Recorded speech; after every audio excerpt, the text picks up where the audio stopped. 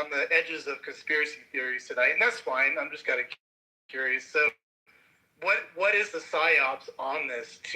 What's the end game on this particular piece that you just mentioned? I'm just kind of curious where you're going with that. Yeah, I think it's one of the key things to distract from anything Israeli or Iran. You know how right after getting shot at, he's talking about nuclear weapons. Like, is that something you talk about right after you try to get sniped at? You talk about Iran and nuclear weapons.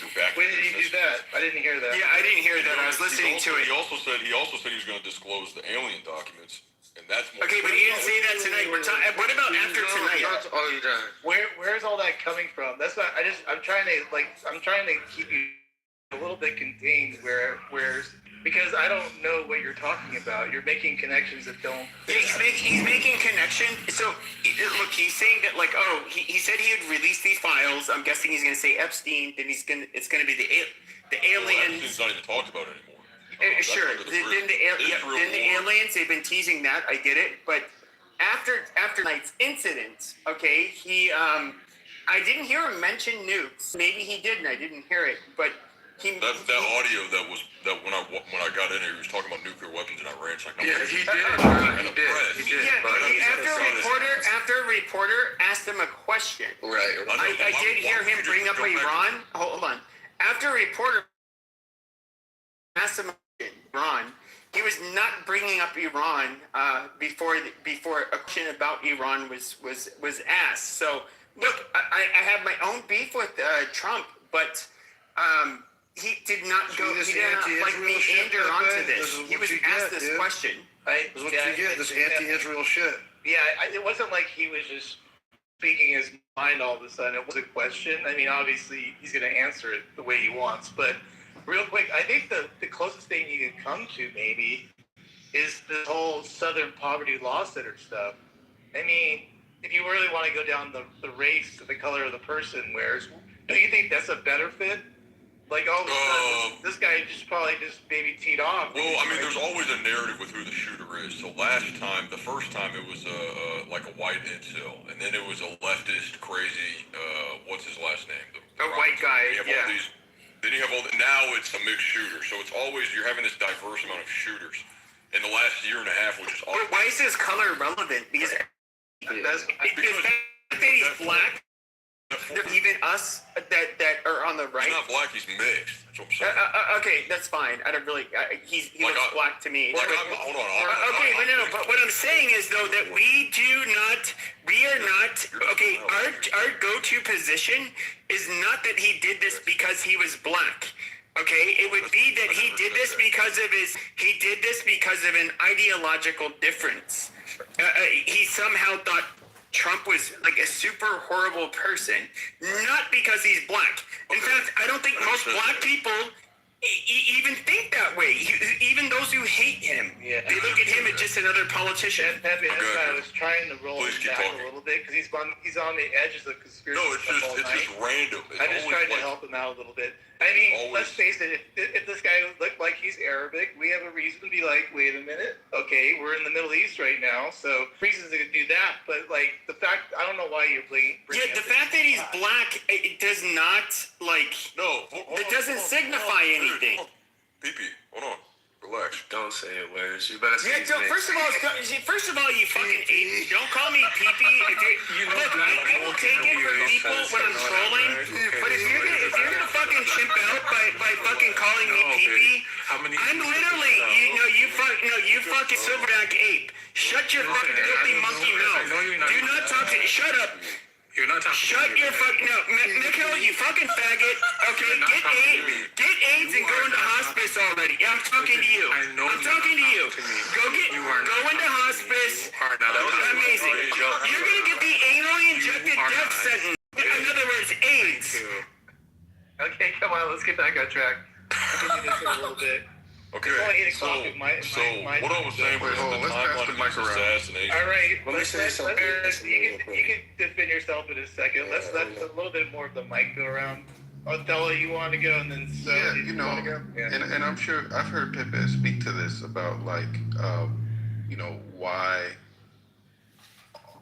almost like why certain demographics commit certain crimes, and I've heard him speak to why there are more kind of random white mass shooters, and why there are more like black killings amongst people that they know, and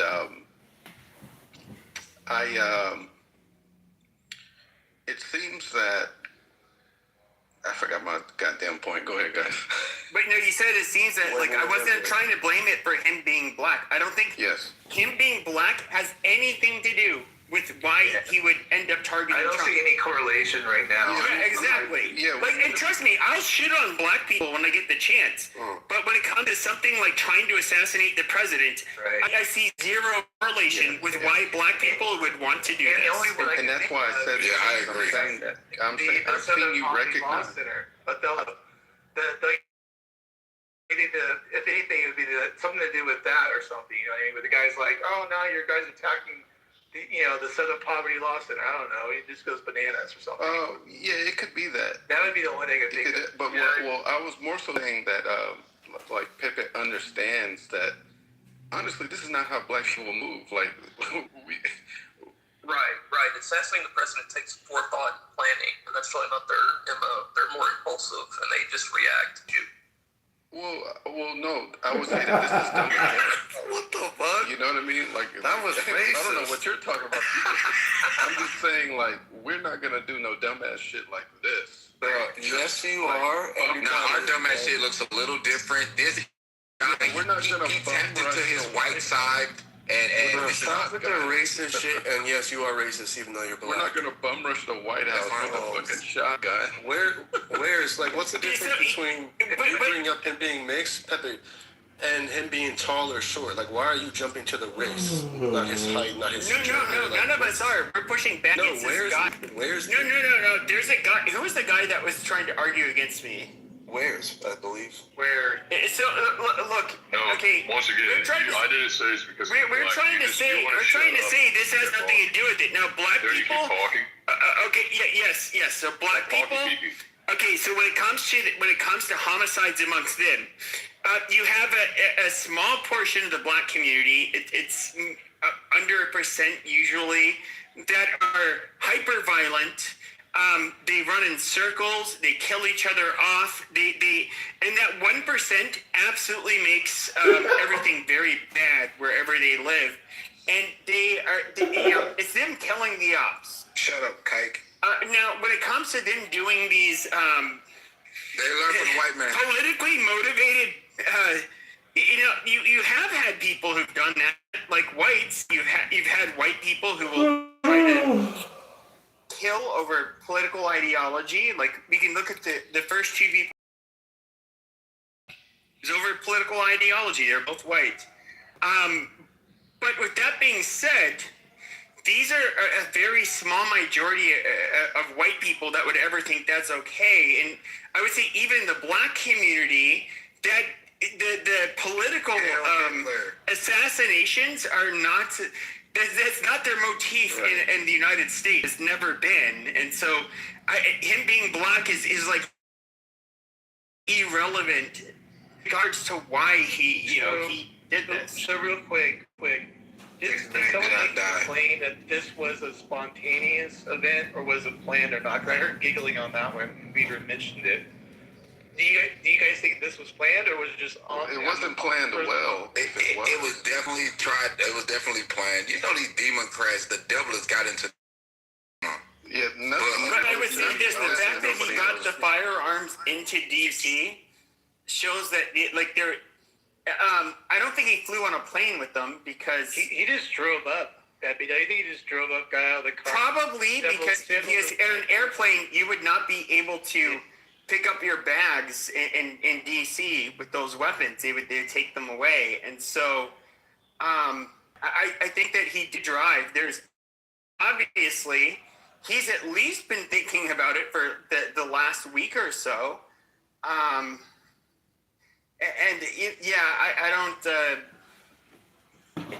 don't think this was just like a super impulsive thing. I'm about to watch that George Floyd. I think it was a 3 or 5 day planning. It wasn't like Thomas Cook took probably a year. I think they even said that. of planning of some sorts. You know what I mean? Like that was a serious planning. Like this was probably maybe a 3 or 5 day because he's just like, okay, this is a correspondence center. I got my car. I got this route I could do. No bombs. I got the weapons necessary, and I'm just gonna bum rush it. I mean, that probably didn't take too much on that, you know. Well, he might have been. If I had to guess, he's wanted to kill, or had. He wanted to get in that ballroom. He probably had it for. You're right, man. He wanted to get in that ballroom. And there, you guys, he would have fucked shit up. Yeah. That massacre would have been insane. Not just Trump would have been okay, but I'm talking about the people there. I mean, I don't know if this was it's kind of interesting. If this was a Republican that bum rushed it in order to shoot all the news people, like all the reporters, that'd be kind of an interesting twist too on that one. Yeah, the difference would be is that the Democrats. Okay, I understand some of you Republicans, especially post. A lot of people from a certain tribe are very big on the wokeism bullshit, and you won't let it go, and cancel culture. But I would say the biggest difference is that if this was to have happened to Biden during one of his correspondent dinners, there would have been like this massive call to shut down hate speech and disinformation, and they would have basically forced the hand of social media companies to do this, where it's like, I'm saying, no, that is bullshit. You should not do that. That is where I'm very different from the hypocritical left. Like, you can say what you want. Now, if you are planning on killing a president or committing a terrorist act or harming an individual because they disagree with you or they're part of a group that you don't like, I mean, you saying it can land you in hot water. I mean, that's just the way it is. But I think we have a legal standard, and it should hold. I don't want social media or large corporations dictating what it is that we're allowed to fucking say. It's like I sound probably super libertarian, but we can literally say whatever we want without crossing the threshold of making an actionable, threat or terrorizing somebody through our words by, saying like, I'll kill you, bitch, you're like, whatever. And that's the line. Other than that, we should be able to express whatever we want. It can be as anti-Trump or as pro-Trump as you want. It can be far lefty and far right. It can be whatever. Just as long as they operate within the legal guidelines.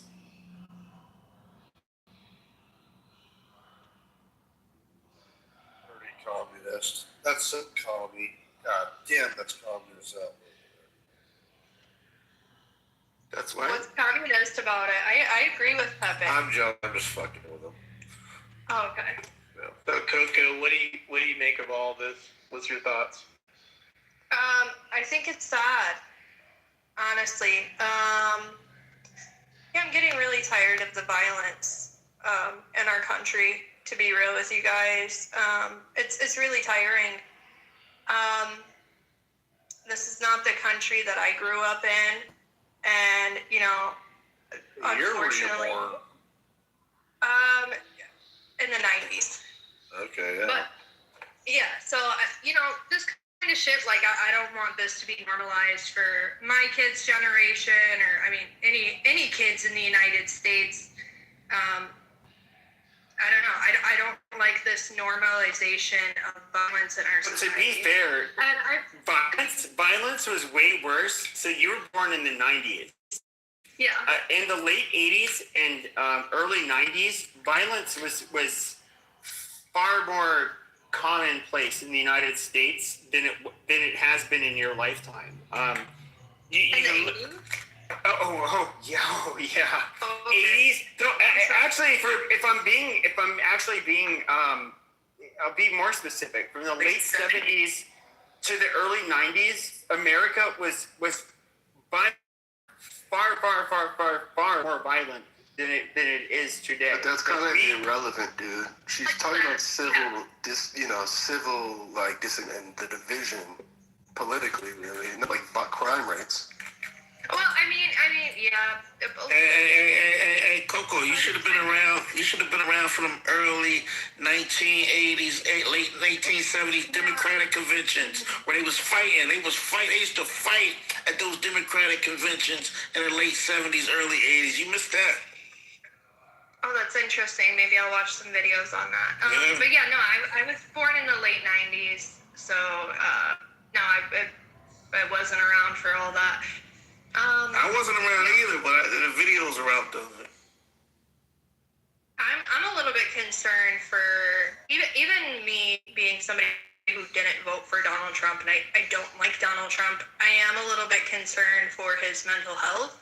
I understand what it sounds like or what it feels like after you've had an attack on your life. I have had an attack on my life before. I've survived gun violence. And I just noticed in his voice when he was speaking at the beginning of his speech he just did, an hour ago, his voice was very shaky. He kind of has like this shell shock. I didn't hear that at all. That's concerning for me. And I think he'll be all right. You know, we got the best of the best for our leadership in this country.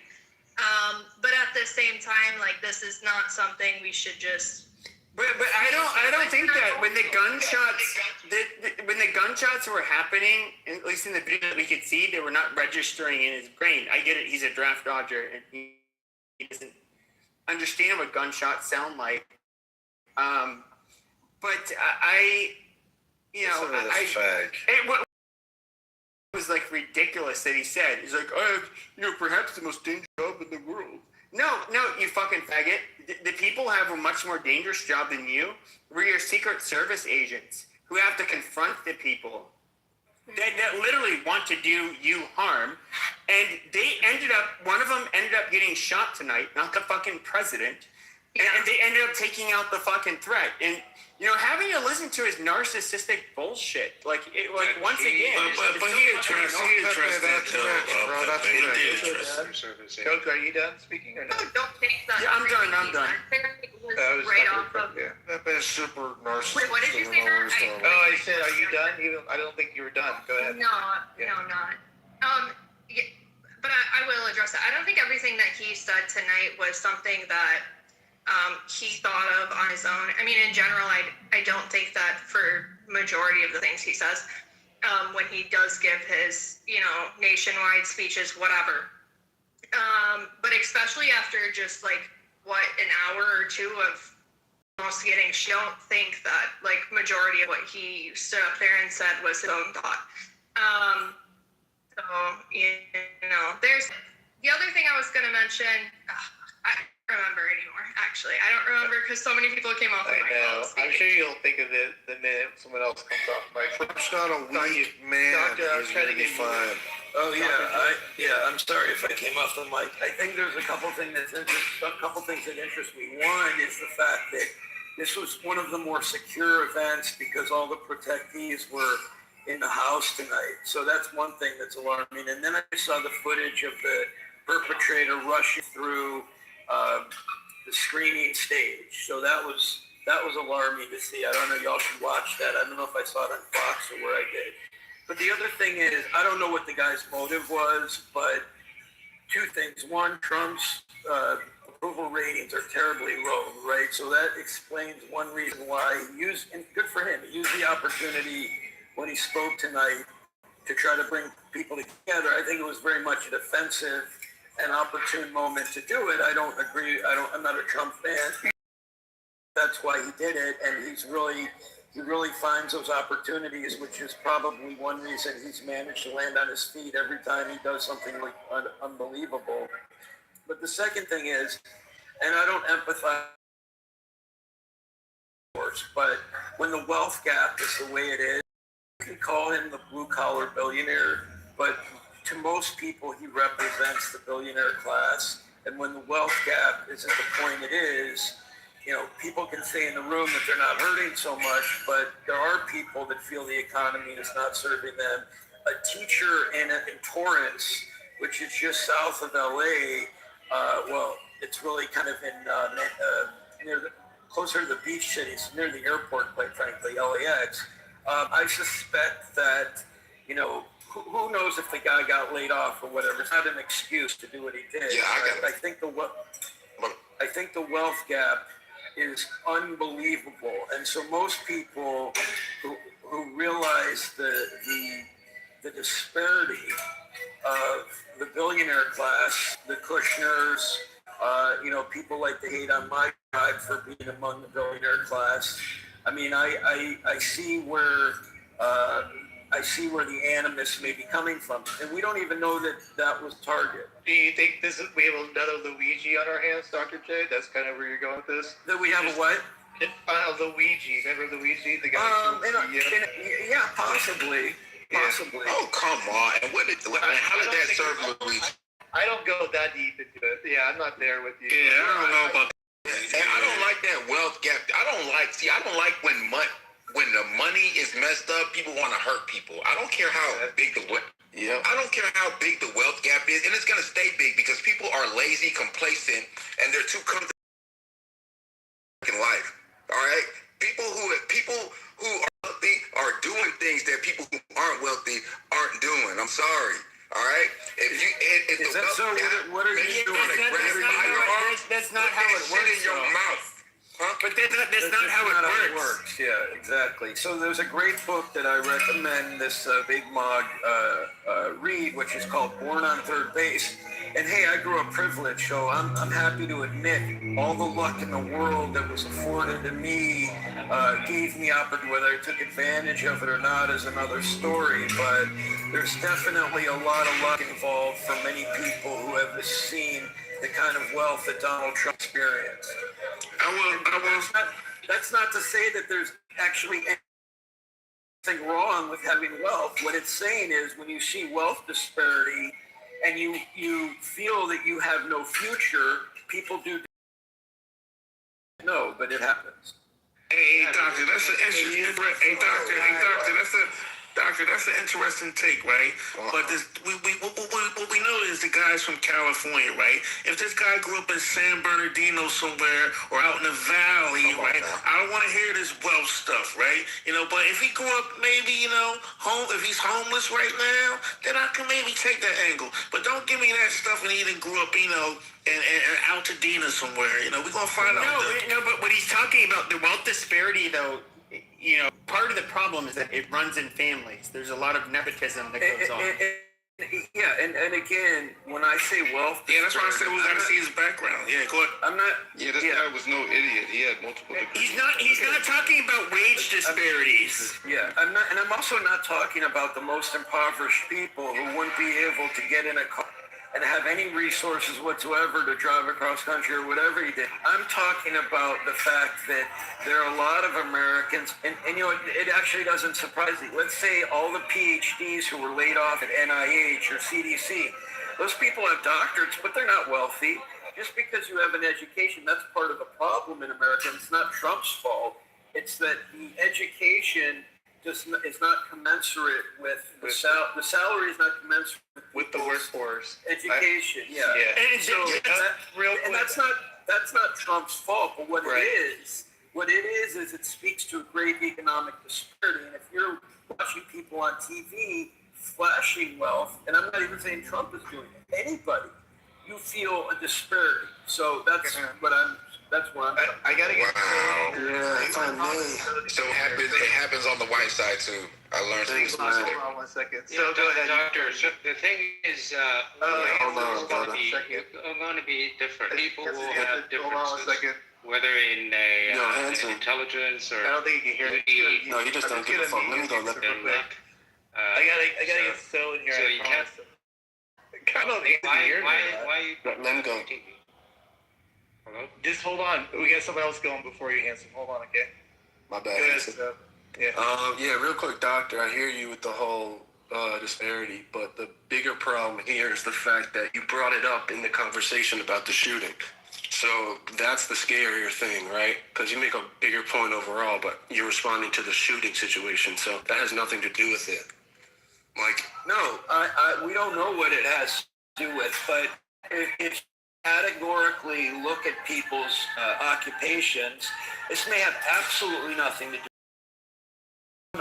One thought is that if you're a teacher, if he was an entertainment lawyer and a Democrat, I would look at it a little different. As a teacher and a Democrat, with only knowing that information, I'm only jumping to a conclusion that, hey, maybe that guy felt like teachers don't get compensated very well, and he lost his job, and a myriad of other things could have been an inciting factor. So you're just saying it as a factor that he would do it, not any justification, right? I've not justified it once. I'm simply saying that I would be more hard pressed if it was an entertainment lawyer or a banker doing it, regardless of their political persuasion. That's all I'm saying. And even people like us on the right, there's some of us, like myself, and it gets to a point, if there's enough of an income disparity, we would I would personally be willing to do things I'm not going to say on this app. I don't need to get my account clip. What? Hanson, Like I'm going to what? cut you off. Yeah. Sorry, Hanson. Go ahead. Yay! Thanks. Smartest man in Clubhouse. You mean like? Hold on. That's a whole bunch of bullshit that Doctor said. I ain't gonna hold you, bro. So you're telling me because you're not even at the low. Hold on, Hanson. Okay. All right, Hanson, go ahead. All right, thanks. Yeah, well, I mean, Doctor, I really like you, but I just don't think this is a very logical pronouncement because the disparity. It seems that you classify any difference as disparity. Yes, but and yet you exclude the entertainment lawyer, but they can feel disparity too if they don't get the this year's bonus. If their neighbor is earning $1 million more than they did, well, people have envies.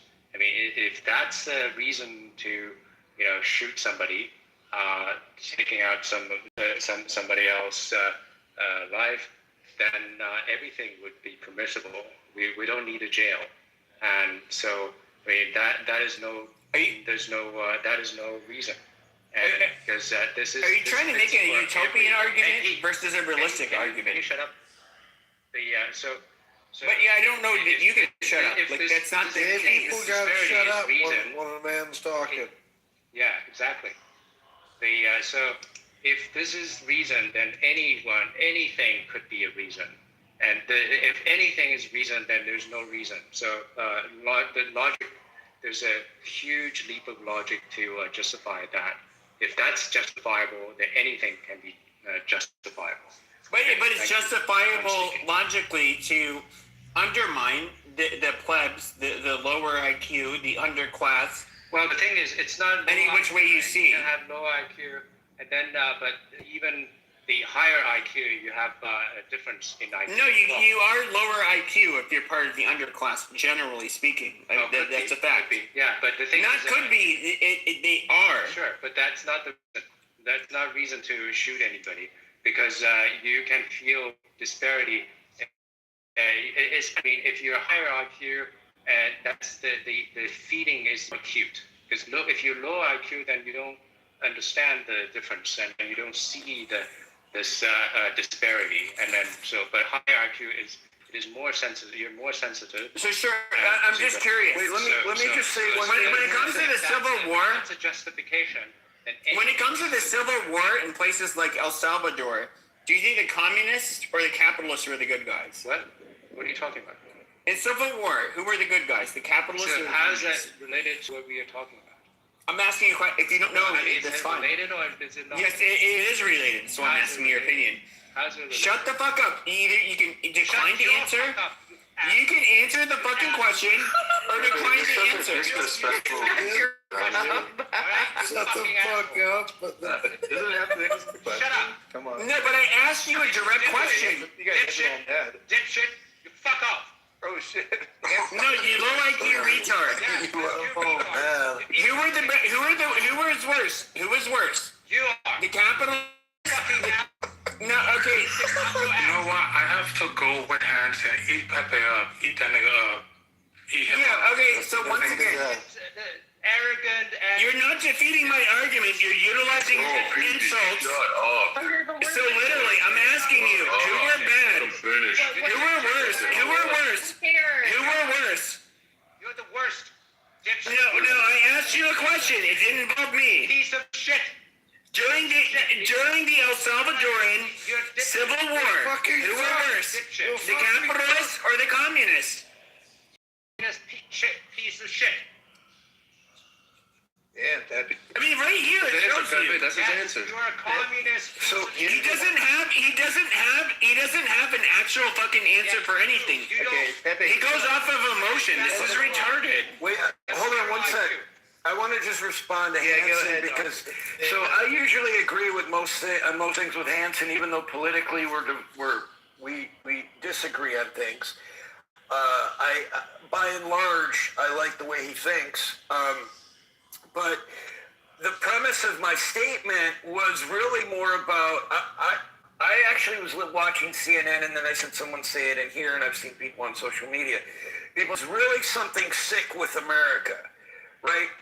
And the implication was that let's immediately, the perpetrator obviously has mental illness, or you could argue that he had nothing left to live for, and he may have been very rational. We don't exactly. We don't know. But even Biden said that he was suicidal at a point in time, which is a mental illness.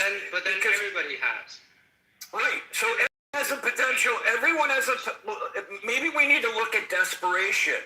Now, I don't think Trump has made people desperate, but the divide that we're looking at, like most people who are very wealthy, right, are much closer to the most impoverished people on the planet in terms of their wealth than they are to Musk or Bezos, whatever, right? So there is such a great disparity between the wealthiest and kind of the next level, right?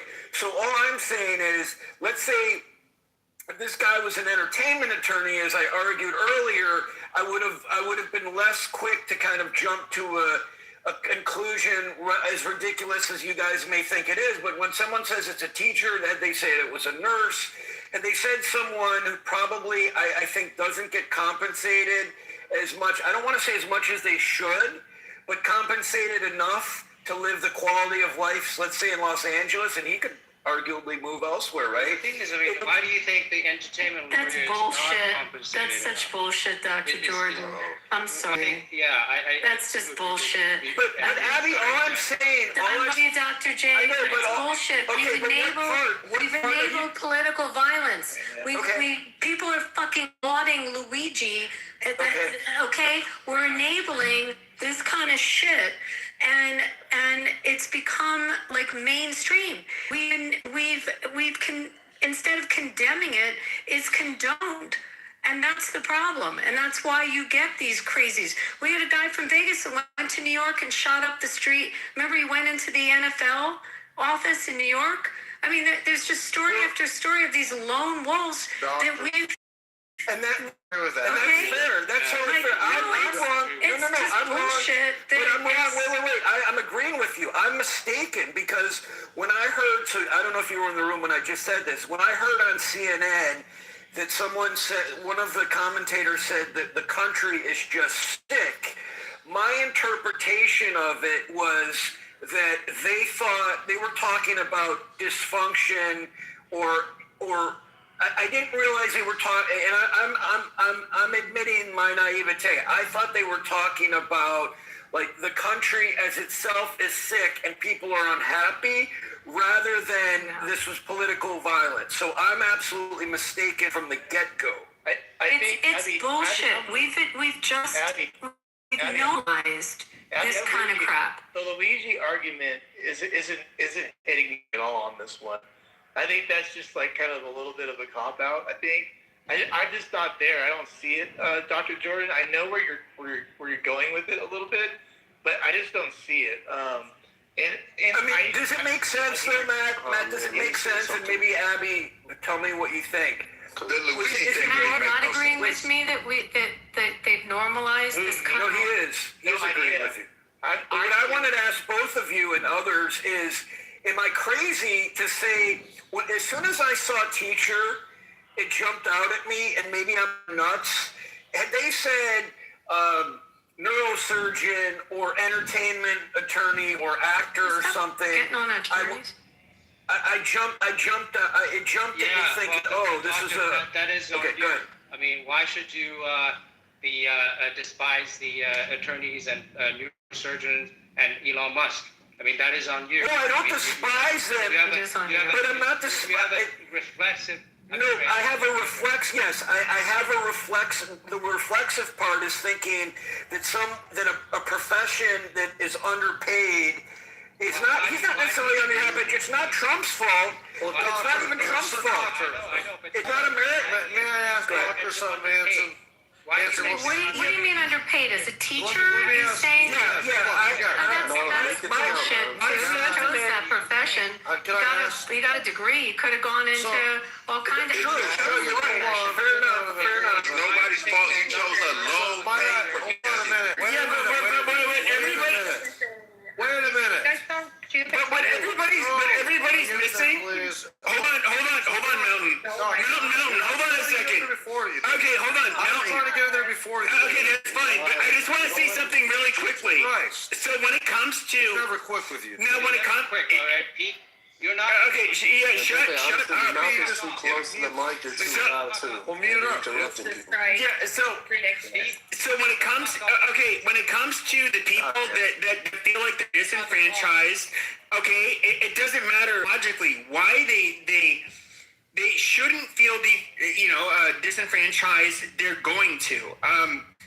Like a very unfortunate reality is that we have people, because we come from different groups, because we come from different classes, we have multiple differences between each other.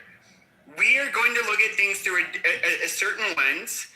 And of course, when it comes to, those, the haves and the have-nots, yes, there's obviously connections in who you're born, what family you're born to plays a lot into it. And yes, there's going to be a lot of people that end up really... You would think that's a logic. Disliking them. You would think that's a logic. It is logic. It is logic. Wait a minute. Pepe, don't you think that's not I'm trying really... to get in there. Wait, can I just say something to Pepe? Pepe, it's really not... Pepe, it's really not what's happening. You have a normalization in social media. You have a normalization on this app alone of people calling for harm to our president. You hear it in rooms all the time on here, right?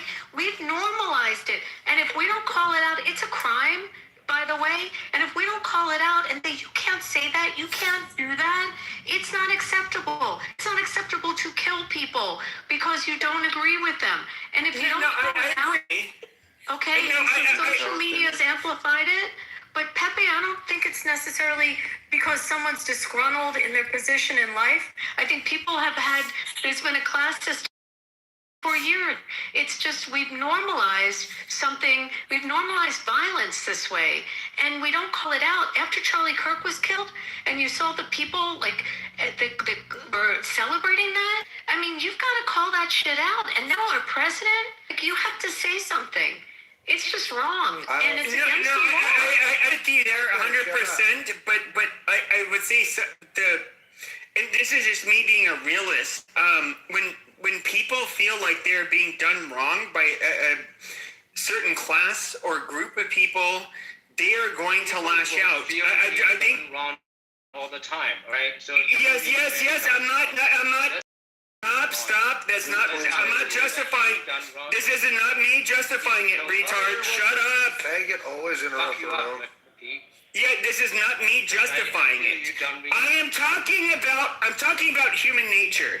Like, in other words, when you're to wave a bone in front of a dog, how they'll behave.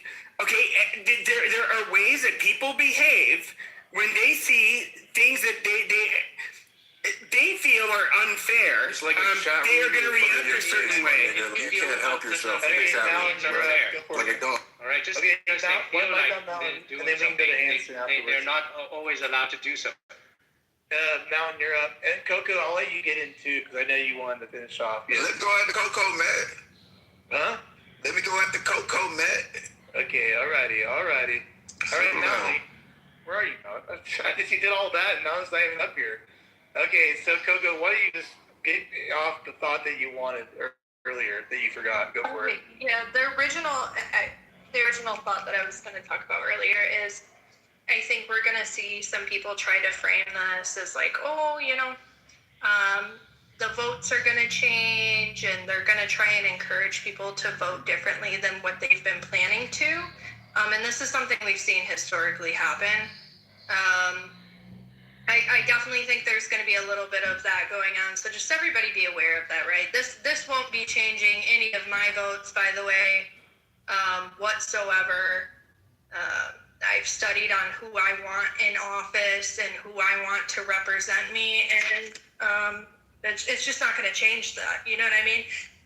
So I wanted to make a comment about what you guys were actually just discussing right now, and I'm not condoning this. I never condone political violence. However, I always do try to speak up when it comes to teachers, and teachers are severely underpaid.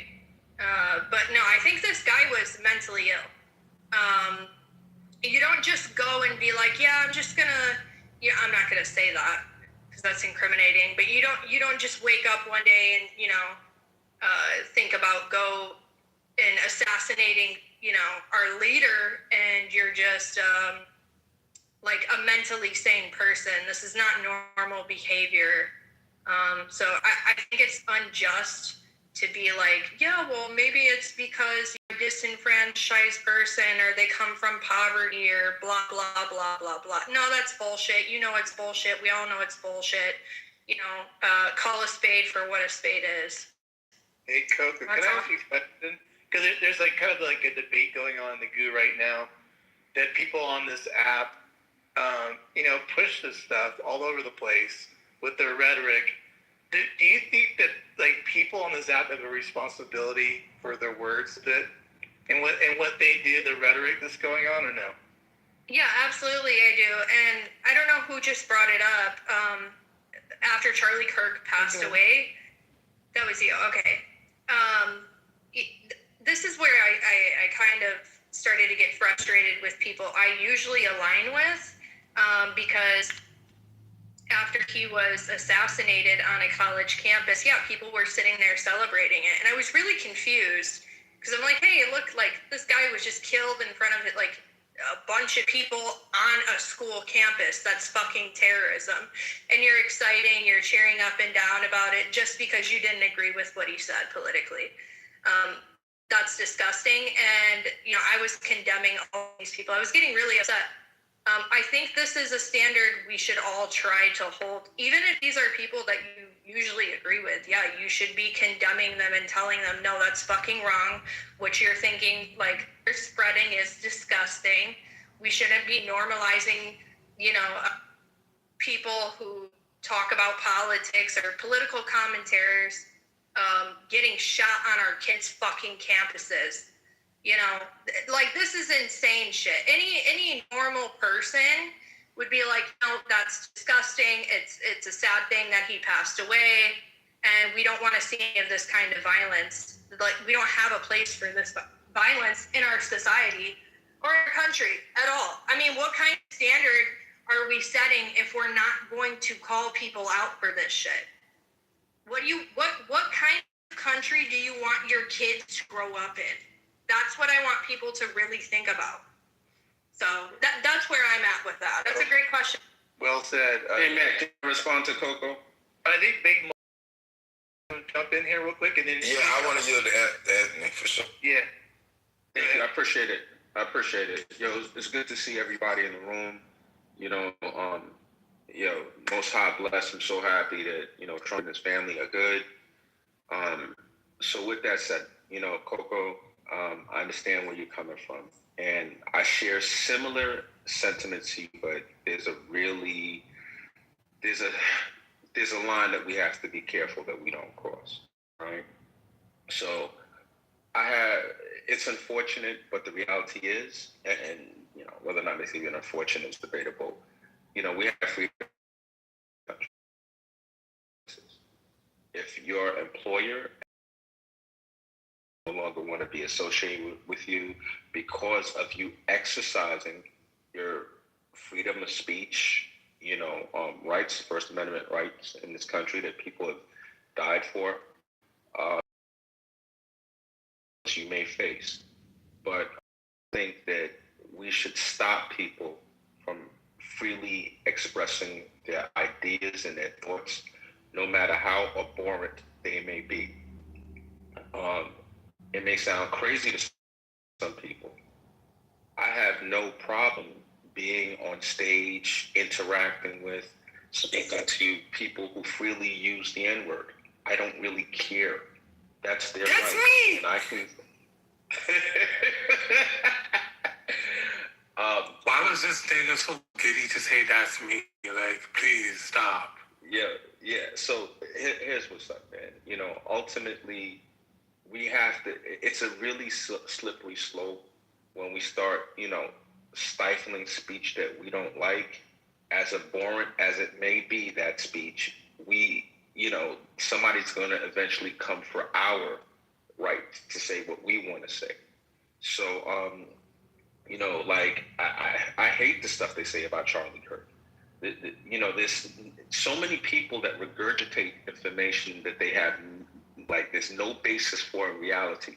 They've never actually sat down and listened to what he said in context to understand that so much of the narrative is just poisonous and it's not true.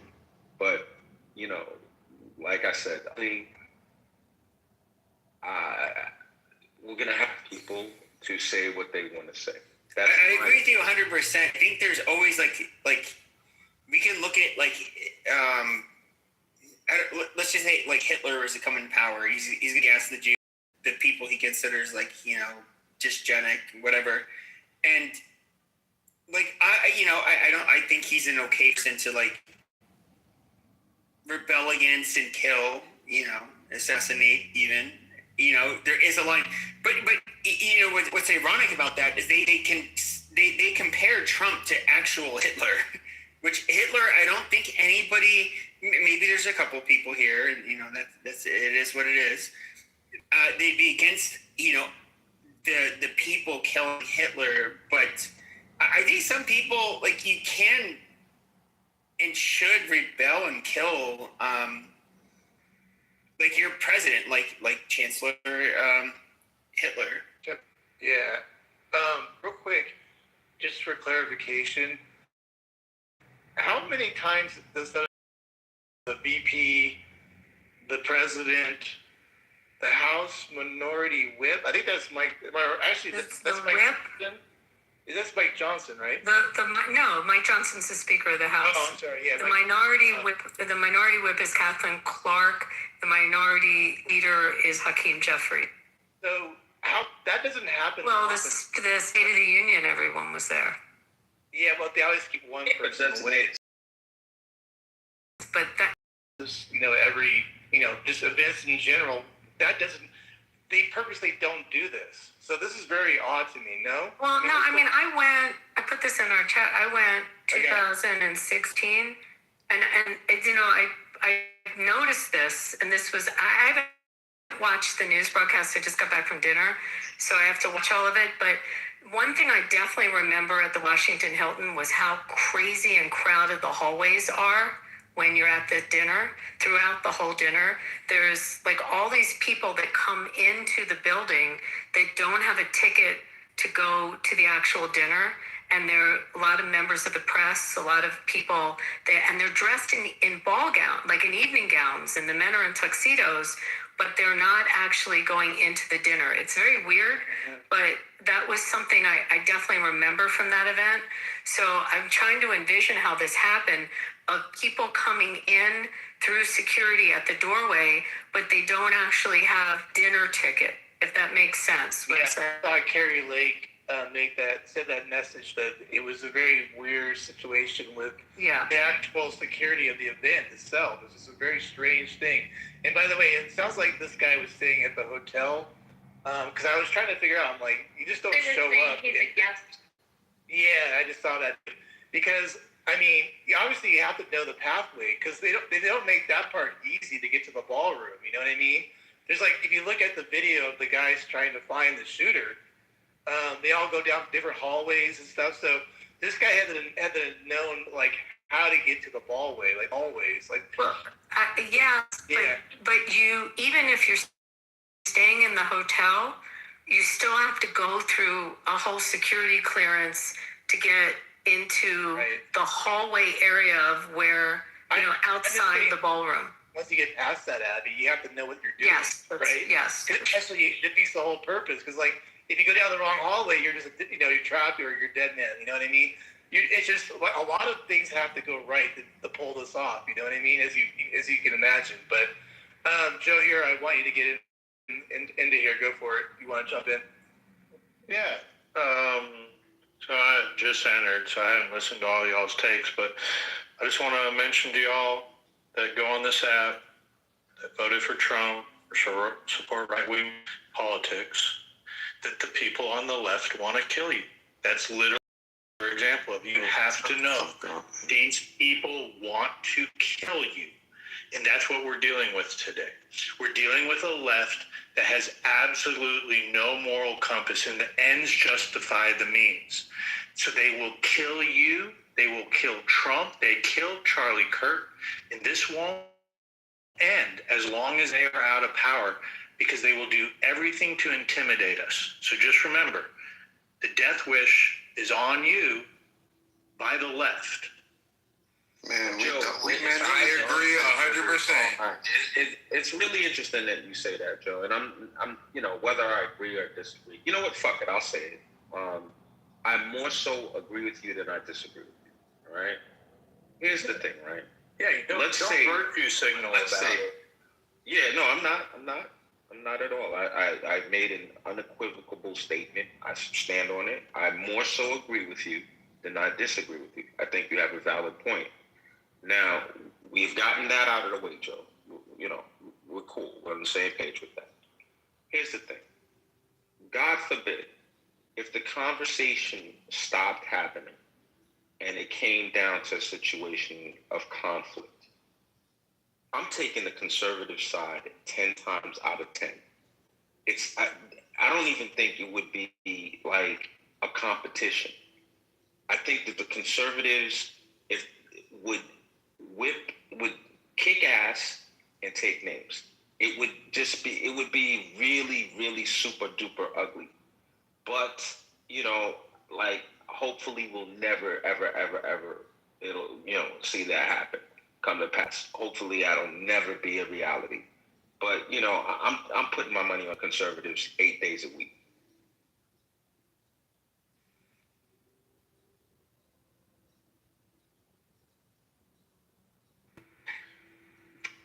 I mean, I agree with you, Anthony, on that. I think the left is pushing it. I mean, I just got to put it out there. I mean, I think if you just push things too far, you're going to regret what happens afterwards. I'm just going to put it that way. I mean, I don't know how else to put it. As someone just said in chat, he's a duly elected president. If you eliminate that, you rip that from our hands, what are we left with? We have nothing left in this country worth being around. I don't know what that looks. You know what I mean? They didn't care. The left doesn't care about that. The debate is over. The debate ended about 5-6 years. How do you explain Thomas Crooks? We're dealing with oh, listen to Othello try to make excuses. We're dealing with a moment that the people on the left don't want a country with us. They want to kill us.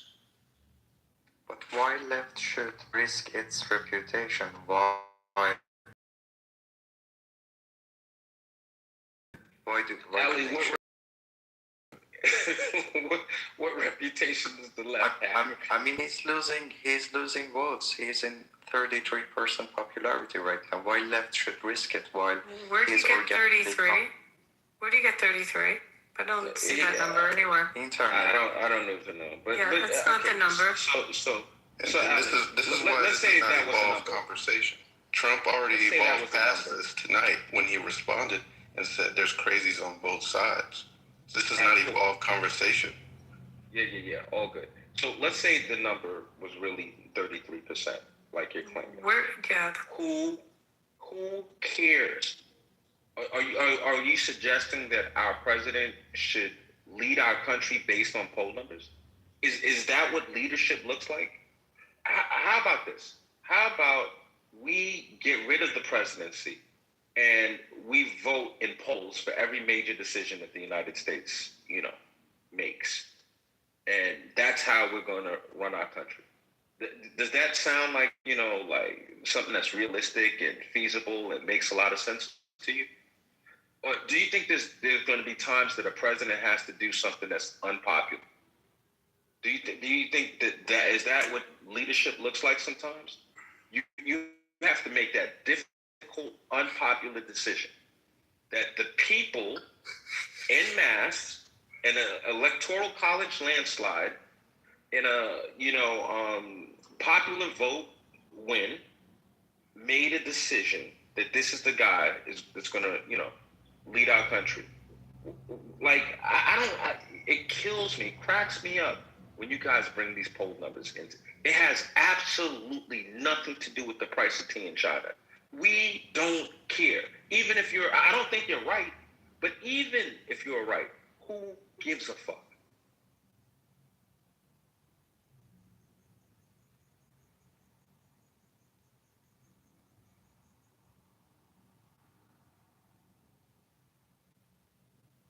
The left is making America too dangerous. Something needs to be done about it. That there are crazies on both sides. I've definitely seen that so many conservatives do some of the most left-looking shit. But man, Charlie Kirk, this attempt, a lot of these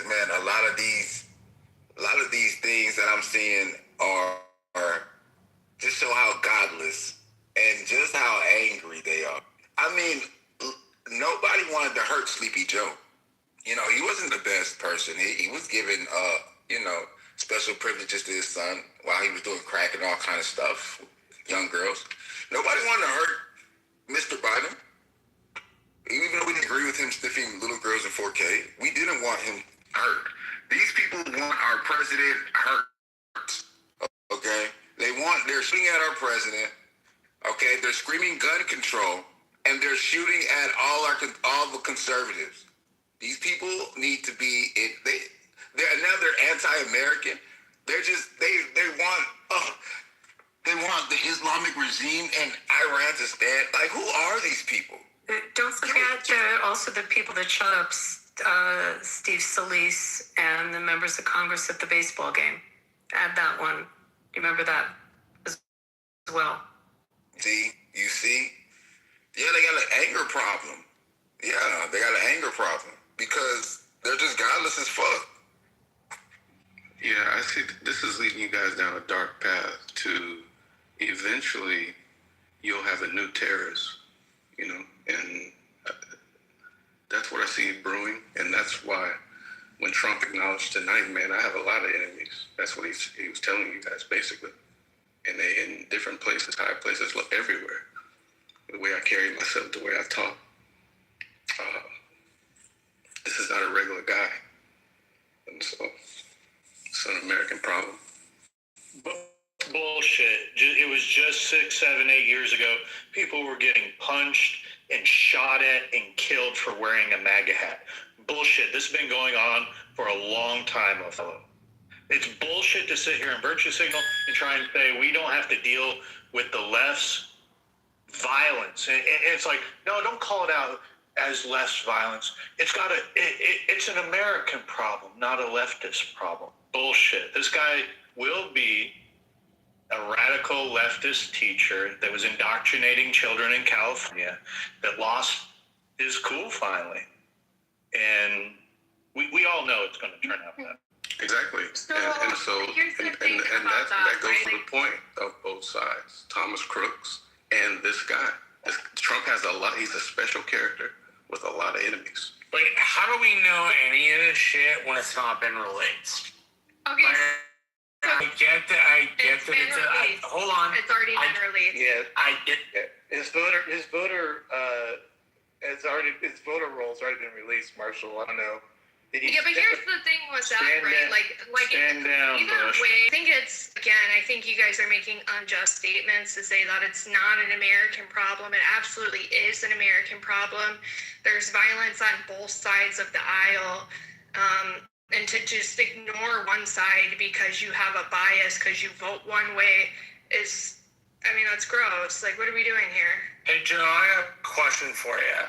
You're a little bit. I want to respond to what Coco just said. Hold on. Okay, if I can ask you afterward, that'd be great. Yeah. So here's the deal, Coco. That would be great. However, we have high-profile moments that people on the right have been killed and shot at, and Trump has.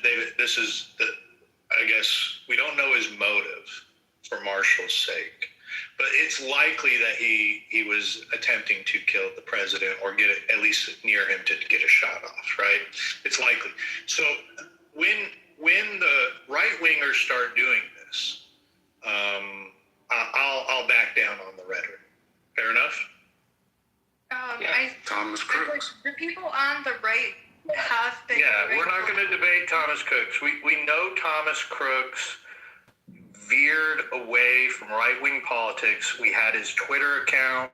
We've seen all this information posted already. So it's bullshit. The left just tries to divert because they don't want to actually address the issue of the violence on... Look, it wasn't that long ago. These fucking animals were burning down cities. Okay? That happened. I can remember when they were doing this bullshit. And y'all want to act like it was people on the right doing it. Go ahead, Coco. Can somebody explain to me the way that Jake Lang voted and if he was a participant in January 6th and taking that and smashing police officers at the Capitol over the head? Can you My question to Joe was next, just so you're aware.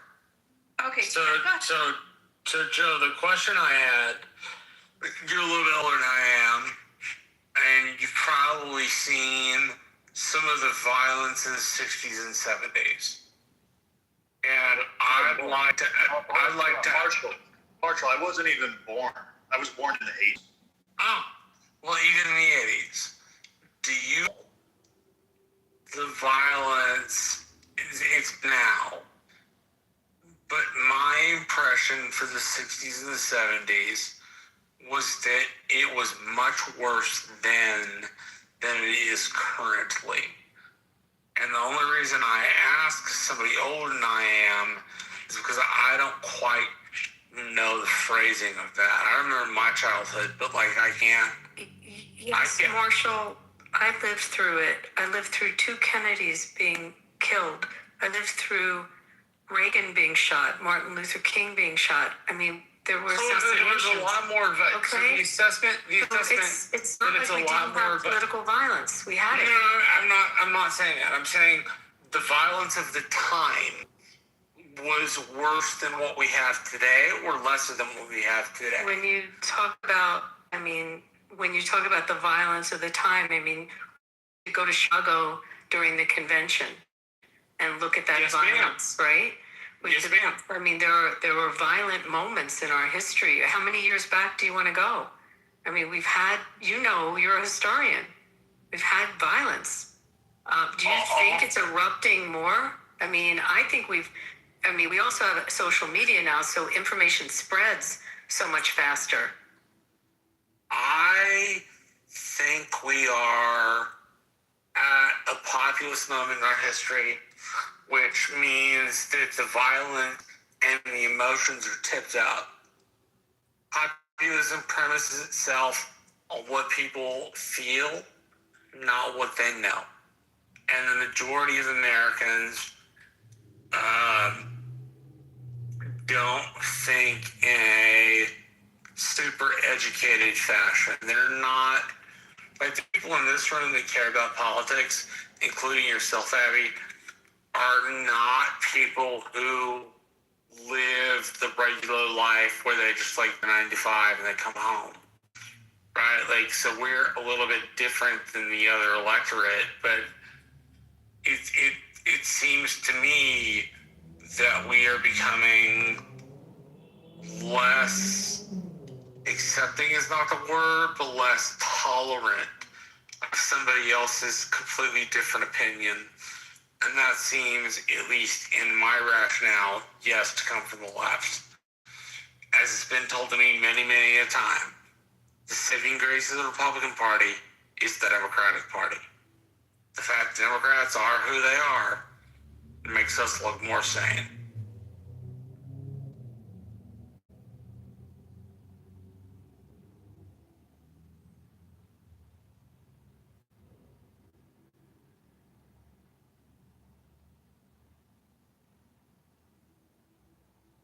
I suggest everybody go back and re-listen to Trump's speech tonight. Sounds like a man that's been humbled.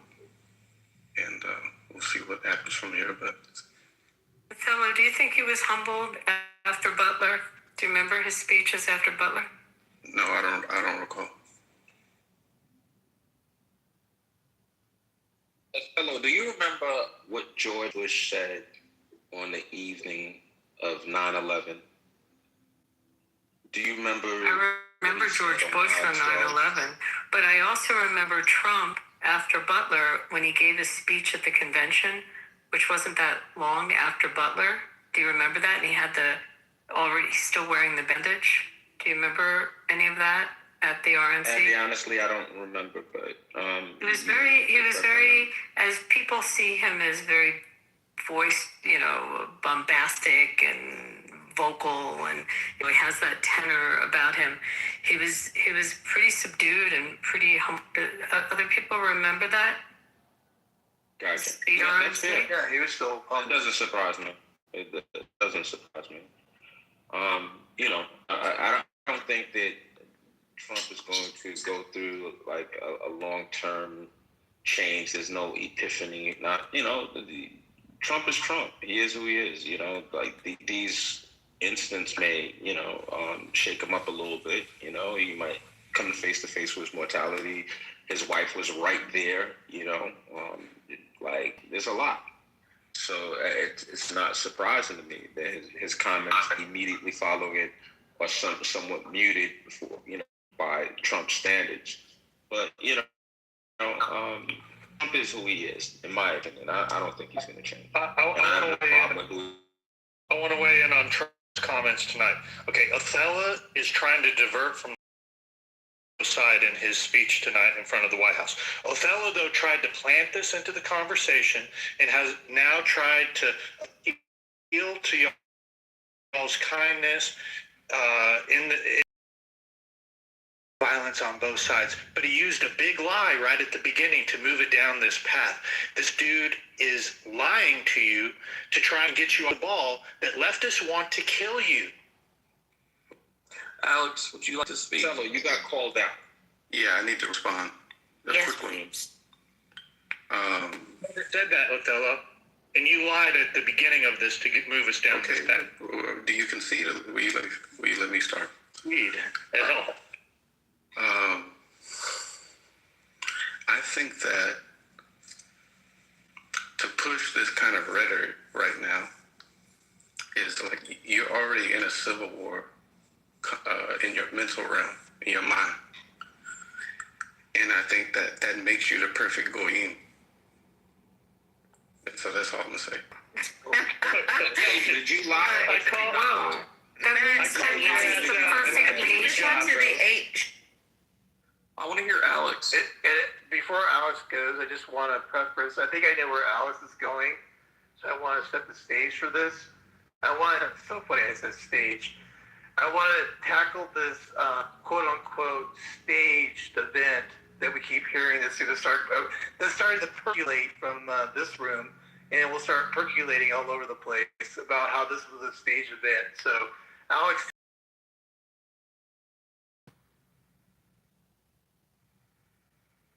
are you there or no? All right, because we have Rhea. Dishes. We had Rhea. We had Alex and Rhea in the chat saying this is another scripted event. Or I don't think Alex said that, but he was hinting at it. So. Do y'all remember when they were saying you need to take this vaccine because you're the problem? And now all these deaths are starting to roll out, and turbo cancers are occurring, and we don't want to think the left wants to kill us. I mean, they were up telling. Biden said the big lie about the vaccine, saying that it would stop the spread of it, and it never did. I mean, time after time, year after year, you cannot forget these events that the left wants to kill you. So ridiculous. What is this sudden interest in the left wants to kill you because of this incident? It's such propaganda. It's crazy. It's really bad propaganda too.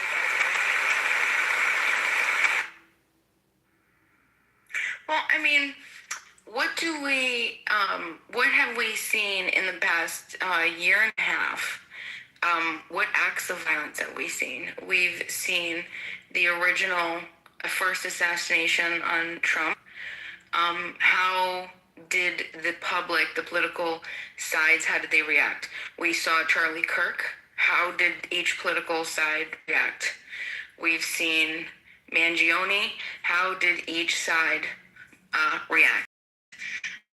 We've seen, you know what I'm saying? Does anybody have any comments about those specific incidents? Their relations to political parties? FEMA. I brought that up earlier. Mangione, what's just abhorrent and just a vicious statement about humanity is the amount of people that have joined forces to support him. And part about all of it. It's grotesque. And the fact that in cold blood, a man goes and shoots a mother and a businessman in cold blood on the street, and you have people lauding him. So I mean, just on that one, I wanted to comment because besides the criminal aspect of a premeditated murder, that in other states would put him in the electric chair or firing squad, but just the concept that people accept that and justify it, and that he's got a groundswell of following, and maybe that's what Joe is saying. That's who are those people? Who are those people that are his fan club? Right. So I guess that's my question. And just to follow up with that, hold on one second, Joe. Just to follow up with that, what we do know is that college students were polled, and 50% of American college students empathize more with Mangione than they did the victim. Okay, so who is that 50% of college students? I don't know. Where's that poll? I've never seen that, but that's really funny. I just want to point out there's only one ideology that calls for the death of the rich. There's only one ideology. It ain't the people on the right calling for the death of the rich. It's clearly the people on the left. And not all people left are doing it. However, the extreme leftists do want to kill you. I mean, that's the pattern we have seen. Do you think, Joe,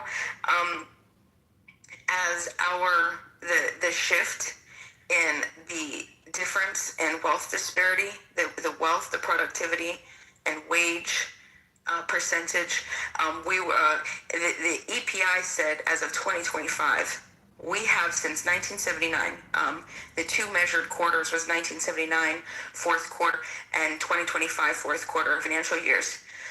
They were both measured, and our productivity has increased 93%, and our wage has increased only 33%. Now, I have a question for the rest of society. When we look at something like that, and we see that, some of you have heard me say these numbers recently because we heard this, but 1% of America holds the same wealth of America, whereas 10% of America holds 93% of American stocks and investments. So, what are we talking about here? Is this going to only be a political left and right, or is this going to turn to as a revolution, a violent revolution, if we don't fix the structure of what we have here right now? Yeah, but the violence undermines their structure. Where do these numbers come from, Bima? Can you cite where they're coming from, Bima? Yeah, tell me which number you need, Abby, in the chat. Specifically on the equity holding, because are you counting in all the 401ks and pension plans around the country when you talk about who owns equities? Let's double check so I don't misquote. We'll drop it in the chat. Doug, Doug, you want to get in here? Go for it, man. Yeah, let me jump in. Thank you. So, to the people that listen, Mangione acted upon his own information, right? It's not justification for what he did. People are fed up in America, right? Healthcare is a serious thing to some people. Maybe there are some people who don't have to worry about their healthcare. Maybe their healthcare is so proper and pristine. They look at other people and say, "Well, too bad for you." Mangione said, "No, too bad for you." Right? It means something to him that he acted upon it. Now, nobody's justifying his act, but the same way when America was fed up with Britain, they acted. It caused a revolutionary war. That's what happened. When people are fed up with a thing, they are fed up. R. Kelly even said when a woman is fed up, ain't a damn thing you can do about it.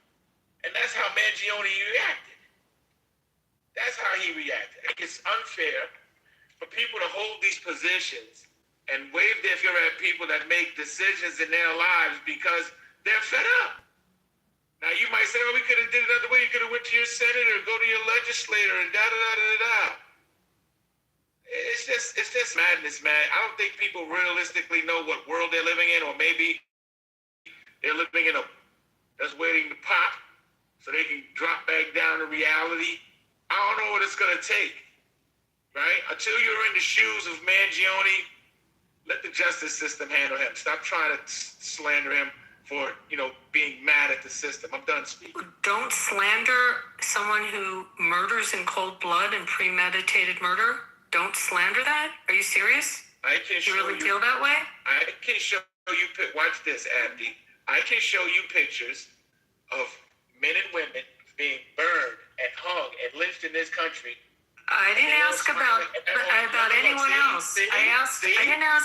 What about it? But you don't want to hear that.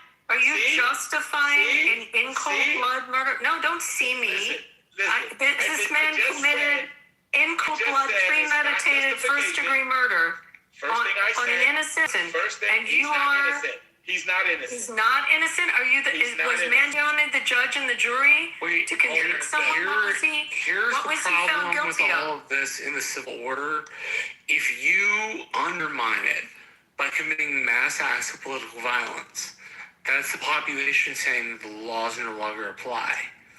If you're in that, you're in an anarchical state, and if the government you're under accepts that, then they're in the same state. Luckily, we have the government that's like, no, we can't do that despite how flawed it is. That's an important piece. Violence undermines the very objectives that those people seek to propose and push forward, because it doesn't show ever in a republic or democracy or proto-democracy or proto-republic anywhere on earth in the last 15,000 years. It does not show that you can change the rules.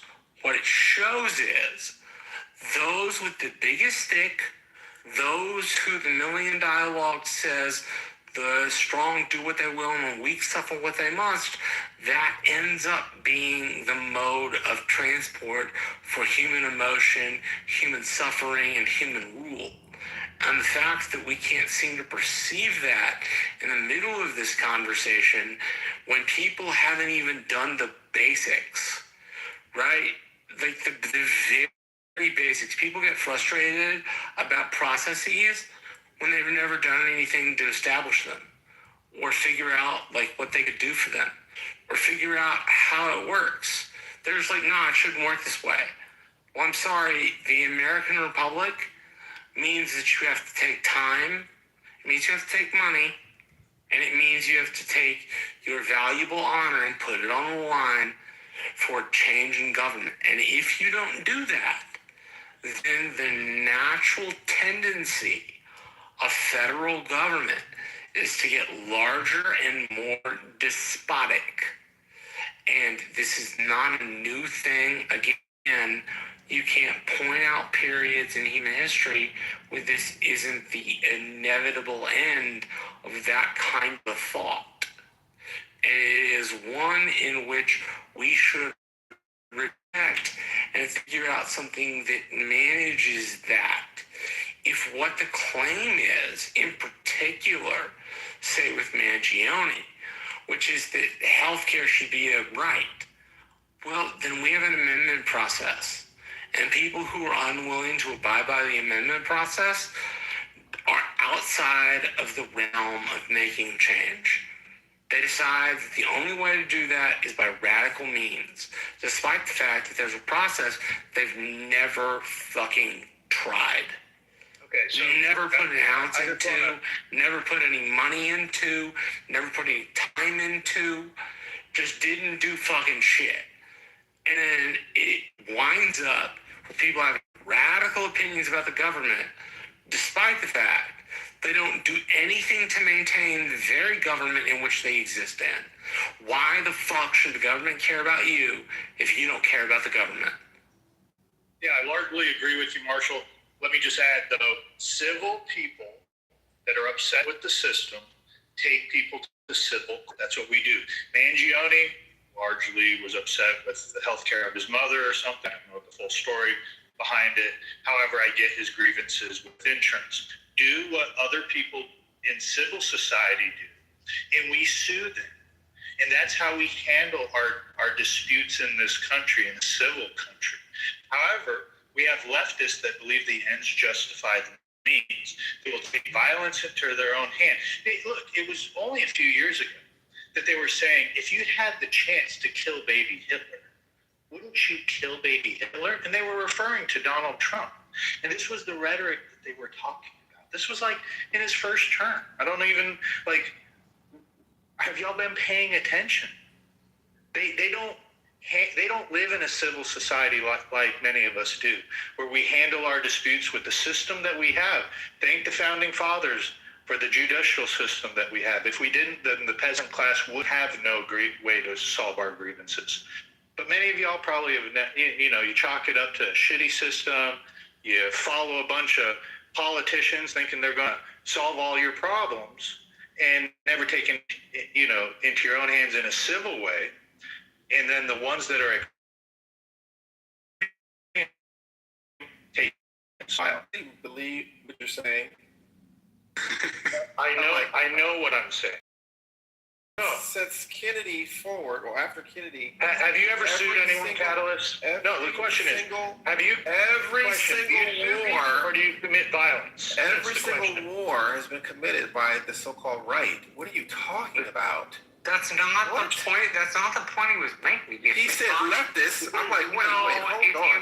He did say leftists. What are you even talking about? If you bother to deal with what he said, people can't even understand what I said. This is the kind of drones that follow. I have no idea. If you pay attention and you listen specifically, he was talking about people who committed violence in the name of politics. Yes, he blamed it on the left because Louis happened to be on the left-hand side of the aisle. Was January 6th the left? That's not the point. Don't shift the goalpost. Was Don't shift the war goalpost. in Iran? No, don't be a shithead in the middle of the conversation. The war in Iran a left thing? Oh my gosh! Can you hear this? This is how the logic of the people on the left are. Catalyst, did you answer Joe's question? Catalyst, did you hear Joe's question that he asked you? He asked you a question. I made a point. Do you sue people or do you commit violence?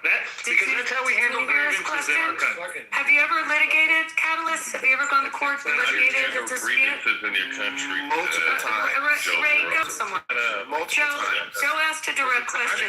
Have you ever litigated or if your neighbor did something? Multiple times. It was the people who You've litigated Catalyst. That's when he litigated it. So have you gone to court to solve a dispute, Catalyst? That's what he asked you. Multiple times. Multiple times. And how has it turned out for you? Some I didn't. But as relates to this person making a blanket claim that individuals of a political ideology focus on warring or violence as opposed to litigation is completely. But Catalyst, that wasn't the argument. If you had listened earlier, he acknowledged. 5 minutes ago. No, he acknowledged that both sides had an issue, right? He acknowledged that the extreme right was his bigger problem than the extreme left. He simply said that violence was not an applicable solution to solving your problem. Right? Maybe Joe is a bit more part than I am. So let me jump in for a second, if I may. I think if Joe had a contingent on the left that is very radicalized and dangerous, that's a lot more palatable. Just as I would expect someone to say, yeah, there's probably a contingent on the right that is, and it would be expected that the most radicalized segments of society are going to be more inclined to perpetrate some violent activity. Not always, but possibly. It's more likely, right? Even statistically. So when you say the left wants to kill you, though, that just sounds like that's hyperbolic and it's sharing propaganda right after a devastating event, and I think that's why. Doctor, you were on this app pushing the death jab for a year. You were telling people to take the vaccine, and it's led to myocarditis for men all across America. And I'm not saying you're willingly a participant in deciding to want to, like, you're not as evil as this Cole guy or as evil as Mangione is. However, you carry the water for the left that wants to kill us. Evil? Are you? But what's interesting is, let me just answer that really quick. I still believe that the vaccine is helpful, and that comes out of a background in really veterinary public health, quite frankly, where it's simple that if you allow disease to spread more rapidly, you're going to have more problems. So it's actually very simple. You don't even have to get into mathematical modeling. But that has nothing to do with my political ideology whatsoever. But I do think it's fair what Catalyst said. Hold on one second, Joe. Let me just say one thing. But Joe, let me just say one thing. I think it's fair for Catalyst to say that, like, I wasn't thinking of January 6th, but it is a fair argument, I think, to bring that up as an issue of there are elements of the right. They didn't kill anybody, though. Yes, they did. Yes, they did. The only people who died on January 6th were people on the right. No, that's not true. Police officers died. I'm a former police officer. I'm former military. You don't know what you're talking about. There were no police officers that died on January 6th. What? We have litigated this so many times on the... Yeah, Joe's correct. They did not die. You are wrong. So I have a question for Catalyst. Catalyst, you said you've litigated. Imagine you're Mangione. You have a degree from an Ivy League university. You're obviously a bright guy, went to Penn. Do you think if he harnessed his energy and got together a class action or a mass tort litigation or figured out a way to take his brains and litigate against United Health as opposed to planning a premeditated murder of the CEO.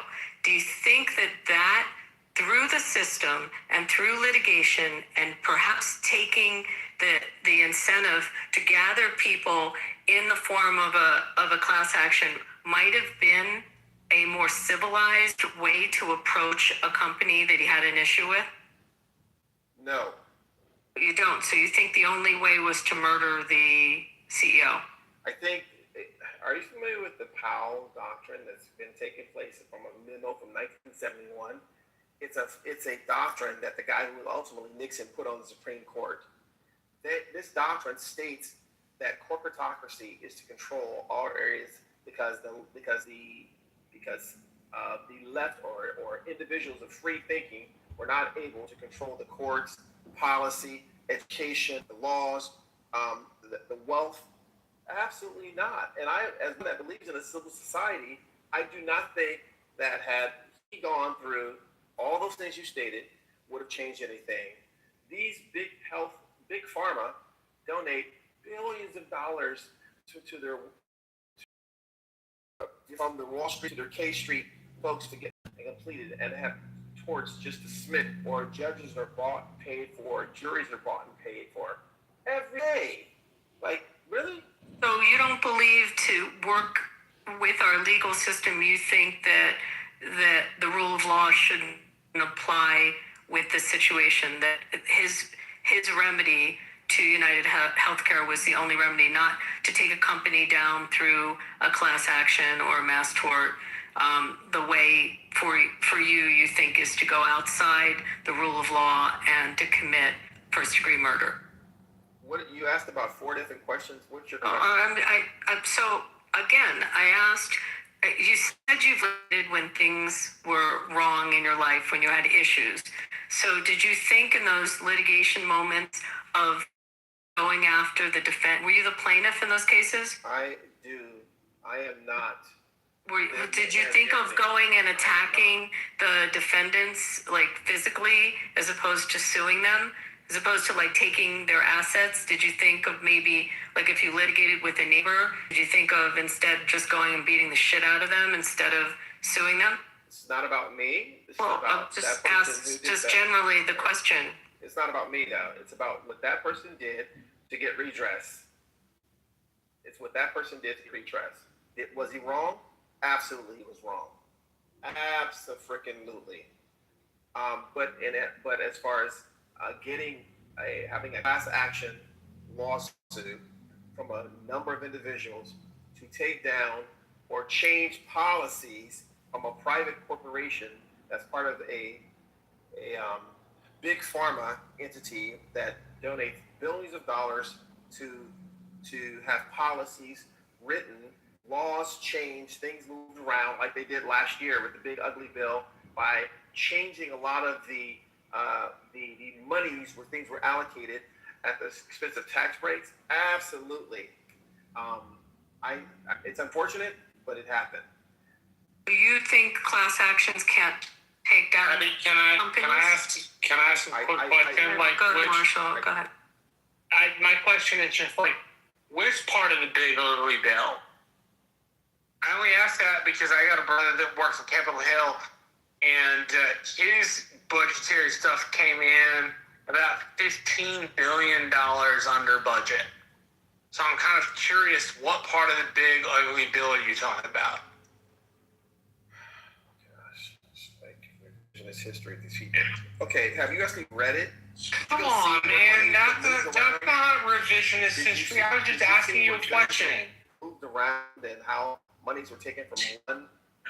It's the process. Yes, but that's a good rational process that happened. And subsidizing, and the proletariat having their losses subsidized on them. Okay, the proletariat. Should we have killed the Enron people? Abby, I got this. The proletariat is not an answer to my question. The question I asked was about policy. If you don't happen to know the fucking policy, Did you read just the? say No. no. Did you Just read it? say you Did don't know read it. it? Just say you don't know the policy. Did you read it? Did you? Yes, read all I did. 100 pages? I happened to read it because I had a family member who worked on it. That's why I read it. Okay. So my question to you is, and the original question which you are dodging, is what part of that? Yes, you're dodging. Which part of that do you object to? No. Which part of no. I asked you the question ahead of time. You asked me the question afterward. My question is more pertinent than yours because you didn't. Yes, it is because you happened to ask me afterward. You asked me afterward. You didn't ask me before. You asked me afterward. So because you asked me afterward, you got to answer the question previous, which is what part of the big ugly bill are you talking about? What did you read it? If you read it, bro, you would understand. Stop asking if I read it. Part of this. No, that's an answer of somebody who can't cite me chapter and verse. I'm sorry, federal code says one thing. It doesn't say funds. It doesn't say three things. It doesn't say two things. It says one thing. Now, if you can't tell me what federal policy says, it means you didn't fucking read it. All right, hold on. Which is exactly the problem with people in your position. You don't bother to read the fucking text before you criticize it, because if you had, you'd have been able to cite me chapter and verse where it's fucked up. Because I can tell you where a couple of things were fucked up. Medicaid and Medicare services, that was not dealt with right. But you gotta figure out where he wants fucked up. The fact that you can't, the fact that you're not willing to be specific is a problem. Yeah, I agree, Marshall. I appreciate that. And that's not, don't take it personally. I think just as an opportunity for all of us to be better. Abby, I did find some stuff for you. And it looks like it comes from Federal Reserve. There was a couple articles from Fortune that quoted those numbers, and then I traced it back to their source. Their source was Federal Reserve data. So that's where that comes from. Put it in now, the chat? Yeah, I could. And then the second thing, which I think is really interesting, I wanted to find the quote or the 50% of college students being favorable, more sympathizing more with Mangione than they did with the victim. And I did find a couple polls on this. And what's interesting is looking through, I found a second. And what's fascinating is I think Joe has a point, but then the counter is also wonderful. Okay, so it looks like here. Let me see this. So this one poll. This is by. So there's an Emerson polling, and it basically is showing that people more on the left, and specifically younger Democrats, call for more violence with the anti-rich, anti-CEO violence type stuff. And then there was a Christian nationalist poll that was done, and surprisingly, 3 out of 10 Christian nationalists believe that political violence is necessary to save the country. So we have this is two sides, two interesting things to consider. I wonder what the size of that demographic is that they polled. The sample size. Curious about that. I did want to say to Catalyst, by the way, and I mean I could rattle off a bunch of them to you, but I quickly said when you were talking, Enron, the Hinkley groundwater, the BP case, then these were all companies that went under as a result of large class actions of groups that someone getting together, and same thing with the tobacco industry, taking them down. I mean, you can take down an industry without murdering the CEO. You can do it through our system, through our rule of law. It is possible. And some of the biggest corporations in our country have been subject to it. And Enron is probably the best example, but also the other ones I cited. So, I mean, It's not like so fatalistic that the only option is to have violence. And I'm not saying you're calling for that catalyst. I'm just answering that. To bring up a bipartisan issue that I think you owe, I'm curious what people will say to this. The security issue tonight seems to be of concern, and this isn't to blame Homeland Security, funding, or anything. I'm curious. I heard that with all the protectees in the building, and maybe Abby, you can speak to this, having been to a similar event, all the protectees in the building, I heard the security was off the charts. People could see visibly Secret Service everywhere, as would be expected, but it was particularly intense. I don't know if the pundits are talking about this now, but because I've been watching since I first saw it, but I can't understand. The reason I bring this up too is because when someone doesn't breach security or get shots off, it doesn't become a news story like this. We don't, well, it does to some degree, but we don't typically go deep into, right? Because they were neutralized or nothing happened. So there's a sampling bias with regard to, unless I'm wrong, with regard to the coverage of these things, number one. But number two, I'm curious about the security issue because, and I'm not blaming Trump at all. I'm just curious, it seems like it was very intense. And why was there this breach? Because it scares me that if someone can get by 50 yards away. He was 50 yards away. Yeah, Dr. Jordan, when the president is in a building, when you have an event with the president or the vice president, Secret Service takes over security. So even if you have your own security, even if it's your local metropolitan police that are securing it, or even your FBI, when the president is there, Secret Service takes over all the entranceways and takes over the security protocol for the event, if that helps. No, I was a part of it. I had to be at an event where there was an advance team that came to check, and the president ended up coming. This was when Clinton was president. So I understand that aspect, but what I'm asking is, and I'm not blaming the Trump administration, I'm just asking, what about Secret Service and their protocol? Because it seemed like they had this thing covered to a T, but still this individual got as far as they did. I'm not blaming any side or even the agency. I'm just asking, isn't that a super surprise to people? Not at all. It seems like it was definitely planned. This person needs to get his ratings up. The war that he's campaigning is totally in the toilet. The Epstein files are still dogging his heels. Congress, the Republican GOP can't get anything through. And every single time he's polling like this, he has something to distract. That's not even remotely accurate. This is massively a distraction and noise and probably planned. Boy, that's a really... So that didn't happen. Anything you say... That didn't happen that way. First off, the security around the Hilton is open. Thank you, Brad. You can explain. Yeah. So the security layers, they're in layers, and they're set. The Secret Service controls the interior around the ballroom, and it locked it down, which obviously is evident by every video you could possibly download.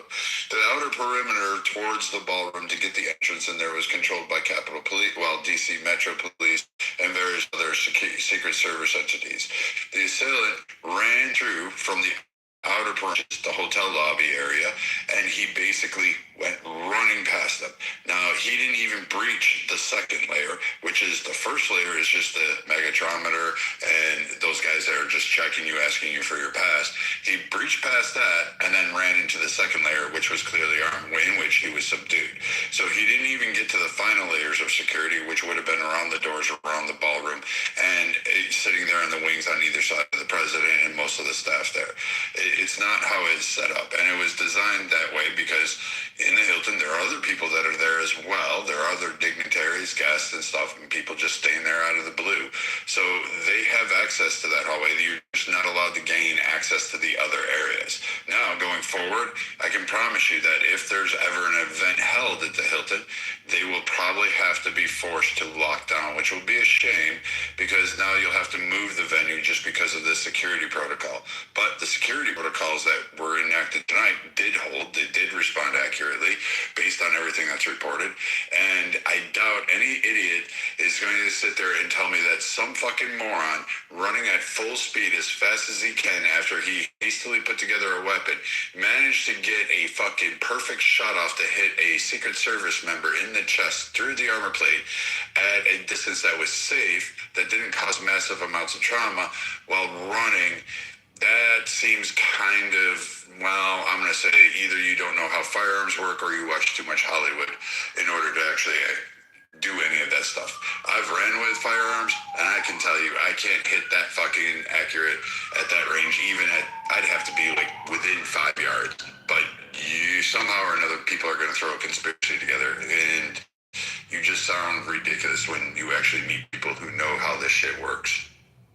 Yeah, I need to see that outside camera. Still sounds, it's as someone who's actually been to war and been in a few campaigns for a very long time and watched how things move in the political spheres, how things are moved and what is not said. It seemed kind of staged, very much so. Well, and this is also why I brought it up. I don't necessarily buy into the fact that it was staged, but I wanted to point to, and this again is bipartisan, quote unquote, I guess you could say it that way, is that, you know, if someone had hit a perimeter wall, it would have been newsworthy, but it wouldn't have evacuated. I imagine it wouldn't have called for evacuation. But because he breached security to the degree that he did, it became a much more obviously newsworthy story. I guess what I'm saying is there's a spectrum of events that we hear about every day that gets on the radar of Secret Service, that they either neutralize someone, blah, blah, blah. But, you know, the reason this got on the news the way it did is because it happened at the Correspondence Dinner with 2,000 people. It was a gala. Like, it was picked. Like, you're making weird assumptions and correlations that just don't make sense. No, but what I'm simply saying is that if the gala had continued and there was and something ricocheted off a perimeter wall outside, it would have made the news, but we wouldn't have gone. The media probably wouldn't go as far as to profile someone to the degree. Well, that's inaccurate as well, what I just said. But my point is, the depth of the breach always dictates the coverage that it's going to get, and of course that makes sense. What I'm trying to say is about the numerous incidents. But he didn't breach the layers. He was hot by the first layer. Like, he didn't even get to the second layer. Like, they swarmed him. There's videos online. You could watch the reaction. He never even got to the stairwells.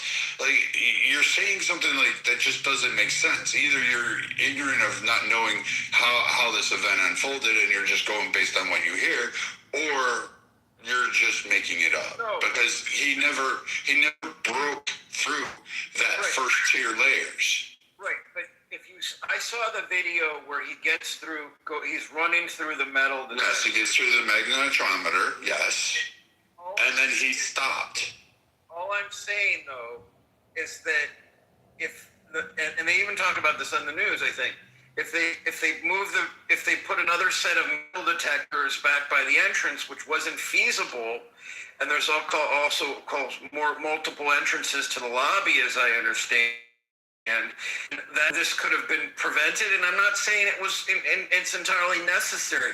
I'm only responding to the fact that the news covers things based on the depth of the breach and the proximity. No, they covered it because they were all in the fucking room, and then they realized for the first time that, like some of them said, that maybe we're partially to blame for creating some of the chaos that's ensuing. So no, this isn't having anything to do with the layering and pushing it out. Unfortunately, protocols will probably shift to where we actually push it further out, and entities like the Hilton going forward will be in a lockdown where there won't be any entrances going through, and you'll have one main funnel area. But again, he didn't really breach the security. He ran through the magnetometer, surprised a few of the initial responders, and then was snared up. And then you saw the covering flanks, which they fanned out in all directions, up on the upper levels as well as around the room, and they were flying down there. He never even got to what you're considering the true security layers. He got through the outer perimeter just by running, and yeah, that's going to happen if some idiot wants to run, but he didn't breach any area. He was ensnared too quickly. Every major correspondent in the media was in that room. I mean, if you're wondering why the press covered it, every single one was in there. And if they weren't in there, they were in the lobby. Their junior reporters were all in the AP, and everyone has a table at that event. But, okay, so they're all in there.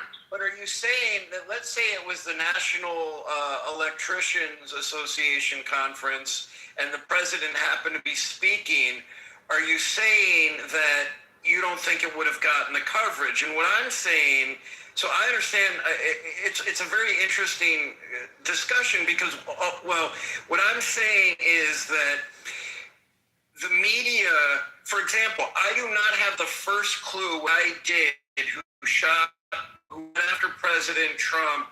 It was on his at the Mar-a-Lago at the golf club at the golf club. I don't remember who was at the golf course, who that perpetrator was. I don't remember very much about him. And you're absolutely right. Obviously, they covered extensively because every journalist of prominence was there.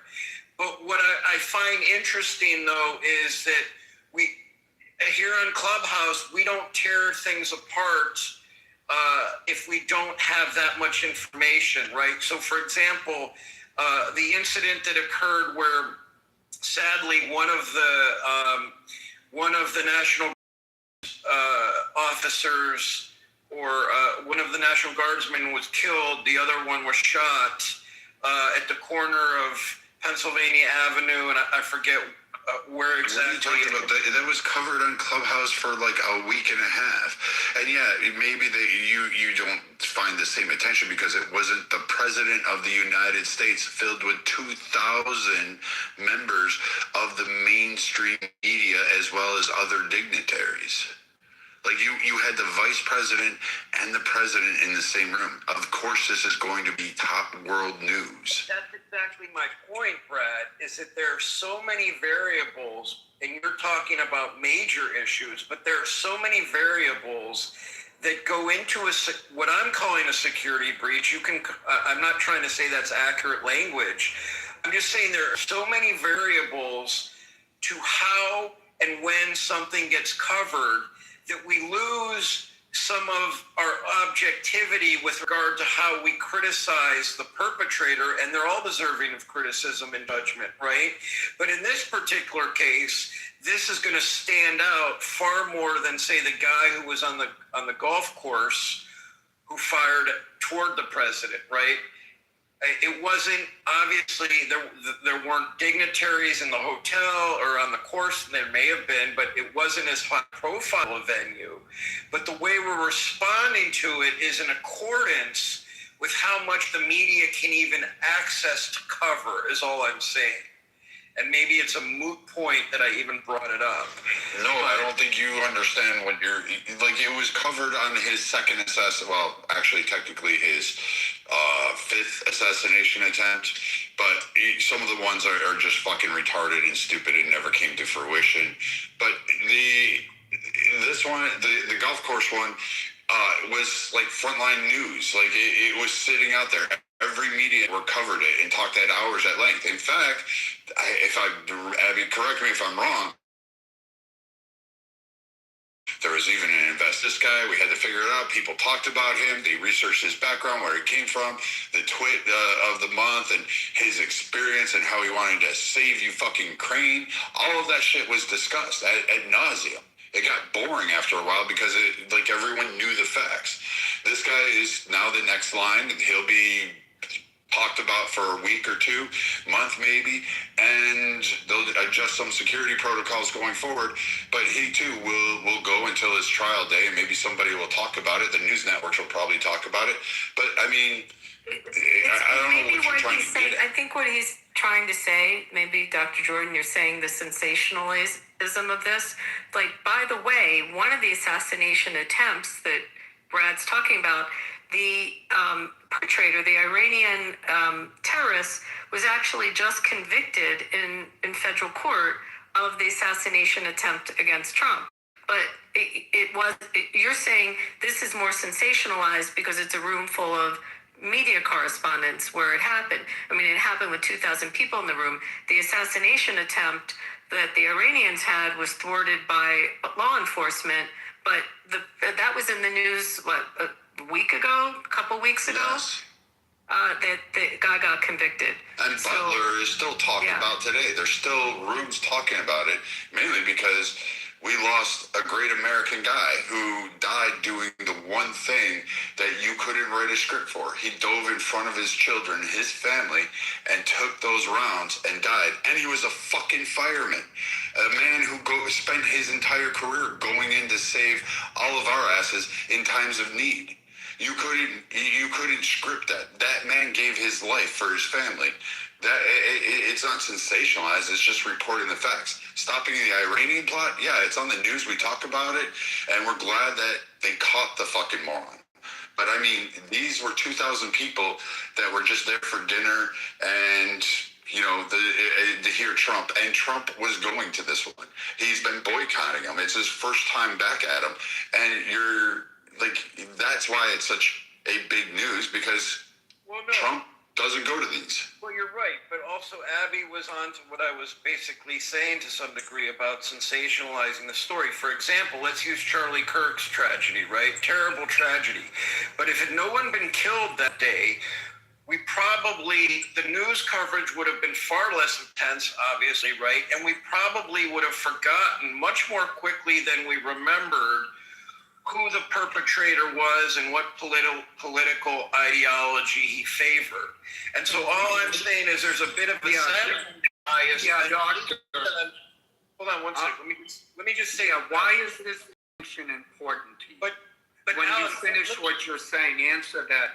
Okay. So Alan, what I was saying is that the sampling bias is influenced by a couple variables in my relatively ignorant opinion, which is one, my perceived or the general public's perception of the breach, the subsequent lethality or fatality if any casualties are involved, and perhaps other members, and maybe a third variable would be the other potential targets at the venue. And in this case, it was very high profile because it was all the protectees and the journalists.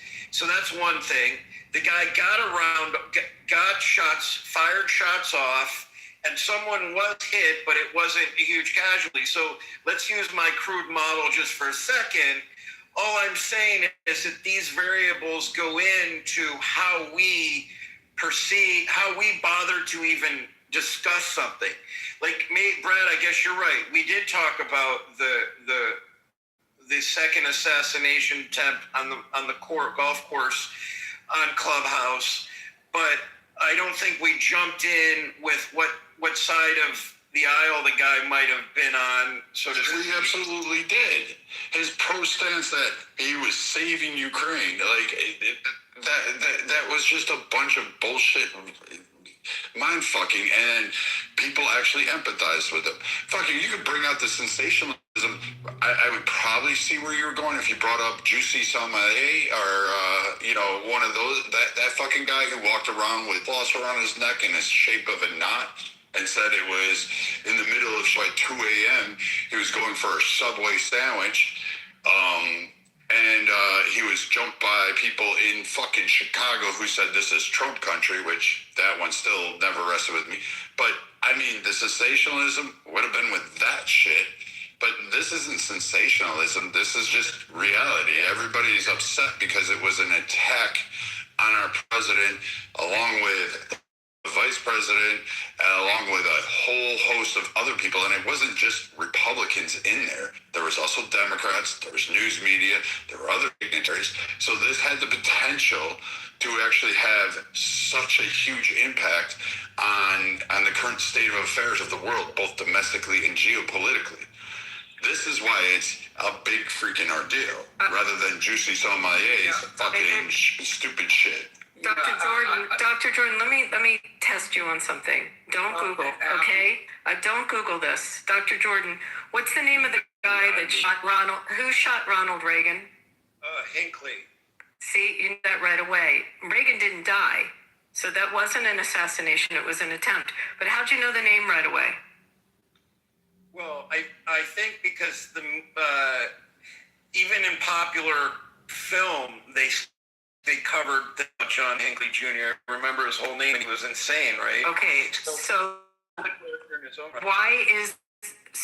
do you think that was sensationalized? No, I think you're making a good point, but I don't think it was necessarily sensationalized, but I think the reason it received such a response was because wouldn't he have been the first wouldn't that the first assassinate any political figure? Kennedy, Nixon, how many more do you really want to go through? Like, what we got? Bobby Kennedy, Kennedy's like the whole family, literally. I would still like an answer to the question. If we assume everything you said, and yes, there's some bias there. First of all, why is it important? Why should it be important to us? And what difference is it going to make if we accept what you're saying? Well, because it's like how the media reports the topic. Somebody was trying to kill the president. Do have video on it, which being a visual medium makes it more news sellable, if that's even a term, as opposed to some of the other attempts where there's no video on it. So absolutely, it's going to get more coverage. But why? What difference does this whole path you're leading us down make in the end? Is it supposed to be how we're supposed to view it? Are we supposed to view it in some context that maybe we're not viewing it? Are we supposed to not react as much? What do you want from all of this, Doctor? Yeah. Because I think most of us in the room are thinking, somebody tried to kill him and he got caught, and that's about it. That's about all there is to it. And you're making this point that I don't know. Maybe I'm missing something. No, you're right.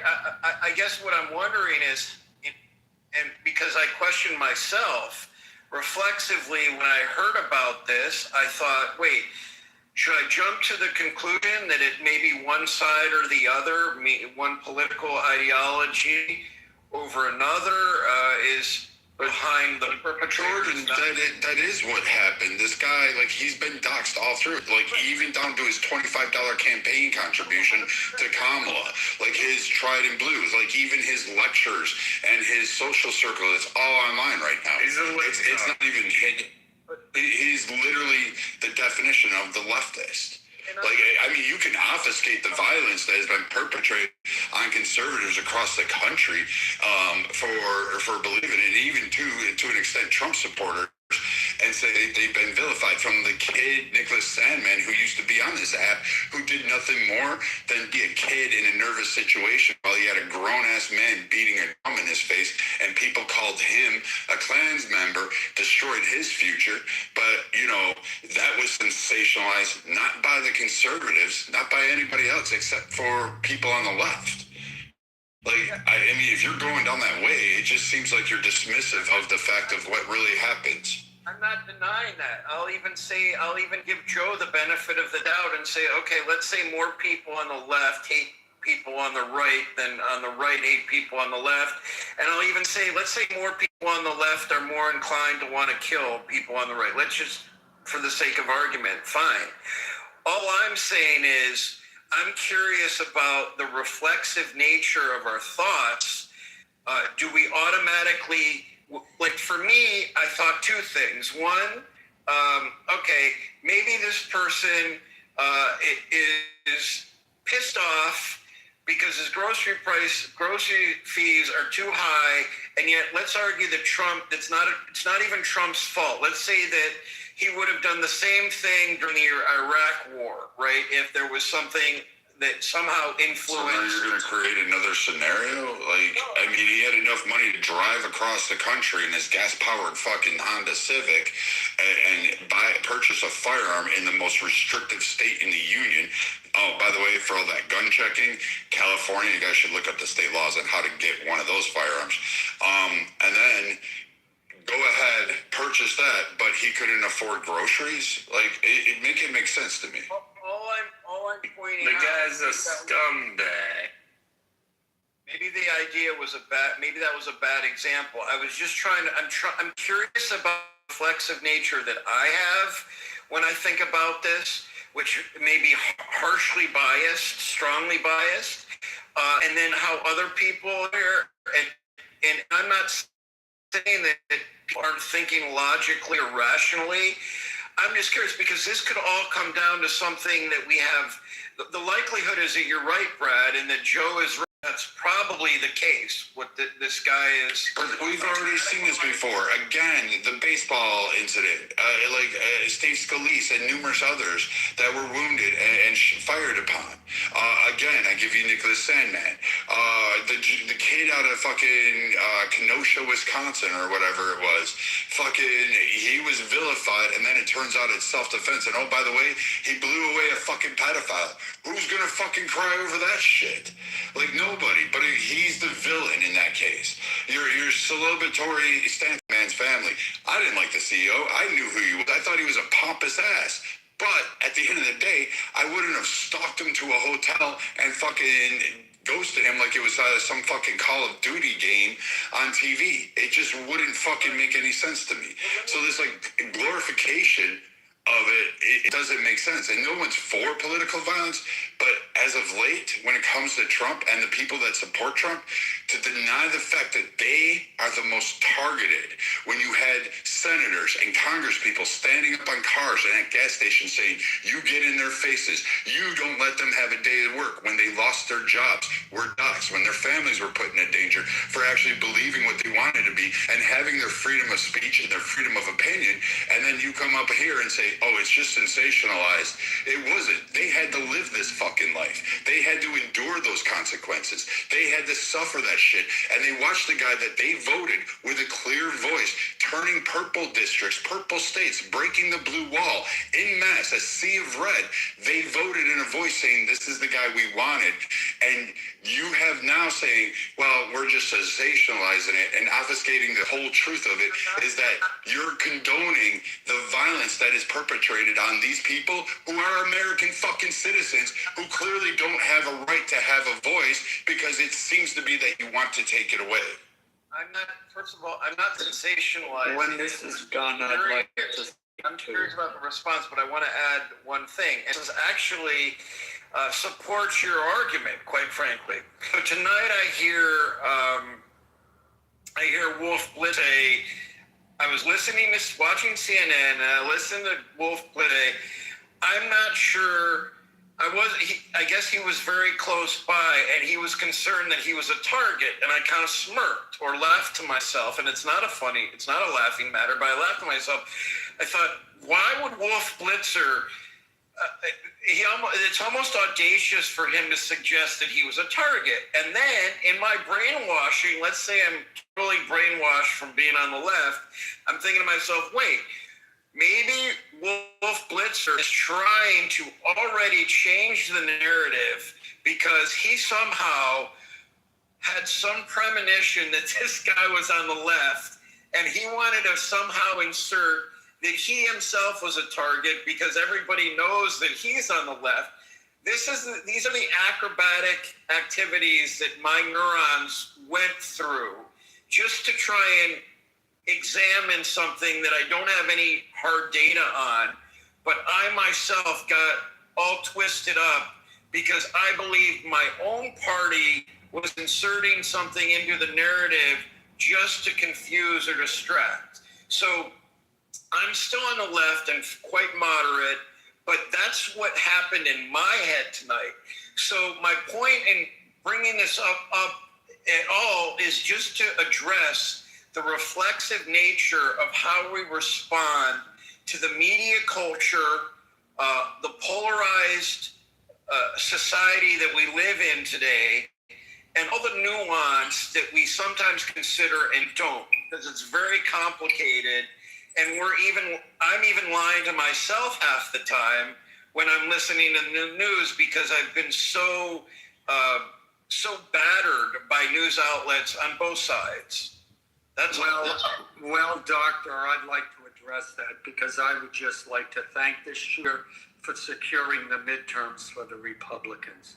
Because when you talk about how Called it. There it is. I called it. Did I not? I'm sorry. Thank you.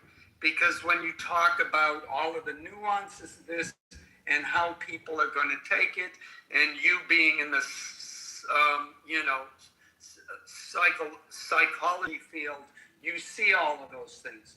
The average voter is going to look at this and say that the left has lost their frigging minds.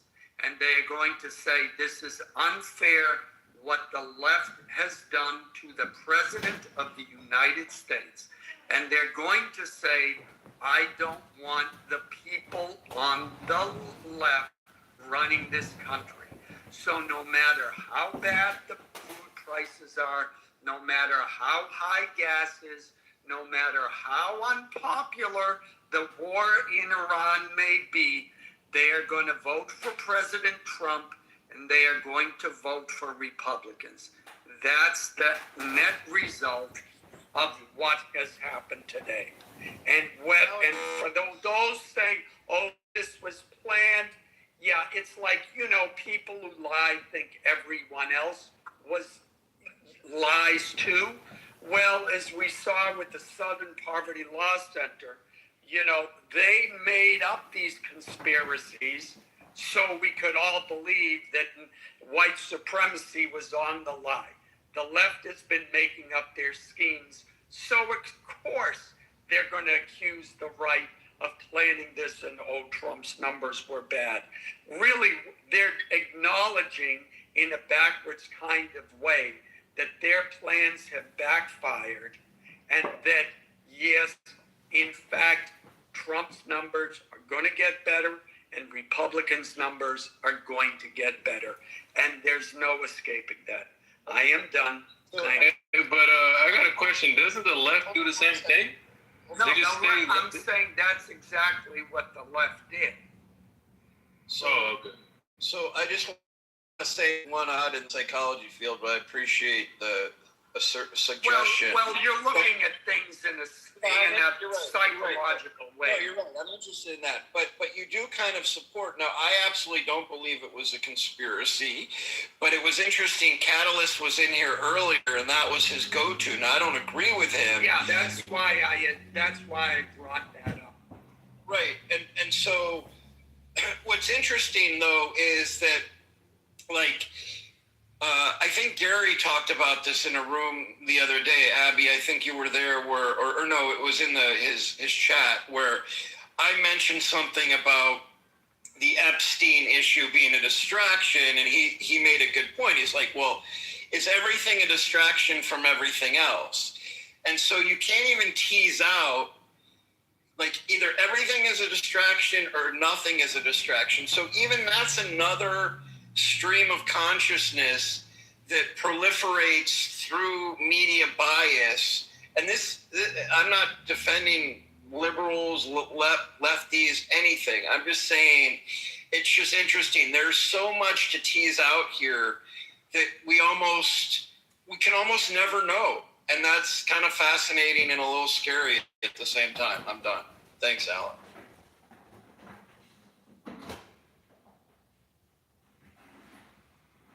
I think why it's so hard for people on the left to accept that they are the violent extremists is because that has been spouted to them by Wolf Blitzer, by CNN, by MSNBC for years and years and years, that it's the MAGA Republicans, it's the right-wingers, these are the extremists, so on and so forth. So it conflicts with their worldview, and that's what Doctor is going through right now, this struggle to understand why his worldview isn't the same as how I see it or how Brad sees it or other people that are giving you completely contradicting points than what you do.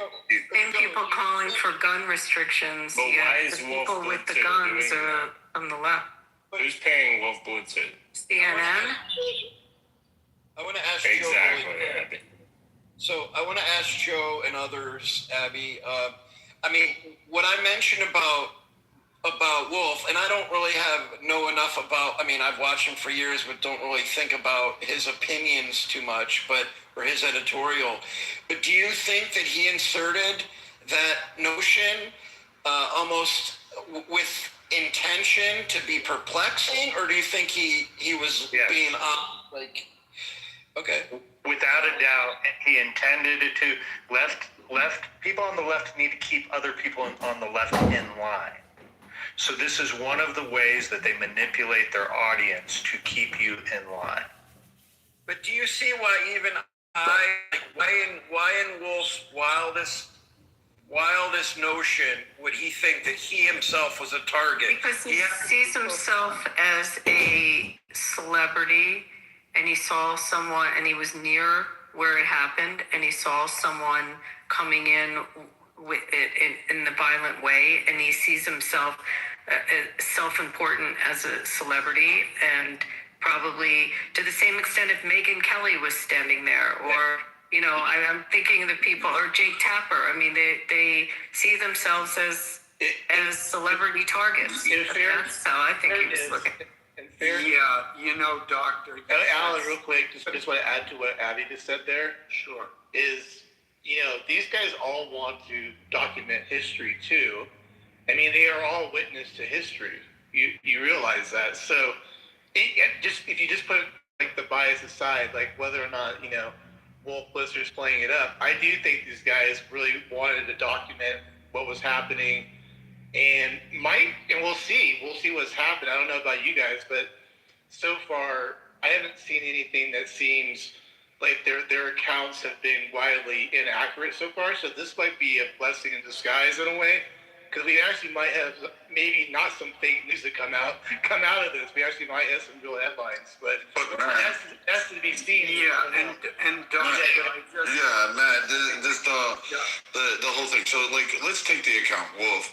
Wolf could have been a victim. He could have been shot. I mean, had this guy breached through the 6 layers of security, managed to beat all the guys with M4s, somehow overpowered with his flashlight superhero speed, zipped in there and started spraying the room, Wolf could have been hit.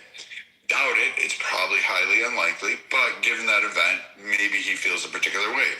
Maybe he's like AOC, Matt, where she said she felt like the knock at the door with the Capitol Police coming to secure when she wasn't even in the Capitol building at the January 6th convention, and how fearful she was, and she made up this really grand tale about how she was hiding and barricading under her desk, and it turns out that was all just BS, and she wasn't even in the Capitol at that time. So, I mean, again, he's just taking hyperbolic, but to other speakers' points, they're right. They have a right to be upset because they are tired of seeing the people and the laws, because they were told, go out and vote, I'll make a change. Your voice matters when you vote. And they have been told to sit back and do what is right. They followed the laws, they followed the voting patterns, they listened, and the left called them terrorist, KKK, racist, xenophobic. They're out there hunting people. They're hanging Juicy Smollett with dental floss in the middle of the night. They want to impede heat on indigenous people. They hate everybody. They're the worst people. And at some point, you have to recognize that, like, you know what? No, these people aren't it. They're not. The Trump supporters, if you go to a Trump rally, they're not beating the shit out of each other. And if there is a fight outside, guess who's usually the culprit? 99.9% of the time. It's the fucking twits that are fucking going to do the protest because they're libtards and they're wannabe fake Antifa fucking mock-ups pretending they're some fucking soldier of fortune. Yep, and trying to fucking do that shit, and then these guys have to suffer the consequences. Meanwhile, they get infringed on their rights under states. They get told that they're going to be doxxed. You have politicians now saying, "Oh, you wait, we're going to go around and figure out who voted for Republicans." They even were told that their service to the nation as a soldier wasn't good enough post January 6th, and there were calls to remove Republicans from the fucking military by fucking politicians. So, yes, these people that support Trump, conservatives, Republicans, they should all be absolutely fucking angry. And holding back that anger, the left is really lucky. The conservatives like me and others aren't really chomping at the bit to go out and level them. Not yet. But if you continue down this pathway, yes, and then you're going to cry victim, and no one's going to hear it because, again, we don't care. Like, you're coming to the point where conservatives just do not fucking care to hear your tears anymore. Yeah, and I was going to say too, Doctor, you said something I think people missed, but you essentially said, well, we can't really know for sure, or I'm paraphrasing what you said, that things are so complicated and there's so many variables that we can't know for sure. No, we can know things for sure. There are things in the world that there may be nuance, but that nuance does not detract from things being knowable, for being able to draw conclusions, and it is maybe it's a reflection of your own personal feelings, or maybe it's a reflection of your political viewpoints being on the left. But that is the typical, and I'm not accusing you of this, I'm asking you as someone who appears to be thoughtful, to question that very ideology, because that is the ideology that the left uses to confuse and obfuscate, if I said that correctly, now I'm not sure I did, everything. There are many things that we know. Oh, for example, there are two sexes. We know that you're either pregnant or you're not. We know that at some point you were born and at some point you will die. And the list goes on and on and on and on and on. But the strategy of the left is to question everything and to question even things that seem so basic that it's foolish, yet they somehow come up with some sort of academic justification to questioning why, I don't know, I can't think of a stupid example right now of things that they have come up to question, but the list goes on and on. So I would, for yourself, I would question why you think nothing is knowable and we can't come to any conclusions. Now, maybe you're actually thinking that, or maybe you're on the left, you're doing this on purpose. I don't know. I'm going to assume it's the former. But that kind of speaking, those kinds of arguments can be quite distracting. And that's the nicest way I'm going to say that. Well, I'll go back to the thing about, I was really struck by Wolf Blitzer. I knew one of his producers years ago, and I remember talking about it because we were younger. She was my age, and she was his producer, and I'm not going to dox her, but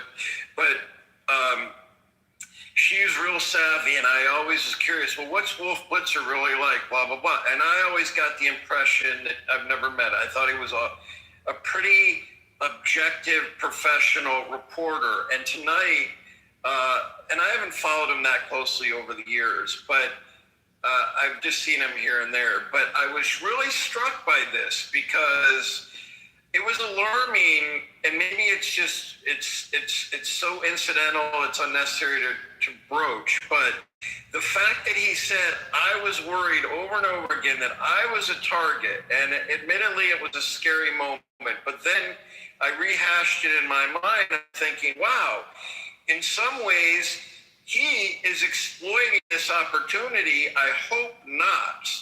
But to think that he would be a target when there's hundreds of other journalists in there, lots of prominent public figures, the way that he said it was a little disturbing to me. And I'm not doing this to kiss the ass of... No, I believe him. He's got an abnormally... Yeah, and first off, you're not doxing Emily. Emily's pretty much a public figure anyway. She comes on fucking social media all the time. I know who she is. I know her too. Like What the fuck are you guys talking about? I don't know. Dude, shut up. Yeah, Thomas. Get out of here, man. What the fuck are you talking about? Yeah, anyway, Emily doesn't care if you dox her. Her name's in prominent displays after every fucking news network channel anyway. She's on the screen 24/7. But she's even called him a pompous ass. She doesn't like all the shit he says. But at the end of the day, she still believes him. I've had talks with her. She's not a bad person. She's got a job to do. But she even says it's all, at times, it's, quote, your sensationalism that actually kind of conveys it. And she goes, it's a show, and I get paid to work on a show. The person I'm talking about now lives in Texas. She teaches she's a courtesy professor at a university in Boston, not one of the bigger ones. And she's married with kids, and she hasn't been with CNN for over 10 years now. But anyway, Wolf Blitzer's producer is Emily Atkinson. It's not like it's not unknown. She's gone on Twitter or Twitter.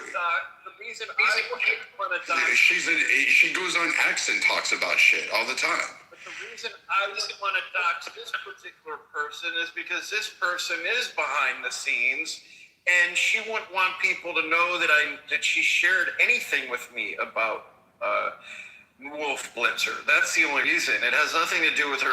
You just said the producer, and I know M's the fucking producer. So that's who's producing. Someone who was Exactly. Like, you're not making sense again. I don't know. He's waffling, bro.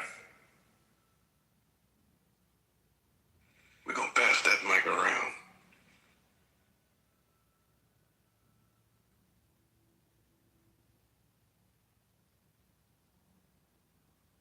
Honestly, fuck Wolf Blitzer. He's a bitch. He tries to always make shit about himself.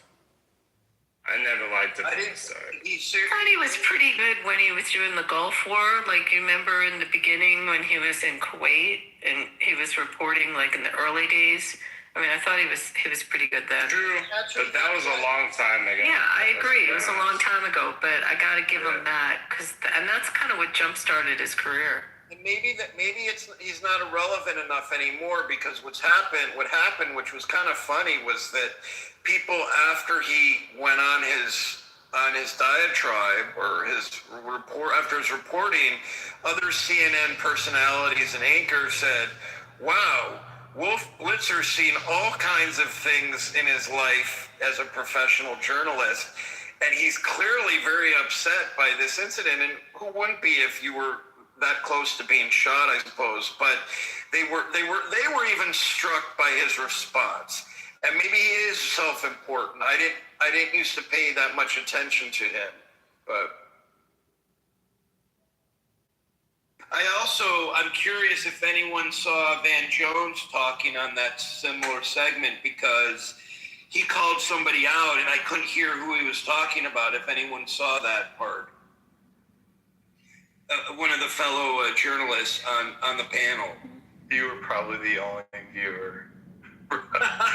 talking in this room. You guys get a bunch of Trump voters if we watch CNN. Come on, man. Than I am is to assume. Well, Pepe might have been watching CNN. Joe, when's the last time you put on CNN? Oh hell, I couldn't even remember. I'd have to think about it.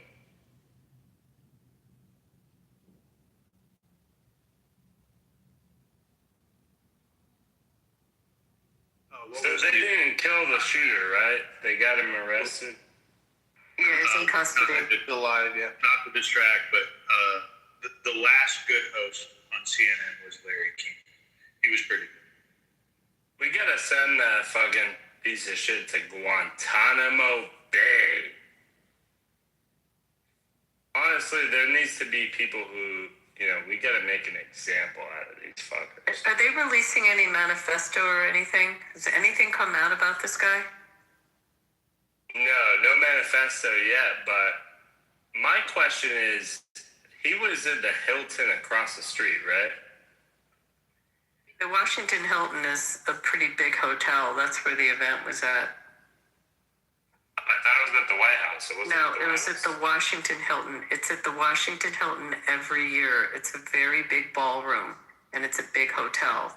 And it's been there, I don't know. Someone could check. Is that across from the White House? Not exactly. So it's not. It's right there, but it's not exactly across. I forget what the cross street.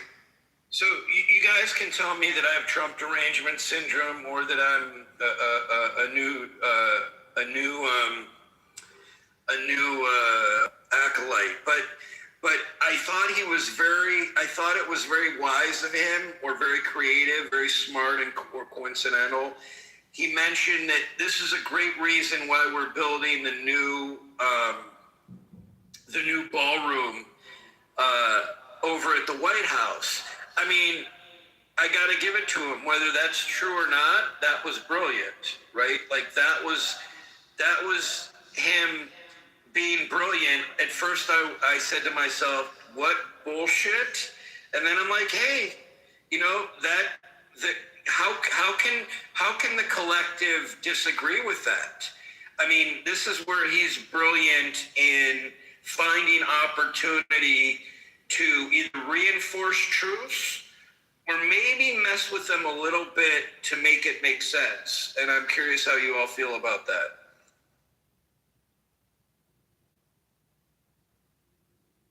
Well, he wasn't the first president to push it. Secondly, I always find this laudable. I guess it's privately funded, so it's not costing the taxpayers a dime. Secondly, we should have a ballroom in the fucking White House. We have dignitaries, heads of states from other areas. It's an easier place to secure. You can't get the mass of people there. There's multiple layers of security, defensive networks. It's very easy to control in that kind of area. I think Nixon asked for one. Ford, multiple presidents throughout time have tried to appropriate funds. Trump got it paid for by somebody else. And yeah, why wouldn't we? And furthermore, don't a lot of people on the left get pissed off when the president picks their favorite hotel, or because it was a campaign donor that they go and use that hotel for some kind of event that he's going to be attending, and they get all up in arms about him steering money, even though all presidents do this. I mean, now you got it at the White House, so now nobody gets the profit off of that, which, Actually, what's interesting is apparently some some journalists who are Democrats boycotted the event, which I don't think actually, I think that was in bad form. But there's precedent here, and it's always been held here. If they did move it to the White House, they couldn't. It's too big. It's about 2,000 people. It's too big. It's closer to 3. What they're building at the White House will not hold this many people. It's probably always going to be in a venue like this. If it's not in this venue, it will be moved to the convention center. Do you know DC at all? Do you know the convention center? Ever been to an event? It's part where the Marriott Marquis and the convention center are one big complex.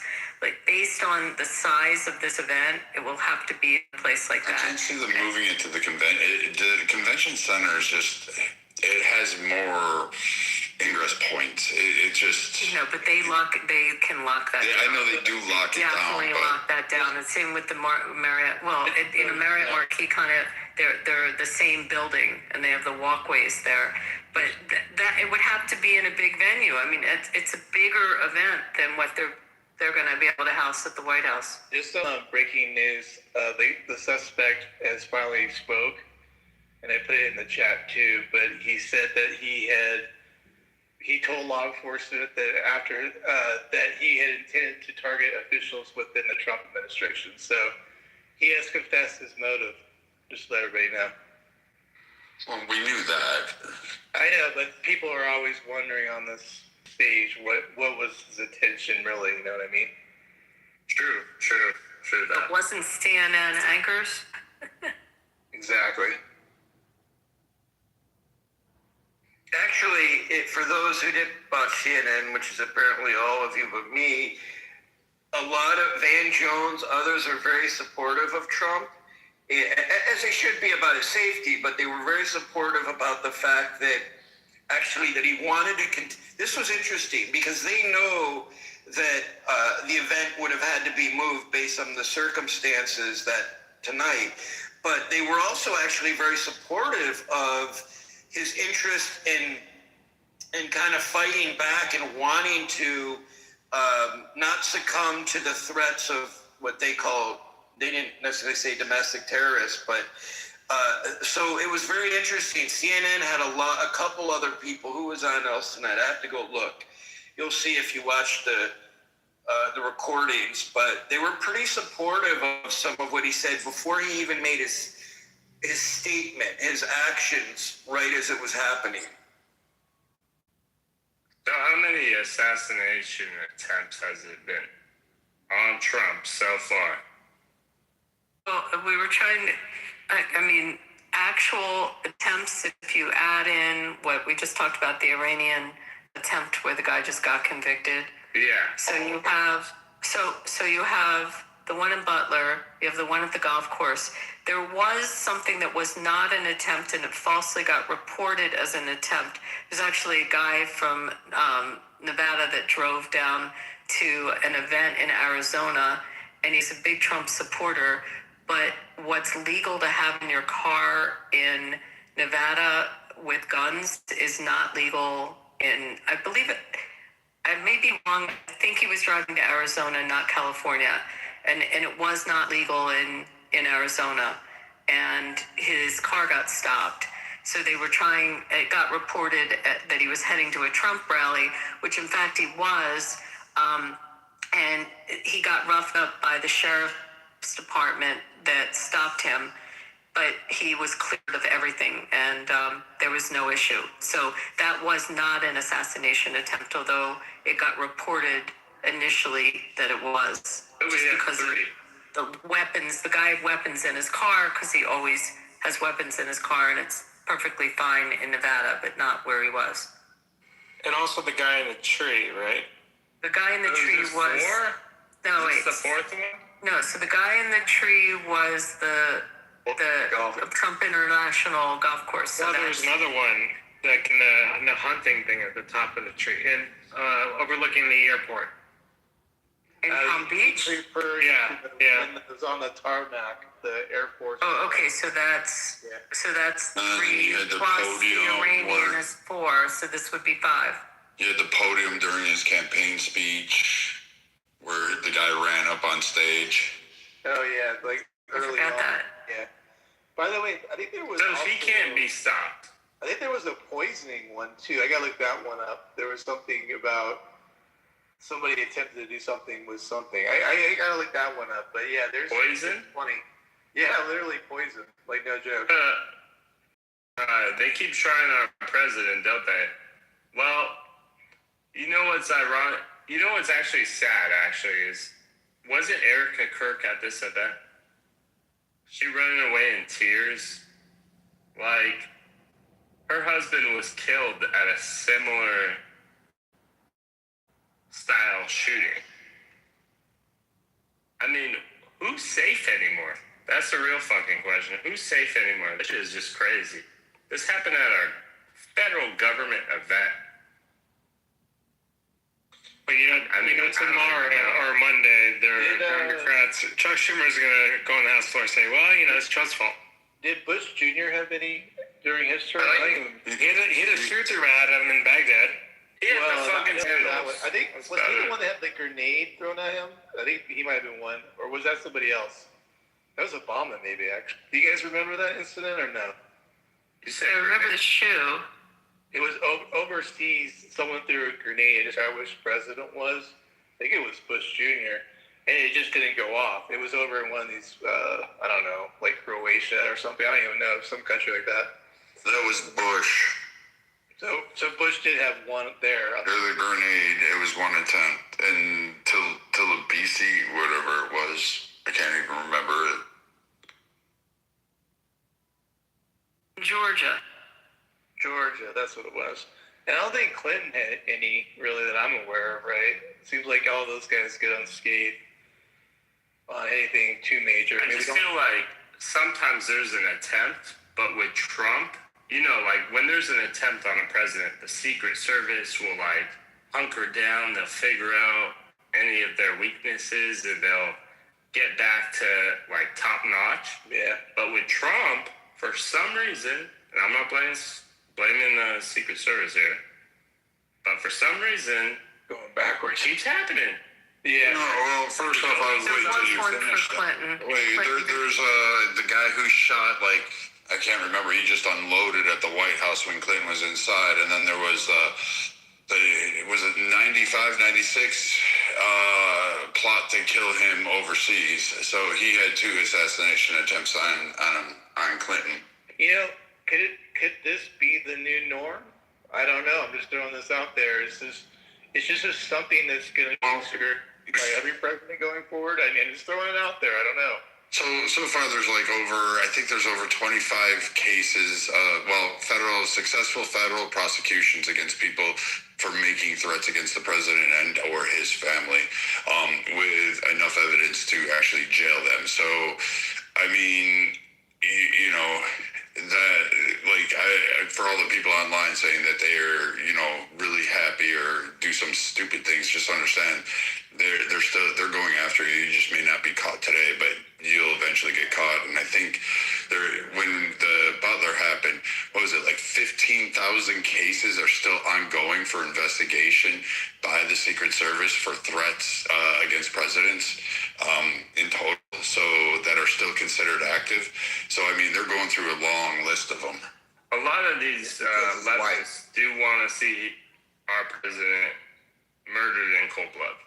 It's because he's white. They want to kill him because he's white. It's racism. That's all it is. It's racist.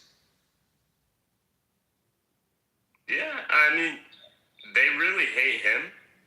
And a lot of them have no empathy, sympathy for a president. They want to see him killed.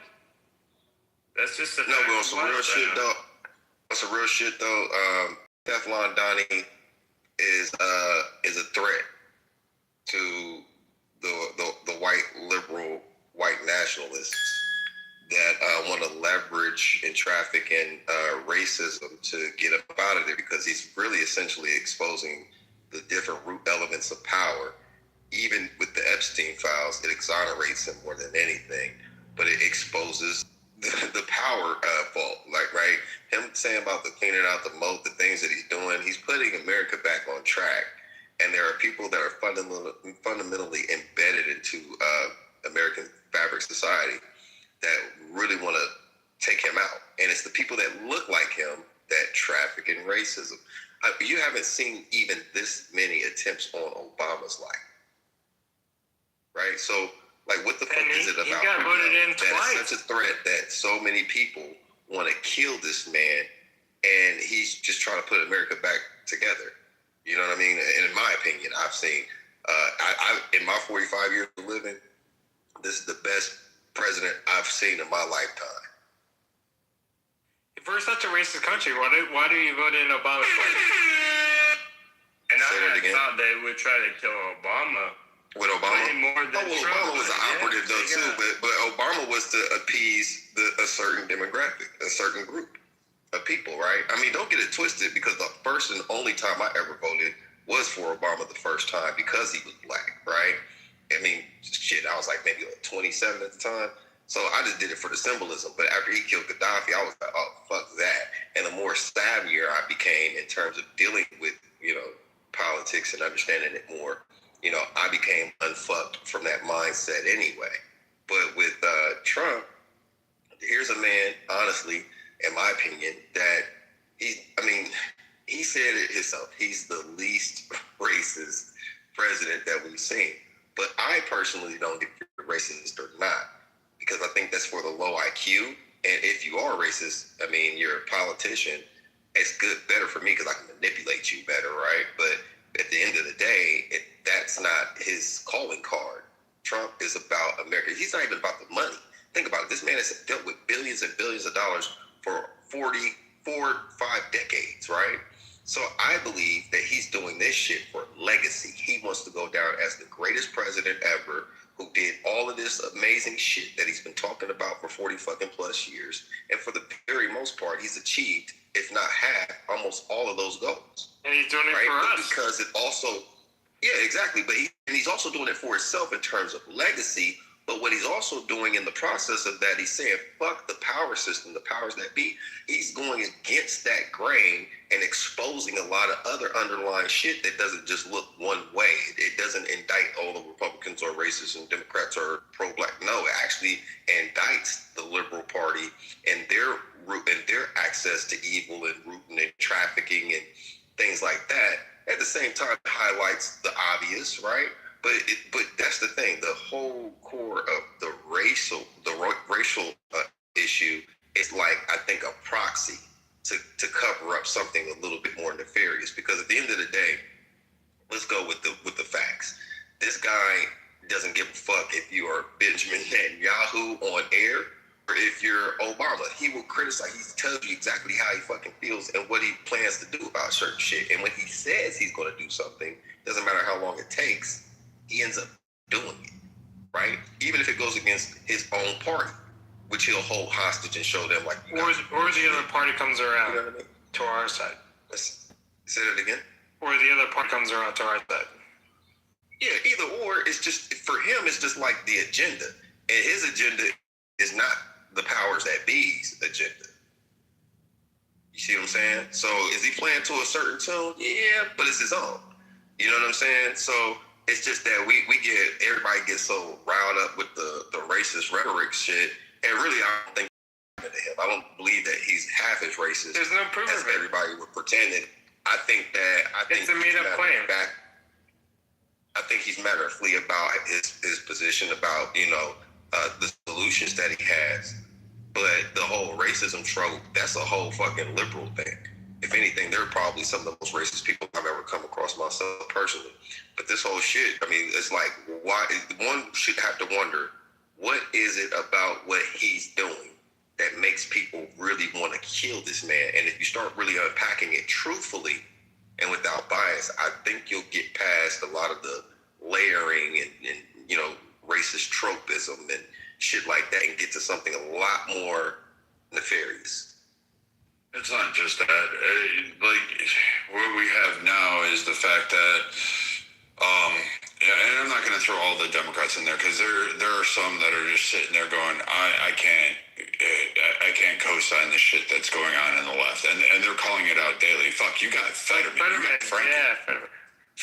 You got Frankenstein about to cross the aisle. He's probably going to go independent, but he might as well just cross the aisle and just get it done with. According to the left, they've turned on him. You've got fucking idiots like Bill Maher out there, and he's not an idiot, but still at the end of the day, you have this guy sitting there trying to push people and saying, where are the Democrats at? Because this isn't the party that I was part of. And you have a lot more crossing over onto the Republican side. And just sitting here watching this, and when the left loses, they do become violent. They do attack because of, if you hear conservative speech, you don't hear Trump, you don't hear Vance, you don't hear anybody really sitting there condemning and saying that the left is a threat to fucking your existence. People now saying this because, quite frankly, they're tired of getting shot at. They're tired of getting beaten in the streets. They're tired of like being doxxed online. But the other thing is that the left is losing their shit. They can't make Target close their stores. They can't boycott Tesla enough, which is really stupid. I don't know why they were going around damaging Teslas, because quite frankly, it was them that bought the fucking things. But you know, they continuously jump and flip.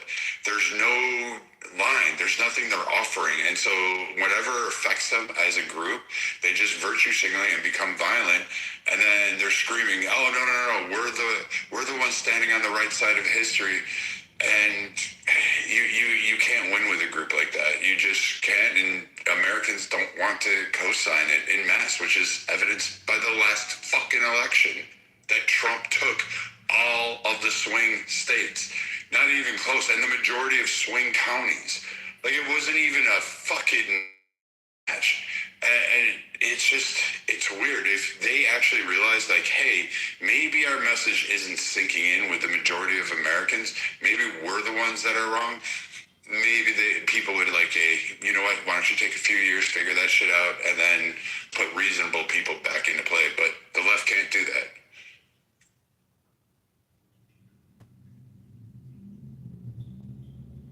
The recent cipher with the recent indictments of the SPLC for funding Charlottesville. Are you familiar with that? No, educate me about it. So the Southern Poverty Law Center was just indicted last week for funding right-wing extremists to throw a protest called Charlottesville. This was during Trump's first term. They then framed Trump as the racist when he said something like, "Well, there's good people on both sides." Yeah, I was just playing the clip of that. Did you watch the whole 4 minutes? Well, yeah, no, for sure, I'm familiar with that. But when he declared for to run for president for the 2020 election, he said, "I'm running because of Charlottesville." So now it's all come out in this indictment. They're not guilty yet, but it's all come out in this indictment that the Southern Poverty Law Center is funding the race that they intend to fight against. So the racist trope is completely manufactured from a cottage industry. And the left and the Democrats seize on that to advance their agenda. You should look into this. The indictment. I was actually talking about this in the other group.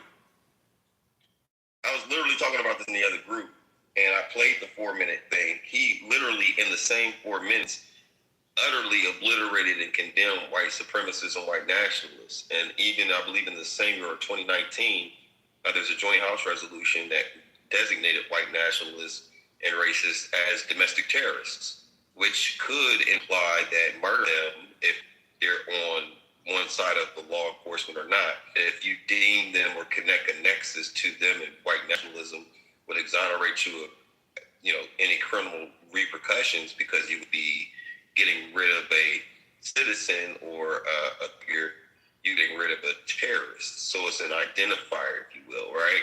So the whole thing that the left is leveraging, racism, like Joe Biden's goofy ass saying, you have a hard time figuring out whether to vote for me or Trump, then you ain't black. I'd have slapped the dog shit out that bitch ass motherfucker. Like, I would definitely ask him what kind of audacity did he get and from where, because that is one of the most egregious shit. You would have had to beat corn to that. Yeah, and the corn pop too, and yeah, there's so much shit about him. He's the real motherfucker, racist. And you really want to know something about Biden's legacy? Go look up the 78-79 Biden policy, which he took from fucking, if I could remember. It's how he pushed for an allocation on schools, for school funding. Yeah, school busing, yeah, I remember that. Yeah, all that shit, and how the funding actually worked, and how it actually promoted and actually allowed more segregation while it was codified under law and denied funds to fucking black majority schools in the country. Meanwhile, he's lauded as a great hero for civil fucking rights. I'm sitting there going, are you fucking kidding me? I never saw him in pictures with fucking Rosa Parks, and he never gave money to Jesse Jackson. He didn't give money to the Black Panthers or fly Nelson Mandela in. He didn't sit with Michael Jackson in the goddamn courtroom on both trials every single day. He didn't house Jennifer Hudson and her entire fucking family after they were massacred for 6 months.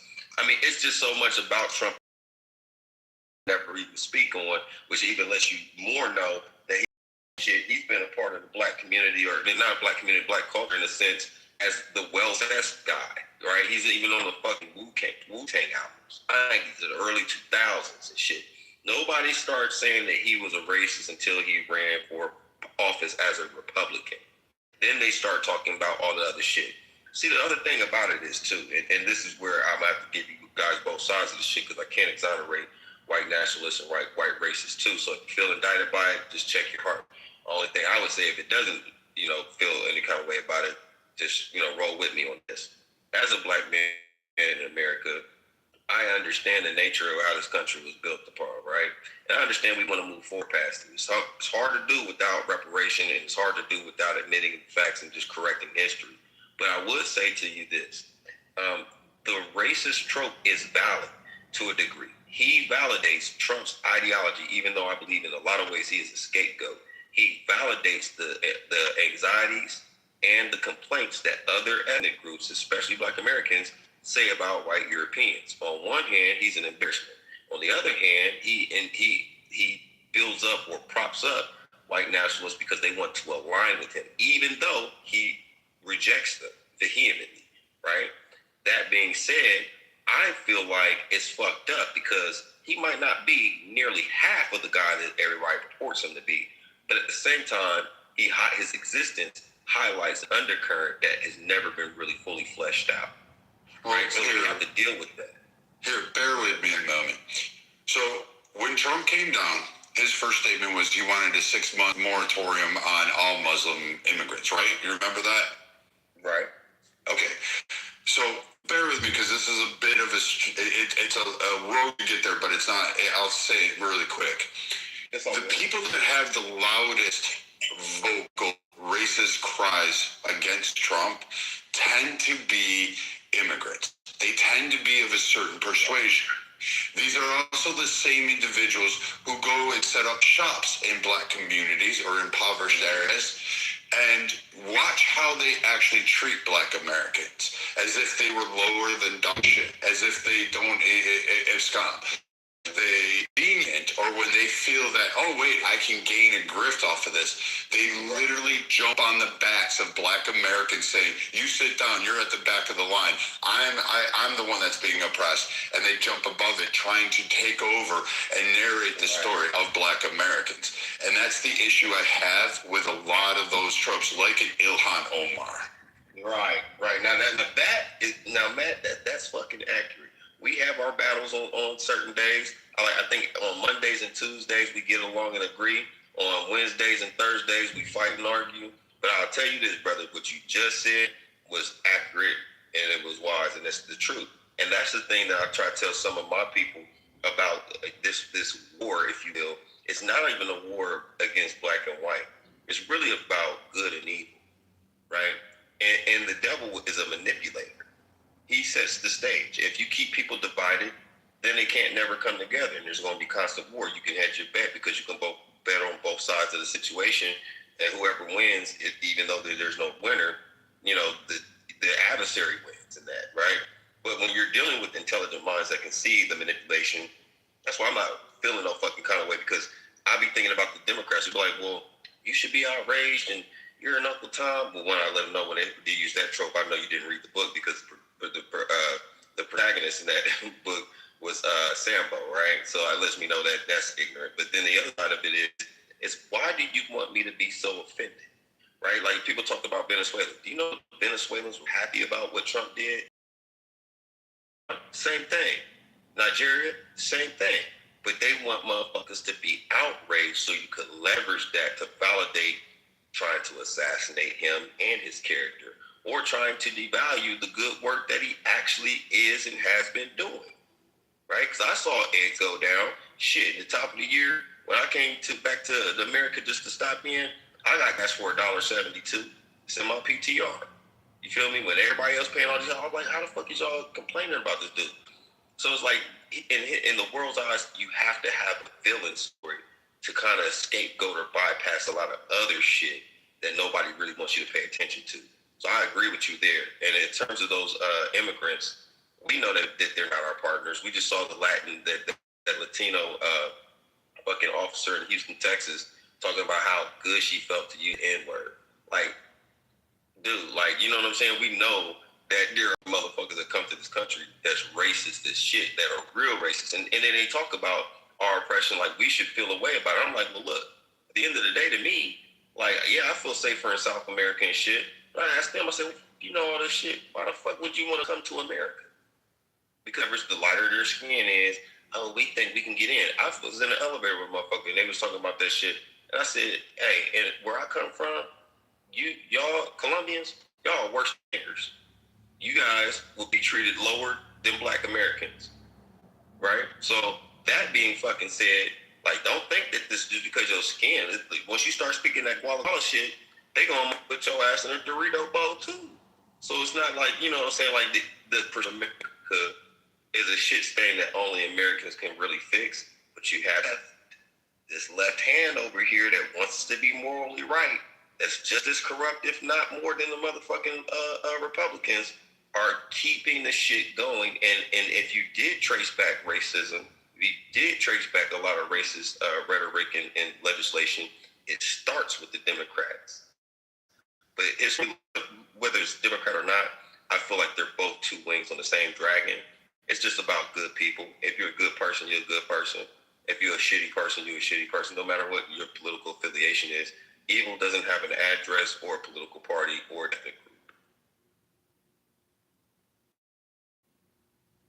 I just wanted to say I put in the chat a couple links.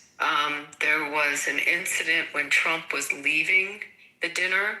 A woman came running out in front of his motorcade, going after the motorcade. There was a pro-Palestinian protest happening outside while the event was going on, and she was one of the people from the protest.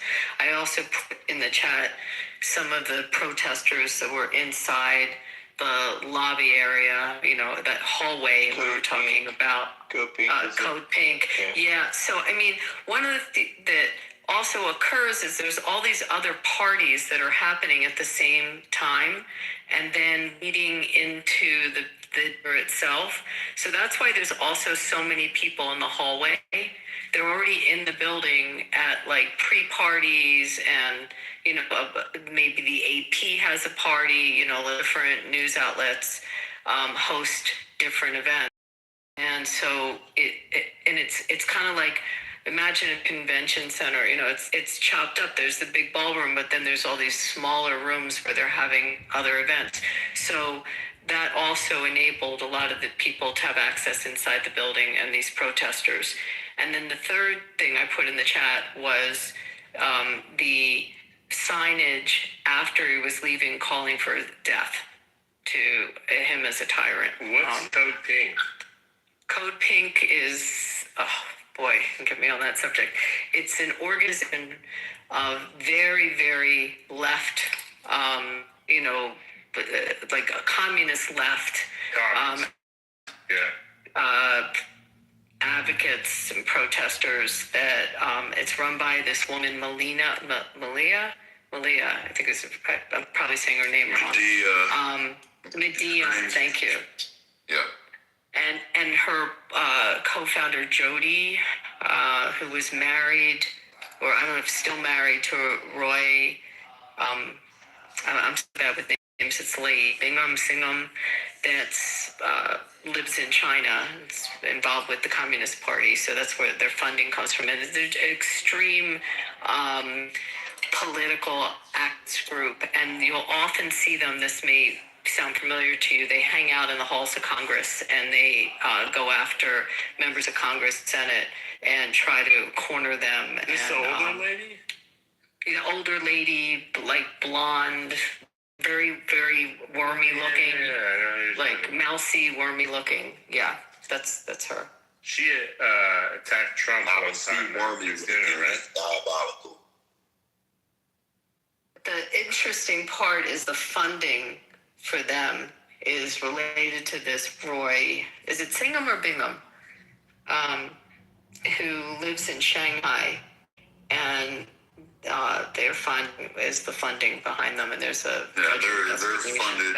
They're funded by China indirectly, through multiple entities. But I think somebody or some entity in government actually found out that they were being funded directly by China, and that's where they're getting their funds. So it's like, hats off to China for creating an operation called Code Pink that just screams at military personnel as they walk by. They're almost as bad as the Westboro Baptist fuckers. Oh yeah, I just looked it up. It says New York Times reports that Neville Roy Singham is based in Shanghai and accused of supporting CCP was funding Code Pink. Is that who you're talking about, Abby? Yeah, that's Roy exactly Singham? who I'm talking about. Yep, and it's under federal investigation now. Is he American? Neville Roy Singham? It sounds like a British name, but he's married to this is it Jodie Evans? I can't remember her last name. Oh, he's married to that old lady? No, not the old lady. The old lady's the other founder of Code Pink. Jodie something. But anyway, you often see them on television because you'll see them accosting different members of Congress. Or they go into the hearings and they disrupt the hearings. I put a video in the chat of them in the hallway outside the ballroom. So they were part of this? Allegedly? No, of the assassination attempt? No, I'm saying that they were trying to explain the temperature of what was happening outside the actual dinner and who has access to it. And there was protests going on.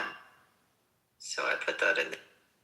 Now, correct me if I'm wrong. Is it this the fourth or fifth assassination attempt on Trump? I think this is the fifth. That's what I thought.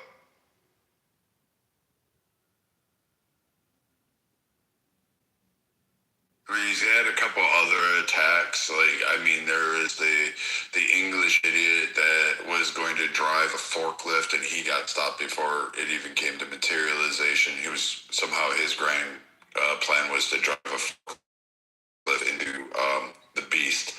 Not sure if that would have worked, but there was like some other guy that tried to take a cop's gun.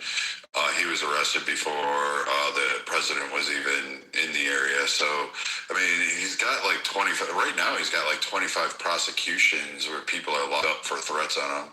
And then, I guess maybe they'll start bringing back the ricin, letters that they used to send to Obama and other members. And I'm waiting for those to break out now.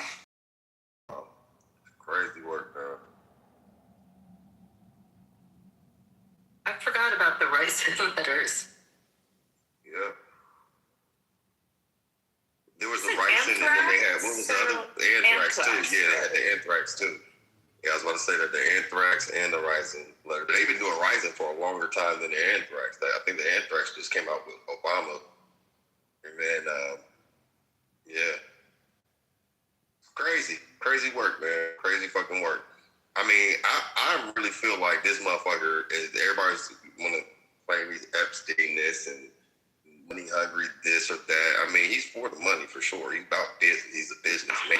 That's what we voted him in for. But he literally, I'm convinced that he's about legacy. He gives a fuck more about his name than he does more about, they might talk shit while he's alive, but when you unpack him, you know, God forbid, you know, he dies earlier or anything, but you unpack it, it's hard to indict that man for the shit that they're saying.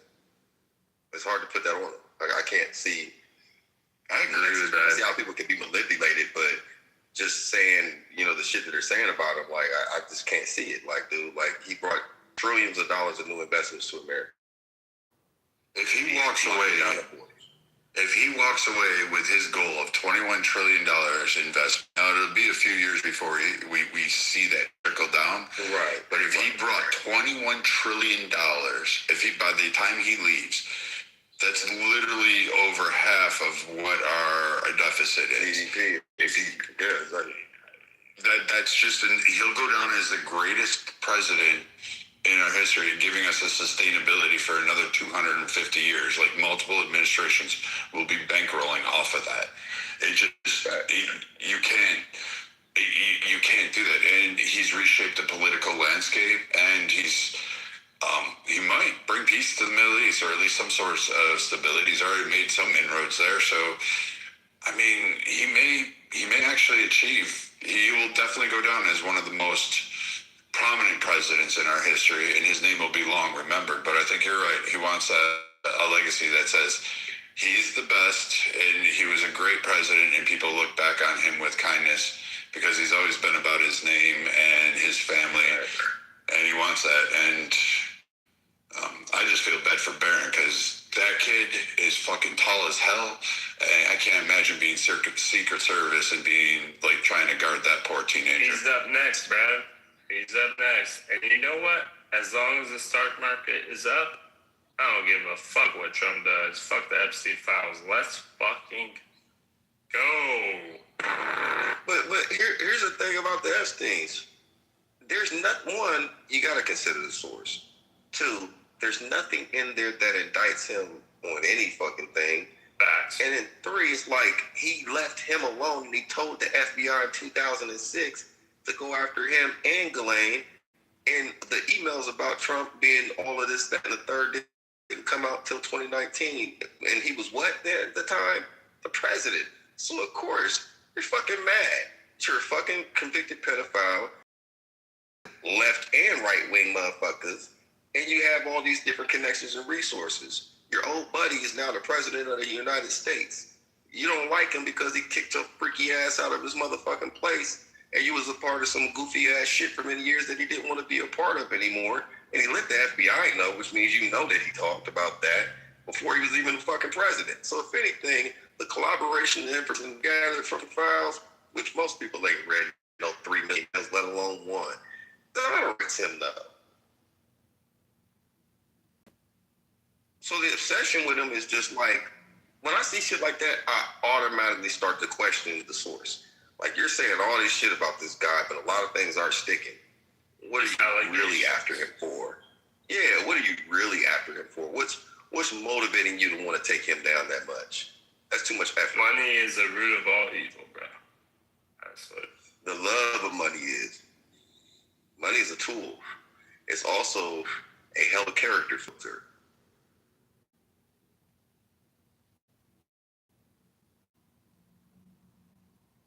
I see money do a lot of good stuff. What's that guy's name on Facebook? Zach something? That does it. He acts like he's poor and shit. He gives people money. No, not Mark Zuckerberg. This is MD one white guy. I know who you're talking about. Yeah, he's a wealthy guy. Like, he's homeless, and he's super cool. I like watching his shit.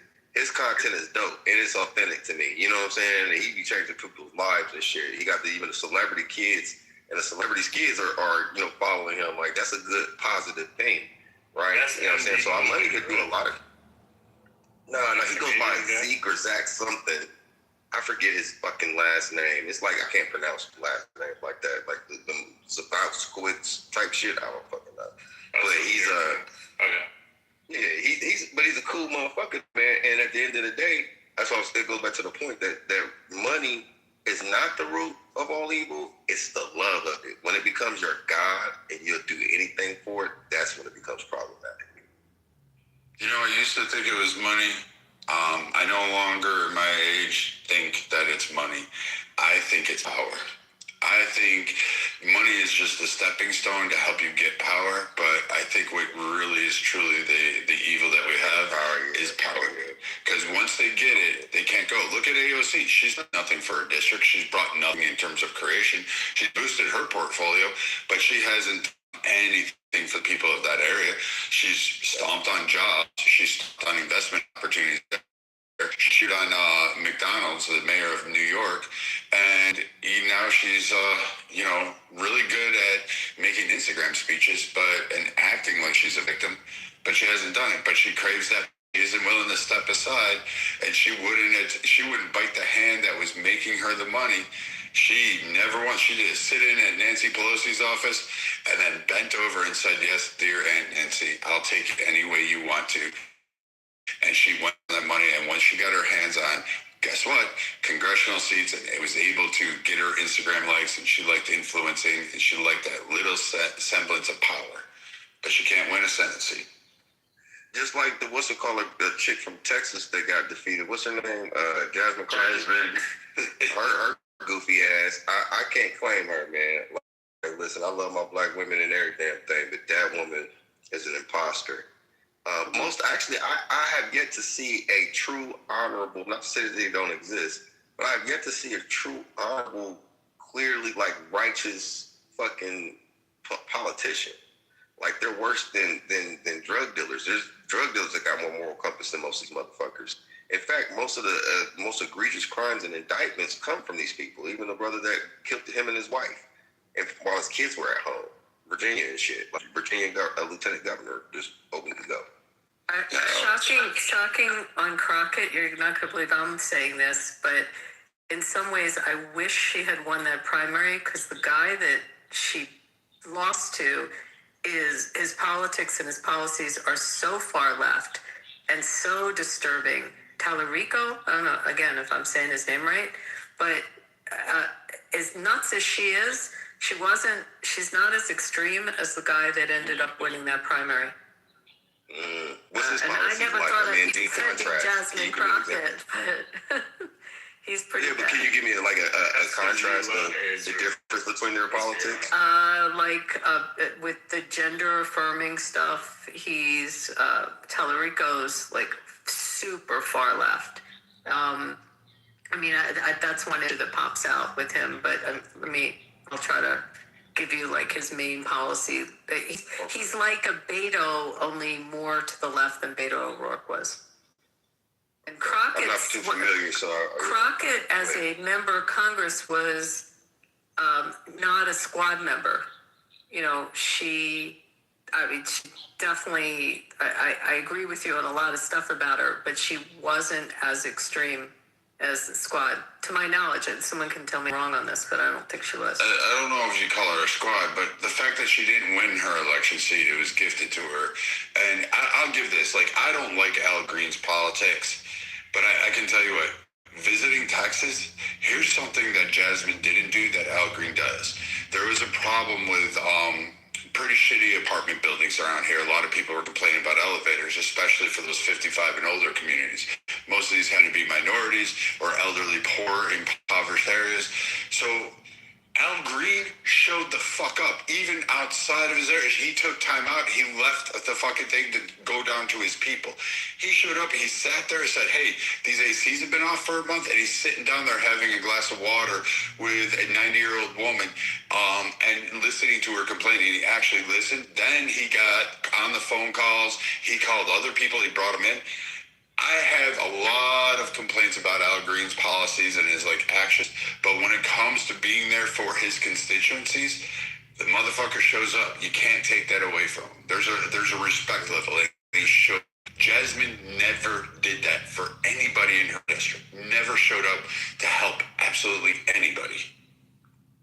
Well, when you can manipulate the stocks with your vote and get rich doing that, and really not have to do shit. You have a whole staff that looks over legislation, and you have an agenda that you vote and follow, and you get paid six figures and get all this other shit and fanfare. It's an easy sell. That's why I'm saying some of the most corrupt people I've ever met are politicians. Bankers are second. Yeah, the investment pool and the political pool, oh man, that's just the jacuzzi inside of the hot. That's like the hot tub inside of the pool. Like they're both in the same shit. It's just, you know what I mean. Which one do you feel comfortable in? Yeah, it's like that girl out of Florida, like 25th district, saying that she took. My name is James Sean Thomas the Fourth, 16th. Sorry, I'm playing with buttons. Yo, am I in a room? Can you hear me? You could hear me? Yeah. I'm just kidding. Who I'm the Thomas. fuck is that guy? Yeah, but anyway, it's like that congresswoman out of Florida that she just resigned, but she was going to face, they were going to remove her out of Congress. And she's walking around and saying, I never spent $3 million on a yellow diamond ring. And when they do the investigation, she violated like the laundry list of ethics, which I find laughable, because probably all of them done it. But she's got the diamond ring on during one of her speeches and a couple other incidences while she's up at the in DC. And she's like, and they're just like, here's a picture of you wearing the fucking ring. That's crazy. Talarico, one of the things he said is God is non-binary. He had he's had some radical stuff about, they're saying too radical for Texas. A lot of gun control. I mean, he's gonna things lose like that. for being shit like that. He's gonna lose. Yeah. It's probably good that he's in, because Jasmine seems like she would have been more palatable than he would have been. But that's a good thing, you know. I mean, here's the thing. We're not going to pretend America doesn't have blood on their hands and like karma doesn't exist. It is what it is. I mean, but at the end of the day, I'm a fucking American, so I definitely don't. I mean, it would be nice to visit China or even do business. It would be good if America and China had better relationships. Honestly, I wish they could find a pathway forward. That would be nice if they could all get along in terms of money and everything else. But there's going to be things that are going to happen that's going to make the human race have to come together. I can see it. In our lifetime, there will be events that will force inflection points to where it's not going to be black and white. It's not going to be about countries. It's going to be about the have and have-nots. And even then, it should be something to where I would like to see, where it doesn't matter. As long as you're a fucking human being and you're a good person, like, you're cool. But it's not, the world doesn't work that way yet, right? It's just that this shit is so divisive. And at the same time, I'm on this side of the fence, regardless. So anywhere I go in the world, I'm cool to have my blue passport, but also know that my house is fucked up too. I'm not going to sit here and shine the finger at anybody else knowing that there's three pointing back at me, but I'm going to rather be on this side of the fence than the other. I don't want to live in China and be up under their political system. I believe in America, it is racism. It is some bullshit out there. In South America, it's fucking beautiful, and I feel safer there. But at the same time, I don't have the same freedoms or the same infrastructure as I would in America. This is opportunity or business position that if America could get their house in order, right, internally, we would be better positioned to lead. And I believe, in my opinion, that that's what Trump wants to do. Whether he does it or not, or whatever the case, however anybody else frames it, I think that he literally probably shares some of the same things. But America should lead that cause. Who else better, right? It's just, time will tell. Time will tell. And I'm not one of those motherfuckers that want to see, America's going to lose this war with Iran. And I don't want to fucking see that. I'm in the house. Why would I want it to burn down? I mean, the American empire is fairly strong. I mean, we get a lot of attacks, and it's weird. Everyone tries to emulate being America. They want, but they also stand there with their hands outstretched. They're like, yes, give me. When you actually start looking at countries and looking at like all this stuff, you're just like, wow, we really do pay for the world. We do subsidize literally the world and then protect it at the same time. So it's kind of a crux. Everybody hates you when you're on top, and they don't. And I always say this: America has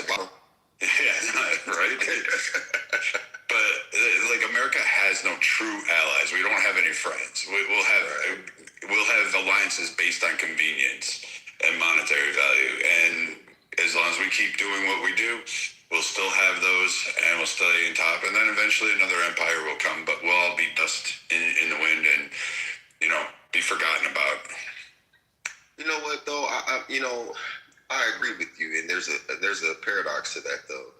Like what you just said, I'll go to another country and they'll shit on Americans, but love us at the same time, right? Where like literally some of the same people that'll be on my dick in South America because I'm black and American will try and shine on me in America. So if they come to America and they're white or white looking, they'll leverage that, right? Or they'll literally be like, well, you black Americans, blah, blah, blah, blah, blah.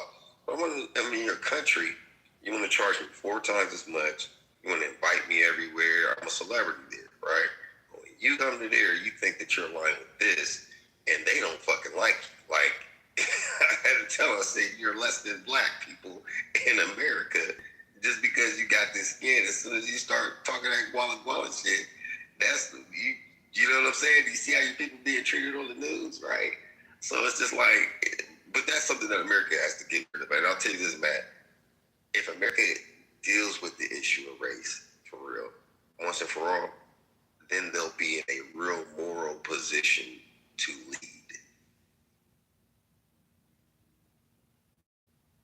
That's all you have to do. You do that, it literally would change the world.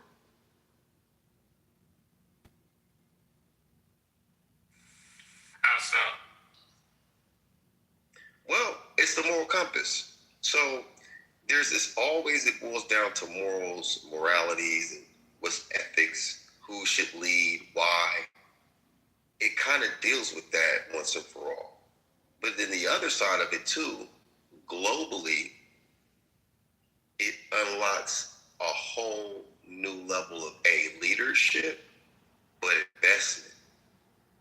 I mean culturally, but I mean that also financially too. We just talk numbers. Racism has cost America a lot of money. And if you undo that or reinvest into your people, you can go a lot further, a lot quicker, with more influence. There's a pathway to everything.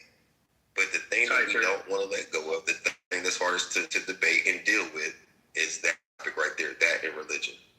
Go ahead, bro. Cypher, is there a country in the world that doesn't have racism?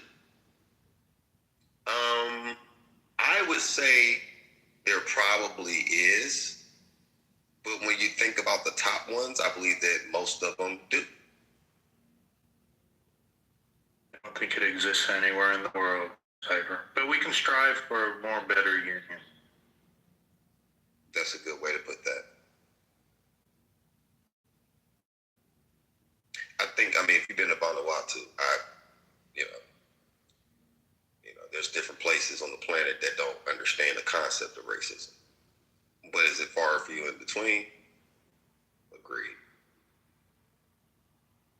I mean, the Chinese, the Cambodia, Thailand, there's a whole ethnic conflict there in the same way in fucking Africa. Right now, you got South Africa beefing with Nigerians and Ghanaians. Right? You have Russia and fucking Ukraine beefing. They talk the damn near same language, look the goddamn same, and they're beefing. But there's something that's going to, I honestly believe that all of this stuff is leading up to different events. And there's going to be something else that's going to happen that's going to make people question a lot of different things. And they're going to have to, it might be like the 9/11 event. I never saw that many people come together like that for a sustained period of time. I think the next thing after that was maybe COVID from a global glance, right? When 9/11 happened, I saw all people coming together to pull people out the rubble and United America, this, that, the third. It was for a good strong 18 months. I was riding that wave. I was like, oh yeah, this is bullshit. But then, certain things started to come out, but those events happened and it changed the world, literally, right? So there's something else that's going to happen. I don't know exactly what it is, but I hope that it's a choice that we make versus something that happens to us that we have to climb up out of. if that makes sense.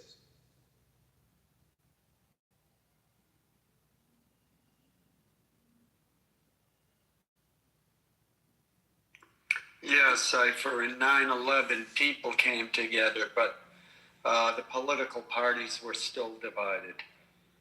Because right after it, the Democrats, and they shut up about this very quickly, they said, oh, it's our fault that 9/11 happened. And, and then they looked around and saw the rest of the country going, what the hell are you talking about? And then they shut up about it. But eventually that narrative came out. You know, if we hadn't have interfered in the Middle East, then we wouldn't have had these problems. Narrative. Now, I don't want to debate that whole issue, but yes, I agree. Like when you look at the people on the ground and the support that the actual citizens of this country felt towards each other after 9/11. There was a sense in, yeah, we got attacked and we're coming together and we will, we're gonna do something about this.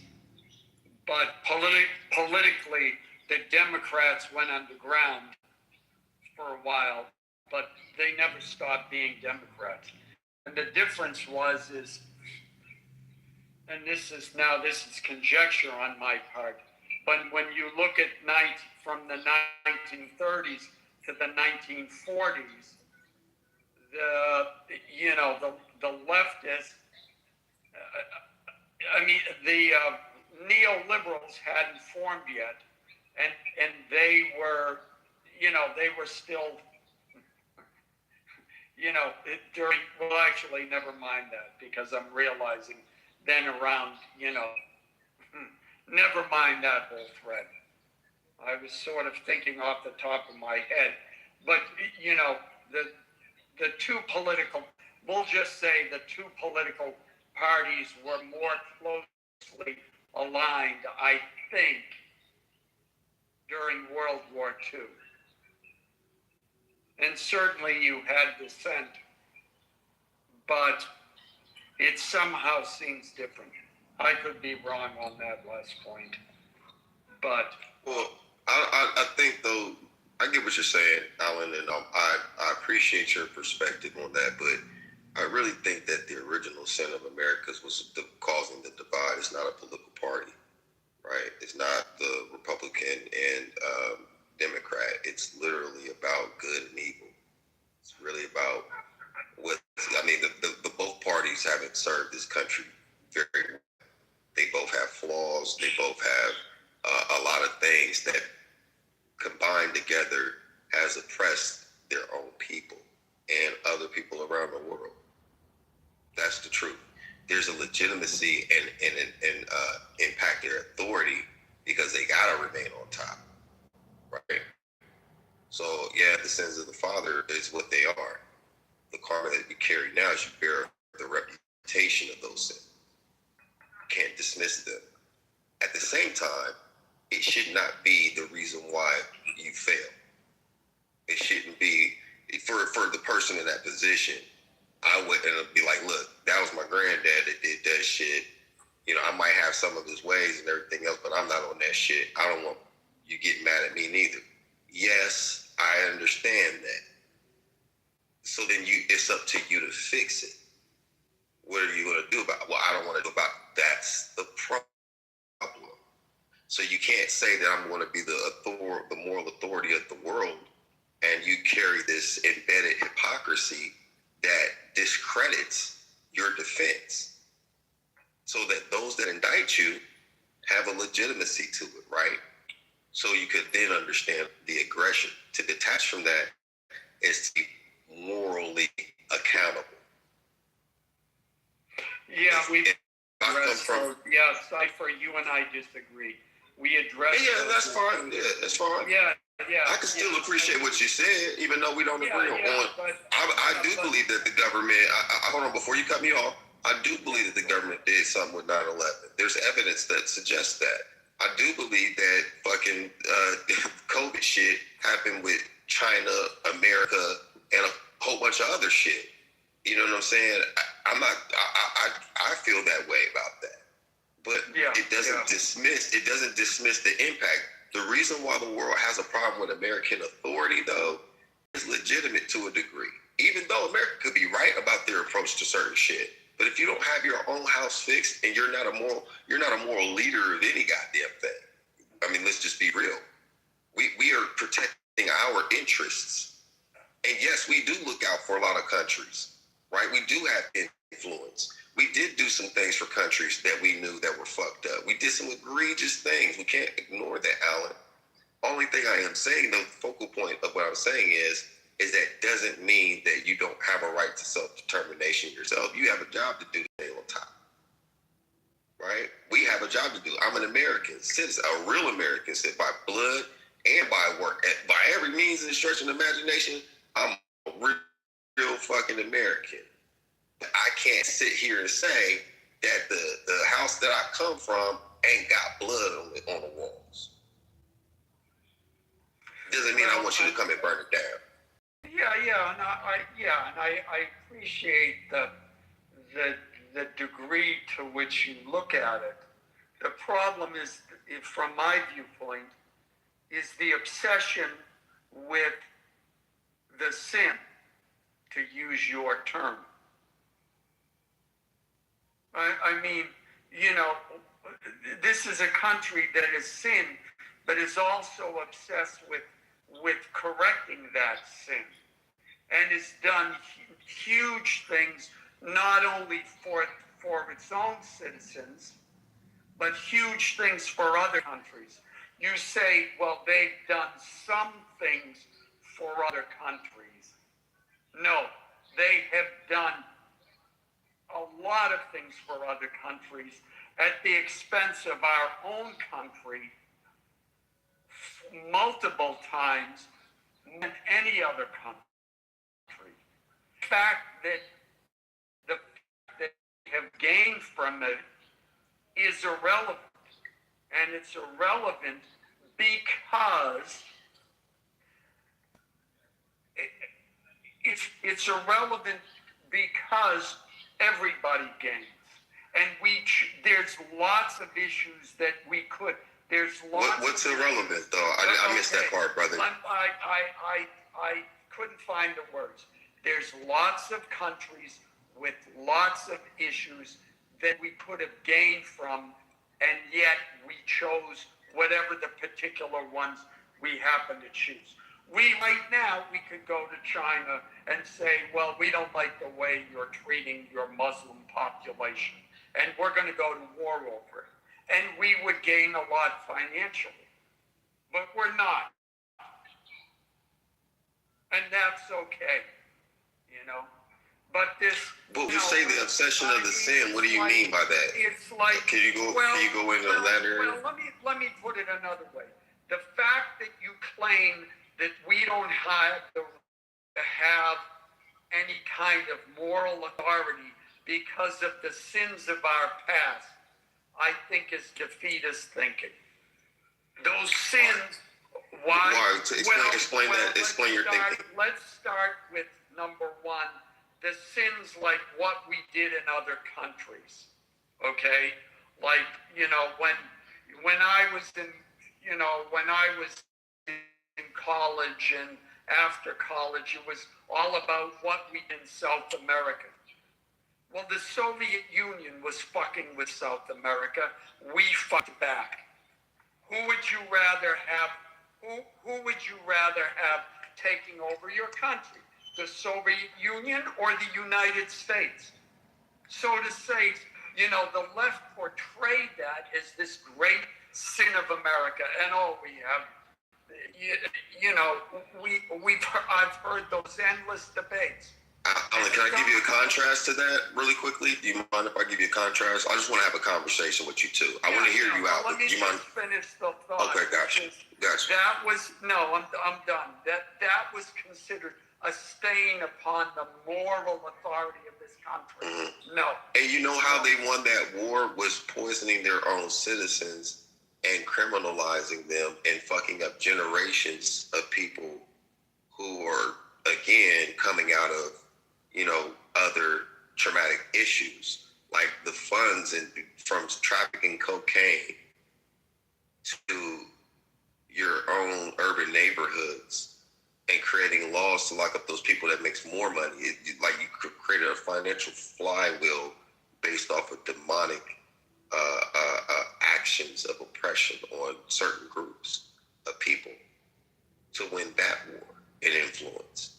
There was a moral I don't think compass. the Iran-Contra scandal was the determinant factor in that war. Well, no. Hear me out, though. The funds from it, the proceeds that kept the engine running, was seeded from that, and that directly fucked up my communities. It wasn't seeded from that, though. Where did the funds come from? No, the Iran-Contra scandal started when Congress, that whole thing you're talking about, using cocaine to fund the war against the Contras, started after Congress cut off funds to that. Right. So what does that have to do with my point? That didn't seed the war. The war. Okay, it was already why. I get what you're saying. Correction. I'll agree with that.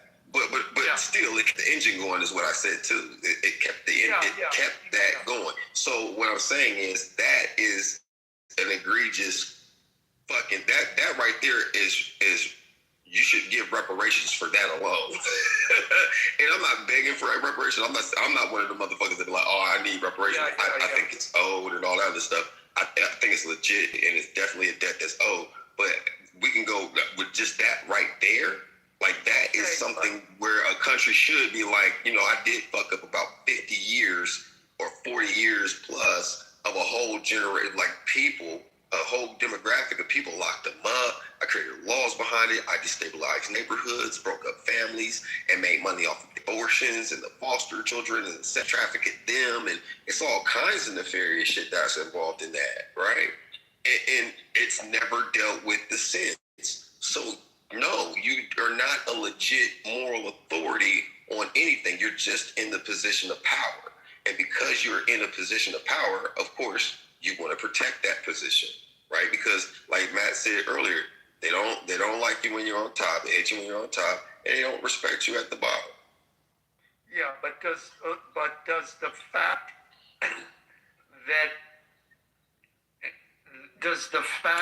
that they funded that war through cocaine and that it fucked up people in this country, does that change the moral position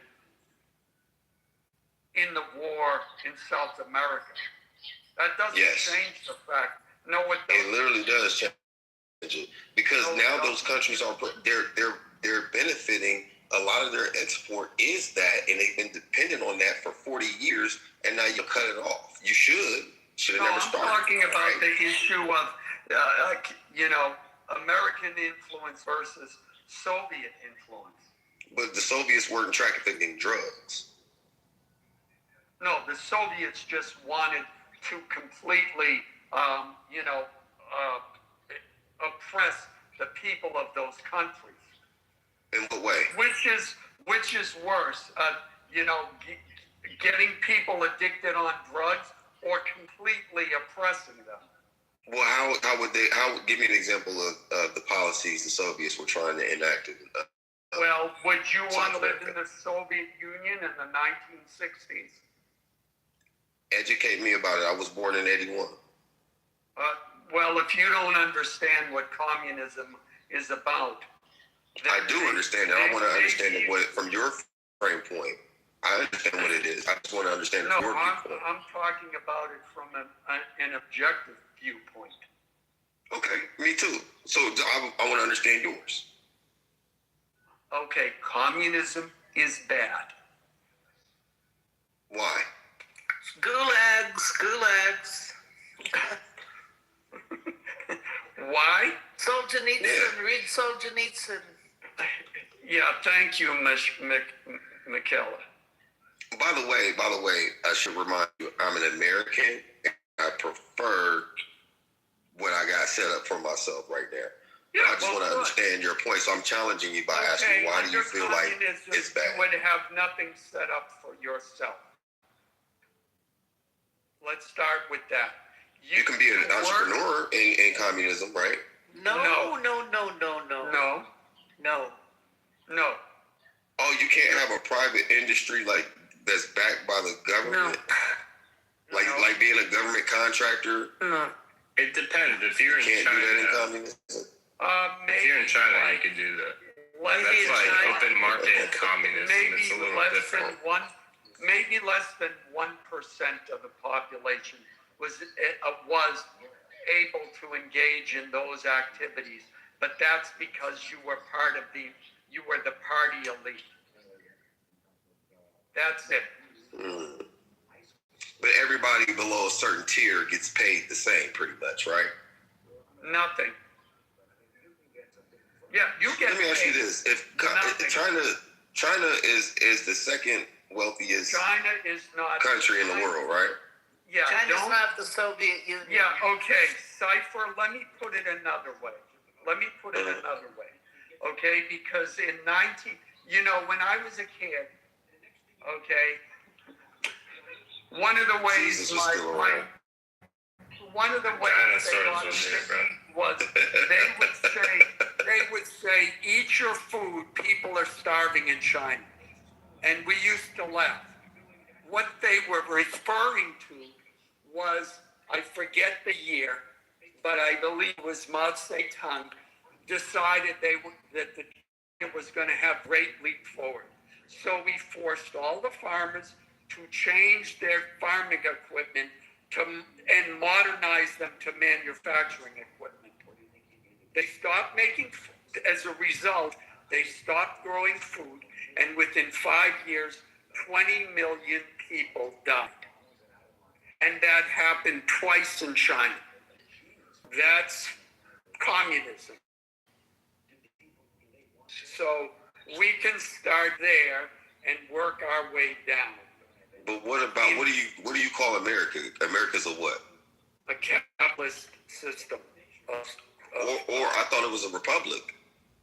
Well, the Constitution. We're talking about the type of governance it has, and we're talking about its financial system. In communism, They are both tied together. I never knew of another country that sold their own citizens their death warrant.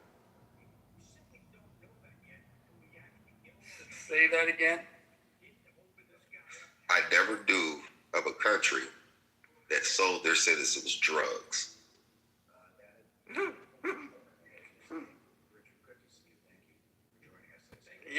It's been such a long time, okay? But it's still going on, sir. Well, look, it's funny. I was just watching Dave Chappelle talking about the opioid epidemic and his perspective on it. And I love Dave Chappelle, but when I hear about when he compares the opioid epidemic, which affected mostly white people, and the crack cocaine epidemic, which affected mostly black people, when you go to your doctor and your doctor prescribes a drug, you assume you're going to a doctor which you assume has training and is licensed and is sanctioned by the government. If you go to some punk on a street corner and buy a drug from him and you don't understand that it's illegal and it's bad for you, that's on you. I don't care how that drug ended up on that street corner. Same way with the crisis in the white community with overdoses from, what's this shit called? Fentanyl? Fentanyl? No, well, the issue with fentanyl is that it's put in drugs and people don't know. Now, but people buy it on the streets illegally, and they know it. Now, look, if they're taking fentanyl and methamphetamines, ketamine, ice. Yeah. You know That very big problem is killing tens of thousands of people a year. Yeah. You know what, Cypher? I give you that point 100%. 100%. If you're going and going and buying fentanyl directly on the street, yeah, it's on you. It's on you. Yeah. But in my example, it was the comparison between the opioids, which at the time that it happened, it was people who were getting prescriptions, from their doctors, getting hooked. And now then, if you're going, like I remember there was like some town, I forget the state, there were like 300 people in the town, yet they were writing $3 million in opioid prescriptions per year at a one drugstore. That's on you. That's on you, for doing it. I mean, you know that in 2019, summer 2019, JP Morgan boat got caught with 20,000 metric tons of cocaine. Do you think that they were going to a suburban neighborhood or an urban neighborhood? Well, that's a good 2019. question. Because I seem to remember seeing this commercial, which was, mostly for people. It's like, they said it was like, 20% of, and the numbers I'm saying aren't accurate, but it was like 20% of drug use is in the inner cities.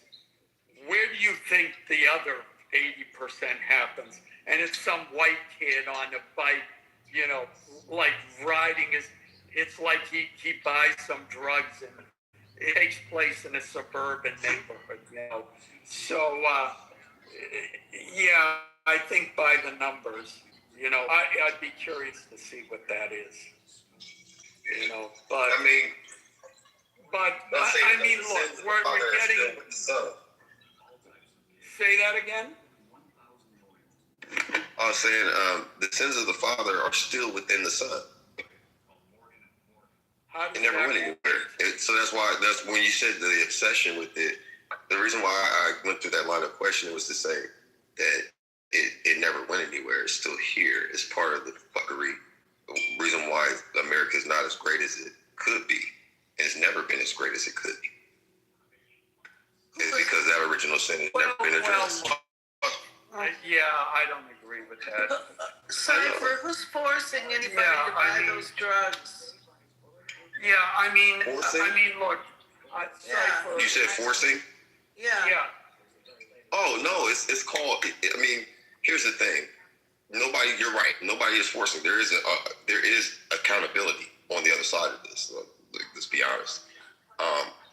Here's the thing. When you create the conditions, you can't blame the byproduct of those conditions for the environment you set. It's to be expected. It was designed that way. It was designed with the intent of the output that you see. So it would be clinically, mentally unwell of a person to judge that which they create. It's a physician's recommendation. Cypher, look, I don't disagree with that. There certainly were many things done, and there certainly were many government policies that certainly affected various communities and had negative impacts on them. But none like ours, son. We're literally the only people in the world that any of these combinations of things have happened for such a period of time, and we never took over the country. It was super violent in our reactions. You guys this for sure, but you really ultimately had the same people going to war for you and winning every war. Without us, you would have lost every war. Without us, you wouldn't have a country. Without us, you wouldn't have modern civilization. But that right there, that level of hypocrisy is what needs to be addressed. then you could literally go out and validate your authority from a moral compass. Otherwise, you could just say, hey, I took this shit over and I don't want you to have it because I want to hold on to power. Yeah, I think, Cypher, with all respect, I think you're over inflating the African Americans' importance in the development of this country, and you're overinflating the oppression to which African Americans have been subjected to in this country. Because I am sure that the Irish in England would completely disagree. Name a people that have gone through worse than. Is the worst in the world. Name a people that have gone through worse. I just named one. Who? I just named one. Who? The Irish. Okay, what happened with the Irish? 2 million died. They've never recovered their population. Is Ireland still a country today? Yeah, but half the people had to leave because they were starved. Does Ireland have a seat at the United Nations? I don't know. The same language, they got their own language. Interesting about that is No, they don't. Hardly anybody speaks it. 1/3 of And 2 million of them died. Did their government sell them drugs? Cypher? No, they starved them. Cypher, if you go Is it still going on today? Cypher? No, and I don't think what you're talking about is going on today. Yeah, Cypher. What part? No, Cypher. You can go back to Nigeria and speak the language of your great. That's from her. Yeah, well, I got bad news for you. All Africans come from Africa. So you want to go Interesting. back? Who was here when Columbus got here, sir? Who was here? There's plenty of places. I don't know where you're from. Within the last 4 or 5 generations. Not even 4 or 5 generations. Since the 1700s, my people, the European side, has been here, and they're Irish. And then my indigenous side, who's also in my PTRs if you thumb through them, that older lady is my mother's great-grandmother, and my mother's 73 as of last week. God bless her. But that's her great-grandmother, and she's pure-blooded. And we have Blackfoot, Sioux, Seminole, Choctaw in our family, going back generations and generations. And and they were reclassified. Some of them were reclassified as Negro. Okay, right? But you can't speak those. But my thing is that none of that makes sense. Ireland is still a country. It's actually a better country to live in economically than America, because their average income is $76,000 a year on a 4-day work week. Like, I tell all the foreigners, if you want to go anywhere and be great, fucking go to Ireland. Like, that's some great shit over there. And there's Black Irish that's been over there. Like, that's been out there for generations and generations. I'm part of it. Right? Yeah, so, it's pretty expensive. But Ireland, there's no other people that've been through. Aren't they kind of racist over there towards people when they be racist? Yeah, they are there too. But here's the point. Here's the point that I make, guys. And I want to make this very clear to you guys. That you're probably hearing me for the first time, but I want you to be very clear about this stuff. We go back a couple years, brother, a few years. Yeah. But here's the point. Here's the point, though. I'm saying, me saying that is not a big thing. I want you to think like I'm holding on to that, or that is something that should be acknowledged and dealt with. I'm not denying that. But what my greater point is the value, Alan, that you say I'm overinflating. You would not have the stoplight, central air, heating, cooling, GPS, fucking blood transfusions, heart transplants, a clock, the light bulbs, fucking the internet, like a lot of things that you do and don't know about our contributions, even the 50,000 plus modern patents that we actually got credit for, not including the ones that were stolen from us because we didn't have the ability to patent. Not the militia, not even to mention the 5,000 man militia in the Revolutionary War, and the fact that Crispus Attucks is a black man, Yeah, that's all. And John Hancock, not John Hancock, but the other guy who was the interim president before Washington was a black born. You know what I'm saying? Like without us, brother, like you say I overinflated. I was being very humble in saying it that way. Sorry, that being the same, but at the same time, though, Alan, that's what makes America fucking great.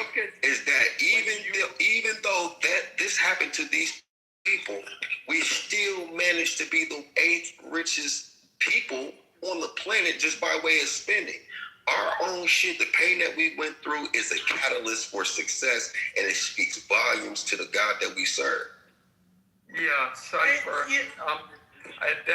Let me say. Because only we could do that, right? Every one of those. And we're Americans, though. That's what makes y'all look good, too.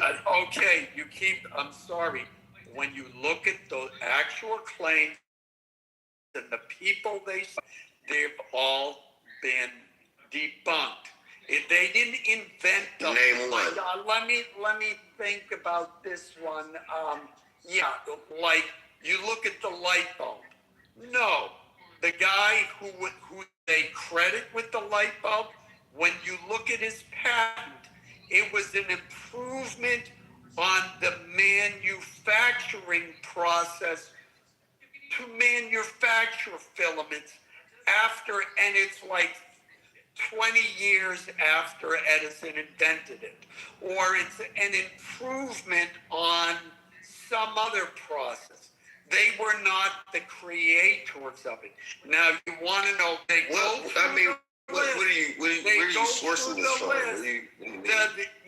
Where am I getting it? I think you're pulling that out your ass. Look up the patents, and that's what you find. Now I have a few of them. Yeah. Now, when you look at the list, you come up. You know the ice cream scoops where there's like gear and you do it. That they invented. That's one. The other one is the idea. What about the mask, sir? What about the mask? The other one. What about the stoplight? Refrigerated trucks. What about the airplane? The airplane. Oh, so it wasn't the. What about the car? Yeah. Right, Pat? Yeah. No, I'm sorry. Wow. Yeah. Interesting. But you know what though? It's interesting though. I'm talking about the good and the things that we've done that made America great. Yeah, and you're literally trying to shoot it down. Hold on. Like, look, pay attention to this. Let me finish my sentence, and I'll go back on mute. You literally are shooting down everything that I'm saying that makes us great, but then you want to be the moral authority of the free world, and you too are an immigrant. Like, what is that? What are you doing? Because the issue is... We're both Americans, right? Yes. So, yes, and as an American, You have to debunk my shit, huh? Appreciate the contributions... It doesn't sound like you're trying to downplay it. Well, I can appreciate them. But it sounds like you're trying to downplay it, though. If you appreciate it, why are you downplaying it? All of that is you owe us... Therefore, you have to pay us back. No, that's the moral thing to do. Yeah, we've paid you back $11 trillion. And when the Jews in Germany got $11 trillion? What is $11 trillion? What do you mean? I think it's $20 billion. Who paid Black Americans $11 trillion? Yeah. When? Hey, not too much on the Jews, guys. When?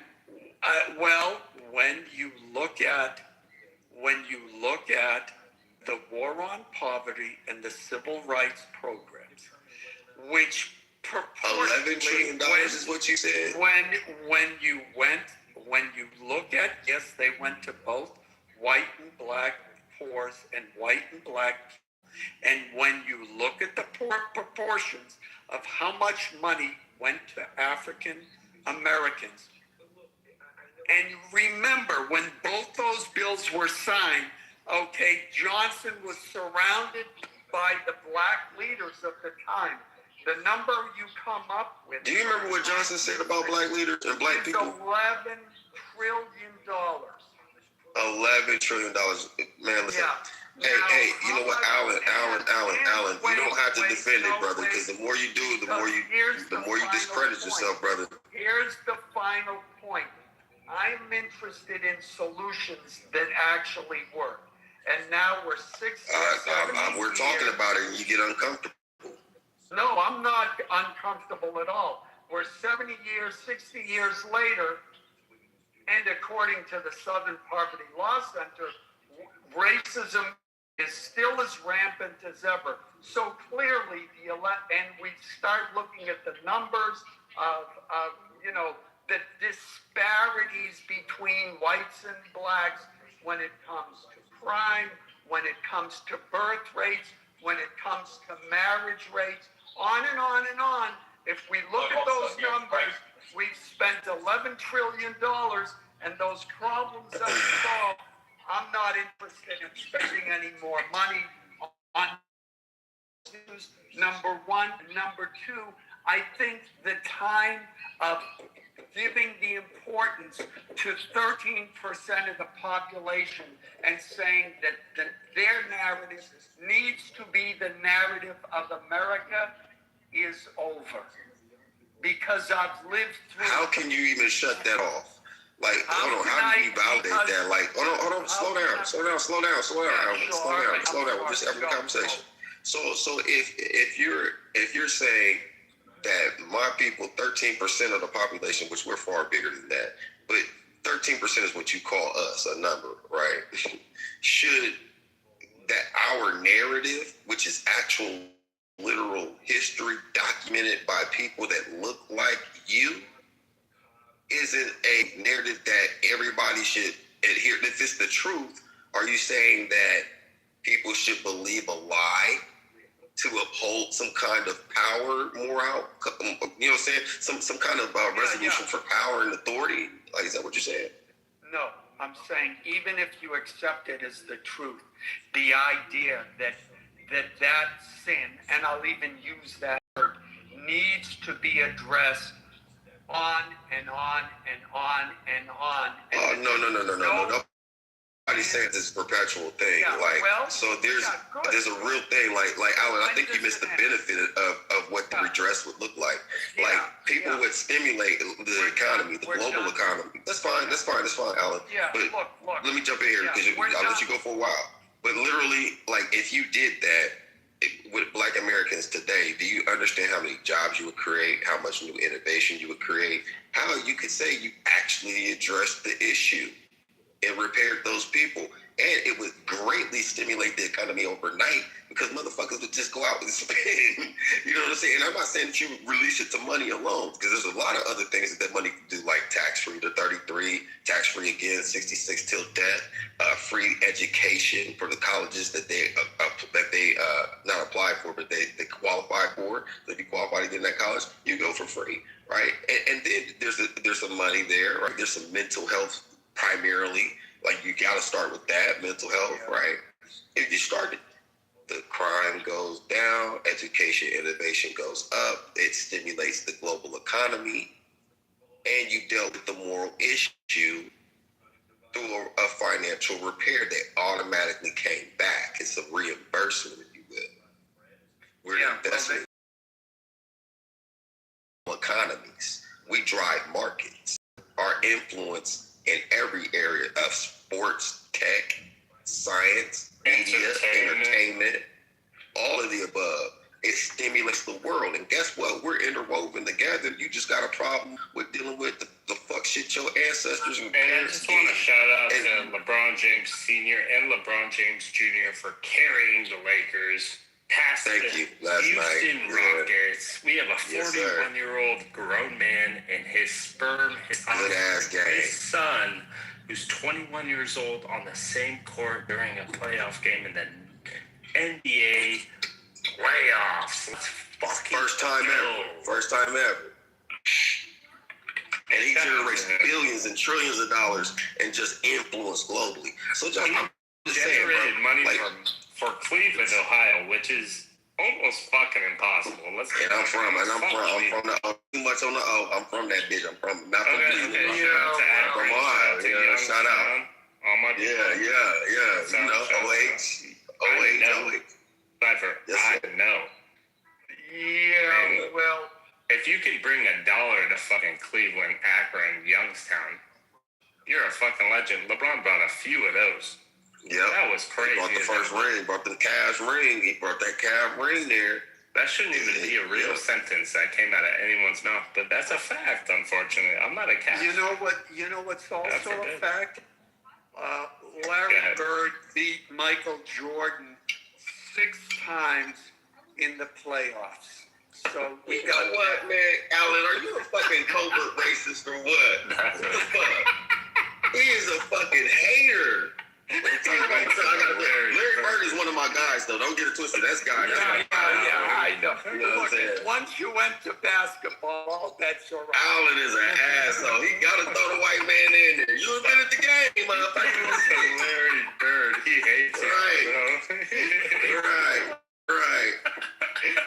He's wild, man. Nah, man. Allen's my guy, though. Don't get it twisted. It's been a minute since we had these healthy debates. You never saw Bird crying on the floor because he got fouled. I'm sorry. He wasn't a good actor. He jumped in one time. You know what, Cypher? Maybe we should just end the conversation there. We could keep going back and forth, but man. But all I'm saying is at the end of the day, it does go back to what I said earlier, though. I know. Oh yeah. He is a solution. I think that Trump's existence as a president is a solution to this because it highlights both sides of the coin. On one side, I believe that fundamentally he's right about a lot of his global politics. I am in alignment with. I understand it. But hold on, let me finish the sentence, brother. Sorry, but the other side of it, though, it just highlights the undergird of what everybody else is complaining about. And that's why I said it serves as a utility pocket or pocket knife because he has many different vertical sides to it, right? And it can cut either way. I can see that shit. But your argument though, Alan, is that you don't want to deal with that though. And that's where we disagree. Alan, let me ask you something real quick. Alan, did you see Zoran Mamdani's statement about the Armenian genocide yesterday? And if so, what are your thoughts? I need to know right now. I think every year that there are certain politicians who come out and say, yes, I support the Armenian genocide. And I'm sick and tired of hearing it from politicians. They're pandering to the Armenian population. And when the fact is, first of all, no one in the Middle East cares about what some mayor of New York has to say about it. And second of all, the United States has never lifted a finger when it actually needed to do anything for the country of Armenia. So it is exactly what it is. It's pandering and nothing more. But do you think he's pandering to who? The Armenians in New York City? That many, right? Yeah, that's all he's doing. There's probably more Turks in New York City than Armenians, no? Probably. I don't know. I'd have to. So what does he win out of that? What did he win? Mayor Adams was like deep-throating the Turks. Well, yeah, and when it comes to that, some land on the side of Turkey, some land on the side of Armenia. That's what it is. But yeah, they get a certain amount of votes because they will make that statement, and then some Armenians will be, oh, he understands us, he supports us, we got to vote for them. I just thought his statement was like very deep about the Armenians. You never hear that of an American politician. You're paying attention more so because he's got some more notoriety. So the fact that he said it, he got, people notice more. But hell, I've heard that before. You know, I give more credit to Kanye West when he went to Armenia and making people aware of that more than anyone else. Actually. He had a concert there. That's true. Yeah, and the fact that he's there with Kim Kardashian, and now all his fans who've never heard. First of all, they've never heard of Armenia.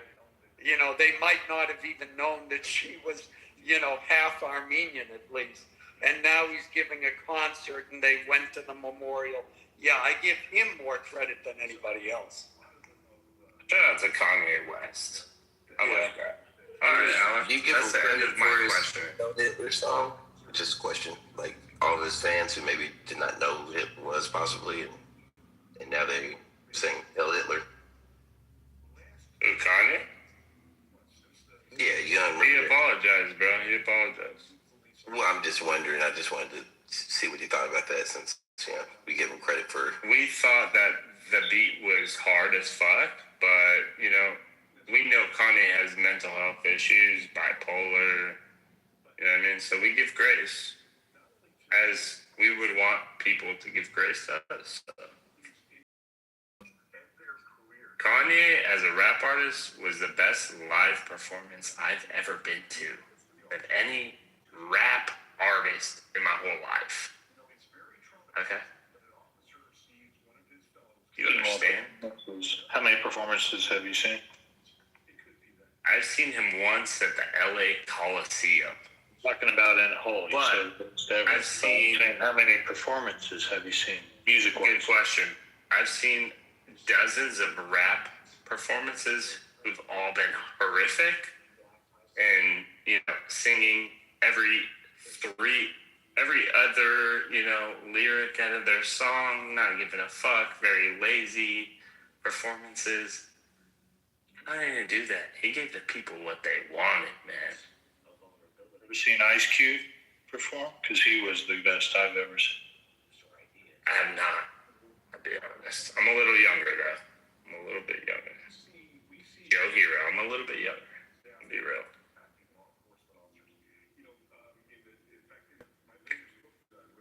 This is an ignorant question from a woman who's lived through the 60s and 70s. And what do you think of black music being taken over by rap? Do you think there was any kind of conspiracy there from the music business? If you're going to talk about... That's a deep one. That's a deep question because, the popular music and the hip-hop genre is not necessarily the most positive, right? It's usually the rappers who get signed to certain labels and contract are getting signed to promote degeneracy, murder, polygamy, all sorts of extramarital affairs, violence. And I think that's more about the music industry rather than anything to do with black culture, because it's a predatory-ass industry. Yeah, it's not. My nephew is in the music, is a musician, been involved in. He has no truck with it. He's gone on his own. But I used to like black music, but I'm old. Black music? What Well, the fuck is dude, black I music? think you're pretty young. I think, Cypher, how old are you? Like in your 30s or something? No, I'm 45. R&B? 45, really? Yeah, and I produce music in the music industry. You produce music? So Yeah, I did. For Busy Bone, did? Jada Kiss, all of that shit since the 90s, 2000s. I've been on tour with Janet Jackson and Genuine. I've met Jay-Z a couple times, but I don't know him. But Cameron, Diplomat Records, we've had the same managements. And I things haven't that. made So it what like do you mean say by it black busts music, the though? rhymes, but the real shit you get when you bust out my rhymes. But what do you mean by black the music? fact that Let me ask Michaela, are you referring to like 70s R&B? Yeah, 70s, 80s. I mean, when did rap take over? 90s? 70s. 70s? Started in I the think it was 70s. later. 73 to 78. No, really? Yeah. There's actually, my father had an album called Rap Yes back in 1969. Yeah, well, I guess I did like the R&B. I mean, that's Well, I mean, but you realize that the music, you do realize that the artists are expressing their perspective of life, right? And you guys have created an environment that produced this. Yeah, if you find a rapper from the south side of Chicago, he's not going to be rapping about, country music and, oh my, it's to school. He's he's fighting for his every day. Yeah. I think maybe what Alan and I have in common is that we're older. And we've heard this kind of, we've known about what's happened to the black culture and black people for so long. We're waiting for, and we saw things getting better. And then, to be honest, Obama came in and sort of reignited, here we thought, oh, great, we're really improving. We've got a black president. And then it just like reignited for the younger people stuff that they had never heard of or something. They didn't know about their history. So now they're focusing on the tragic history and not realizing how much things have improved. But one thing I do... How old are you again? How old are you? 75. My father would have been 76. 77 Do you think this year. the three My mother strikes just rule turned was 73. an improvement? Do you know that they grew up in southern Texas? Your father? Are you familiar with the Great Migration? Yeah. From the south what do you know to the about north? Mm-hmm. Yeah. From what years? My sister-in-law is black. She went from the south to Chicago. Boom. And my people went to Ohio from Texas. Mm-hmm. Mm-hmm. Right?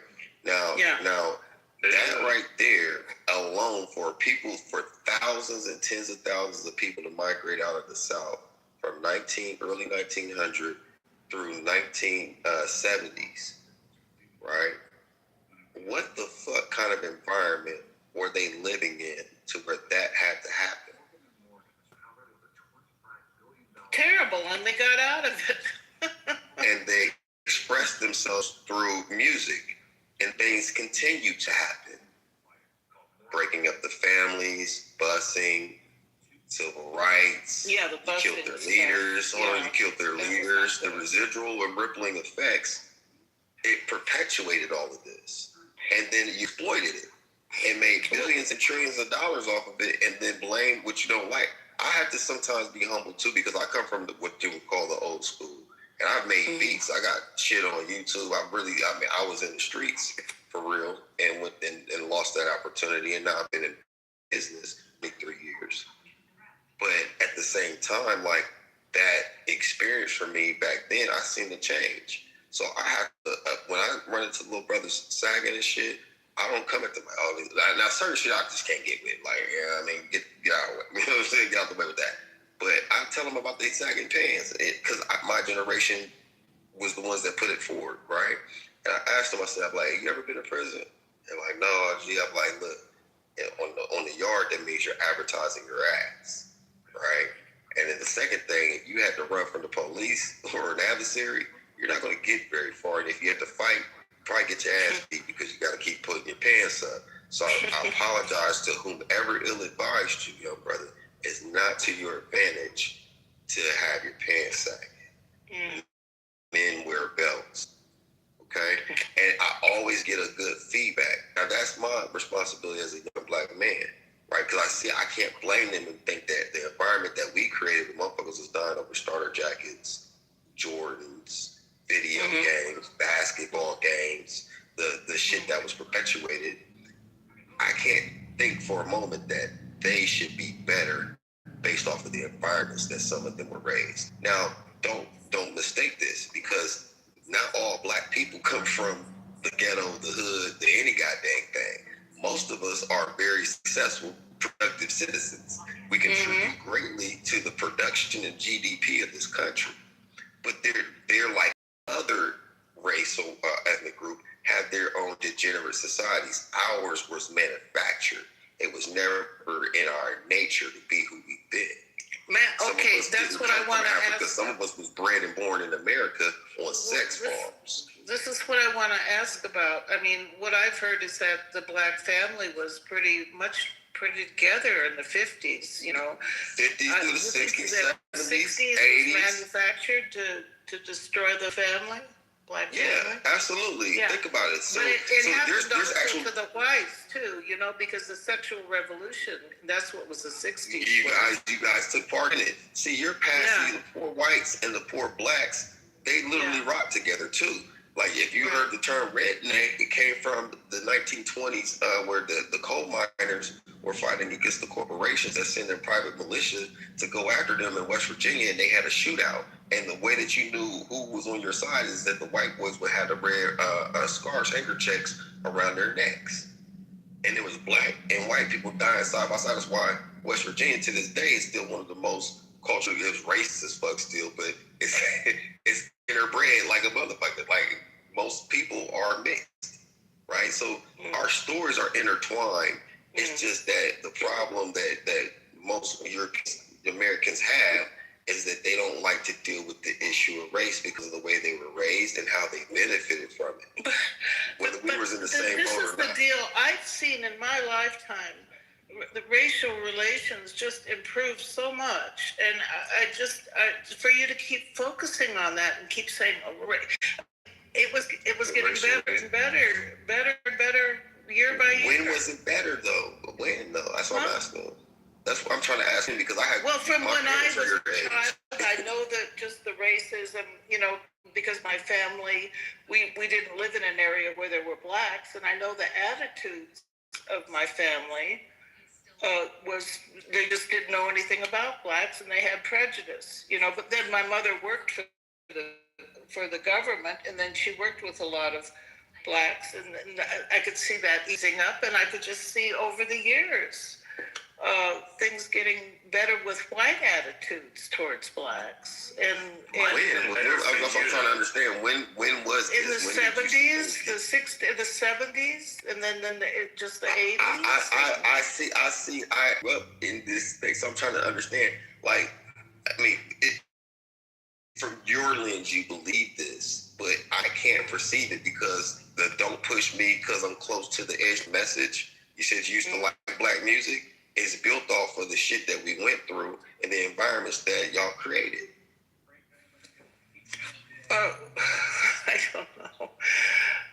That's why I call it the original sin because it's a convicting thing. But the thing is, I understand for us to get away with not even get away with it. For us to call it the past, we have to address it. If you address it and actually deal with it. And you have to forgive yourself. How do you this think is not an indictment. This isn't. It is what I'm saying is that you have to that they have to reconcile it with themselves. Changing and challenging your own narrative.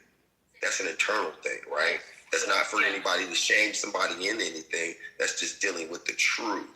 And it goes both ways because honestly, y'all, there's no physical, mental, intelligent way that a people that come from caves could rule over people that built civilizations unless the people that built the civilizations played a part in it. Yeah, I went to Berkeley. I was there in 1970. I was around the Panther Party, I actually went to their first constitutional convention, but what are you saying that the music that I liked was a result of, are you saying that was just produced by the music industry, that it wasn't a real reflection of... Oh, no.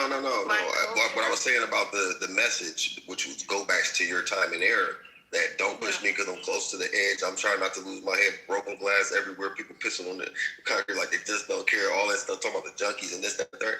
They were talking about that every rapper had a song about his mama, a woman that he or she loved, about a party that was nice, and multiple songs about oppression, stress, trauma, somebody get murdered, killed, and how down bad things were for a particular group. And then they had songs about hope and change. You can look through every album, even to this day, even though you might not understand understand the lyrics, and I don't either. But you know, they're still the same thing is out there, but it's more controlled. So it's manufactured by a small group of people that even shit on poor whites that are creating this narrative as like criminalization and dysfunction and degeneracy. The parts of that are true are manufactured by the very people that are judging. Yeah, but what about the black family, though? I've heard that they were together. What happened to Cosby's? What happened to BET? No, I'm not talking What happened to Family Matters? I'm not talking about TV shows. I'm not talking about TV shows. I'm talking about statistics. Okay, so you remember that movie with James Earl Jones on the tip of my tongue? And it's from 1974. Not Charlene. But it talked about the black family being split back then. There's multiple documentaries about the woman, the man in the house clause. Oh, okay. So you're talking about the welfare stuff. You can't get the welfare if the white women are the biggest recipients to this day from welfare. White women were. That's what welfare was for. It was for white. No, but the black family didn't need welfare in the 50s, or they weren't relying on it. No, they weren't. But they couldn't get good jobs neither. We know. Yeah, but they were together, and they were more. Yeah, because they didn't have drugs. They didn't have drugs going into. They didn't have drugs in their community. So, they didn't ship their men to war. They didn't. Who's on to them? I mean, that was the Reagan administration who admitted to. Well, no. The heroin, the cocaine, the heroin, all that was before. Was it Nixon or Reagan? Well, no, I mean. But why did the young people go for it? Listen. If you're asking questions, just here to answer, right? Yeah. Like literally, it created an environment where you're seeing death, murder, you can't get a job, you're seeing all kinds of shit happen to your people. And you want to be non-violent. Some people deal with trauma differently, don't they? They get depressed. They get on drugs, especially when you make. Shut up, nigger. Shut up. Right? So when you create an environment, you can't get mad at the output if it's calculated. Wait a second. What got worse in the 60s? If in the 50s the black family was together, more successful, more financially, you killed their leaders. You oppressed them with law. You beat them. You mistreated them. You're saying that the 60s was good for black Americans? So you're saying that the 60s, the civil rights movement, caused just an upheaval in expectations or something? I mean, I think it had all kinds of effect on the whole culture, which we're still suffering from today. I think we have to look back at that, not way back to slavery, but what happened? Nobody mentions slavery, man. We literally, our conversation has been everything after slavery. Right. Well, I mean, something happened in the 60s. If the black family was more together, more financially stable, more successful. More financially stable? What do you mean? Like, when you say these things, like, what do you mean? Well, it seemed to me that they weren't split apart. Maybe they were poorer, but they were together. Right, but when you introduce drugs, sex, alcohol, and depressed environments, what do you think is supposed to happen? Introducing sex, drugs, alcohol. The whole culture sort of went wild. What culture? In the 60s. Yeah, I'm saying American culture, right?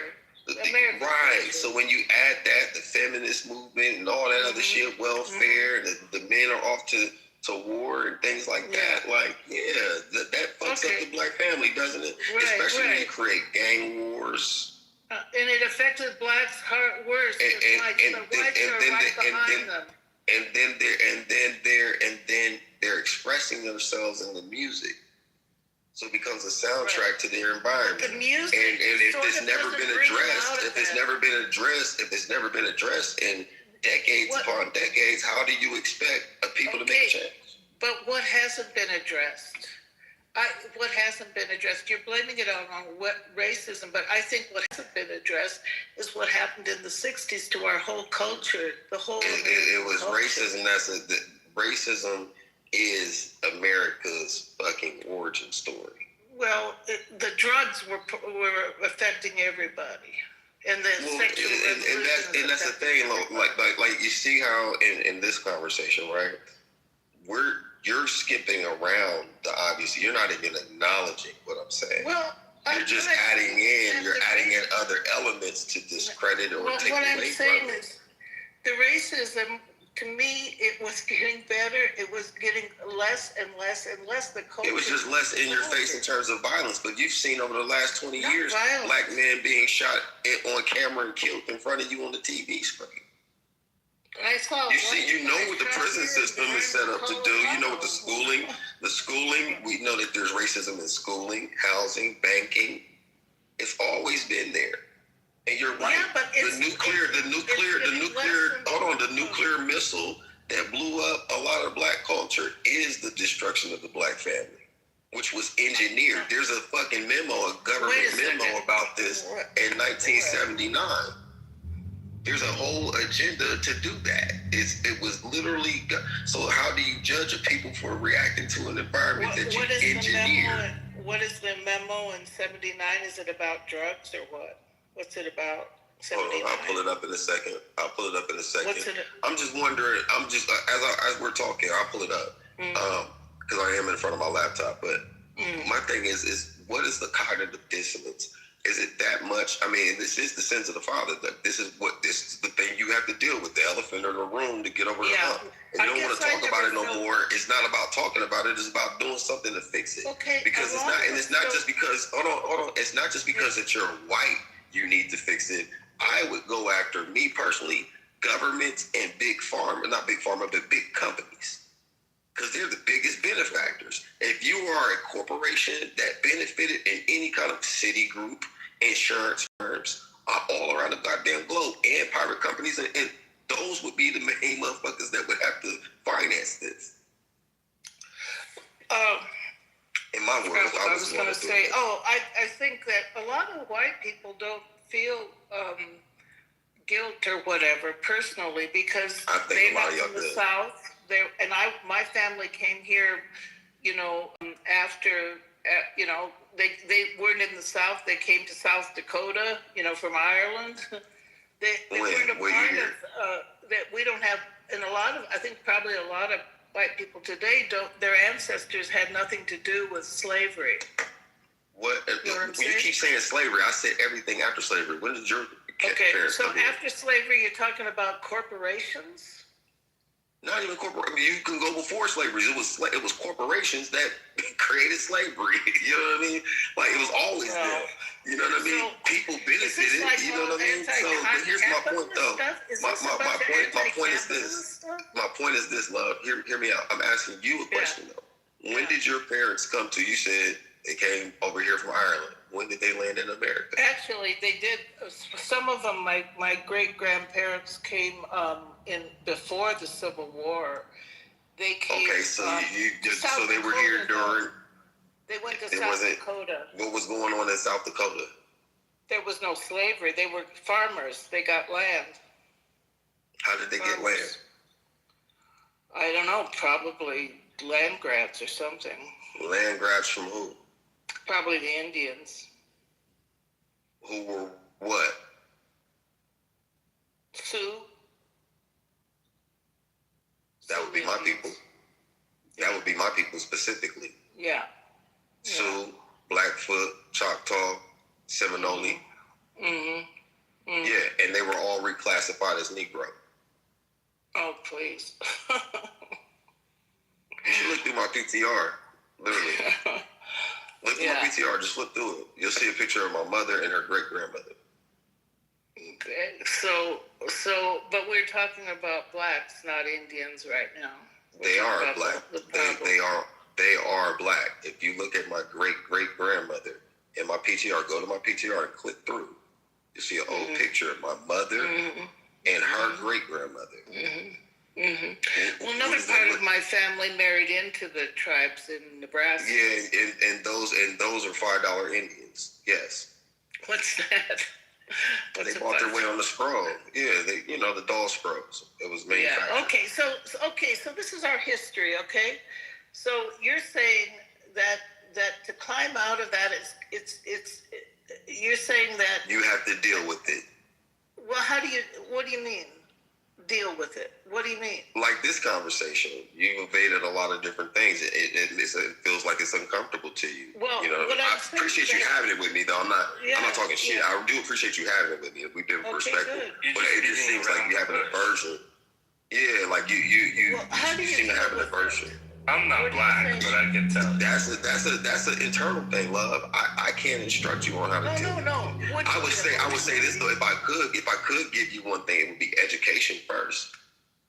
For you to get informed and educated about it first. Wait a second. That takes away the fear and everything else. History. We know our history. I don't think you do. So then what? I don't think you do. I don't think you know our history. I think so. Michaela, and my people do you who know came how powerful the KKK was? My family had nothing to do with that. I'm not. But see that right there? That's the aversion. You see that right there? But that's defense. I don't feel any guilt over the KKK. That you do. You're projecting it right now. Why? You're projecting that right now. No. Listen, if I'm really talking about history, why do you immediately go to my family? Blah, blah, blah. That's right. I'm talking about history. My family had nothing to do with either. Weirdo KKK people. I'm Catholic. I'm asking. Do you know what the Catholics did? Do you know about the Spanish Inquisition? Michaela, I simply asked you a question. Nothing. I'm Irish.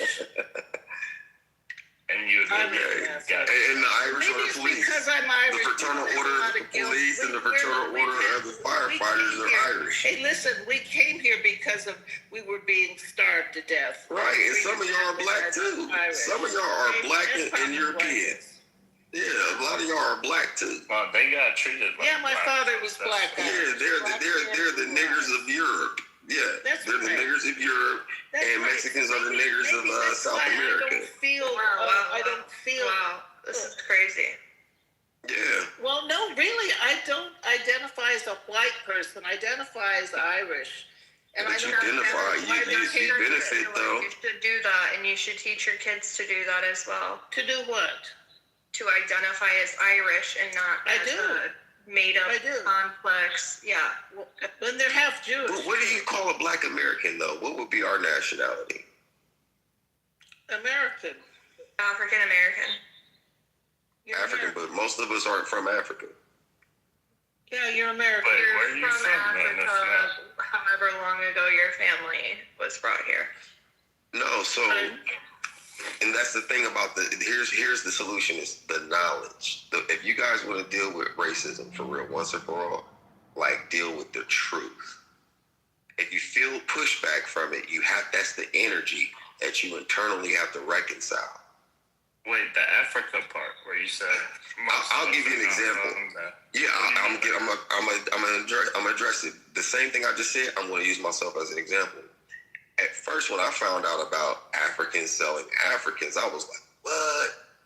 Then you start digging in deeper, and you're like, "Damn, those people were refugees from Portugal and Spain, so they didn't sell their own." Damn, there were some black slave owners that had breeding farms. 400 of them are documented as being worse than white slave owners and own more slaves than white people did. The average white person couldn't afford a slave. But what is that? You learned about European history and where the Slavs and the Russians and shit really come from, and you start understanding history. You can start learning the truth. It's real humbling. I would never be offended by white racists. Because I know too much of their culture and origin story to feel like intimidated by that. I also know that all black folks weren't slaves and they're not all fucking victims. Some of them played a direct hand in the shit, just like we did in our shit right here today. Like some of the you just said they're not all from Africa. They're not. I was just saying that some of them are from Spain and Portugal. So if you look at the Alhambra Decree, if you look at the Manuelian Ordinance, 1515, and others well-documented information. So I can name specific The books and pages. Manwellian Ordinances. Yeah, it talked about the expulsion of the. It talked about the expulsion of the Jews and where they went into Africa and they were later sold into the slave trade. And then Jews were sold into the slave trade? Absolutely. Okay, wow. Well, I have books that from the time of the 1700s, 1500s. Okay. I have a lot of documented information that proves that. Fine. But then there were also there were Black Americans that were here in America that were also reclassified as Negro, like my great grandmother that you see in the picture if you scroll through the shit, right? So you see that woman, right? Now that woman had one of 22 kids, had 19 kids of her own, right? So and my people were born in Oklahoma and Texas, and then also there were breeding farms. What happened in slavery, they did have to manufacture after the 1830s. It became illegal to traffic slaves.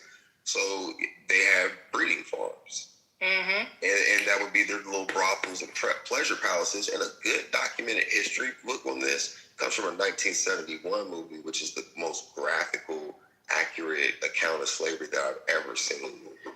It's called Goodbye, Uncle Tom. It's a 2-hour movie on YouTube. It's free. It's a very interesting, very graphic. First time I saw it in 2003. It took me 2 weeks to watch it because it was really kind of hard to digest. But it's actually one of my favorite movies because it talks about the visuals of certain things, how this actually went down, right? But there were also Black slavers. There were 455,000 Blacks in the North and in the South combined that were never slaves. Some of them owned slaves. Some of them owned slaves to buy their families' freedom, and then others owned slaves for the same industrial purposes as they wanted and sold their parents out and every damn thing else. There's an So what are they supposed to do with it? I mean, can we put that in the past? No, you have to deal with it. But also, you have to deal with it firstly. You have to deal with it firstly, then you can put it in the past. If you don't know these things, you can't reconcile. Who died in the Civil War? Yeah, one of my favorite heroes is John Brown. Okay, look That's my guy. didn't the Civil War sort of I wish every Christian was like John Brown. Yeah, John Brown was the motherfucking man. He was more down than he up there with Harriet Tubman, but he was more down than Frederick Douglass and the rest of the motherfuckers. He came to them like, let's do this, and they was like, oh no. Dude hated slavery so much they actually thought he was insane. No, but I'm talking about the ones who died fighting in the war. And most of them didn't die for that reason. It was more of an industrial thing that created that John Brown. You're gonna say that, so then we have to keep dealing with slavery. A lot of white people. No, you're going back to slavery. I was talking originally, Love. We started talking about everything from the 1900s on out. I can just talk about my years growing up as a 45-year-old man in America. I feel safer in South America than I do in America, bro. I mean, sis. They had slavery. And I'm from Ohio. You know what I'm saying?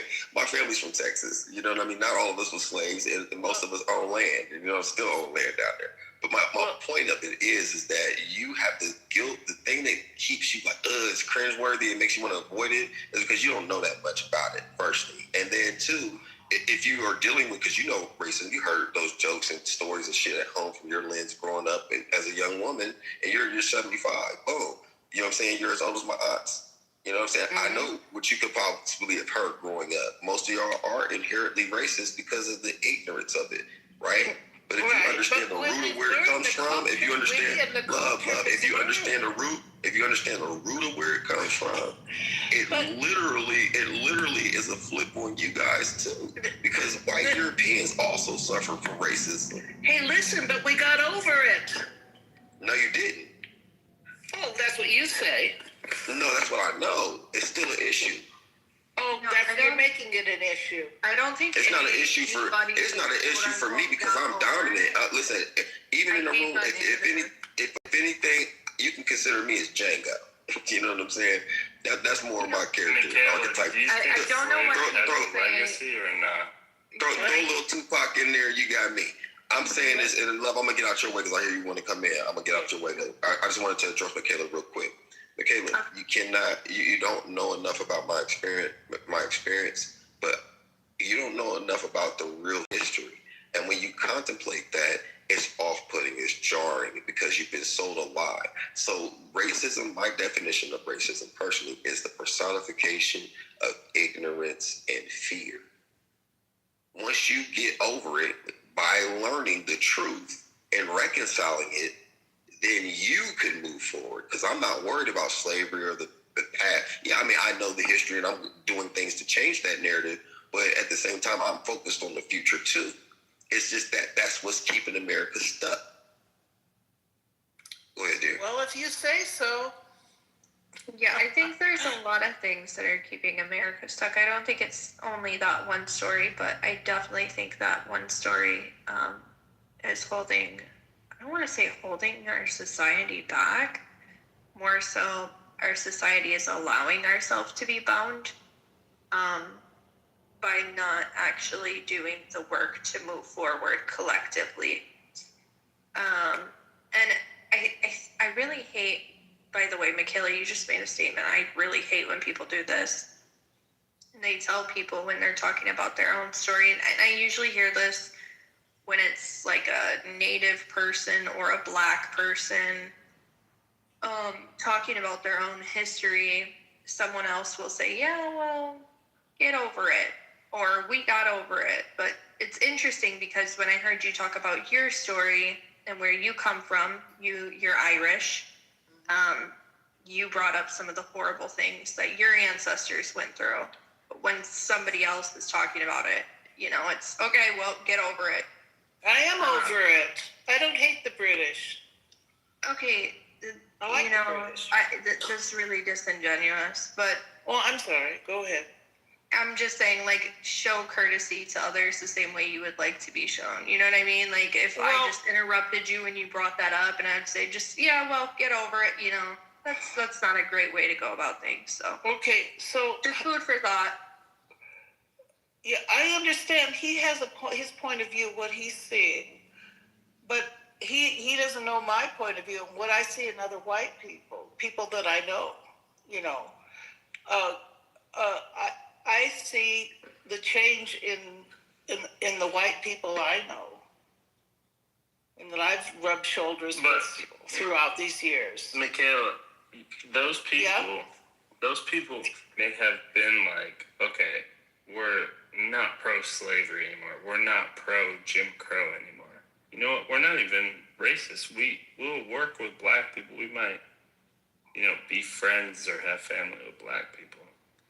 But does that change a system or a whole society in terms of coming to terms with what we've done historically? Even take the Irish, for example, right? Their whole language was wiped out. Gaelic, that's right? They weren't even allowed to speak that language for so long. It was nearly wiped out to this day. Right. Most Irish people don't know how to speak it. Yeah. Yeah, so there's a legacy. There's basically a legacy that happens through oppression, right? I hate to sound so fucking like liberal leftist piece of shit, but it's just reality, right? It's just a reality that there's legacies that happen and are affected by this. And one of the legacies of slavery turns into Jim Crow, turns into horror for a lot of Black families. There's some Black families that are just well off and they're fine, but I know, the criminal justice system, from Jim Crow to today, it's it's damaging for a lot of people. You look at the Nixon administration talk about how they flooded their neighborhoods with guns and drugs, and these are like poor neighborhoods, people who don't really have much. The effect of that is crazy. And then the 3 strikes rule. A lot of my Black friends never had a father growing up. Not because their fathers weren't around, but just because they're in prison for 3 strikes. And it's like, oh shit, you only had your mom and your grandma, and they have a whole different relationship with the police than I do. I was thinking like, oh, we could go do this, that, and the other. My friends are like, no. Those cops are there. I'm like, so what? Oh no, they have a whole different... You know what I mean? I don't know how to explain it, but it's like, it's a whole different history, relationship that has never kind of been dealt with. It's still there, and it's just pervasive. It's kind of crazy. And I think a lot of the rap music is. To me, I might be ignorant. I'm sort of divorced from a lot of things, but to me, it's like things were getting better, and then it's like that the culture of maybe drugs and guns or whatever that was sort of extended through that the culture was it was kept going through the rap music, through the resentment and the anger just kept going and going. There couldn't be healing.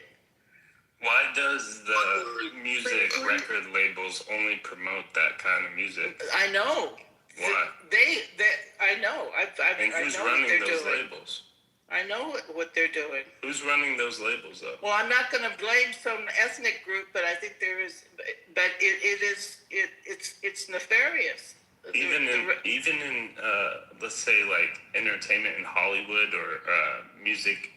Forget the music industry, like television or movies. All of Hollywood, yeah. Yeah, it's like it's all fucking degenerate. It's just That's like right. Black people are gonna be typecasted as like thugs. You know what I mean? That kind of shit.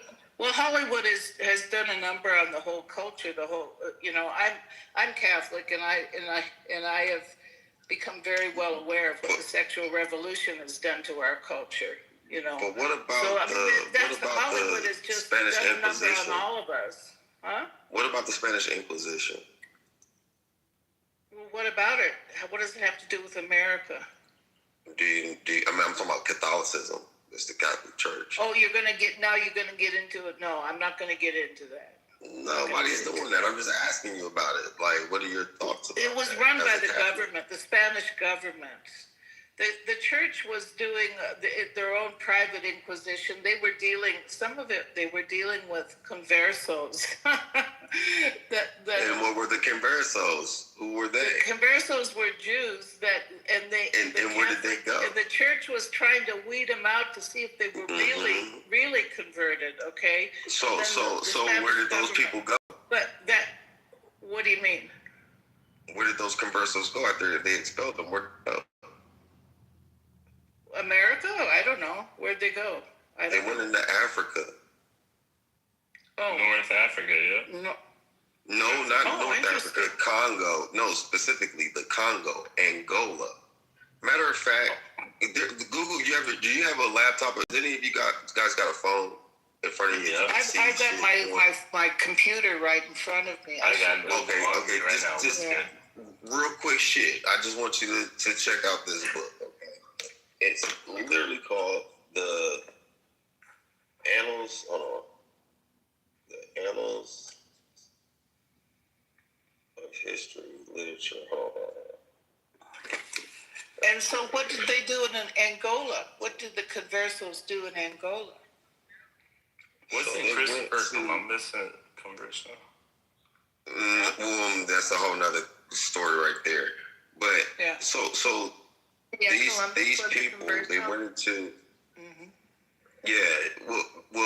so basically these people, they were sold into, they went to Cape Verde, they went to modern day the Mali Empire. If you look up this 1747 map called Negro Land, right?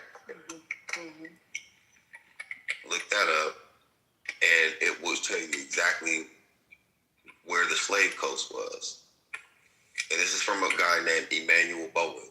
Let me know when you get that picture up. I'm putting in Negro Land 1747 map. Emmanuel Bowen. 1747 map. Huge. Images of Negro Land. Is it 1929? No, like the 1747. Oh, sorry, 1729 or no? Guinea. No, 1747. Well, I'm 1747. Here. It's sort of an old map. I can't make head nor tails of it, but I see one of 1727. There's one 17. Just put in a 1747 map, the Negro Land.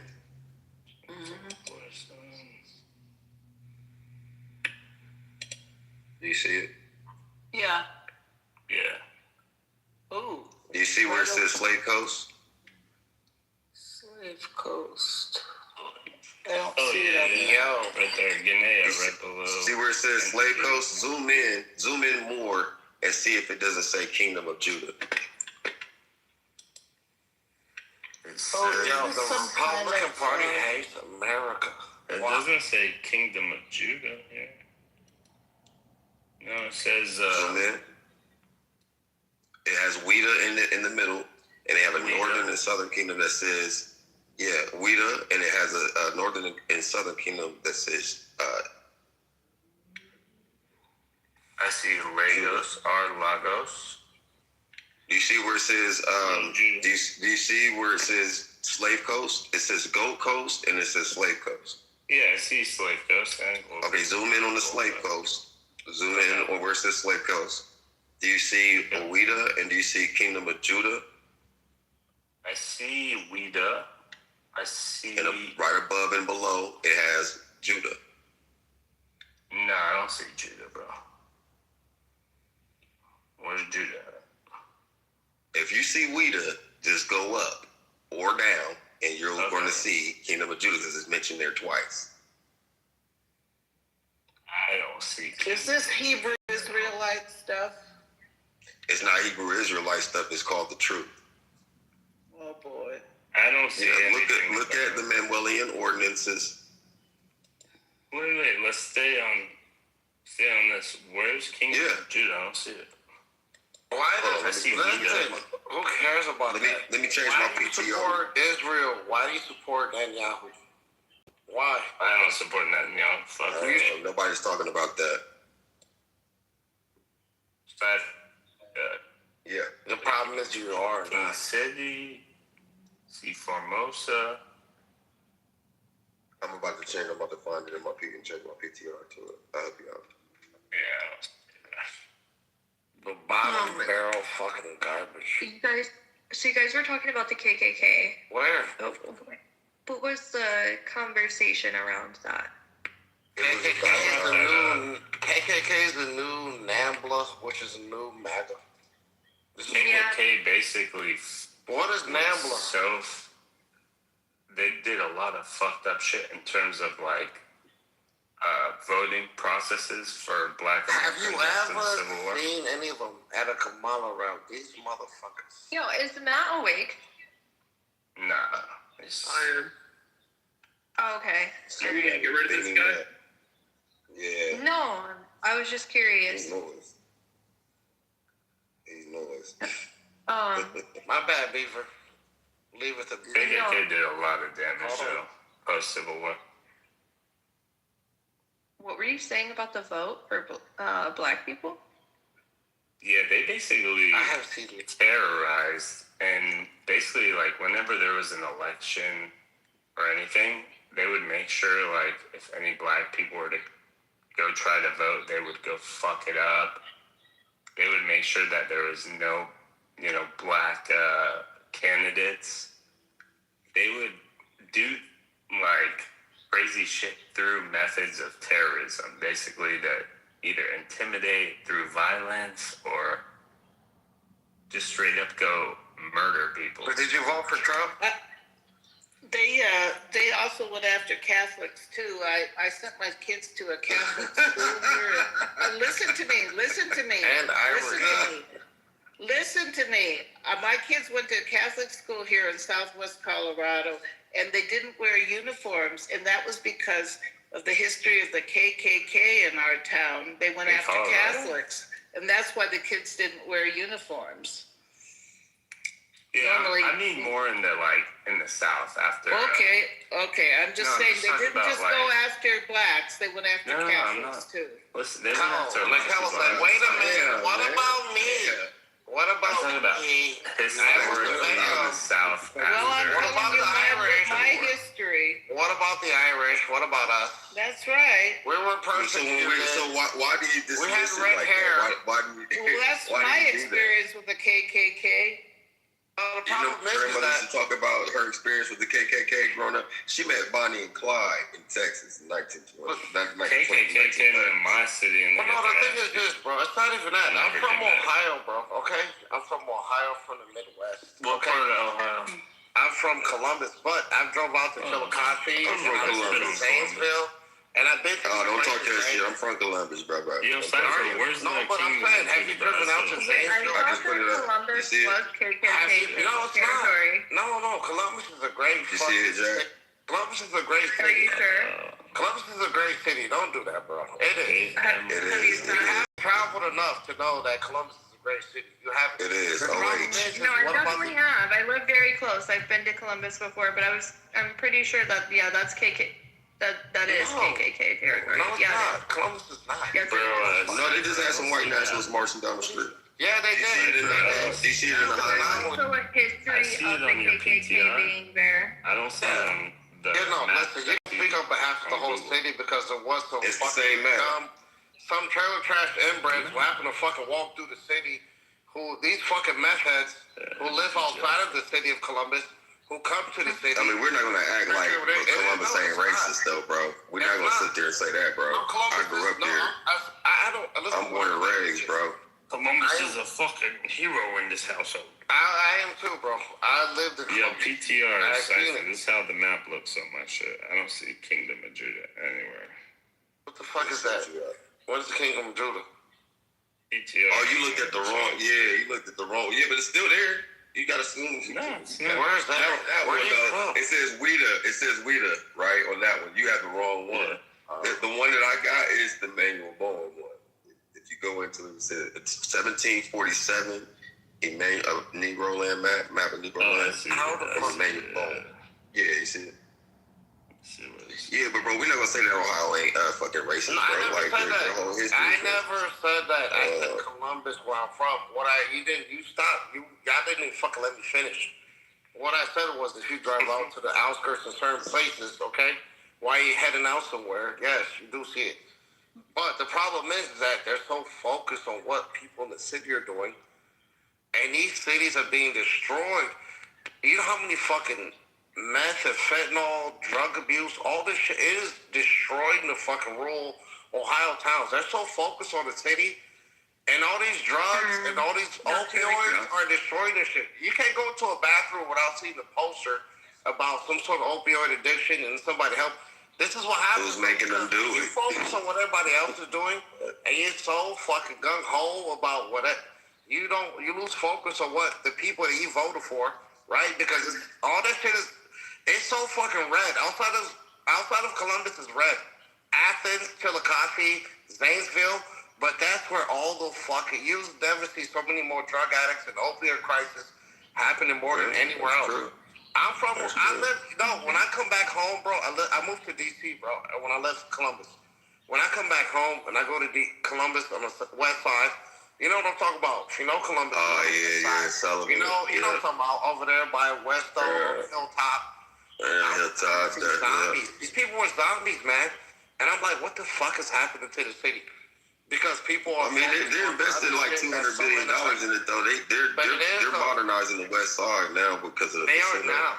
And guess who gets to move out, right? Because before that, it was poor white people who lived in the west side of Columbus. Yeah, that's and that. The east The side, bottoms, more or less, the south side with the bottoms. Them white boys down there, boy, they are some real white niggers. If you want to talk about some nigger shit, them white boys down there, boy, they don't fuck around.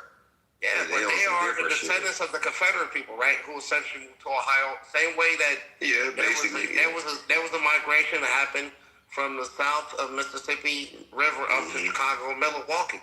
So that's why you see a lot of. So it's essentially the same thing. The problem is that some people use that. They're like, listen, I'm fucking poor because of you.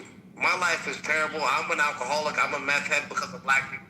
I do drugs because of black people. My life is terrible because of black people. I'm an alcoholic because of black people. My life is awful because of black people. This is those same people who have never amounted to shit, and they will blame somebody else. So the problem is that you will never see that progress because you see the punch down as opposed to the people who you vote for. 9 out of the top 10 poorest states are ran by Republicans. The poorest states. Iowa has the highest cancer rates. You understand that shit? AI data centers are being built all through these fucking rural towns, and they don't give a fuck because they love Trump and they love Republicans. That's fine. You can hate me all you want, but I'm not the one who are putting these fucking AI data centers and polluting these cities. And that's the problem. People have this issue of looking at someone else to blame where you punch down as opposed to fucking looking up. These billionaires you fucking love and you trust, they don't give a fuck about you. You will not get invited to Mar-a-Lago. You will not get an invite to the fucking ballroom. You will not. He doesn't care about you like he doesn't care about me. That's your problem. Diesel prices are killing truckers. Farmers are losing their fucking farms because of tariffs. They're going bankrupt. Do you understand this shit? This shit is real, and it's beyond me. You can hate me all you fucking want. You can blame me for your life problem.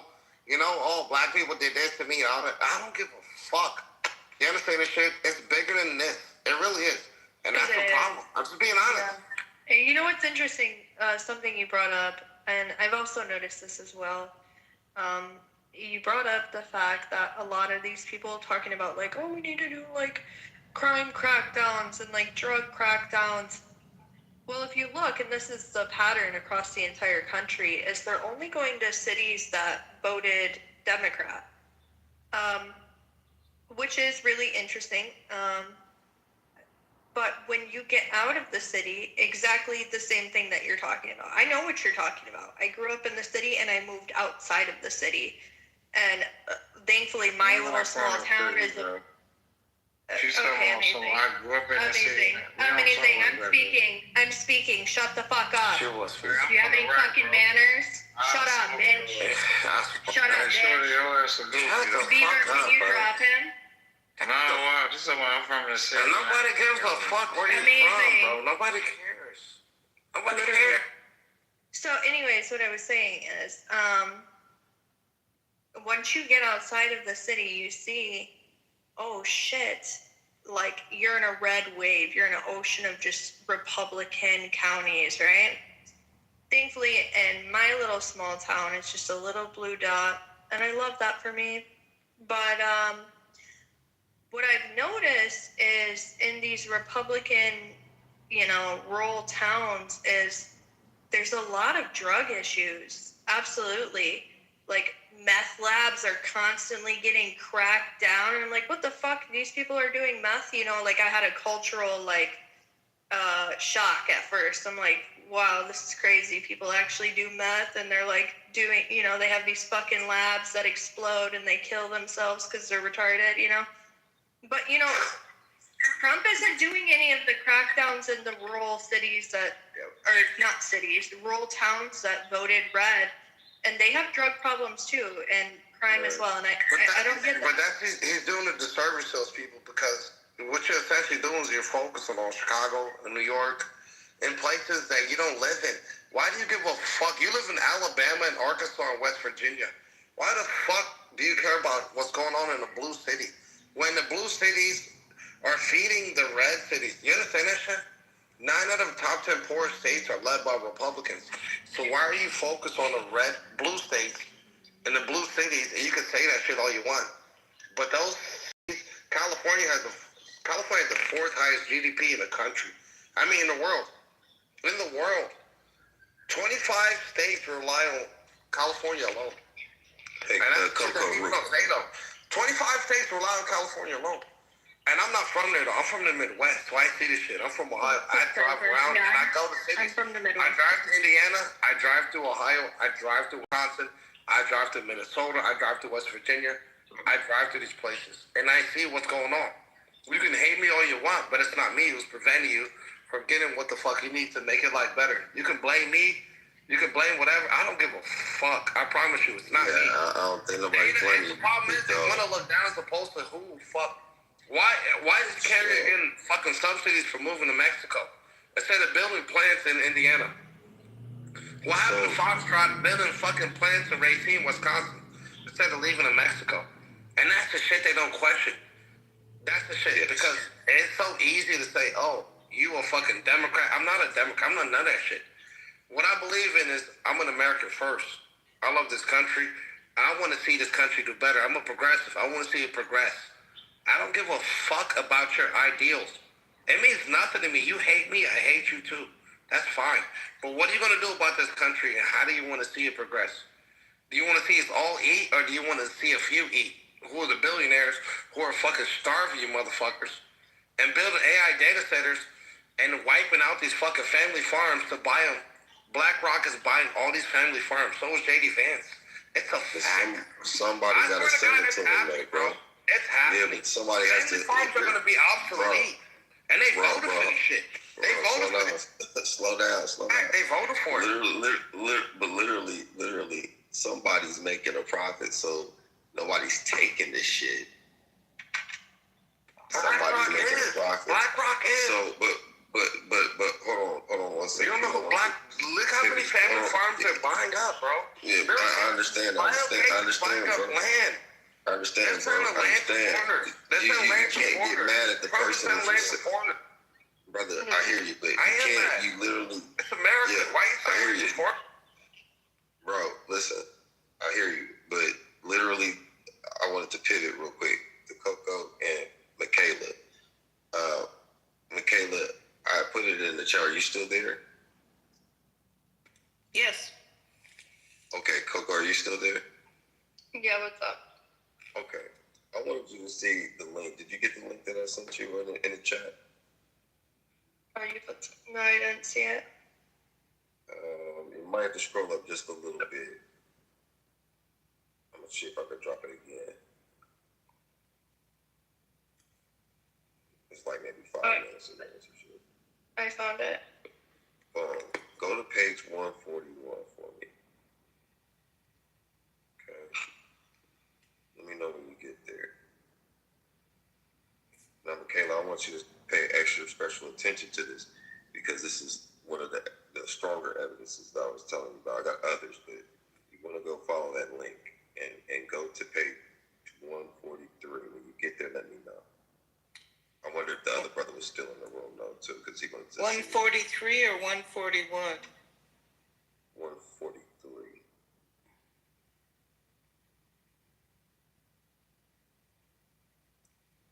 Wow. Or it might be 141. Hold on. Michaela. Is her name Michaela? Yeah, I think it's 143. Coco, are you there? Do you see it? I'm scrolling.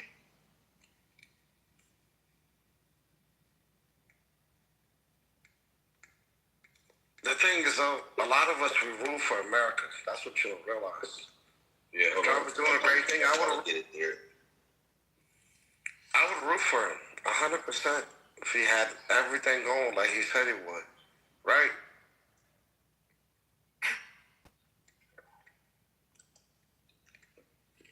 I fuck with Trump. Trump he's doing the thing. No. I said if he was, Cypher. If he was what? Doing what he said he was going to do. What did he say he was going to do that he didn't do? What the fuck are you fucking kidding me? I'm just asking a question, good brother. Where the fuck have you been? Did he say on the world? I believe it is 141, though. Love. All right. It's 14. Why are we in a war right now, bro? Why? Hold on. I think you already know the answers. Why is gas at $4 a gallon? Why is diesel at $8 a gallon? Well, I mean, it's just temporary. What about tariffs, bro? It's temporary. Shut the fuck up about this temporary bullshit. I don't want to hear that, bro. Why is it always the average American that has to take this temporary pain for this necessary gain? Why is it the rich people? Why did the billionaires? What are you talking about? Why is it African American? Why is it not the fucking rich people? What do you mean? The billionaires have to take this hit. Why is it the average American motherfucker? Why? Average? Yes. Who's taking it? I mean, gain. You're choosing to buy from it. Yeah, you're choosing to buy the gas. Bullshit. You know, it's a lot of shit to this, bro. The link that you put in there comes up to 143, and I'm trying to search for 141, and I can't get to it.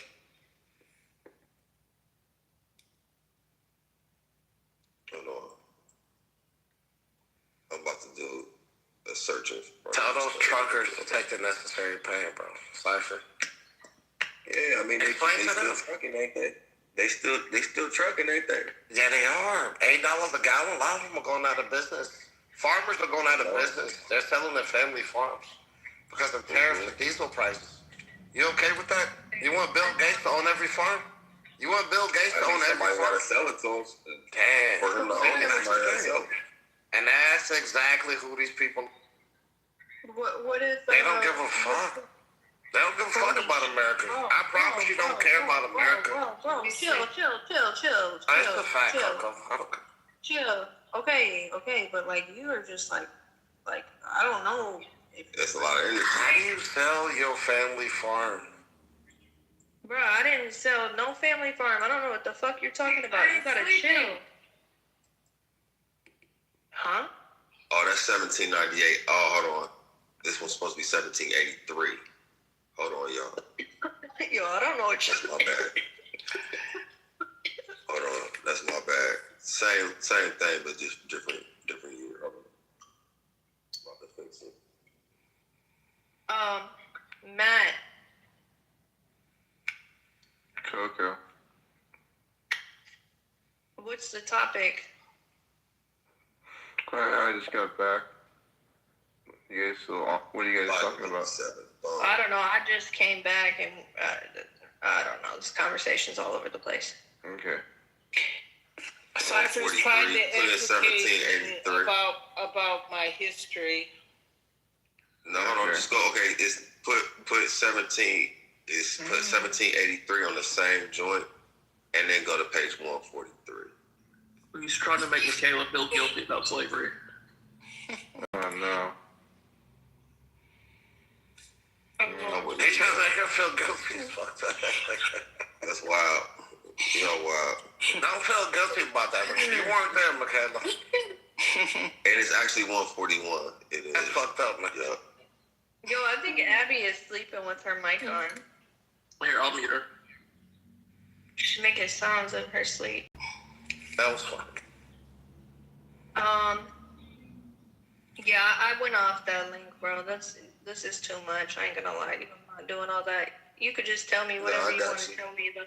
Yeah, now I'm about to put the link back in there, and I'll read it out loud real quick, because this was a conversation I was having with Michaela about the Spanish Inquisition. So what happened with the Trump shooting? I don't know. I was watching the basketball game. So I asked her if she knew what it was, but it says this, and I'll let it go. But it said the Swedes, the Danes, and the Brandenburgers, North Americans, since 1778, and the Spaniards in their trade have felt an increase, not only by the Swedes and the Brandenburgers ceasing their navigations to the coast of Guinea, but to the annual demand and supply of more than 100,000 Negroes recruits for their own colonies. The author confines his relation to the first Negro trade that carried by the Portuguese and the Spaniards. Gonzalez and his first Portuguese, who in 1442 returned with the Negro slaves purchased instead of what happened to the Trump shoot? Right. Who had till then been carried off by merely more violence. But soon after, the Portuguese became better acquainted with the African regions and their valuable productions. Prince Henry founded the first Guinea company that settled the factories and fortresses in Arguin, what happened with the Trump and got the exclusive privilege of trading with the Arabs. The trade soon increased to that in 1455. Not less than 700 or 800 Negro slaves were annually exported to Lisbon. At the length of the Portuguese in 1471 discovered the Gold Coast. That was the map that we talked about earlier. And ever since, intercourse between Portugal and Guinea was continued. The Portuguese endeavored to exclude other nations from Guinea, which had till then the rest of the European navigators were, in spite of the papal bulls. It's going to the thing, papal bulls and the reports that indiscriminately spread to the pretended dangers of the coast, striving to get a share of the profitable gold trade. The discovery of Gold Coast served indeed yet more enlarged the sphere of the navigation of the Portuguese and the slave trade, but it forced them to extend themselves to the coast and the settled colonies of Congo, Angola, and other places that they had till then neglected. Prince Henry's colonies were enlarged by his successor, King John II, in 1492, expelled all of the Jews, not some, all of the Jews to the islands of St. Thomas, which had till been then discovered in 1471, and the Portuguese settlements on the continent of Africa. And from these banished Jews, the Black Portuguese, as they are called, the Jews of Luango, who are despised by the very Negroes, they are descended. This is published in 1783. By the very Negroes, they are descended? What Descended, does that mean? yes. Descended So you had the Lancados and the Degradados. Lancado Jews were the mixed European Black Jews who had the vernacular to be able to middleman and arbitrage the trade of Black Jews. And those Degradados were basically dark-skinned Negroes that were settled in those colonies. And from that map that I showed you, which they called that place the Kingdom of Judah, that's where they were trafficked out of. They called that place the Slave Coast. And they So came you're to saying America. the Jews trafficked the Africans? Is that what you're saying? Yeah, it's well documented. Yeah, boy. But it was also for the Spanish crown. The Spanish crown wanted them out of Europe because the Moors and the Jews started to fight against the Spanish Inquisition or the Spanish time. This is back in like 1300s. This goes back to the Papal Bulls and all that shit. So when you were talking about, well, I'm Catholic. Well, the Papal Bulls that's where the Emmanuelian ordinances come into. This was the expulsion of all the Negro, Spanish, Portuguese, and were in the conversos, and those were the places where they were sent. That's what the Papal Bull was about? The Papal Bulls there are multiples. Our name specifically, the Emmanuelian Ordinance, 1521, Book 5, Title 112. And then also there's John Ogilvy's America book that came out 1671, and in Africa 1670, that talk about the Hebrew origins of American inhabitants. So that they had Black Hebrew people that were in America. So this isn't about Hebrew Israelite shit. I'm saying that they're right. I don't like how they do things, and I'm not religious, but they're historically right. And there are specific things when you mention that you're from Ireland and that you have, and that you're Catholic, as if that exonerates some of the ignorance of Black experiences, which, mind you, I didn't talk about slavery. You started bringing up slavery. I was talking about everything after slavery as to why there should be some kind of repair and or conversation that moves the needle forward about the original sin. If you understand the background, you ask, well, how do you fix it? I said through education.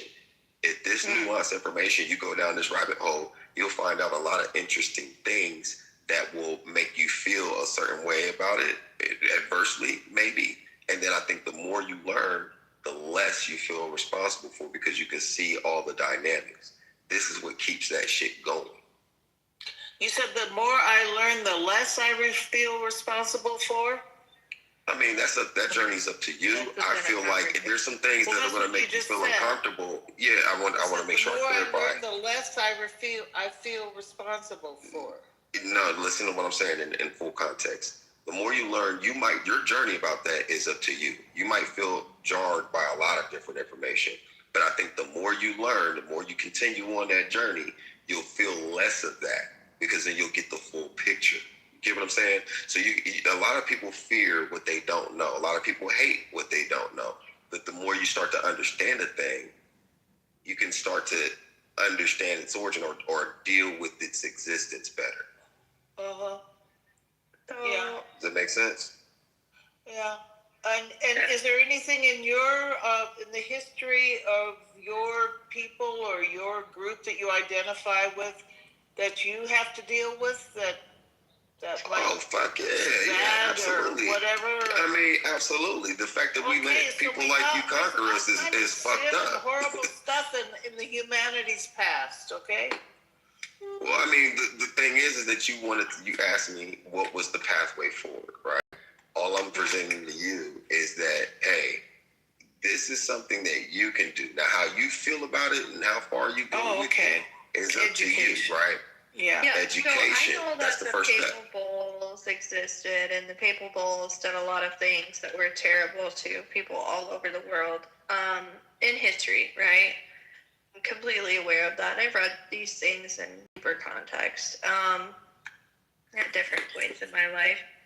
However, the ending part of where you said that there's like Hebrews that, you know, were in America to begin with, that's bullshit. That doesn't exist, and I don't believe in that, and I know that for a fact because I'm from America. I originate from this side of the world, and I've read context in so much historical documents and archaeology and so on and so forth, because that's my history.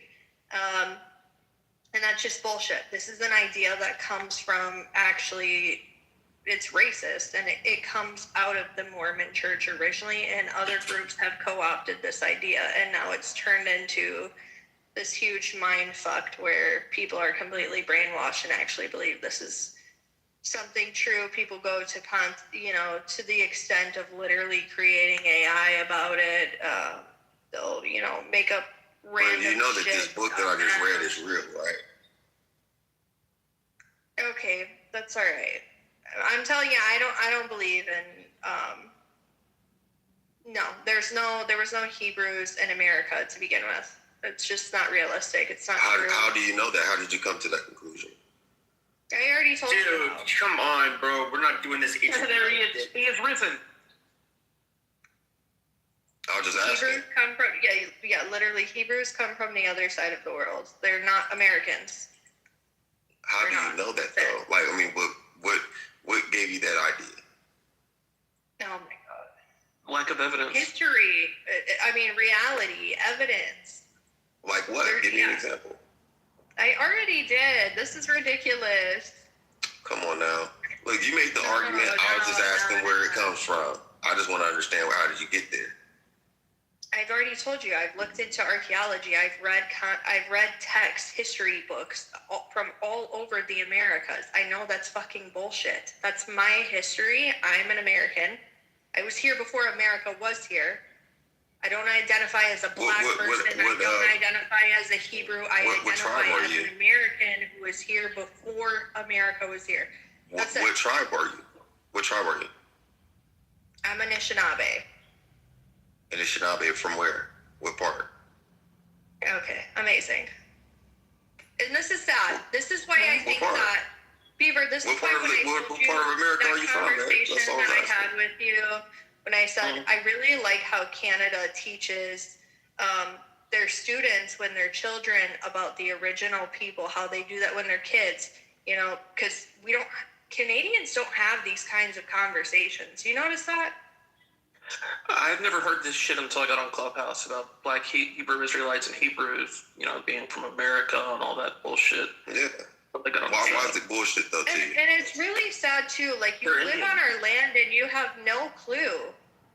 You probably don't even know whose land you live on. Which tribal nation's land do you live on? I mean, I'm in Ohio, love. I mean, that's where I'm from. But okay. All right. So you don't know. This is my point. Back Creek, you have a lot of different tribes, love. There's like hundreds of fucking tribes. I'm just glad you didn't say Cherokee. The Zips, the Rockets, the Falcons, the Penguins. Yeah, Cincinnati Reds. Yeah, Cincinnati Reds. Go. The Guardians. Big brother. The Browns.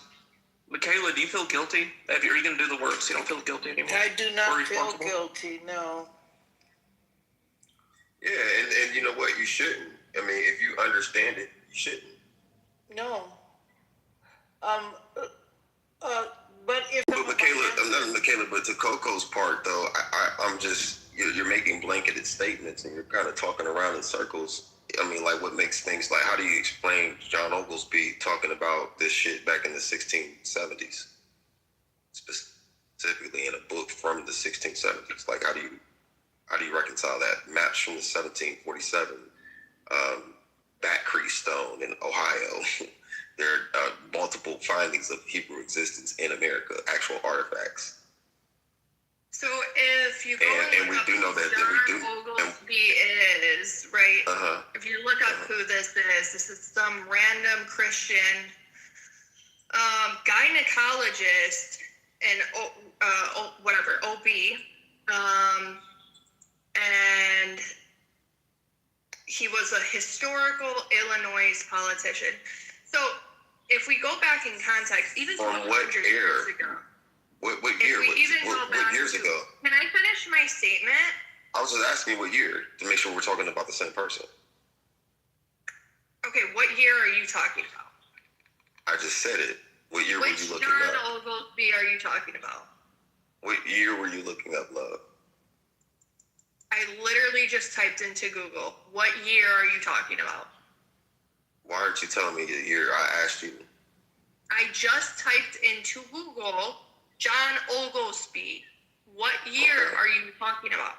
I said 1671. 1671. And this doesn't sound like a Native American to me, by the way.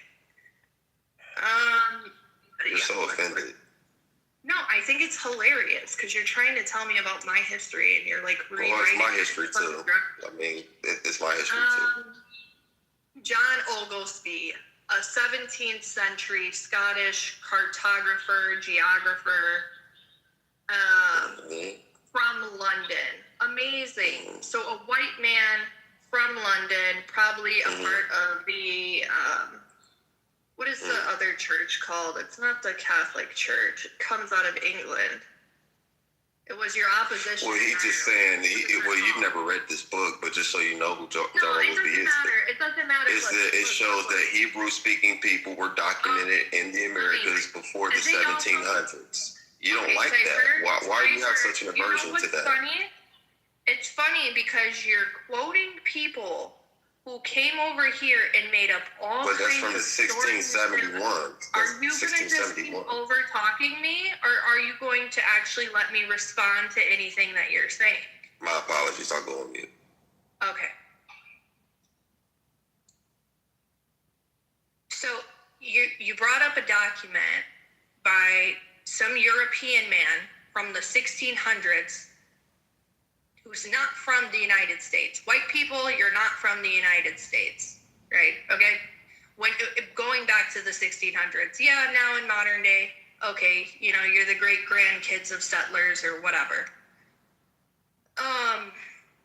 So in the 1600s, this is active colonization in this part of the country. So you have an invader coming into lands who are trying to come up with any kind of fucking stories and using all sorts of coercion tactics. These are abusive people. Obviously, they committed the worst genocide of all time. Making up a story to basically erase the people whose land they're on so that they can have a claim to the land. This is not anything new. This is like very textbook, settler, erasure. I mean, anybody who has any sense at looking at history would say, yeah, I think that's some fucking bullshit. How would a white man from London who's colonizing America in the 1600s know what a Hebrew is? Right? No, you have a different objective. You're here to colonize the land, settle the land, genocide the people, and enforce whatever your practices is for your new society. So whatever tactics you've got to do to try to erase the people, you will do. And I'm from the Midwest, so I know this is bullshit. And it's just weird. Why do you guys hold on to this stuff? It's like, it reminds me of like somebody romanticizing Manifest Destiny. It's really gross. So have you ever read this book? What if I made up a story about the black That was just a yes or no. in America That was just a yes or no question. And I just started writing books from like pulling books from. Are you bothered by this conversation? No, I'm asking you. I'm trying to level the playing field. I just asked you a yes or no question. Okay, I didn't hear you because I was in the middle of speaking. No, you wasn't. I asked you a question, and you went into this. Oh, now Yo is crashing out in the chat. Exactly, that's what I'm saying. So I was just wondering. Stay focused. Have you ever read this book? The answer would be no. So you're dismissing I don't know things what book because you're talking about. The book we were just looking it up. The John Oglesby America, 1671. Okay, I don't give a fuck about that book. I understand because you don't really know that much about the country. You don't know much about this topic. I don't know much. I don't know much about it. No, about this topic. Wow. You don't even know that much though. I mean, that does not make any difference. Yeah, no, this is erasure. But the thing is, you feel insecure about it because you're speaking on something that you don't know. I'm actually talking. I went on mute for you, love. I gave you. No. Yes, I would like to speak because I did go on. I went on mute for you. Could you do the same? You sit here and talk about, let's fix racism in America. Here you are practicing erasure. Well, you wouldn't know because you don't know what the truth is. No, I would definitely know. And so are you going to allow me to finish? I did go on mute for you, your though. whole movement, by the way, is racist as well. I don't have a movement. I'm not even religious. No, I know what group you're a part of. That. You think that you don't know anything. I'm not a part of any religion. Was from like ma'am, could you go on mute so I can finish what I was saying? though? I don't want to be rude to you. I didn't get rude with you. I know you're triggered by this. It's gross. I know you feel insecure about it. No, fuck you. You feel insecure. I know. That's why you're trying to take Jewish people's identity and American Indian identity. But you don't know enough to have an opinion like that. You have an identity crisis. Not me, buddy. You're practicing. Ma'am, my identity, you wouldn't even begin to understand or comprehend. You don't read enough books. You don't know enough history. But you listen, like literally, I know that I'm introducing new information, and the insecure people like you that are insecure. I get it. Are you done? You're not done? Person's point of view. That's what's I'm not interesting. talking about. I don't know what you are. Land you're on. That's what's crazy. Ma'am, that's fine. That's fine. But I like to finish what I was saying. You say you don't even know whose land that you're occupying right now. And you want to tell me about who was here before anybody else? So talking about you don't read enough. I'm sorry, ma'am. You're insecure. No, you're insecure. You know, you're young, you're spunky, you don't know that much about this topic. Insecure and who I evident. am. And that's why I'm telling you, you're full of shit. Who are you? You're spreading who are you, though? You're practicing erasure. It's disgusting. Shame on you. But who are you, though? So do you not believe, like, Feather Indians were here first? Is that what you're saying, Cypher? I think he was. Pocahontas? I think he was saying that there was some conversos that were part of the slave trade, so they weren't here before. They weren't here like before the colonial. The Portuguese brought the slaves in. I don't think he's saying that there was. I don't think it's the Hebrew Israelite thing that says that there was Hebrews here before the colonists. So what I'm saying is. What I'm saying is that there were some Hebrews that were already here before Europeans came. There were Hebrews that got trafficked here during the slave trade as well. So some of those became some of those became the Gullah Geechee, the Geechee Gullahs, the Seminoles. Some of them merged in with Crete. Right? Blackfoot. But who was here before the colonists? The same people that I'm talking about. But the Seminoles, but listen. The Seminoles and the Geechee Gullahs, for instance, those two were parts runaway slaves and native indigenous people who mixed with each other. The others were always here too, the ones that I just named. Now the lady in my PTR on the 19th picture, right? That lady is my mother's great-grandmother. What is second. And her You're mother, saying there was was born on the Indian reservation in Oklahoma in 1925. Fine, but we're talking about the Hebrew thing. I have a. Yeah, but wait. What about way before that? That's what she's asking you. Before, are you saying that there was Hebrews here before the Europeans came over? Those were my people, and they were here. Then they would always been here. They didn't just come over from Africa. And your people were part Hebrew? Some of them were. And where did they come from? How did the Hebrews get here? Well, there's a little interesting story to this, right? So, and this is from my research too, and I'm 30 plus years into the research. I'll tell you this, there's a guy named Zenaphaniah. He was the governor of Egypt during the time of Ramses III, right? Oh, okay.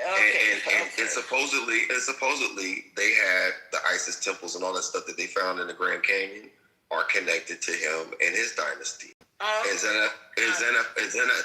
Zenaphaniah is the name that Pharaoh gave Joseph.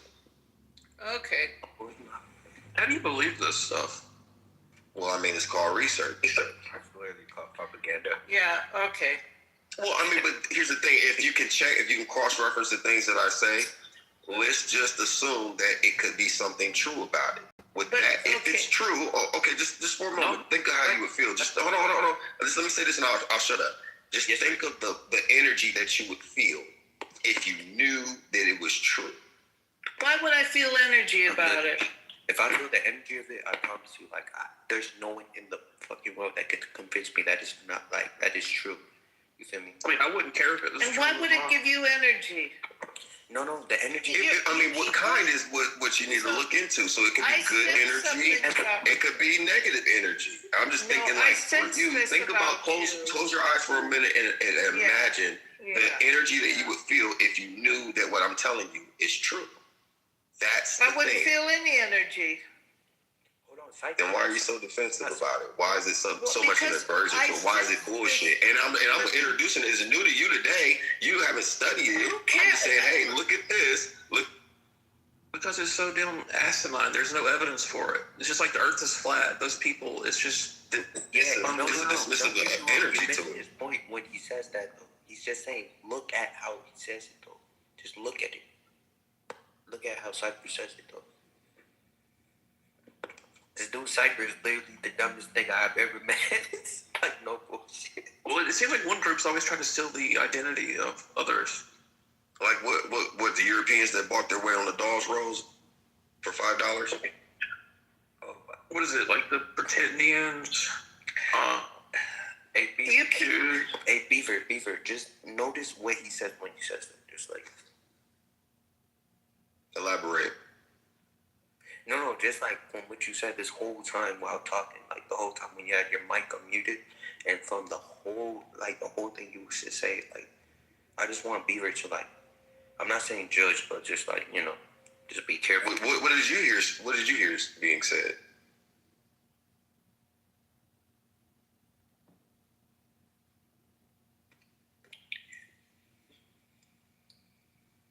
Can I say something? Yeah, go ahead.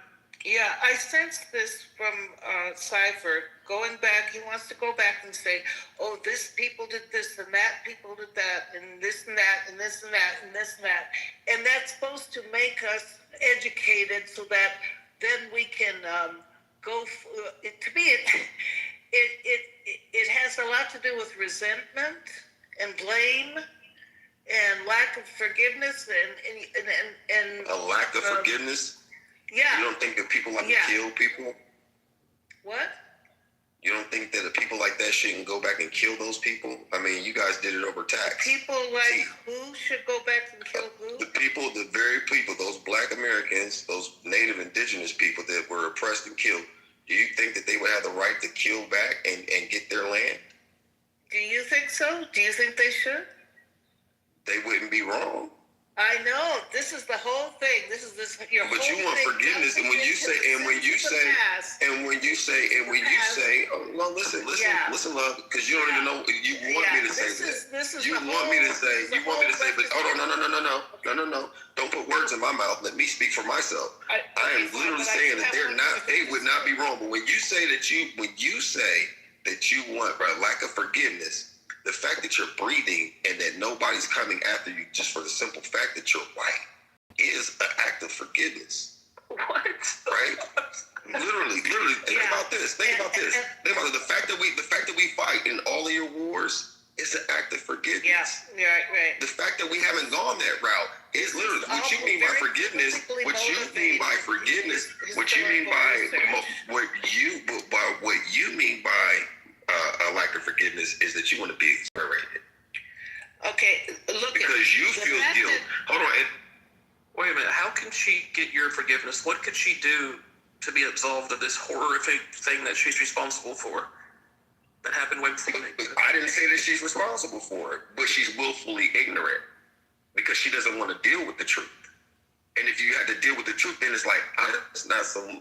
So if these people are this, and we did that to them from you into her mouth like 5 times when she inhaled it, would that absolve her? Say that again. This is so absurd. No, say that again. What did you say? It's like the South Park episode where, the black people would fart and the white people would bend over and smell it. And then they would say they're sorry. No, so what we're talking about is the original sin. And it really spawned from the conversation about Trump. The original sin. Yeah, of you America, probably don't even right? believe It's in never the been real dealt with. original sin. I do believe in the original sin. And I do think we're all fallen. And we all. No, I'm not talking about that. That would include fucking. That I'm not talking Even about the that. The Native original sin Americans was sex. committed sin. All I'm saying is the original sin of America.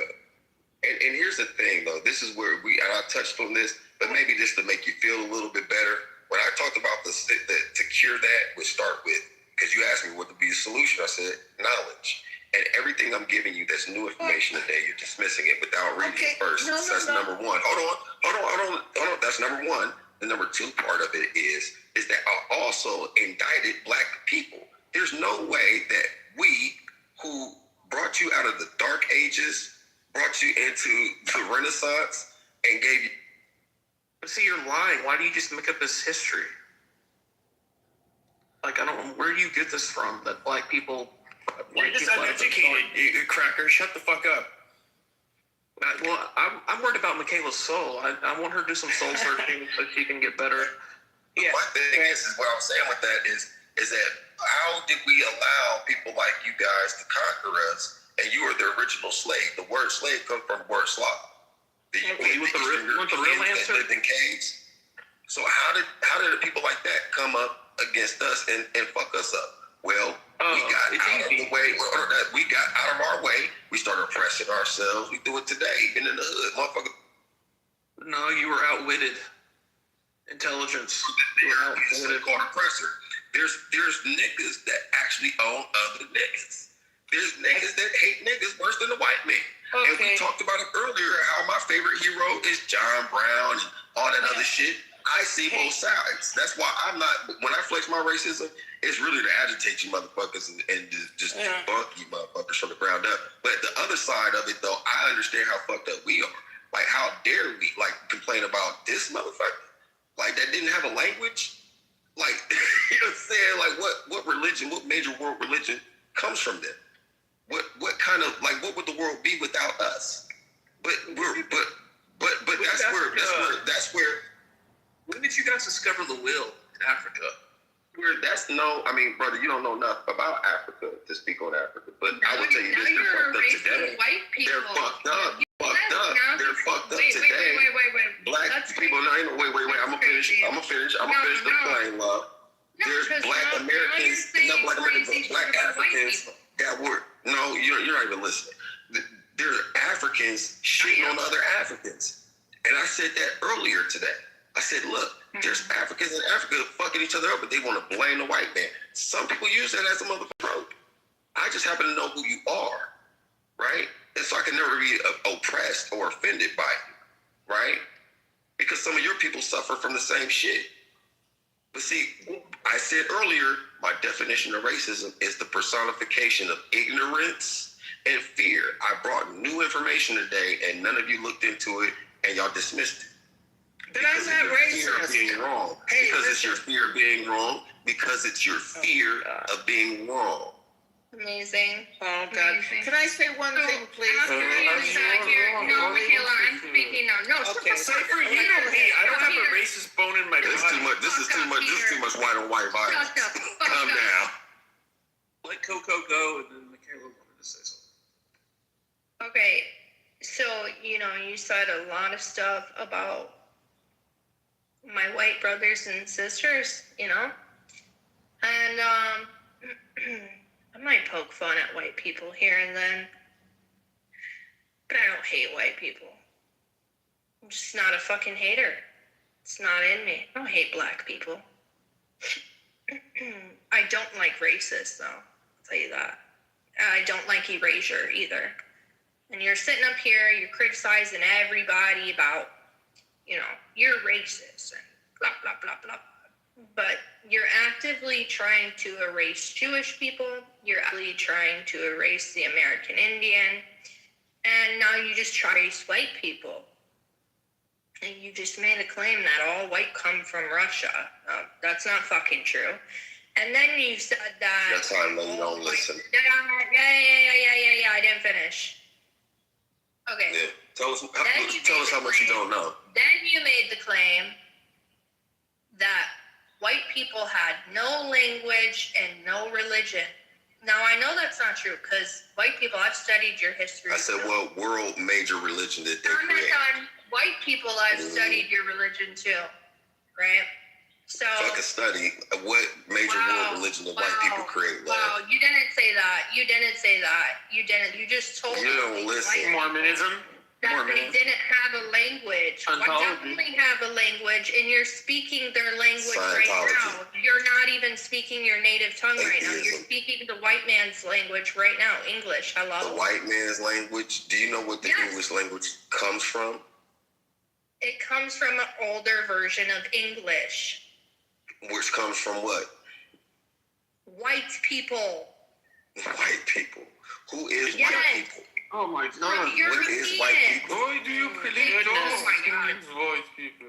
Okay. I thought that the English language is an amalgamation of Spanish, Arabic, German, all kinds of different languages and root words. Actually, it's not Arabic, it's German. French. They have Arabic. I mean, Arabic. An Arabic word would be science, geology, all those things. So those are. So you just named a bunch of white people. Cipher. I think you're Muslim, right? No, I'm not. I'm not religious now. Okay. Sorry, Coco. Go ahead. No, not religious, but... No, it's just funny because you said white I'm people. It doesn't come from white people. And then, you start naming a bunch of groups that are white people. It's just weird. Like, I don't What about know. white people? What did you say that I said about white people? You just said, no, English doesn't come from white people. And then you named I never said that. I never said that. I said, where does English come from? I said, where does English come from? No, you did lie more than you think. You lie more than you think. You need to think before you speak if you're going to lie. Here's what I don't get. If whites are so inferior to blacks, then you taught us how to bathe and you were superior, then why does the scoreboard... I didn't say that, but that's true. Why does the scoreboard, what the last 500 years, what have you guys done? The scoreboard is pretty lopsided. Okay, where does GPS come from? Whites. Who created the math algorithm that made GPS possible? Hey, before you guys, I thought I had my turn. Don't look her up. Yeah, Michaela, right. Yeah. I just quickly want to say that when we were talking earlier about the Soviet Union, y'all got an issue with dealing with this issue. Y'all be getting triggered and shit. That's y'all only downfall. No, I mean, y'all reveal yourselves when these conversations come up. No, you triggered me when you didn't know anything about the Soviet Union and communism in the Soviet Union. What? Your history. I asked you a question. Purely ethnicity. I know exactly what it is. No, you didn't. You didn't. You said, didn't they have entrepreneurship in the Soviet Union? I asked you if that exists. Yes, it does. Right. Okay. You found those are the people that usually break out of the system. There. Okay. Your focus is. I see where your focus is in your historical research, and a lot of it is on ethnicity and blame and ethnicity and blame. Yeah. Bias is your focus. Yeah, and that's interesting. How did you? Where did I blame anybody? Probably sort of a communist.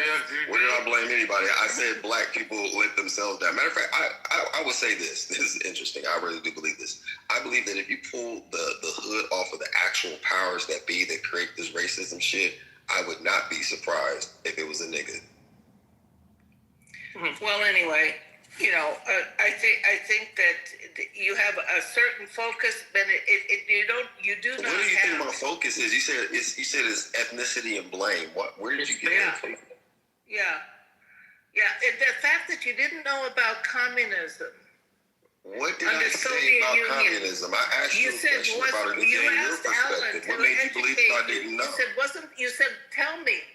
You didn't. You said, wasn't there entrepreneurship? You seem to know nothing about. I asked questions, right? To see, it's called the Socratic method, right? It's made to disarm you from even having a. Let's go over the most influential inventions and advancements in history, and then we can all throw in and say what they are. The printing press is one. The transistor is another. The assembly line, the automobile, the airplane, the internet. These are Wright brothers. Let's see, what else is there? That's the vaccination, modern medicine. What else we got? Television. Who's this? Light what are you bulb, talking about? Telephone, telegraph. Else the steam engine. Okay. Now, all these were made by white people. Oh, really? Yes. Look up black inventions. Yeah, peanut butter and the doorknob and the sock. No, you didn't Google it. I want you to Google it. It's all shit. But this is the willful ignorance that I'm talking about, though. On your part. No, not at all. Not at all. I'm just asking you, can you look up black inventions? Just Google it. Yeah, good. It would say something about the elevator, the stoplight. I mean, keep going. Some black girl in NASA during the moon launch. Like, it would say all these little, like, why aren't you looking it up? Why aren't you looking it up? What makes you feel so inferior about your position to where you don't want to look that up?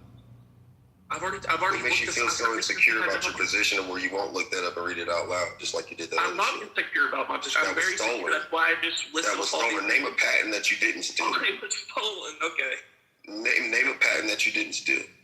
Did Henry Ford steal the assembly line? Name a country that you didn't steal. Did Einstein steal the theory of relativity? Is Einstein black? No. Oh, you didn't know. Well, so he's black now? He's black now. You should look him up. You should look him up. You should look up Picasso. You should look up Alexander Dumas. You know who Alexander Dumas is? I just want to know how you guys like. Do you know who Alexander Dumas is? He's a novelist. Who wrote what? What books did he write? I forget. I don't know. I've never read him. I just know. Three Musketeers. Oh yeah, right. Yeah, a lot of those big books. And check this out. Check this out. His daddy is the one that won all the wars for Napoleon. So why are you telling us all this? He was Haitian and white. Why are you telling us all this? Because you guys don't know that much. And that's why you're triggered by a lot of the things that I'm saying. No, again, you're focused on ethnicity. Cleopatra was actually a French woman. And France was around in the BCs. Yeah, Macedonian. She's Macedonian. And I'm I'm really a Viking, right? I'm really it doesn't matter. We can give you Cleopatra. Vikings invaded Ireland. She's not even. She's one of thousands that you would have to go through. Like, what do you mean? Okay, why are you getting louder? Oh no, I'm entertained, especially by you. Yeah, Donald Trump is also a Haitian man.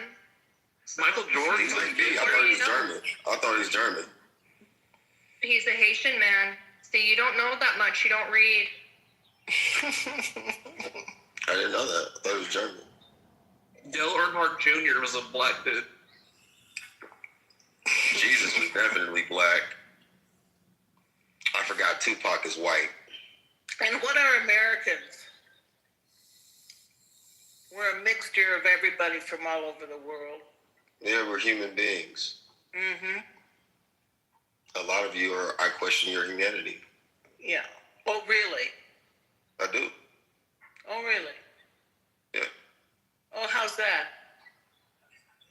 Just the way you think. You're evil, Michaela. Huh? You're not evil. you, and not necessarily Michaela specifically, but I know white Europeans and Americans. That's why you're question focused on the humanity. ethnicity. Not at all. Not at all. Not at all. Yes, you are. I said white Europeans and Americans, which would be that melting pot that you're describing. And I question certain motherfuckers' humanity. Cypher, if you order, say, a $40 meal on Uber Eats, and then your driver pops up and it's a white guy with a mustache, do you tip zero, or do you actually give him a tip?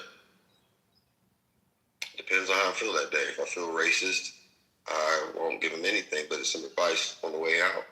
If I feel non-racist that day, let's say it's 79 degrees, and when it hits my balls a certain kind of way, then maybe I might give him, $5 in pesos. Maybe in pesos. Can I tell you a little story, Cypher? I had a boyfriend who was in the IRA, and he, I was all for all that stuff. He dropped out of the IRA. He left. They had him infiltrate the British Army. First, they sent him to Cuba to be trained as a teenager, and then they sent him to infiltrate the British Army in Northern Ireland. And he got to know the British soldiers there, and he thought, I can't blow these guys up.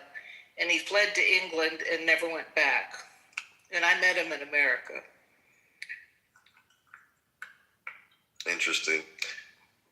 Well, my great-grandmother helped build up Bryan, Texas in the 1940s as a single black woman.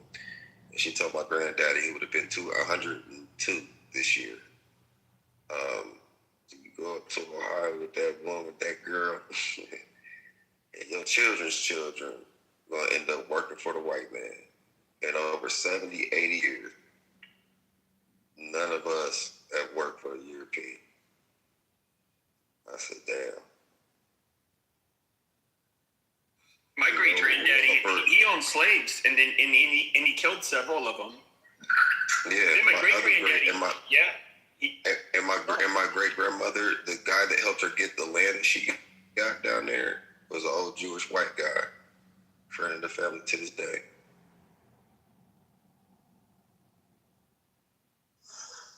I can hear the hate. When you get more knowledge, it's hard to hate a motherfucker when you know their strengths and weaknesses. Yeah. It just makes you feel a little bit more humble about being a human being. That's right. That's what I'm trying to say. Yeah, but you gotta get people there, love. That's the whole thing. Like, listen, people that look like you bear that fucking thing, just like we bear the whole criminal, black people, this, that, and the third. But y'all never look at yourself. You know how dysfunctional your children are. They emulate us. Yes, I do. You know what I mean? Like, what the fuck? Like, and think about it. You think I'm proud? Hold on. I gotta get this out. This ain't even for you, but let me get this out. I don't like I don't support the gay community. And I hate the fact that it doesn't matter the ethnic group of the ethnicity of the gay, overly gay guy, whatever. They always emulate ratchet black women. And I'd be like looking at my sisters like, y'all see what y'all be endorsing over here? It could be an Asian motherfucker, sassy and sissy as hell, and he's emulating ratchet ass black woman. Now understand that deep down that black woman's mind, her mama might have been a bed woman. Somebody in her bloodline could have been. Shut the fuck up. Shut the fuck up. Somewhere down her bloodline, her mom could have been raped or been on an incest farm, because they used to have breeding farms. And some black people owned slaves. Some black people had breeding farms. Some black people had more slaves than whites. There were black Ku Klux Klan motherfuckers. There were motherfuckers. Hold on, there were black Confederates. There were black Confederates. So we played a part. Yeah, tell So you call impolite to other people, and at the same time you expect somebody headshot this motherfucker. No, exactly. This is your level of respect. Calling motherfuckers at the same time expecting respect. Asshole. Asshole. Okay. So check this out. That's right, check this out. Peter. There's people that, like we said about Trump, there's fine people. You have this right just because of being American. There is an element that you see of black degeneracy that is genetically wired and engineered to be that way. If we understand it, we could be like, hey, I'm not excusing bullshit, but I can't judge them as a people because most of them, A, are not like that. B, are hardworking and contributing people, and they have an excellent group, a place in history and in society, and without them, we wouldn't be as great as we are. Now, if you have aversion to that, that speaks to what you don't know. If you didn't know that central air, heating and cooling, central air, the gas mask, the stoplight, the doorknob, the iron board, this, that, and the third. If you can't acknowledge how great we are, right? Right, yeah. Everybody, but what I'm saying is see that right there, that's your aversion to the truth. What I'm saying is that if you're great, you're great. It has nothing to do with your ethnicity. Yeah, because you can't sit here and talk about how fucked up. You can't sit here and talk about how fucked up America is and talk about black degeneracy without talking about the people that created the environment. It's called humility, right? And if you lack that, then that's a lot of part of the fucking reason why we're in this position talking about it today in 2026. That gave you this right. United States was too strong to give you this right to disrespect others at the same time expecting respect. United States was too strong, not fucked up. That's right. Peter, that's really deep right there. You just planted a seed, I think, in this room. That's fucking super dope. It's so deep. Yo, Michaela, you just made a statement a minute ago about the Irish culture, and I don't appreciate that. What's that? I'm on your What's that? Yeah. What did I say? Yeah, like the Irish culture is fine. Like people in Ireland, they still speak the language. I didn't say anything about the culture. I love the Irish culture. Okay, I'm Irish. What? Amazing. You said that you don't like how your culture has turned out in response to Cyber. Oh, I meant America. What's the origin of the Irish culture? I'm curious. Do you guys know where that come from? Leprechaun. Gaelic and Celtic.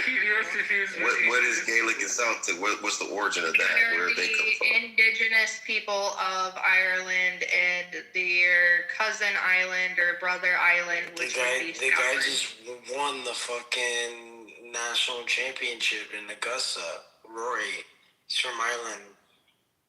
Oh, period. Yeah, he won it 2 times in a row.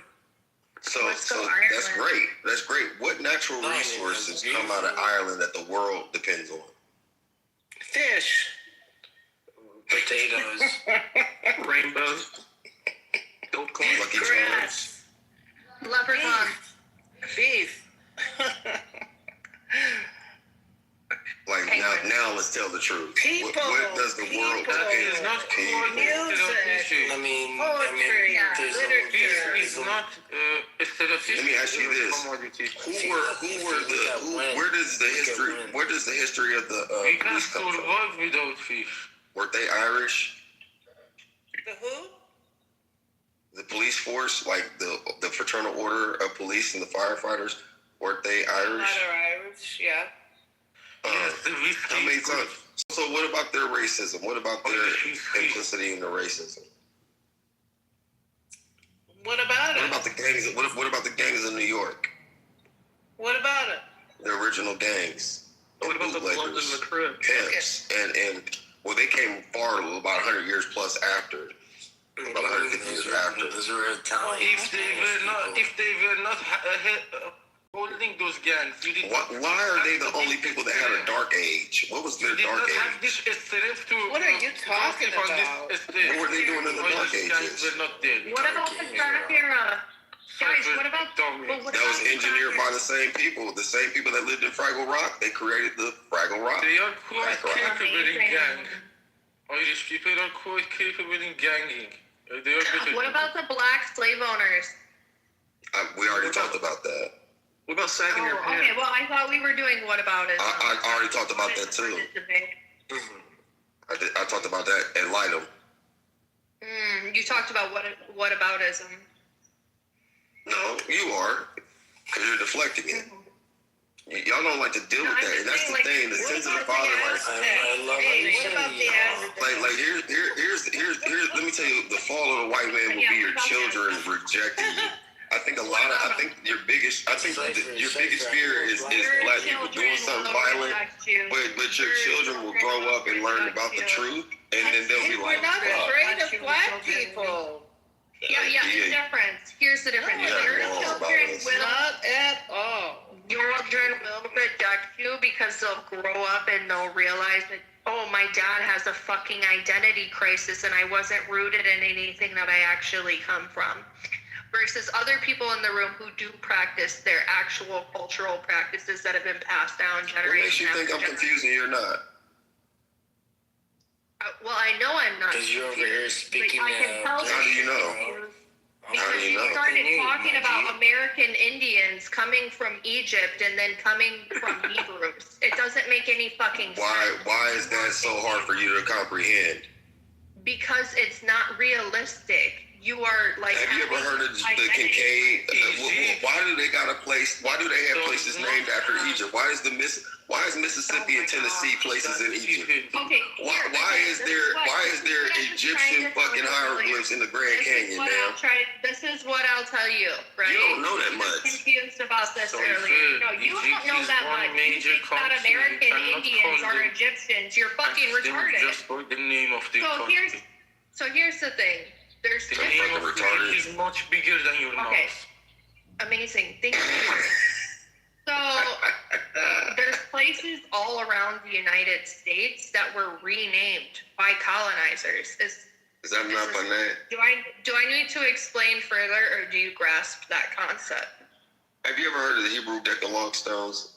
They are not Indians. Okay. And where they were found? You know what I think? I think, Cypher, if you just converted to the Latter-day Saints of Mormonism, I think you would belong much better there. Why would I do that? Than whatever you're doing. Because this is the Why would I do that? What do you even know? What are you even talking about? You have.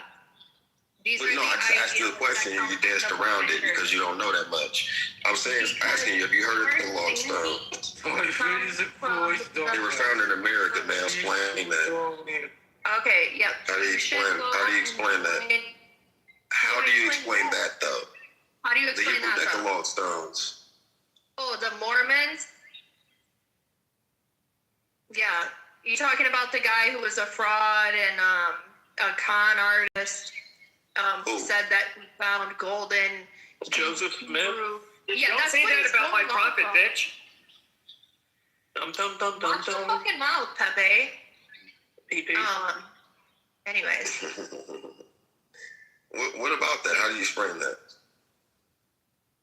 Yeah, you're going off of a con man's religion. And by the way, if you go further into that religion, you don't even know. You're not even smart enough to look it up in real time. You're not that smart. Oh wow. Oh, you're not that smart. You're fucking stupid. You think that American Indians are Egyptians? You're retarded. I didn't say that. I didn't say that, ma'am. But the Los Lunas Decalogue stone Heroes is a large boulder hidden in the mountain of Los Lunas, New Mexico. Inscription of the commandments of Paleo-Hebrew discovered in the 1930s. Wrote about how black people are more sinful because they are black people, and because of their sin, they are impure, unholy people. And in order to make these black people holy, you need to make them white. So how do you make them white? You infiltrate their families and you have kids with them. And this is the same ideals, this comes from the same person, the same ideals that you're quoting about Hebrew decalogues. It's fucking amazing. Did you know that that thing existed, though? Did you know about the Hebrew Decalogue stone? Did you know that the sky is orange? You see that right there? That's called wilderness. You feel a way about it because I mean, if it doesn't do anything, my question is this: if it doesn't do anything for you, if it's true, then why do you have such an aversion to new information? According to archaeologists, the stone is almost certainly a fake. Source. Wikipedia. It's leads to the air conditioner. Is a police in your map. How is that possible? To put a point. Look at the back creek stones.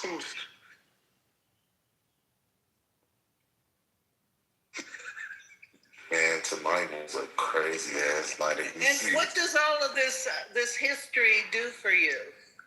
Well, it makes me not racist. It gives them a sense of ignorance. You assume that if we don't know all of this arcane history, we're racist.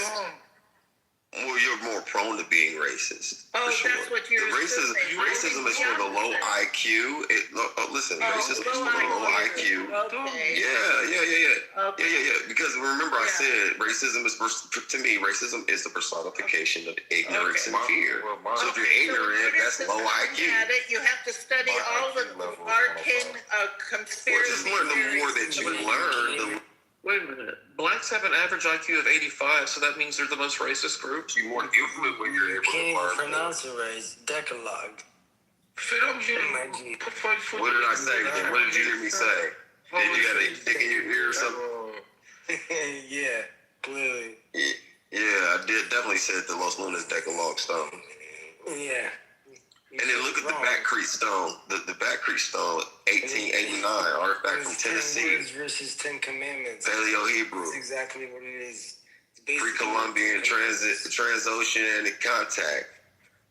There's a lot of evidence that suggests that there were Hebrews in America, but y'all don't want to know this because you don't want to. You fear being wrong. You do. You care. You see how it hurts you. You see your aversion to you.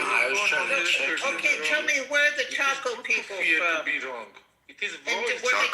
Think that if you are wrong or not, it is voice. So if you should also try that. Sometimes people are wrong and they need to second guess themselves. I hate the end of it. It is voice. What I'm curious about, Bill Cipher, is that you get like Native Americans. I lived in Alaska. Native Americans look somewhat alike. Now, I get it. They can like differ in phenotype quite a bit. But why is it that from whether it's all the way in the Caribbean, the southern to Alaska, and of course Siberia, the Siberians look like the Native Americans. Why do they all look the same and none of them look black? I have a what? I mean, what are you talking about? Like, what do you mean? Can I speak? Like literally, PP. The reason why a lot of Negro ones, they were reclassified. That's written history. That's actual history. They were reclassified as Negroes, and millions of them died from your diseases in war. So all of these archaeological things that you claimed are actually hoaxes. So. Nah, but I mean, I get what he's saying. Like, cause if I don't have to. There's you just don't know what you don't. You're not them. You're not them. Just Google it. Just Google it. You'll find it's a hoax and that you're Yep. Just Google it. Literally.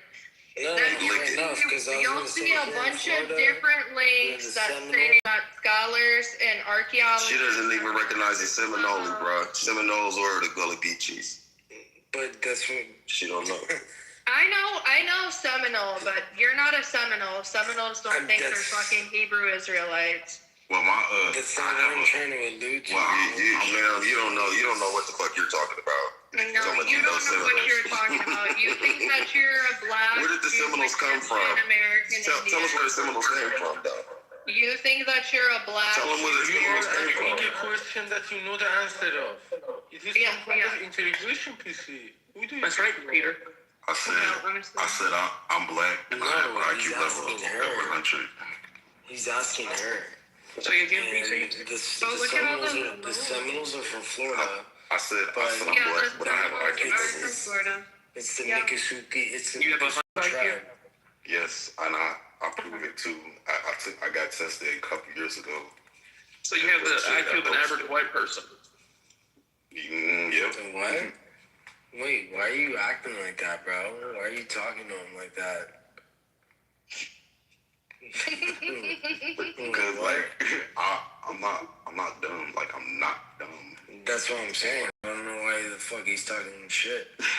Wait, who said Seminoles? Was that Cypher? Who said that? Cypher. Yeah, you don't even pronounce the name of the fucking tribe right. You're not a fucking Seminole. You're a pretendian. You're a weirdo.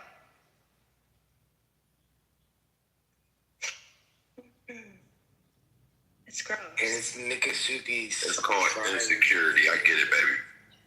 Florida State Seminoles. You're so insecure that you're calling Seminoles Seminoles. If you were Seminole, you would know how to pronounce your family name.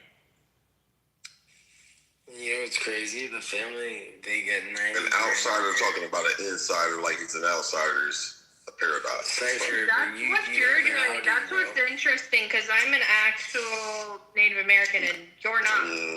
So that's funny. That's what you said.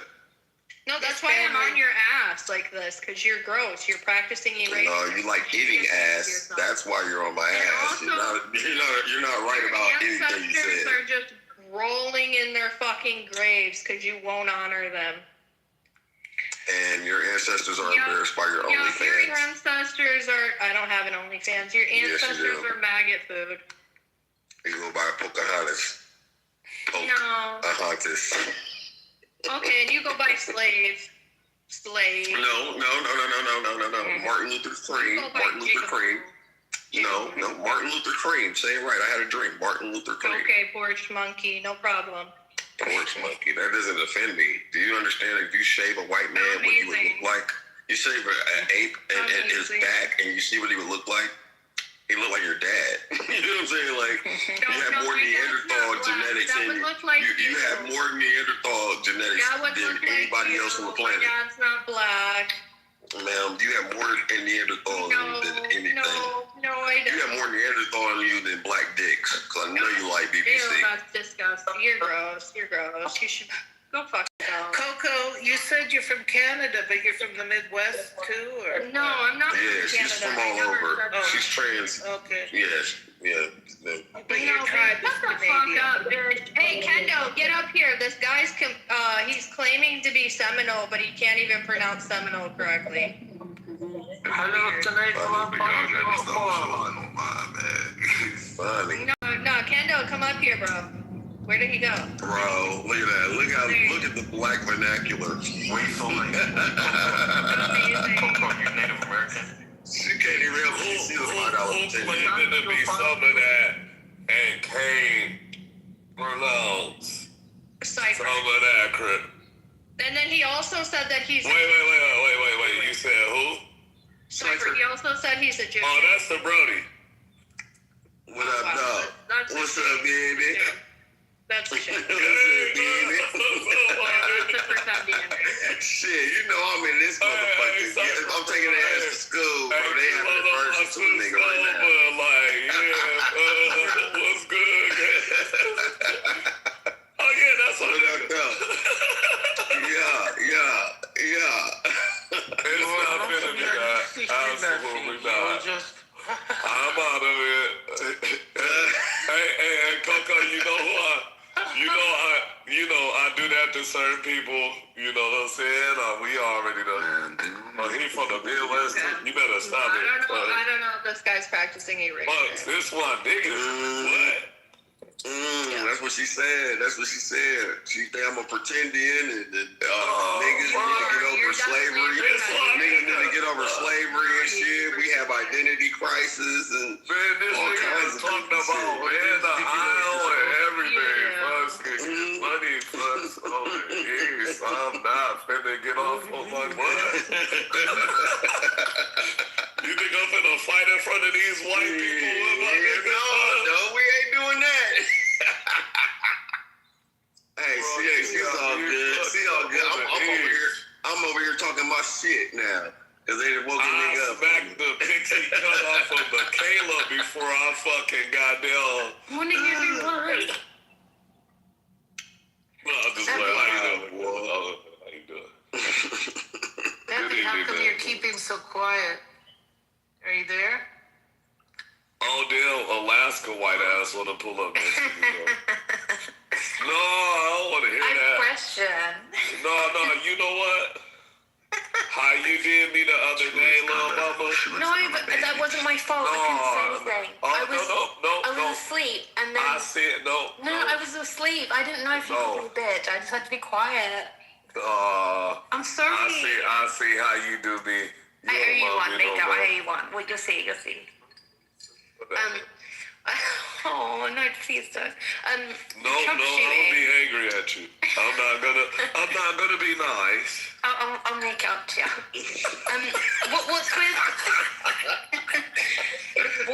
What's with the Trump shooting? Because I don't understand how these big events. You're from London. London, yeah. I think the shooter this time. I'm not gonna be nice. I think the shooter this time he was biracial. Well, nice. No, I don't understand how you guys have guns, but the security at these events is so lacking. I don't get it. That motherfucker could run a 3.9. He was fast. I ain't gonna lie. All I seen was a big ass forehead and a flash. They got his motherfucking ass. But that's interesting, man. Hey, man, baby girl Coco was talking about some porch monkeys and shit, calling us niggas monkeys and shit. Hey, fuck, you wild. She was calling us all kinds of monkeys and shit, and then you riling niggas up, dead ass, cuz. Makala, she seems pretty cool. Coco, tell me I'm lying. Hey, leave my people alone. Lift every boy. Gangster shit, Cypher, are you Egyptian now, or what are you? I'm a what? No, y'all stop that, both of y'all. I mean, 5 minutes later. Shit, when did I get a medal? I thought I was still a porch monkey. I thought I was a nigger.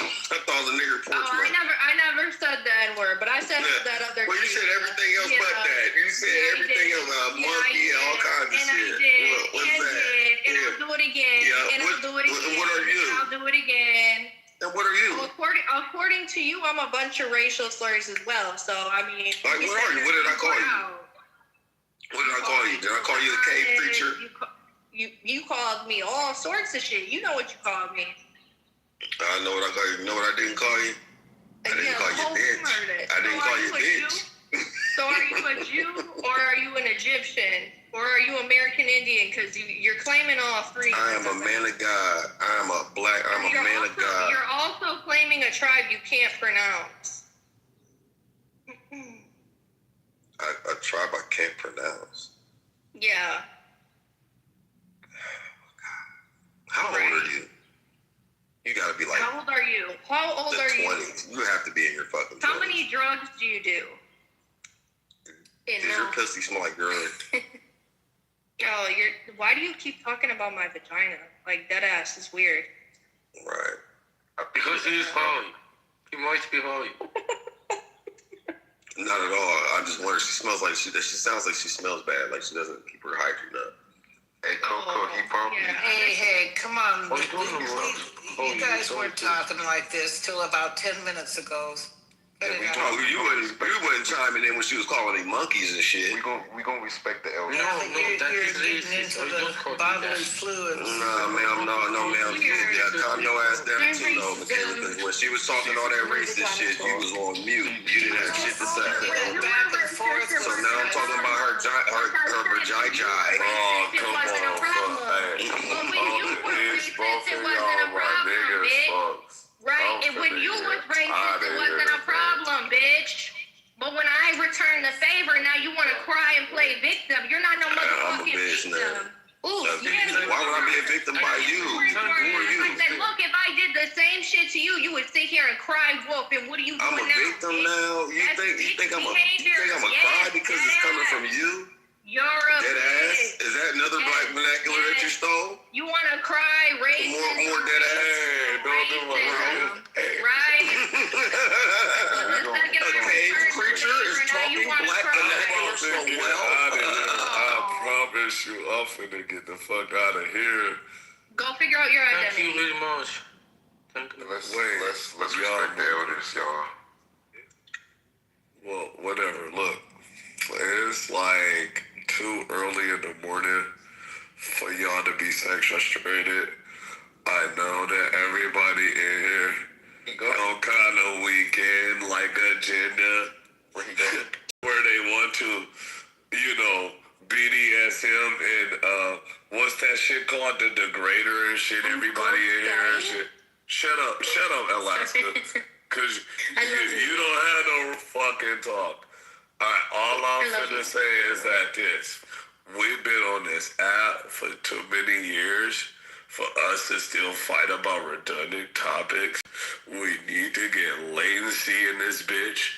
And all you white people, I'm disappointed in y'all too. I'm looking at you, Matt, Beaver, Peter, Pepe, BB. Well, no, she ain't even white, but Alaska partially. Anyway, let me cut. Oh, Michaela, Michelle, Michaela, whatever. All of y'all need to be the elders. If y'all want to be like continuously running the world and getting us in wars and shit and starting shit all over the country, Monica too, but you Amish, so I don't put you with the whites. Y'all gotta like stop this shit. Well, we being honest, man. Like, wait, black man, you gonna jump your light skinned ass in the white while I'm still cooking? Come on, you get up in this white shit too, nigga. Now what? What? You white? No. Yes. I'm not white. Okay. You can't change on that. Anyway, all I'm saying is, yeah, like, y'all gotta know how to de-escalate some shit. And y'all de-escalation tactics on this bitch is poor. I'm disappointed in all of y'all. All of y'all experience and all of y'all goddamn longevity and all this other shit, y'all not even using it. What are we doing? What are we doing? What are we doing the fuck here? Okay. I'll let you know. Michaela, you want to on what are we doing? Yeah. Go ahead. 40 years ago in 1980, I worked on the nuclear freeze campaign. I was assigned to Watts to organize in that area. Okay, I've been committed to getting rid of nuclear weapons probably my whole life. And so I support what Trump is doing. And I'm an elder. We respect. I love everything I can talk about. I respect the elders. Okay, I don't want people cussing out people that's old because I don't like that. Because that's someone's grandmother or great grandmother. They nothing like that. So anybody, y'all could cuss anybody out, but somebody that's old, that's fine. Look, folks, hold on. This all I'm saying. What the fuck did 1948 have to do with anything? And this is what I'm saying. Like, this is crazy.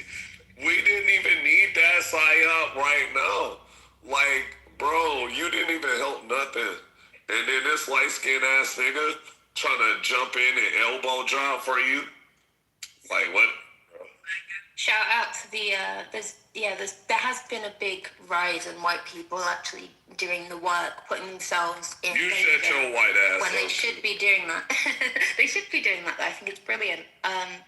There's a woman. Why is this white bitch from Britain speaking on behalf of black people? Shut up, ho. No, we're not close like that enough for that joke. Like there's an old woman and people were like, oh, but where are the black people? She was like, they should be at home. Like, we need to be here doing the work. And I was like, fuck yeah, lady. What are you talking about? I don't get it. You see what I'm saying, Michaela? She's using white a privilege too. to See, that's what the fuck I'm talking about. Stop it. Just using your privilege to to help causes. I think it's really important, and what? To help horses? Causes. Like issues. Sorry. That's my accent. Okay. I do love horses too, but okay. Very chic accent. Sadly British. I know. No, So were you supporting what I had said or what? I don't get it. Just not the Trump thing. I don't support Trump. But other than that, I think it's awesome. No Europeans support Trump. I think that we have to get rid of nuclear weapons. I agree. I think Trump does too. Trump does. I picked that up about him early on, and I think I wish that this could blossom into maybe some new disarmament moves. I mean, he does move quickly for what he wants. It would be nice if he could turn this into what? How do you want to comply Russia to this? They have nuclear bomb and they would. Well, it has to be an international agreement. It would have to be the international. All the nuclear armed nations would have to agree to start. See, I don't think it should go. I don't agree that any more nuclear weapons should go to any more countries. I don't know how Pakistan and India got the nukes. I was raising kids during that time. It sort of passed me by, but I'm shocked that. We've got to disarm, not spread them to more countries. Pakistan is a different story. They cannot use it. But Russia, what? If you disarm United States, Europe, and other countries, Russia will never ever comply with that, and they will take over the whole world. No, I agree. Neither would China. It has to be international. It can't just be one or two countries. Yes, international. Actually, China will voluntarily. China likes to secretly suck our dick, and they don't want to admit that they do. Love this supremacy. They want to be. They want to fear others. They want to lead their government out of fear. They want. And talk that shit, Peter. Are you Chinese, Peter, or what are you? I am from Iran. Israel. No, he's lying to you. He's Chinese. I am from Iran. You're from Iran? Yes. And really? I am seeking for another Henry Kissinger between Iran and the United States this time, not between China and the United States. Another Kissinger for this generation. Do you have? It's a great. I don't understand what you're saying. What? Don't need to understand, just listen. Okay. I was wishing, these are my wishes, because as I remember, the history of diplomacy of United States had a very big turning point at the time that Henry Kissinger was the foreign minister of United States, and it was a very brilliant progress during his service. One of the biggest moves was the peace between China and United States. He was not successful to, for example, solve other issues and other countries. And for example, we need to take the inspiration that he had now between, for example, Iran and United States and Israel. And this is my wishes. I was thinking that this kind of mindset is not going to be implemented by mindset like Cypher. It is different, it is too simple for this level of diplomacy. But what happened as a result of Kissinger opening up China is that now China became the manufacturing center of the world, and it's become, and the whole Western world has become dependent on China and enrich China. But also, China also needs West. This is some kind of mutual need to each other. It is not something bad because they are populated countries. They have a lot of capacities, and it is undeniable to be strong. They will remain strong if the competition is fair because they are two populated countries. They have a very big collective power. So they are the second power of the world. It is undeniable, I think, because they are too populated. They have much more population than US, Europe and things, but their power is still lower than United States. They are loyal to the United States, you said? No, their power is lower than United States. Lower. With this level of population, they are 4 or 5 times more populated than United States. But they are not as strong. They are weaker. The first power is United States, undeniably. Do you think we should have disarm our nuclear weapons? I think that they won't because they love this supremacy. They want to see countries like Iran, Turkey, and Egypt from upper positions. And for example, they do not even choose voluntarily humble position that sometimes United States put themselves in. They love that supremacy. For example, if countries like Russia see you from upper position, they want to destroy you, extinct you. But if United States see you from that position, they are much more humble and they want to coexist. This is two different concepts that brings me to a table with United States rather than those who want us to see us like that kind of position. This is my choice. And so you're Iranian. Do you agree with what's going on with the war? I think that it needed to be handled this way because mullahs made these choices. They had they made their choices and they made it like this. Now they need to take the responsibility of what they did because they were thinking that they can do this and go away with that because they are strong and nobody will face them. Now they are being faced with the ultimate power of the world and they are being taken, it is a big shock for them and this is a big level of accountability for the government around the world. If you machine gun your people, you have no chance to stay in power. And even if you are too strong, you are done. Yes. So how long have you been away from Iran? I was here since October 2023. I was in Iran from 1992 to 2023. I am in Germany since then. Did you have to leave or? No, I did not have to leave, but I had a lot of limitations and the freedom that I did not have. I immigrated because of that, because the situation was going to be much more harder than before. They were coming step by step to much more private issues that you have. Even during the last decades was not strict. They are implementing those laws differently on different people. This is totally unacceptable because this is a tool to suppress people. Some people come out and walk in the street freely without a scarf. Another person with more covered position is taken out of the street. This is some kind of discrimination between people. This is not a code. This is something to hit people and make, for example, to suppress them.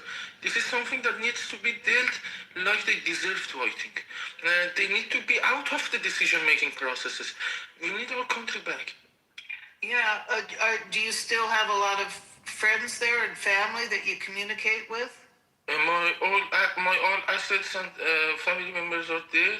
I am alone in Berlin. I came here to see how it is to progress and to tap my untapped potentials. There are numerous chances for me here. However, I see that we could have had that there if we just could have made our independence because we had all these We were not poor people. We did not have lack of land to progress, and this was just self-control by mullah to the people. They did not want us to progress. Because of that, I am expressing clearly that if Russia puts themselves in that position of governing another country or colonization, they would try to extinct them, like they did in Iran during 2 decades. But when their name came out surfaced, when their name came to public, they are getting the heat from that. Before that, their hands were hidden inside the power. When they were exposed, for example, 15 years ago, after the 2009 election, presidential elections, we figured out that this is the Russian influence into our elections. Really? From that time, they are taking the fall. Until now, they won't experience the Tehran with peace under their colonization. I promise them. We would escalate it to make this planet out of the orbit if it comes to that point. It is my father's land. Yeah. So do most of the people? Do you think most of the people in Iran want to change the regime? Yes, and that's the reason that they cannot access simple Google search. Because if they access simple Google search, if they access their Gmails, they would be able to send the evidences that you need to kick the mullahs out in 48 hours, to come in all in.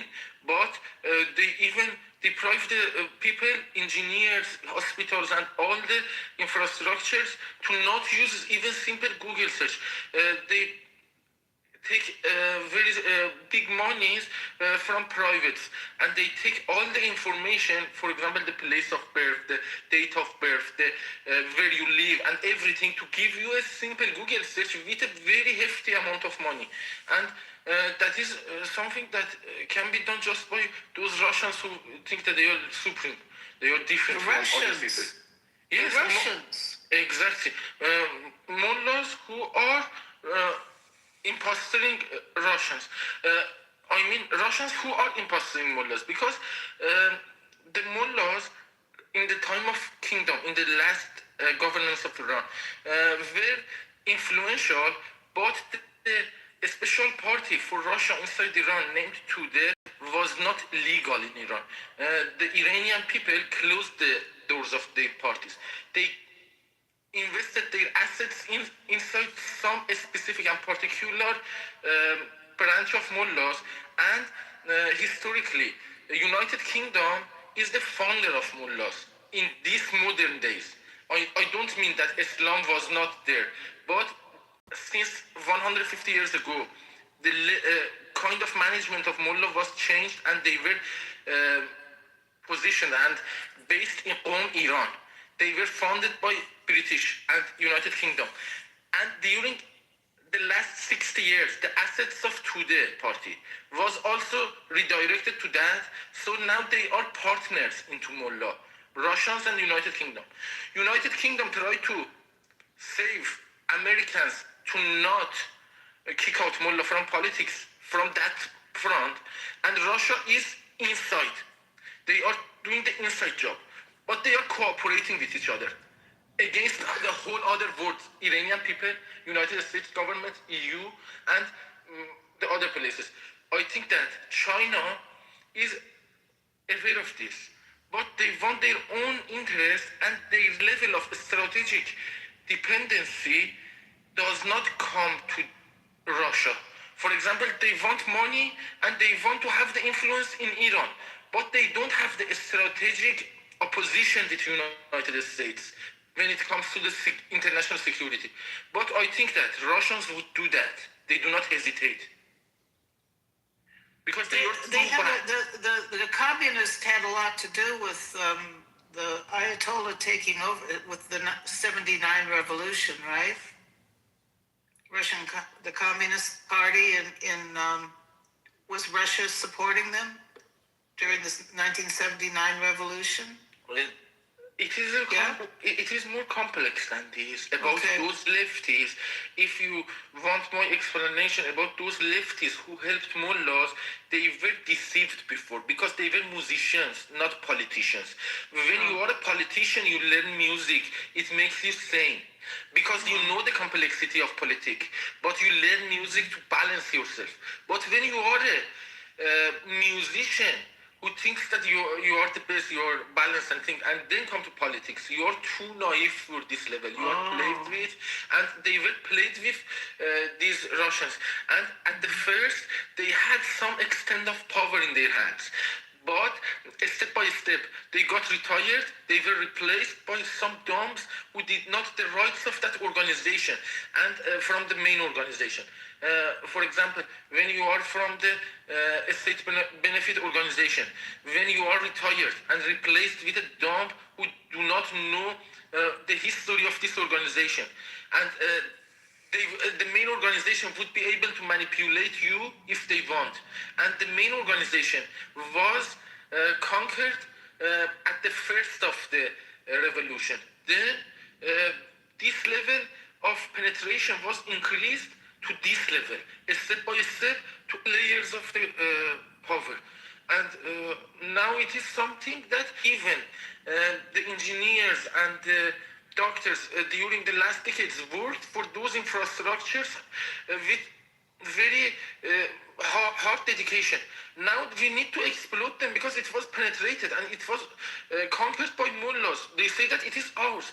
Firstly, my parents and the previous generations of Iran trusted them because they were religious people, and they were thinking that like the people who taught them the religious, because my family and the Islam in Iran was learned to each other chest by chest. For example, I learned it from my parents, they learned it from their parents. But when they shouted that we are Muslims and things, they were deceived that this is the same thing that we learned. They took the place and now they say that it is ours, you know. Out of blue, they came to the government and they say that the country is ours, you were not here before. Now they need to take the fight back. If we cannot kick them out, we don't deserve that land. I am in this all in. If we cannot kick them out, we did not deserve that. We were too naive. Yeah. Do you think there's a possibility of the Iranian people, if the war is over with the U.S., that the Iranian people can kick out the mullahs?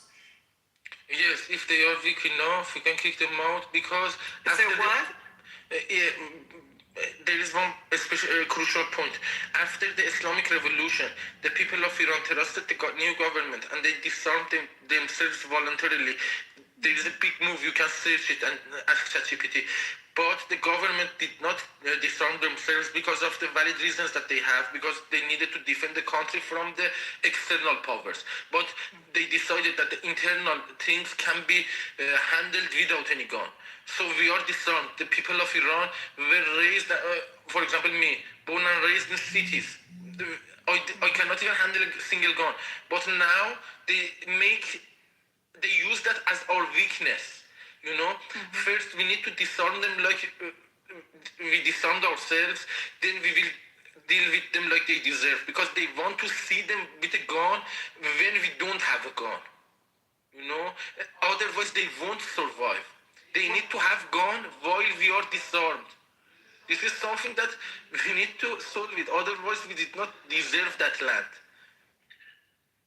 We would shake this planet out of the orbit if this is going to be the supremacy that they expect, that they can handle a gun. But the people who are living with you cannot handle a gun. They cannot have the allowance to have that. So, I cannot stand that. So what are you saying? How do you think the Iranian people can get rid of the regime then if they don't have guns? Exactly. Do you think if they were armed, they wouldn't know how to use them? They're not trained. I mean, could it be civil disobedience? Could it be strikes? Could it be... I think that this disarming needs to be implemented. This army needs to be weakened. We don't need a big army in this modern day. We need to be able to defend the territorial integrity, and we need to make sure of that. For example, how the army of Germany after the World War became, they are well capable to defend their borders, but they don't have another army. Iran also needs to follow this lead, I think, and become one of the alliance of the Western alliance. We need to align ourselves with the mainstream. We cannot be against the other places. So who's going to disarm them? The army or I the think that IRGC? there is an international alliance right now, and we need to take them accountable, each one of them. For example, United States is willingly in this, and they are the best side of this alliance, in my point of view. They do this willingly, but others, they are weaker and smaller. They see from their own position. They are not as strong as United States to make this kind of independent stances. For example, countries like European ones, they need the energy from a Strait of Hormuz. They are in a much weaker position. So we need to understand them and help them make their hands clear. Because if they are under threat of lack of energy, they cannot express what they want, because people of Germany, people of Europe, people of United Kingdom, all of them are human people. If they are under good condition, if they don't depend on that, if their survival is not depend on that energy, they would make humanitarian positions if it is their choice. We need to let them make their choice, I think. Boy,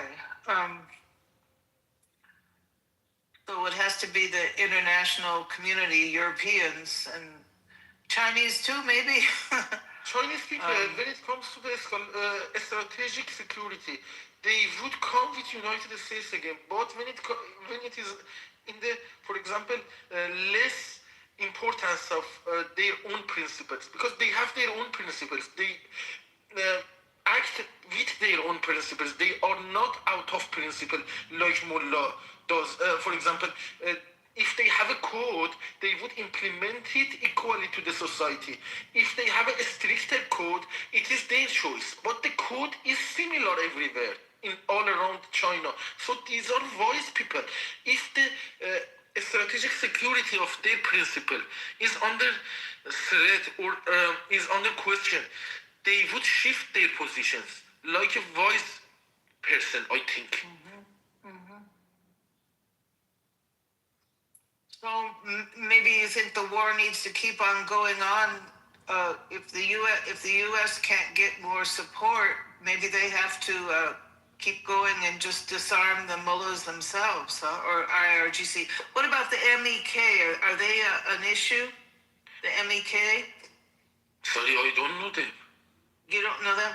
They're sort of communist leftovers, I think, from the revolution. Inside Iran? Yeah. Well, maybe they're outside. Yes. Yeah. I know them. The people who got allied with the biggest enemy of Iran in that time, while the whole population of Iran was defending the territorial integrity against Saddam. They sat with Saddam, and nobody inside Iran, I promise you, want those leftists, because they are far left. They are too far left.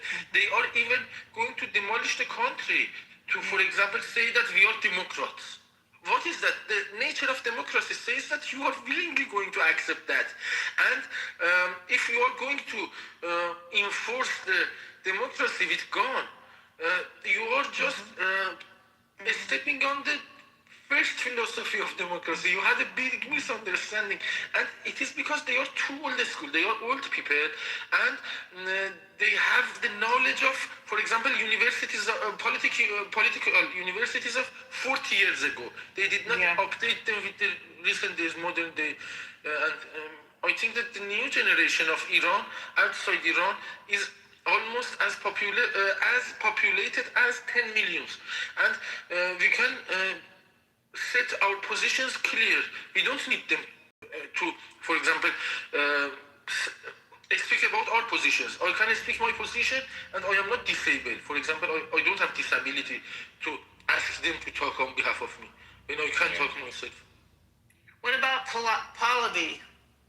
Pahlavi is also a victim like me, I think, because he was born and raised until 16 in Iran, and he was born and raised in a situation that was extremely changed afterwards, and it was out of their expectations. Even the kind that he's resilient in my point of view, because he could have survived that, and he is still loyal to the nationality of Iran after that level of humiliation, threat. His family members committed suicide, but his element is strong enough to stay on his own principles. I see him as a loyal Iranian, and he's one of us. I think he's one of us. However, putting whole responsibility on him, it is a big deal. It is a big country. Iran is a big country, like for example Turkey, Egypt, Pakistan. No king is possible to take over the country and say, this is my property. This is too big for you. No, but he says he wants to go in and head up an interim government that will lead to elections. Yes, if the level of accountability can be guaranteed, if it can be questioned by people like me, if I don't receive this kind of emojis when I talk about the level of accountability, then I love him. Mm-hmm. But the people around him, for example, they were trying to play smart. They are pro-IRGC spies who are descendants of the deceased Hashemi Rafsanjani, and he was too influential during the time of the Islamic regime's governance in Iran, during the peacetime of Islamic regime's governance, and they have a lot of money and resources. They are outside the country. They made a big shell around him. We need to first break the shell. The people like Zardin Abad, Max Fakhrai, who is other name is Askaruladi, and these are around him. Until they are around him, I don't trust the speeches of Prince. While I love him, you know, that is something that I am supposed to do, because I know who they are. If this doesn't change, they want to change IRGC to Garde Javidan. They just want to change the title, you know? And, we need to change the concept. Pahlavi's going along with that? He's surrounded by IRGC people who are reformers or something? Pahlavi is out of the country for the last half a century. Right. You said he's got IRGC around him? Or spies? Yes, he has, and a bunch of them. Because at this point, he needs to get to know them. Because he cannot distinguish them, because he was not in the society of Iran during that half a century. And, for example, he cannot distinguish me with another IRGC member, while both of us come out of Iran. He needs time to process us, and the time that we don't have at this point. We need to have, for example, that level of knowledge and the data that we have, and which is also cross-referenced with other references. But he needs time to distinguish. He cannot distinguish between people inside Iran. He needs support of people like me and the people who were also victimized in their mind. And we need to, for example, speak up and judge who is the honest person. But until I can speak with him and the other side also can be able to clarify their position, they don't let me question them to Pahlavi, you know. If you see him as the leader, I need to explain my side to him, you need to explain your side to him, then he would judge independently. While you don't let me speak to him, you just clear your position and you want him to process your only influence. This is some kind of bullshit that I am standing to fight with. He's been in Germany a lot. Were you trying to talk to him, or?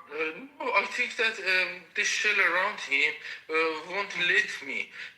Even my security is not guaranteed when I go to that places. I don't participate in that because I am politically active in Clubhouse and I don't feel safe to go out with them. I go out with myself, I wear my own hoodie, Woman Life Freedom, and I do it alone because I don't trust them. I don't trust them. I am not one of them. Ooh, that's bad. I would think that gosh. I saw him with a group of leaders from different parts of Iran giving a press conference. So you're saying those people he had around him in that press conference are guarding him or something? That's the people from different tribes of Iran. That is just a laughable concept. Those people were outside Iran for that half a century. They have some memories from 50 years ago and before that, and they are from that tribes. But now they have no clue what's going on with that tribe inside Iran. So how could he communicate with the right people inside Iran? I am already having my Instagram account, and sometimes they get online. I understand when the time the internet is a bit opener than before, or who can access the pro internet with a lot of data that they have to give to the manipulative power of Iran. And I can see that, for example, in the political diaspora, especially. For this sake, I think that I can give a valid opinion about the internet and whose allegiances lies with who. So, are you in your 20s, or how old are you? I am 33, 1992. So you just left there just a few years ago. So you have a lot of contacts and experience. I know all the details. I know if you ask each and every details. I learned English by political context. For example, I was watching CNN and I was learning, for example, English from Christian Amanpour or Farid Zakaria. Somebody else goes and watch some other concepts. For example, this guy cannot deal with the level of reasonability that I have. He just wants to interfere because they want the independency. They don't know how, and they have no clue for that. When somebody comes to speak up, they just out of some naturistic feelings like philosophy and things, they would rather to demolish the country rather than speaking. Let me speak. This level of selfishness is unbelievable for me. That is some kind of treason in my point of view. When you are not able to, when you did not spend enough time to learn, now you do not let the other person who has studied about that talk on behalf of yourself. Who asshole you are. You are ready to demolish the country, but don't let me speak. Interesting, no? This level of bullshit. They are setting another standard. Are you talking about somebody here in this room that is trying to talk over you? Yes, this guy was a Kurdish guy, and from the language that he was using, he was too dumb. He was separatist, and he was not those kind of Kurd that we have inside. That's right. The separatists, the Kurdish separatists, are the downfall. They care more about their issue, their separatist issue, than Iran, the freedom of Iran. It seems that they'd be willing to create a civil war or something. However, this problem is not just for him. It is for all the political diaspora of Iran. When they cannot speak themselves, they won't let any other person to speak, even if they speak better. This is the biggest weakness of opposition party of Iran, this level of selfishness. And even a lot of those people, jealous people, chose this prince just because of that. Just because if you are educated, then you cannot take a better position. You know, to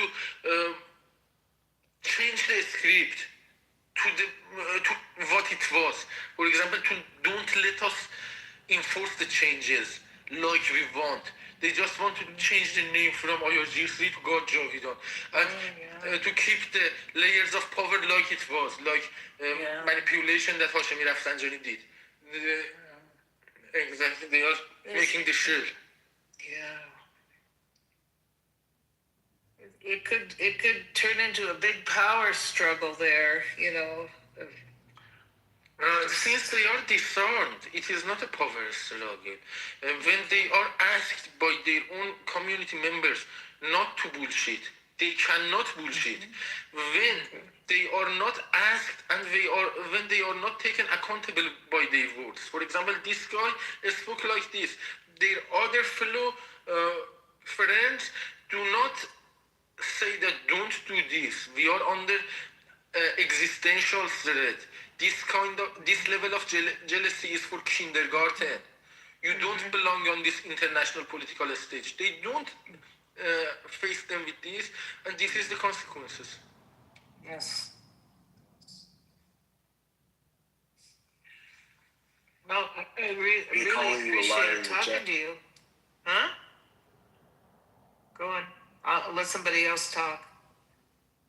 Anyone else want to talk to Peter? I was just going to say you a liar in the chat, Peter. He sounds very, very with it or logical or on top of things. I wonder what they think he's lying about.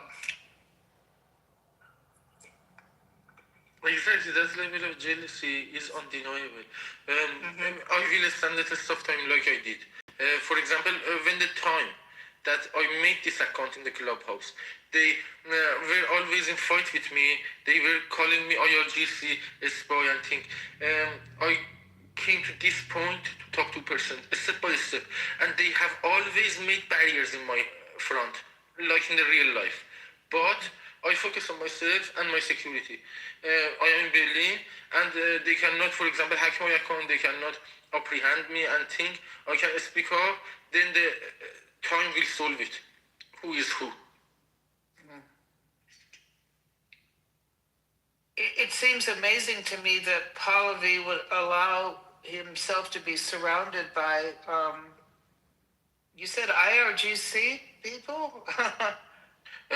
Some kind of IRGC. They are not direct member of IRGC because they didn't need to, but they have a lot of connections inside, and their existence depend on that. For example, a person named Max Fakhroi, he's one of his best friends, and he's one of his most influential friends. His main name is Mohsen Asgarouladi. He lives in Spain, and he made the government of Spain under his influence to face United States. Now you see that Spain is making positions against United States. It is because of the hefty wealth that he has inside Spain, and he put even the government of Spain under his influence. And when it comes to that point, he cannot deny them. And he needs to process them and expose them correctly like they deserve. And this is a big gamble. This is a big political gamble. He is clean in my point of view. But he is not that strong to face this level of conspiracy, I think. Boy. He needs support. But they don't let us support him because they know that if people like me support them, they would for real fall, you know. The fall would be for real. They would not be able to lure out the people with an announcement, then gun them down. Because this was a conspiracy by those people. Max Fakhroi made the announcement instead of Princess Pahlavi to come out on 18th and 19th of the day last year, for example, for 5 months, and promised that the people who are now out of the IRGC want to cooperate with the protesting people, and the protesting people can come out with safety. They cannot. They can take over the government buildings, and that's it. Finish. When the people came out, they were machine gunned because this exact asshole, Mohsen Askaroladi, were lying. They did not change their loyalty out of IRGC. They just wanted to take the people out so they can gun them out together with a group, like they did. So they're the ones who advise Pahlavi to tell people to come out? Yes, exactly. And how to move. They are making the moves of Prince Reza Pahlavi in some extent. Because he can make his own moves. He cannot control them. He is one person and they are independent, truly independent from him. They don't need him. They are not under his leadership. They are just barking his name. The leadership comes with influence. He has no influence on top of them. They have influence on top of him. They can even influence the King of Spain. Oh, but you said they are the ones who advised him to tell people to come out for those 2 days? Yes, to bring them up. It is a very valid point. You can see the history of this in the clubhouse and everywhere else.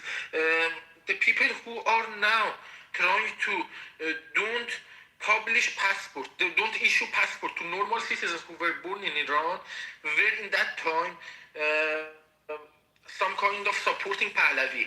There are some accounts like Kiai, like Max Bakhrai. They were supporting him in that time to lure people out, so gun them down. Afterwards, now they are showing their main allegiances. We would die for regime and thing, you know. They are going to the rooms that they used to go because now they see him as a less problematic problem.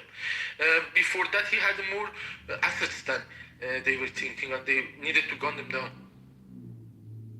You said they go to other rooms, so these are people on Clubhouse or on political diaspora, and a lot of them are outside Iran. This is some kind of a small sample of the political diaspora.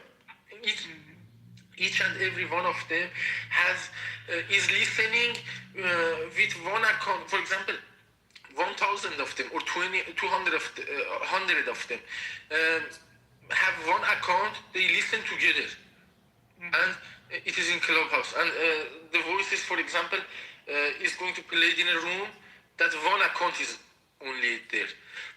Some of the rooms even see the comments when you want to send inside the back channel of the room before letting it to be visible for everybody.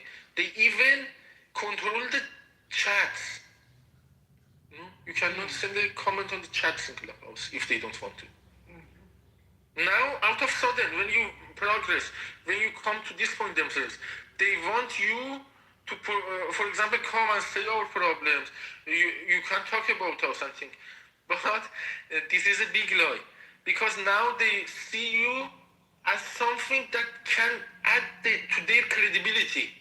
They want to use our credibility.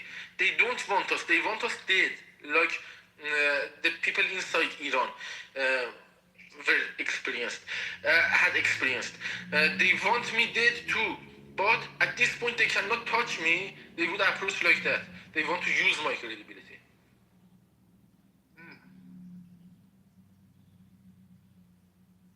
So you have credibility? You're not just a lone wolf? No, as much as one person. For example, if one person is good, they want it. And when it is new, they don't want it. They would remove below. They don't let the comment. They would kill even. And when you are, for example, when you have some level of credibility, they want you to be with them, to use your credibility, but they would have conspiracies behind you, like they did to their own people. For example, how they killed their own Hashemi Rafsanjani, how they killed children of those responsible. For example, these people cannot are not even have soft spot for their own children. How would they spare me? They would kill their own children. For example, Mohsen Rezai, one of the main IRGC members, killed his own boy in Dubai. Hassan Rouhani, another reformist, who is populist, for example, more popular than others.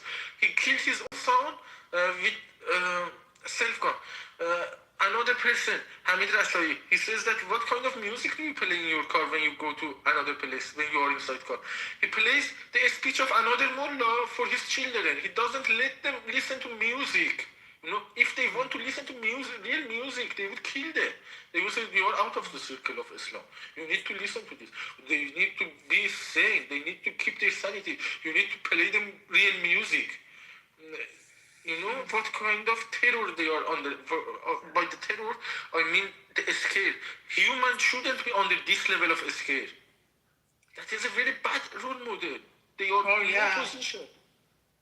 Is there any way for the people within Iran right now to communicate with each other and organize, or can they get on the Clubhouse? I know they can't. Well, they just can't get on the internet at all, right? Yes, they cannot access anything, and they cannot even do a single Google search. For example, last night I was online in the other room for NIC, for National Congress of Fakhrova. There is a couple of guys from inside Iran, and they paid a huge amount of money to let them have, for example, 1 gig. For example, $200 for 1 gig of internet, so that they can come with VPNs into the stages, and with a lot of information that they ask them for before giving this pricey internet. So people have to be just communicating with each other just like the old-fashioned way. There are some internal internet that is under heavy surveillance, that is under it is full of bugs. For example, if you want to call them with video call, you need to have SIM card from inside Iran. My sister needs to, for example, call with roaming to them to ask the code with SMS. Enter it, then we would make a video call. You make a video call, the voice is not coming. The voice is coming, video is not coming. Sometimes it says that you cannot even call him because we don't want it. There are some bogus messages that you cannot even believe, errors. It doesn't explain anything. It says error, you don't want. And this is some kind of bullshit that I cannot stand in this world, especially.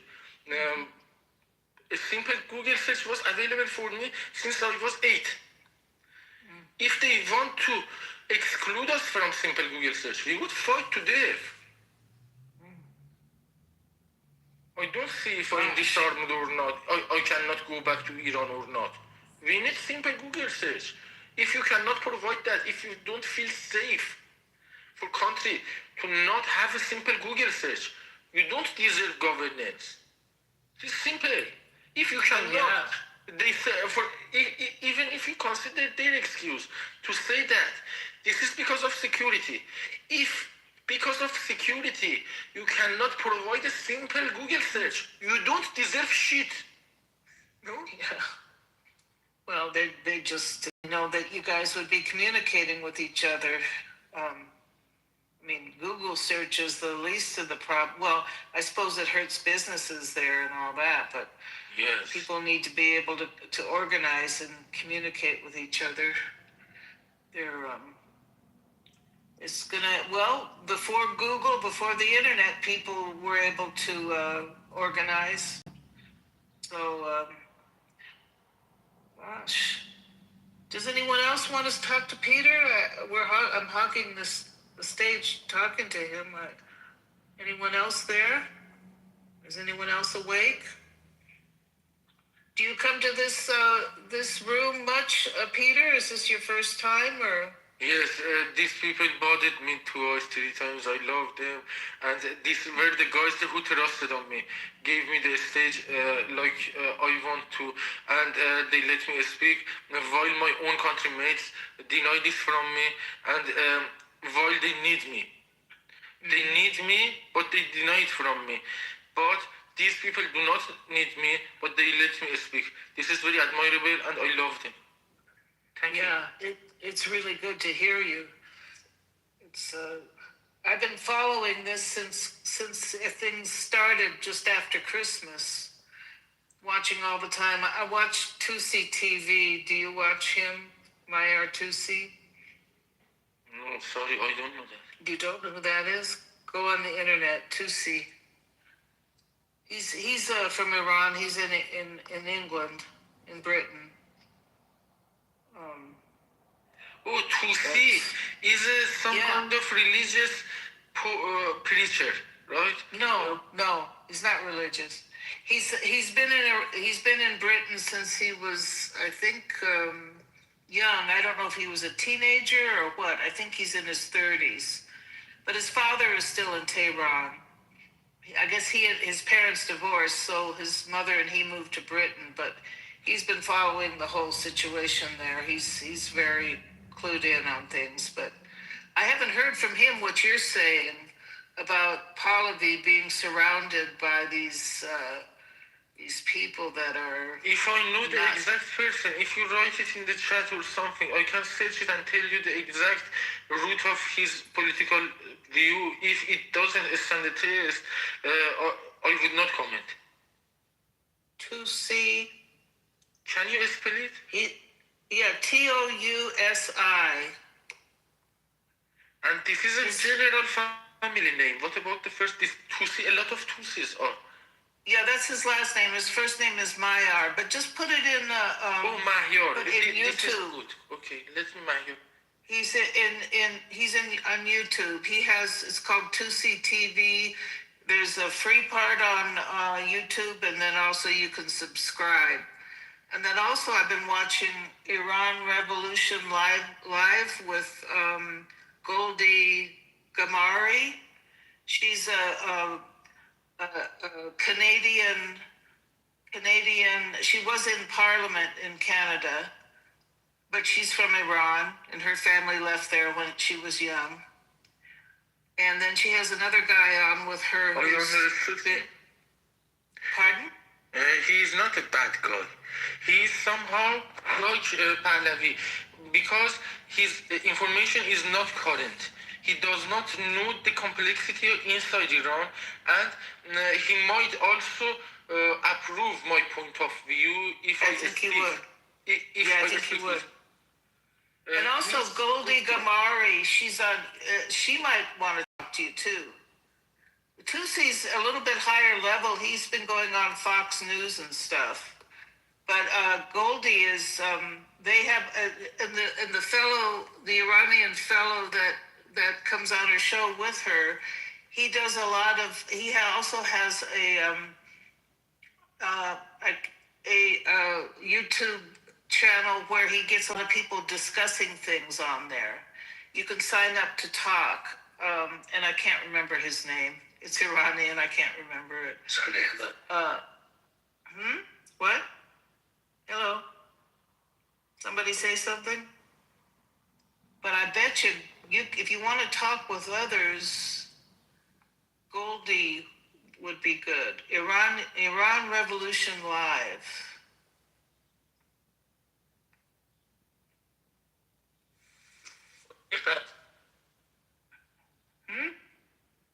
Goldie Gamari. Yeah.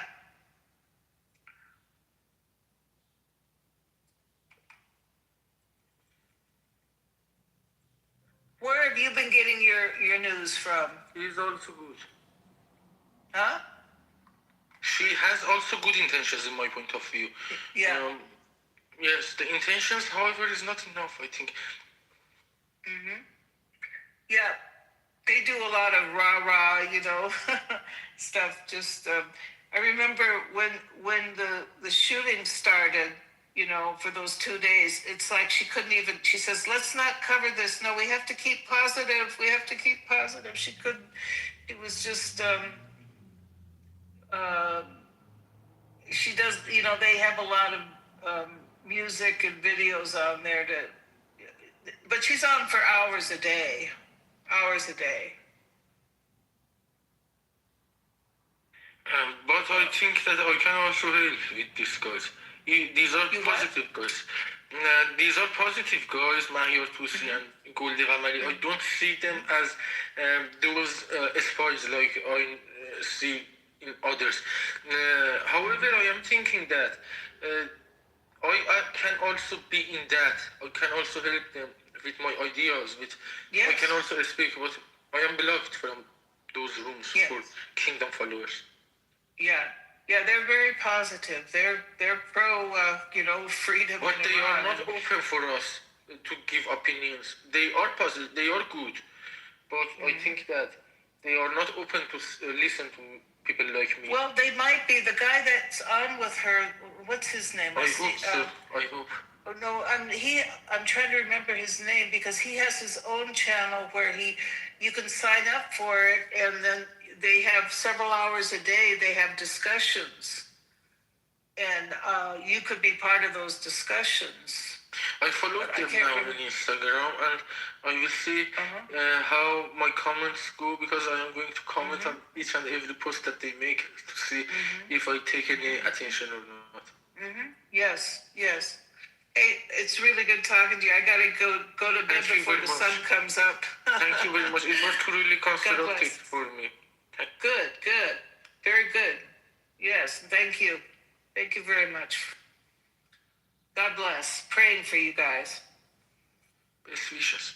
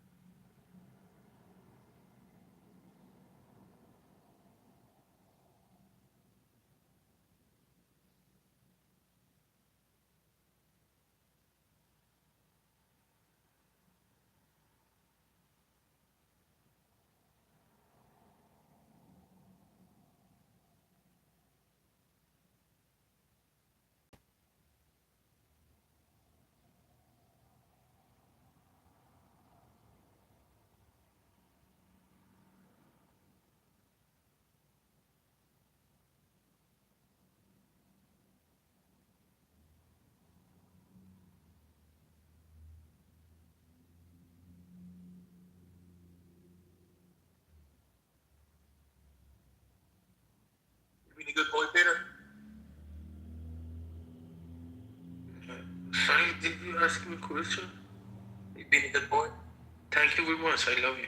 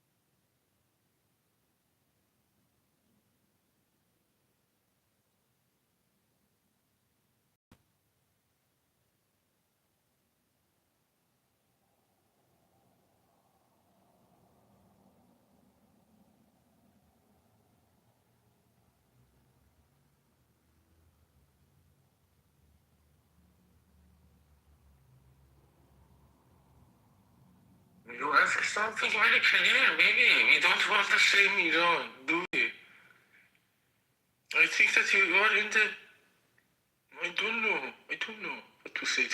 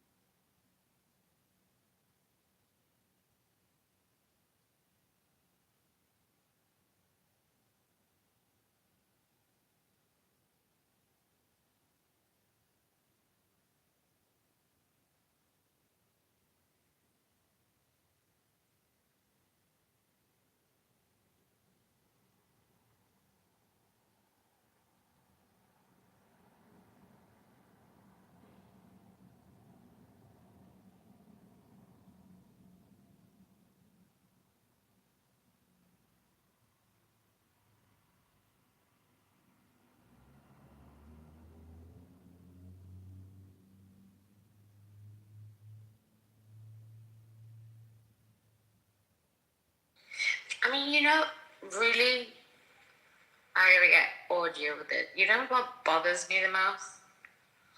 It's like,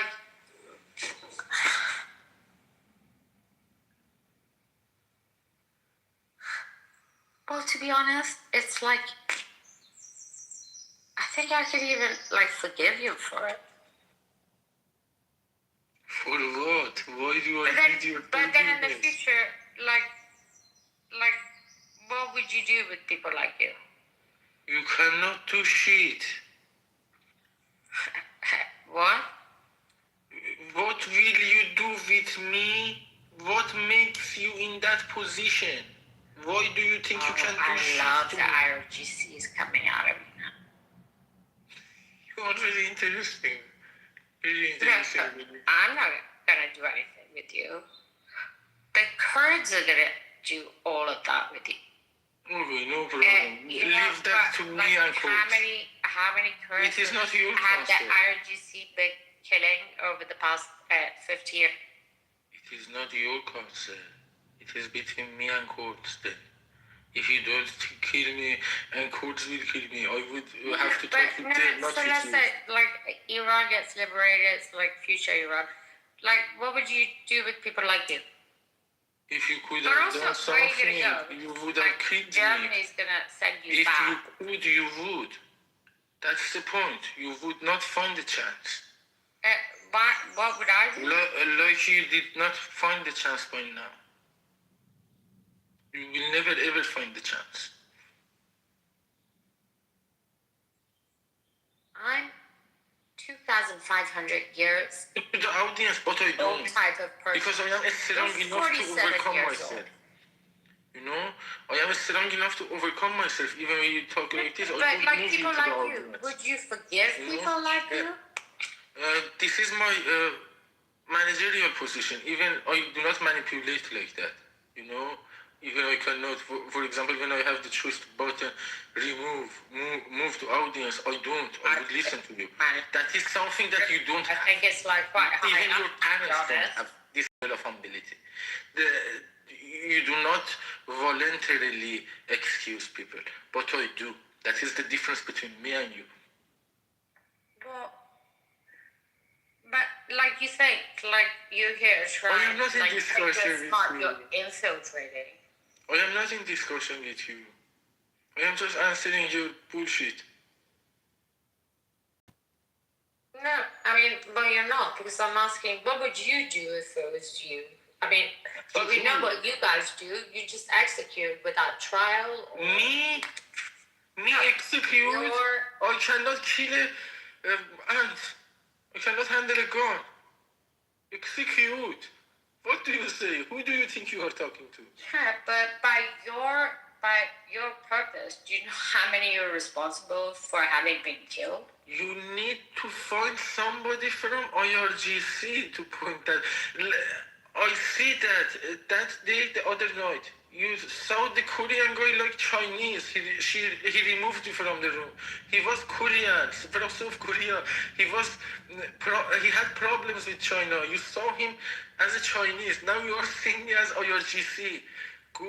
Oh, so China, IRC. Doesn't but China's not gonna care about you, like, you know. I see that you are in a big misunderstanding. No, but what you need to understand is like You China, saw the what is Korean China guy gonna as do to Chinese. you? Like when the IRGC is gone, they're gonna move on to the next project.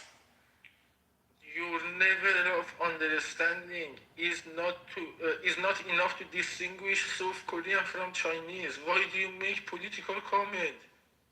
He got angry from you. He got mad from you. But I mean, it's like, but also like the top ones, like one by one, they've been eliminated. So it's like, even if anyone was gonna like go abroad and take a bunch of money, there's no one left. But like, you think like China's or Russia's gonna give people like you asylum? I'll say that China and Russia would use the talents that would distinguish the difference between South Korea and China, because they But don't you think need you're dumps like talented you. if you're sitting here having this They don't conversation need with me, fools like and you. if Germany let you, you think you're the first German Persian on this app? Why do you think so? Why should I think like that? Why should I think like that? What do you say? I don't understand you. What is your point? Well, I mean, what is my point? Yes, for example, the question, do you think that you are only German Iranian on this app? Why should I think that? Even if I think that, what's the point? You are too food.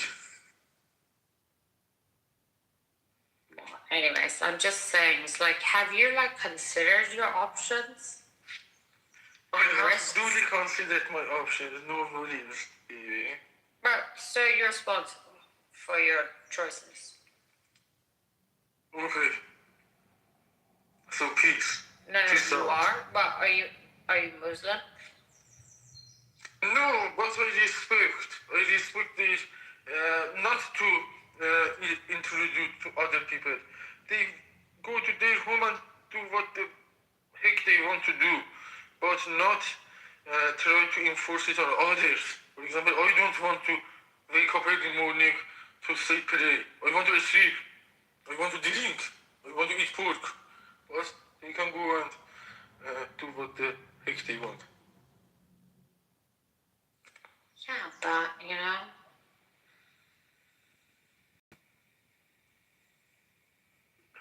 Now it's the point that you don't have anything to counter offer in this discussion, so you use the accusation of IRGC. No, I mean it's not an accusation. It's kind of like I'm just thinking. It's like, have you weighed it up? Your kind of, your whatever. When I listen to you, Well, you think you can just play dumb? When you want to play smart, it is very interesting for me to listen to your tone. Please continue. Now you are playing the smart tone. فکر کی هستی؟ I am a political commentator. از طرف کی؟ از طرف مامانه. From my mom's side. I have family. My mom was a secretary of a school. فکر کنی شما رو اجازه دادن so they can keep an eye on you? Yes, I think I don't have a problem to having eyes on me. I have no problem. It was valuable to people. They would have risk losing I was grown exactly for this situation because I was grown in Tehran under a lot of eyes from the whole country. چشم کل کشور رو من بود. من بچه سعادت آبادم. هر جا میرفتم به من نگاه میکردن. دلشون برات میسوخت؟ No, but I was under their attention. They wanted to see me. They wanted to, and I am used to that. You are not used to that. You are not used to take that pressure. ایرانی های اصیل رو میشناسن که مثل تو نیستن. I see. I don't know. I don't know how to answer you not to be racist. Because if I try to answer to you, you would not be happy, you know. But it is some kind of racist. I am not willing to disclose that with you because if I want to defend my originality, you would not like it. ولی یه ایرانی اصیل مثل چیزش حرکتاش مثل توه. ایرانی اصیل چجوری حرکت میکنه؟ How does original Iranian move? How do you describe that? We would diversify. You were thinking you know something to extinct us. We would diversify on the forest. چجوری فکر میکنی؟ Okay. چیه تو نمیفهمی؟ We have survived the whole history as the longest history of the governance on the country in the Your whole nose is planet. only 47 years old, by the way. Iran, I am from a country that has the oldest history of the being under the same flag. You understand that? I come from there. I'm one of them. I don't need any more.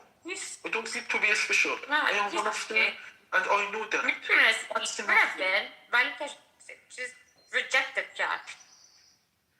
Because you don't have any other concept than this. نه. You need to just به خاطر که تو ارزش اونی که You are racist to talk زیرش تو بودی هیچ وقت تو نفهمیدی.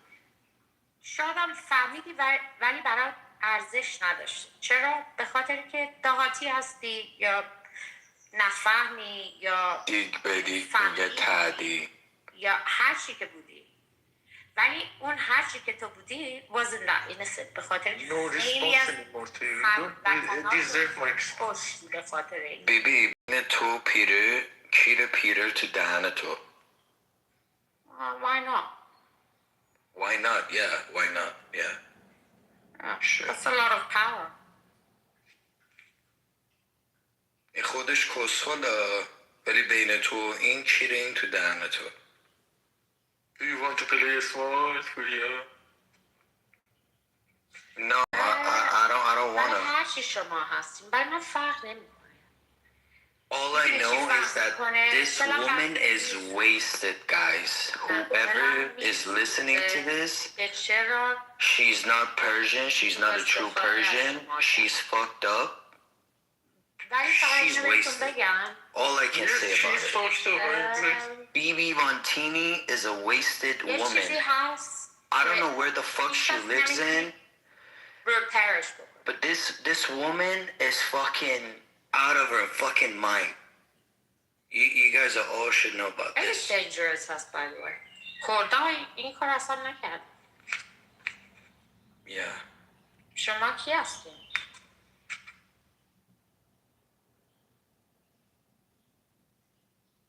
Are you waiting for my response to your BS? I don't have any response to this. هرچی هست شاید ایرانی هم باشی. But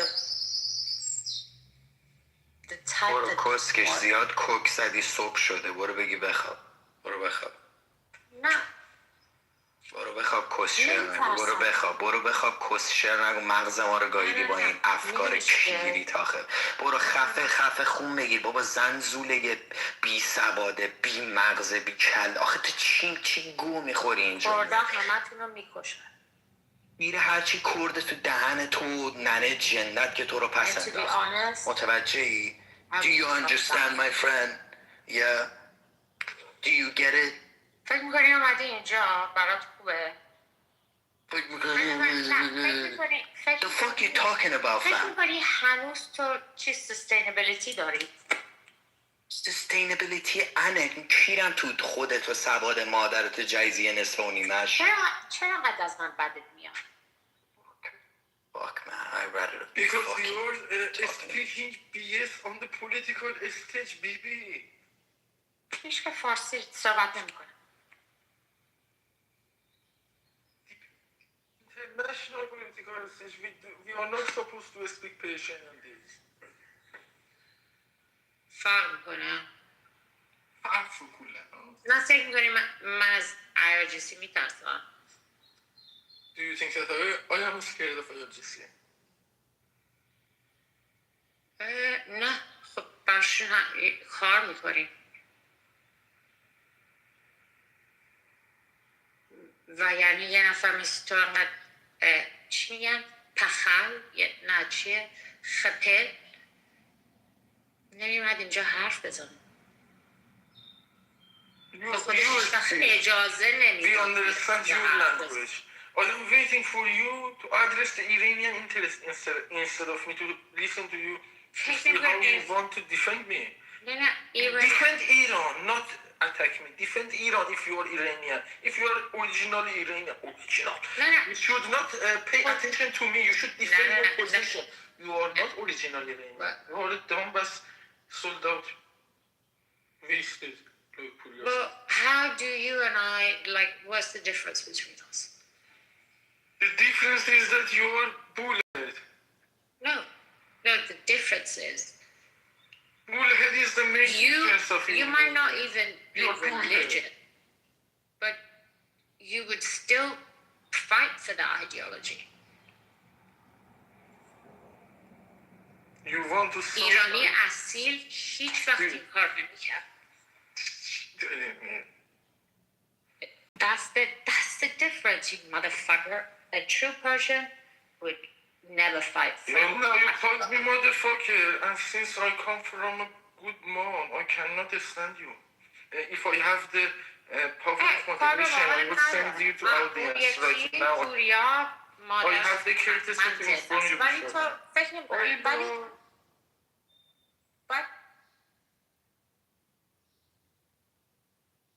Sorry, he called me motherfucker. She called me motherfucker. I cannot stand on the parent this accusation. If you say I can bring her back home.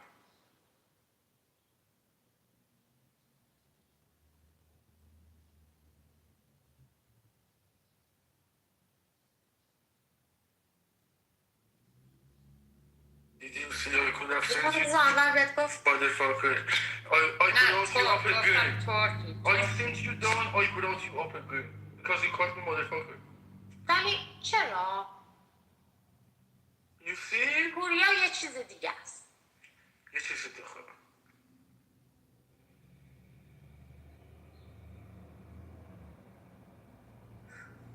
گناه داری. What's gonna say to you? I'm speechless. You made me speechless.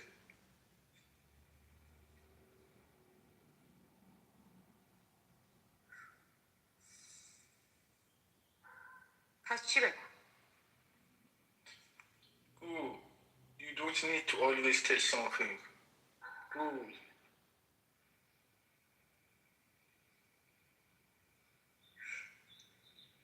تو این کار نمیتونی. پوریا یه چیز دیگه است. اون ایرانیه. Okay. What is my problem with him? He is Iranian, you are Iranian. But I am not as bad as نه you. ولی تو ماینورتی هستی. I tolerate you on this stage. If I have the moderation power, I would tolerate you on this stage. But if you had the moderation power, you would have blocked me and removed me. Why are we talking about moderation? I can't keep this discussion I would ongoing. never entertain this conversation. You cannot the discussion ongoing. I can the discussion ongoing. چرا؟ Because I am capable. Of what? Capable of tolerance. I am political commentator. You are just bullhead. You are asking Zinaheli. You are making comment on پس من دارم تو رو انستانت دارم بیشتر چیز میخوام نشون بدم. I cannot believe that I am having this discussion with you on this stage. چرا؟ چون خیزیرا. نه خب فکر میکنی من وطن خودم رو نمیشناسم؟ Yes, I think so. نه تو نمیشناسی. دلم برای این میسوزه. نه تو نمیشناسی. من تو.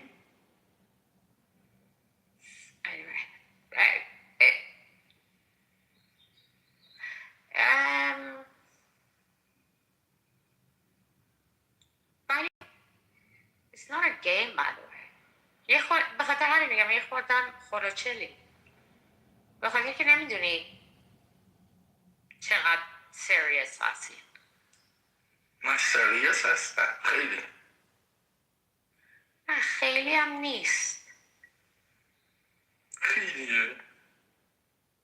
ولی چی بدبختیه؟ بیپولیه؟ یا no other options? I love my country. You cannot understand that. You cannot understand because that level of patriotism comes from the homeland. You have never been. Hi Peter, how are you? Hello. Patriotism که این نیست. Patriotism ایرانی بودنه. What are you talking about, Bibi عزیزم؟ None of your concern. واقعا دلم میسوزه. چرا دلت میسوزه؟ چی؟ به خاطر که کشورم رو دوست دارم. الان مشکلت What's wrong with Peter؟ چی شده؟ پیتر رو هم دوست دارم. Oh, interesting. You need to be discovered or you still need to discover that.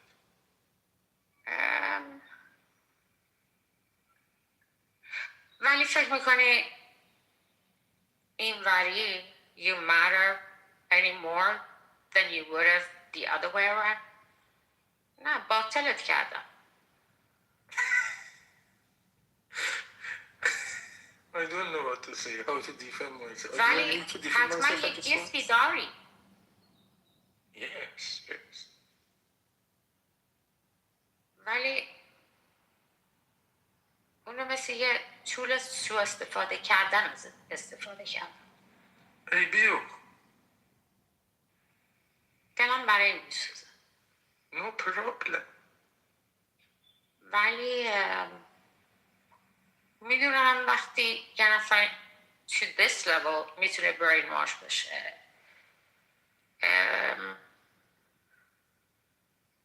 You could easily have me killed. Have you killed? No, I mean you wouldn't. You don't care, to be honest. It's not like you're gonna go and like rat on me. Killing you. Why should I? You cannot do shit. Why should I kill you?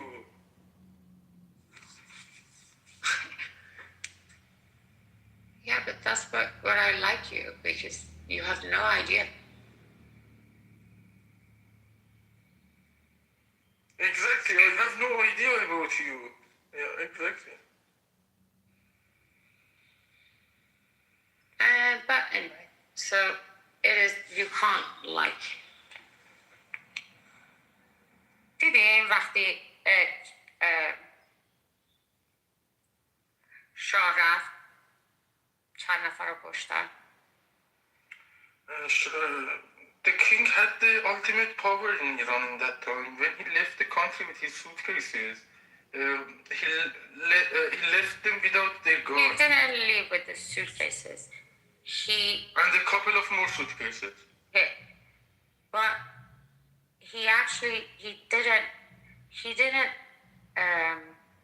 didn't run. He left. He left them. And that's why he any can come back. They were میدونی ازش چی پرسیدن؟ because they didn't have a leader. They asked him, do you want to stay and fight? He said, no, I'm not going to kill my own people.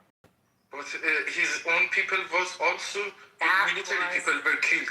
What about the military people? Weren't they people? Weren't they his people? They were under his command. They were under his command. They were killed because they left them alone. They left them alone. I would rather to die inside my homeland not let them kill my army members. They kill. If they want to kill my army members, they first have to go through me. They first go through myself, then kill my army members. He was not in the level of command.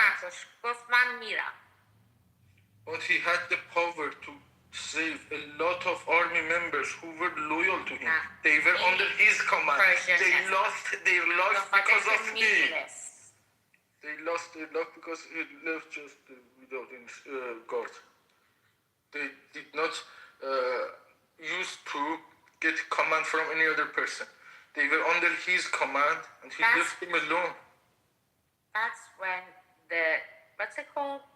When something the end justifies the means, or the means justify the end. Okay. Exactly just that. If this is your justifiability, then you should have defended your army against those people who are destroying the order inside your country. Keeping the order is the first importance. That was America. Just like if you want to use that justifiability, that is to keep the order. That's justifiability. You are wrong. That's how. If you are using that level of justifiability, that is for bigger cause, not for. And it's not gonna work. Going on. You're gonna come back to me. I think that you don't understand what you say. That level of justifiability and reasonability is for the point that you keep. هر چقدر یه نفری رو بخواد برات بگه هیچ وقت تو اینو نمیفهمی. ببین اگه میفهمی این کار فارسی بگم بفهمی. میگم اگر تو میخوای این سطح دلیل رو بیاری که طرف میخواست برای دلیل بزرگتر یه چیز کوچیکتر رو فدا کنه، اولش باید اون قدرت خودش رو حفظ میکرد. میدونی قدرت خودش دلیل بزرگتر بود، نه اون چیزی که تو میگی. اولین چیزی که خمینی گفت ما درباره ریس و کشور نیستیم، ما درباره ایدئولوژی هستیم. اون مردی که اینجوری میگفت. Yes, Khomeini was a bigger asshole that was let inside the country because mismanagement of the mismanagement of people like you. I was not planted in that time. I was not. My father was the child. برای توی اتاقایی که ایرانی ها تو کلاب هست هستن 5,000 تا 7,000 بیبی what do you say 7,000 تا و فکر نکن چند میلیون ایرانی الان تو اروپا بزرگ شدن، همه اینا برمیگردن. Yes, all of them will and take the poverty of Iran and make Iran the strongest ally of United States. هیچ وقت دیگه نمیذارن. We would be the strongest ally of United States with these assets that we have all around the world. The Mullah cannot face us because we are not limited to one country. For example, if some of us are in the United Kingdom, some of us are in Germany, if United Kingdom wants to misuse the intentions of Iranians inside the country, let me address this clearly, then I will bring her up again. She said about something touching in my heart, and this is about the population of Iranians outside the country. We are in all around the world in different countries, and each country who wants to misuse the population of Iranians with their politics when it comes to sacrifice and choose between those two interests. Iranians in the third country would interfere. You know, if United Kingdom wants to misuse Iranians in their land, the Iranians in Germany would support Iranians in United Kingdom. And that goes to other places too, like United States and everywhere. This is the point that I wanted to add. I would bring it.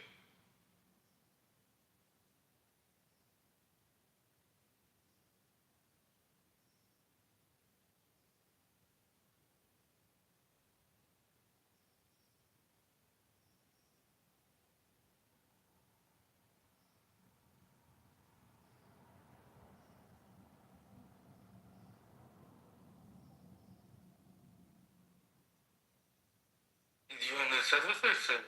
Can you have this level of reasonability? Are you more valuable asset than me, or not? Did you listen to what I said? حتما که هستم. ولی You could have not digest what I said. نمیدونی. اصلا نفهمیدی چی گفتم. من هستم به خاطر که میتونم تو رو کمک کنم بفهمم.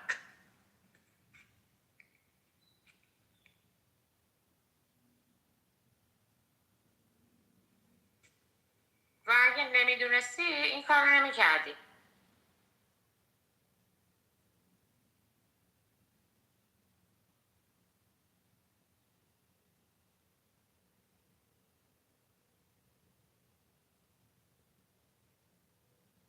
ولی فکر کنی که داری الان میکنی بهتر از اینه که حرف من رو گوش کنی.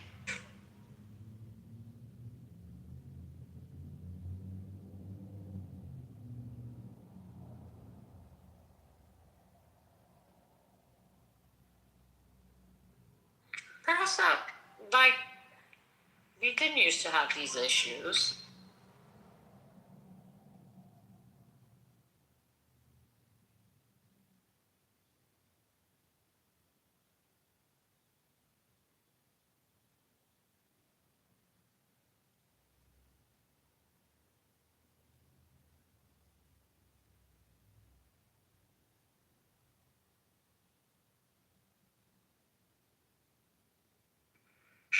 She got the problem when I guaranteed that I can't speak my part, then you have the chance to speak your part. She did not want me to have that chance. She left that because she could have not stand that opportunity that I have.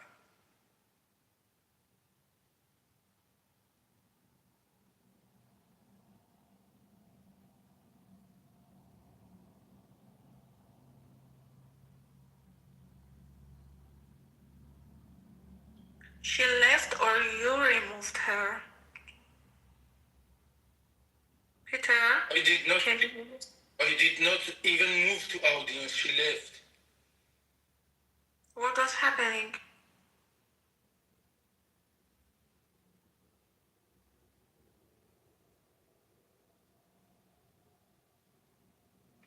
I'm not sure what's happening. So my hand was wet. I could have not opened the mic.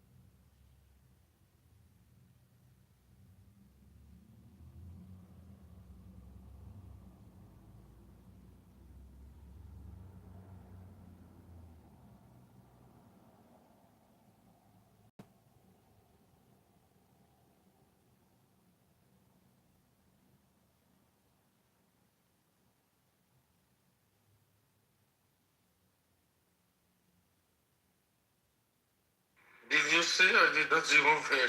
She came back. Yeah, I'm bad radar.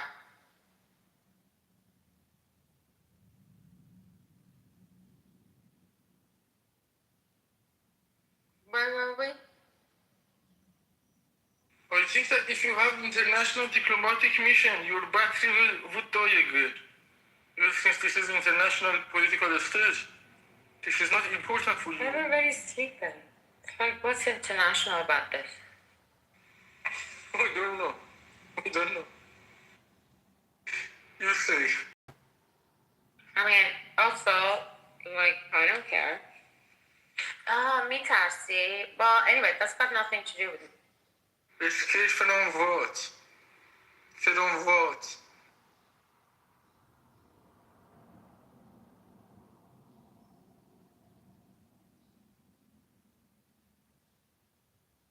چی فکر میکنی؟ بابا بیا برو تو پارک یه 4 تا از این حرکت های کیوکوشین و کاراته بزن یه ذره سبک بشه این عقدت. برو یکم جفتک بنداز. Well, anyways.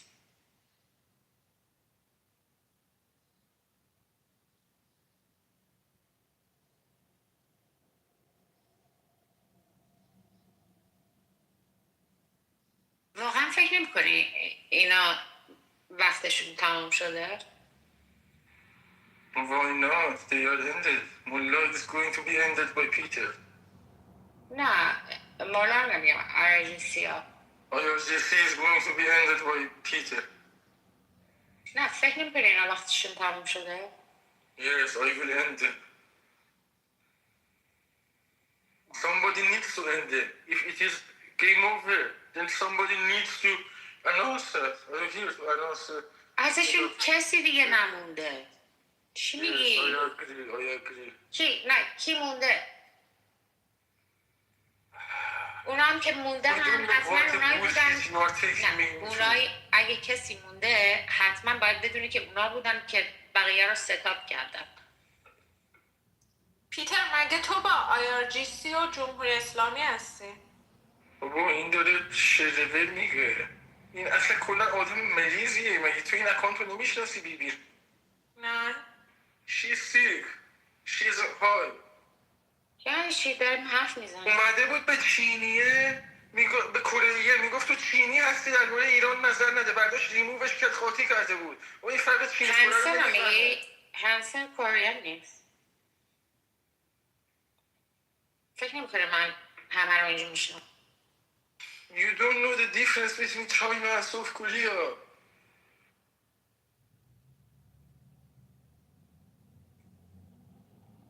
Yeah, what's the difference? Exactly. You need to Google it. That is not for this stage. That is for kindergarten. ندید پوتین رو چیکار کردن؟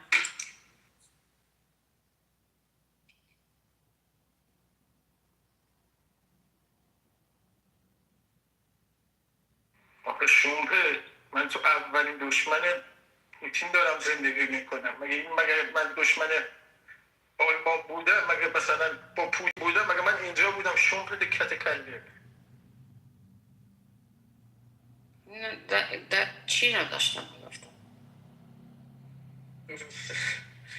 شاید در نوع دیگه فضای سیاست رو بگیم.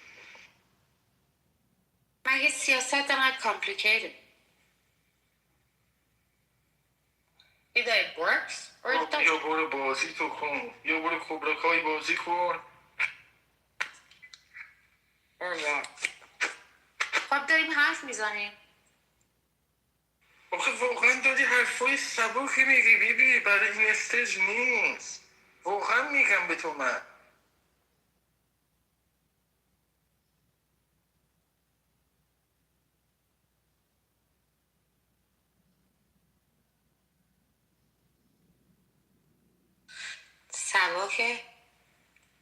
سبکش چیه؟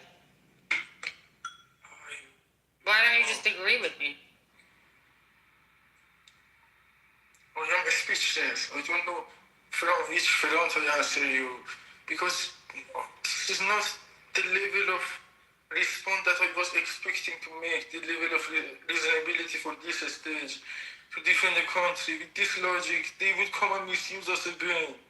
With this level of mindset that you have, with this sharpness that you have, you are not for that stage. I promise you. نه You are ولی not یه an چیزی هم asset. بهت بگم National asset. بکنم You یه are a village کت asset.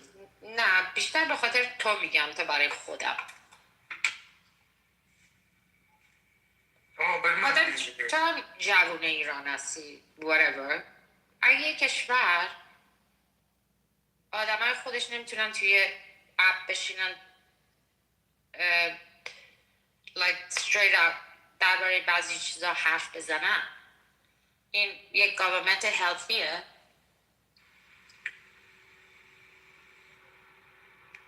Can't you find your GC member to ask this? Why should I answer this? نه رسما میخندن ازم By default, you put me in the position of IRGC and you think that you are the smartest. By default, بگم به چی بعدم نمیاد فکر میکنی باهوشی نه؟ باهوشی درباره چی هست؟ میخوایی مثلا ذکاوت به کار ببری یا این چیز چیزه مثلا بگی نه من تو که IRGC هستی بیا اگه تو هموطن من چی تو رو بگم؟ نه من فقط میخوام بگم ببین اگرم اوکی میخوای یه چیز دیگه بگم من دلم میسوزه که این آدمایی که انقدر کیپبیلیتی داشتن برای بعضی چیزا اگه یه جوری درست اینو استفاده کرده بودم به نفع کشورشون به نفع وطناشون like wouldn't that be better for all اینم of باید us به تو جواب بدم آخه من نمیدونم چی بگم ترکی تو من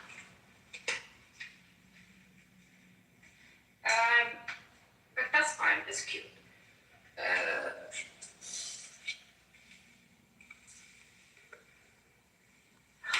چی باید بگم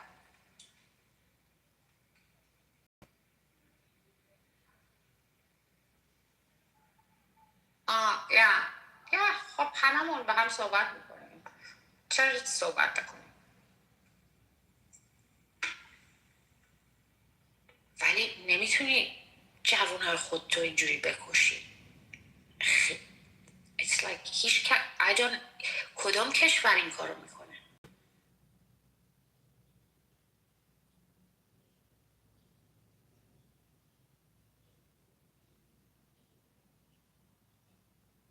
حالا هر چقدر مسلمون باشی یا هر چی باشی باید ادبت بکنی که این اصلا یه چیز it's really something else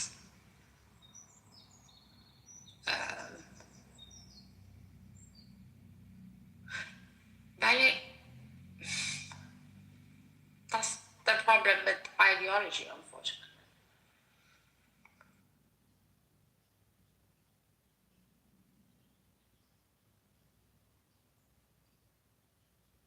ولی فکر میکنی وقتی رژیم عوض میشه you think it's gonna be any different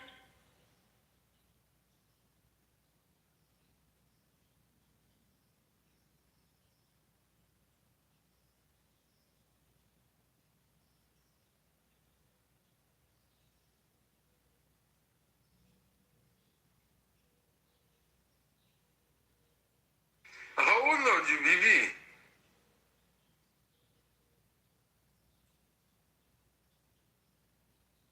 فرق میکنه؟ آره خیلی فرق میکنه ببینیم کدوم دوره بچگی کردی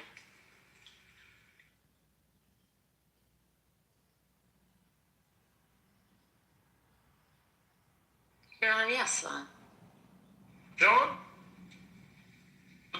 جون how cute ایرانی هستم خب منم ایرانی هستم 33 سالم ولی چه ربطی داره به سن ایرانی هستی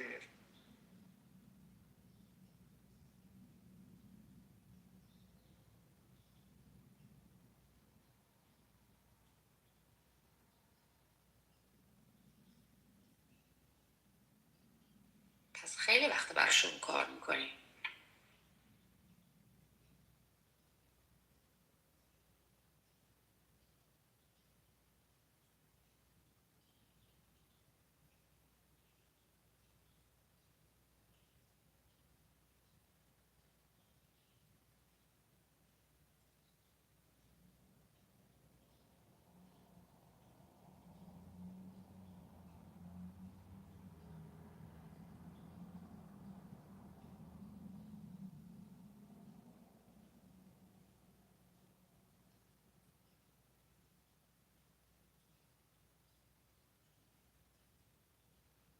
خوبیه تا اینه که میتونن تو رو ریسایکل بکنن. ریسایکل بکنی؟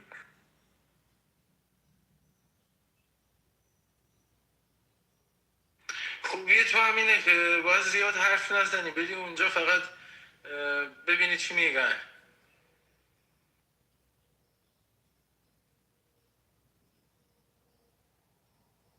ماسل هستی دیگه، میتونی ماسلتو استفاده کنی اگه حرف کامند درست بهت بدن.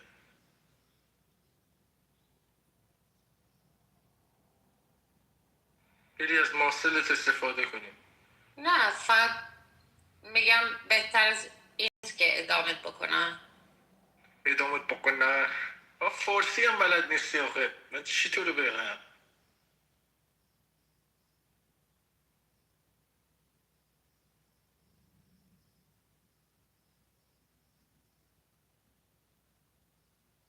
انگار اصلا بیخیالی. برای جالب نیستش من میتونم تو رو ریموف کنم ولی هیچ کدومو نمیکنم، با اینکه میتونم بکنم الان. فکر میکنی اگه من فکر میکردم میتونستی کاری بکنی این کانورسیشن رو باید اگه میخوای چالنجم کنی ببینی میتونم یا نمیتونم میکنم. میخوای امتحان کنی، میخوای ببینی چالنج میخوای بکنی که من میتونم ریموف کنم یا نه. اگه میخوای اینو چالنج کنی بکنم. فکر نمیکنی already here Germany دیپورتت میکنه همین حرف که زدی؟ فکر میکنی سمارت هست؟ دیپورت میکنه جالبه. آخه بیشور من مقیم اینجا، من از تو بیشتر اینجا حقه به خاطر تو منو دیپورت کنه؟ چقدر تو شومپتی.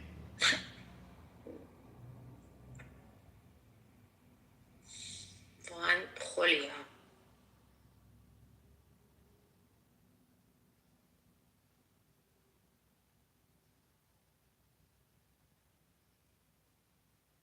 چرا دروغ میگی؟ چه دروغی من تو رو بگم؟ من چه دروغی دارم بهت میگم؟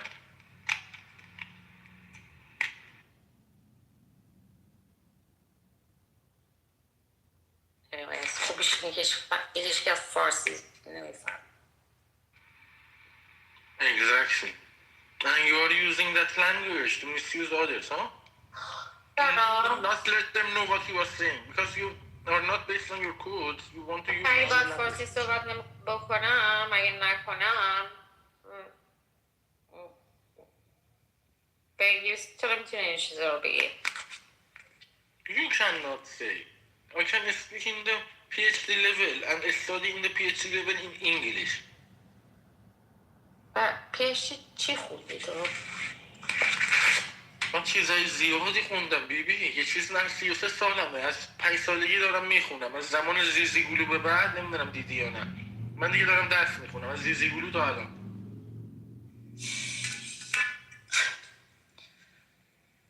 دو دقیقه طول کشید به خاطر همون از پرسیدم چند سال بده میخواستم بگیم زیزیگولو اینا یادتون یا نه. فکر کردی مثلا من از تو اطلاعات میخوام پوفیو. چی گفتی؟ گفتی پوفیوز؟ آره پوفیوز. من پوفیوز به اطلاعات تو چه نیازی دارم؟ میخوام ببینم که بچه بودی کارتوناش یادم.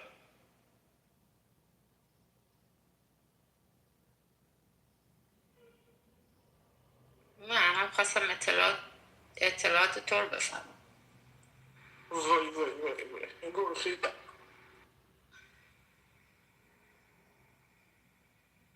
تو بیای منو ترور کنی من میذارم تو منو ترور کنی.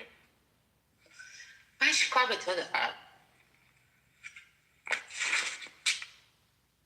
چون بالاخره یه سری چیزا هست که 100,000 تا مثل تو هست. ادب اجازه نمیده بگم.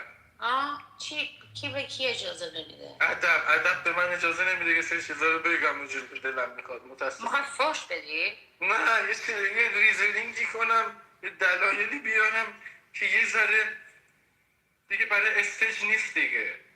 خب برای کسی 13 بدن مثلا چی میتونی بگی؟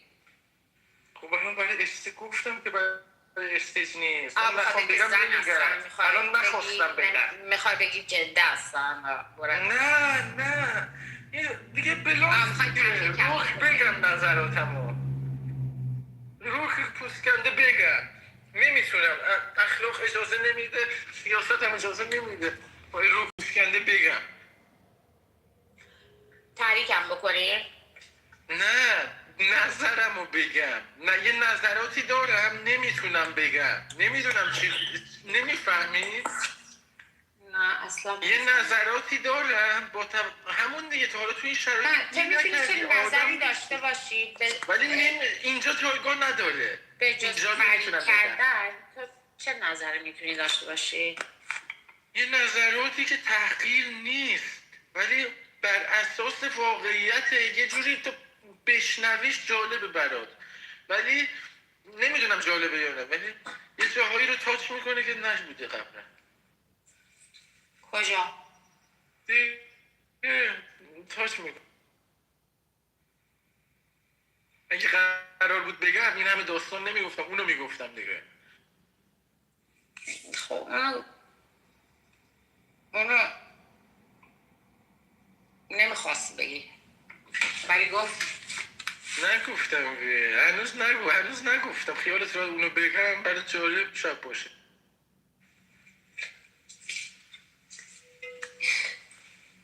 چه جالبه نمیدونم چی بگم تو فکر میکنی اینا فارسی نمیفهم اینا بهتره تو فارسی میفهم فارسی هم بگم میفهم کی چه فهم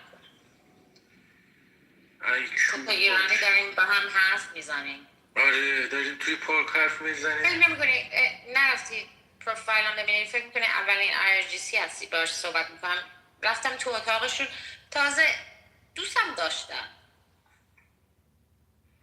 خب به خاطر همونه دیگه اونا فکر میکنی من فکر تو منو دوست داری میبرن اون پشت میکننش بیبی اونا توی اینجا دستشون بهت نمیرسه دوست دارن من دارم رو که پوسکنده بهت میگم دستشون میرسه میکردنه نه کی داره کی رو میکنه بابا اون IRGC رو میگم دستش به تو نرسیده مهربونه از دور مهربونه تو رو بگیره میکنه من دارم راستشو میگم به تو الان فکر میکنی اینم دارم اون حرفای دیگرم بگم مثل همینه بلانته بعد برات جالبه میدونی این ولی واقعیته همینی که میگم واقعیت تو رو من میگم برو از بابات بپرس الان داره از پشت خط به تو میخنده بگیرتت میکنته من دارم به تو میگم بعد اون نظر دیگه من مثل همینه واقعیته ولی جاش تو این استیج میگم ولی فکر میکنی وقتی رژیم عوض میشه اونا اینا رو نمیکنن بابا این آمریکایی‌ها که نمیرن فیزیکی بکنن اونا واقعا میکنن یعنی کردن رو میگم میدونی کردن یعنی چی؟ فکر میکنی یعنی ایرانی با ایرانی فرق میکنه فرو کنه آره فرق میکنه من معلومه نمیکنم یه نفر که به زورم برسه چون بخوام بتونم بکنم برم بندازم چی میگی تو؟ من اینجا جام نبود که من تو برلین من شهروند برلینم ولی پاور اینه که بهتری نکنی ولی بعضی ها رو بهتری نکنی دقیقا بهتری نکنی بهتر نکنی به خاطر که اگه نکنی بیشتر پاور داری ولی وقتی کردی بایدم بشی دیگه خب میتونی با چیز دیگه بشی مثلا با چوب بشی نباید بری فروش کنی که مثلا این برمیداره مگه خودت مهم نیستی الان میخوای بری اونو بکنی مگه تو الان داری نمیکنی نه خودت چی خود گاگولت چی نه اینجوری حرف نزن یعنی دیدی الان من بخوام اون نظر دیگه من بگم به همین جا داشتیم پالیتیکس حرف میزدیم دیگه پس من پالیتیکس با تو صحبت آخه چه دارم تو چین و کره رو نمیدونی خب چین و کره فرق چین و کره رو برو بیاد بگیرم ولی برای کجاست Let's speak English from now on. You're a good boy, Peter. Thank you. ولی فکر میکنی چرا آمریکا انوالو شده She asks the reason why United States is involved in this war. We're just talking politics, Peter. Finally, I got the real Peter. I told you. I just posted a video that the shooter talking in an interview. Where is he from? California. Your hometown, baby. Yeah. She just moved. Oh, yeah. So, I don't know. Peter lives in fantasy world. Yes, Berlin is a very fantasy city. I've only been to Hamburg. No, Hamburg actually, is even better. Hamburg is even better because it is a port. yeah, but Berlin is like very. I became part of Berlin. Berlin became part of me. I am inseparable. I would never ever live here, even after revolution. I mean, Berlin doesn't mess around. I would never ever live here. Go out of Berlin. What about Munich? Munich is good, but Berlin is another is a capital. Munich is very good and technological. Berlin is much bigger, metropolitan.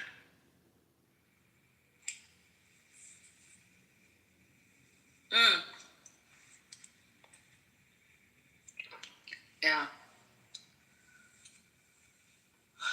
Isn't Pahlavi in Berlin at the moment? Yes, the Berliner people are hospitable to everybody, even that high-profile politicians. They don't scare easily. ML, are you disappointed Trump lived? Trump believed what? There was another assassination attempt on Trump? Well, the gunman didn't get close, but I think that was his objective. What happened? There's news? I haven't even looked at the news. You haven't heard? No, what happened? There was a gunman at the White House Correspondents' Dinner who ran through the metal detector with a shotgun and knives and a handgun, and he got shot down. There's like 6 shots, but he survived. But they had to cancel the event, and they had to whisk Trump away. The Secret Service came up and grabbed him and rushed him off the stage. Dang, y'all MAGAs really want Trump dead now. Y'all are feeling aggrieved that he pulled. You guys are like Joe Rogan and all the podcast bros. You guys are feeling away. That's the culprit. Ain't no Californian live that some MAGA person try to kill him. I bet you. No. I don't even know, but I'm sensing that's what it is. I mean, wasn't he like a mixed race? Yeah, his mom's white, his dad's black. He's a teacher in California. He went to Caltech, which is a very good school. He's 31 years old. So what is he, left? Married, or right? single, he's a loner. Yeah, he's left. Sound like a MAGA, sound like a Democrat that used to be a MAGA. Voted for Trump, expecting Trump to change the world with all his promises, and he disappointed them. If Trump did get shot and killed, would you be secretly happy? No. Why? Now, are you being honest right now? I'm being honest. I am indifferent. Unlike you guys who want to. I mean, it is what it is. Trump is who he is. It's not like I didn't know who Trump was. Listen, my wife had an encounter with Trump once. When my wife was in college, undergrad, she worked for, I'm not going to mention the guy's name, and he used to host a lot of parties in New York. And then, so Trump got a friend of his to get him invited to the party as a plus. He went to the party. So the friend called my wife, and I tell my wife, hey, I have a friend of mine who's coming, blah, blah, blah. His name is, Donald, whatever, Trump. My wife was like, okay, so my wife ended up putting his name on the list because my wife is responsible for putting the list. She was like the assistant to the guy. Yeah, but he's a reality show host. But That's nevertheless, he before was that. elected Bibi, hold by on. the American people straight Hold after on, Obama. Bibi, hold on. Let me get to it. So after, when Trump showed up, my wife's boss looked at her and says, "How the fuck did he get on the list?" And that's in the fucking that's in the fucking 90s. Like, how the fuck did he get on the list? And Brian goes, well, call and put him on the list. He goes, that's the last motherfucker in New York I want ever invited to one of my parties. This is a fucking creep. So that's my wife's personal interaction with Trump. So my wife had to go and ask Trump to fucking leave the party. Really? So my wife kicked Trump out of the party. Told him to leave? Huh? She actually went up to him and said, I need you to leave? Yeah, she went up to him with her and said, hey, because the guy was it's a pretty famous guy. And he don't give a fuck because he was a guy that everybody wanted to do business with. So he vehemently hated Trump. I don't know what the fuck Trump did to him. Trump stole his girlfriend or whatever. But he told him, I'd get that fucking creep out of here. That's the last fucking person I want you to ever add to my fucking invite list. Why do you think he got elected? Because Americans are racist and they thought that Trump would be the white savior. Trump is the white savior. He's the call. Every time black people make any progress in America, they have what you call, the backlash, the whiplash or the white lash, they call it. White people say, oh, fuck, we're losing this motherfucker. The brown and the black people are taking over. Really? All the wealth in America is still concentrated at the top. Black and brown people are not that rich except for celebrities and whatnot. But somehow white people are fear that somehow black people and brown people are going to take all the wealth. So they get very antsy and they vote in racist people. A la Germany and Hitler. Because the Jews were owning everything.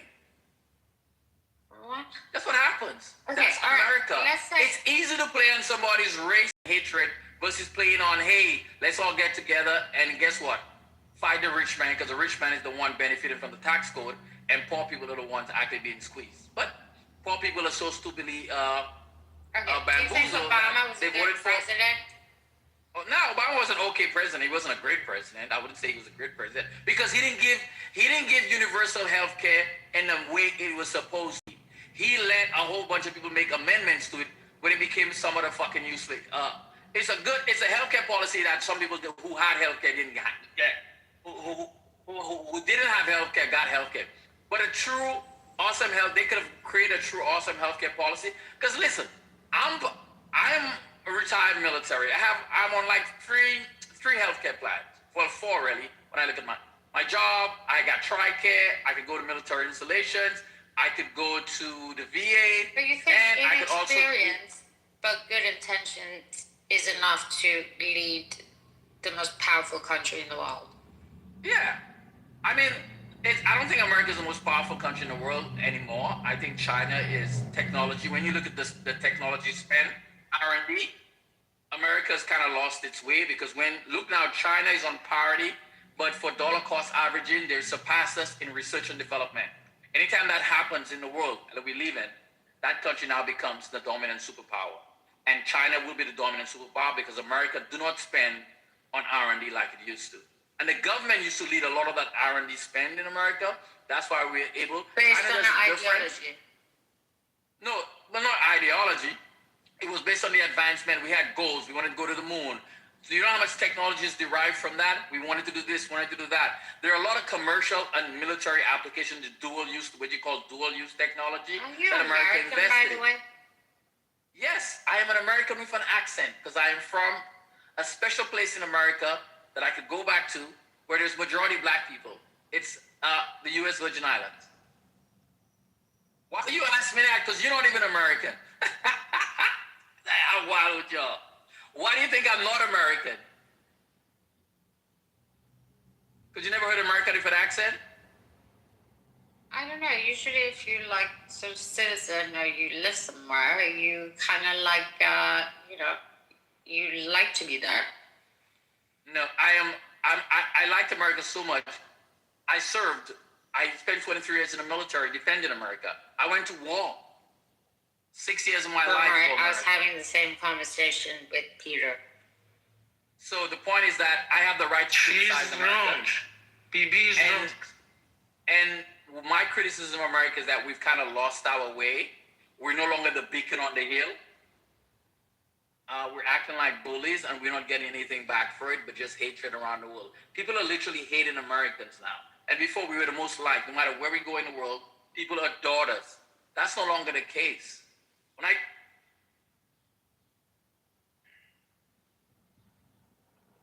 love you, ML. I love you, brother.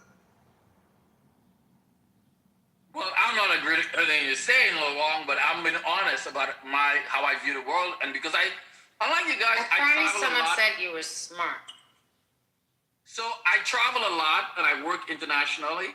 So I go to a lot of countries, and I obviously I have conversations with a lot of the locals, because a lot of the locals work for me, and they always bring up politics, because Trump is always. As soon as people find out that you're an American, it directs straight to Trump. Don't pass, go Trump. And they want you to explain to them why they thought so much about America, and then we elect Trump. They're lost. They're confused. And they want you as an American to explain, to deconstruct what happened. Because they cannot seem to want to, they cannot comprehend what what if happened. it works? Nothing is going to work. But anyway, I'll be right.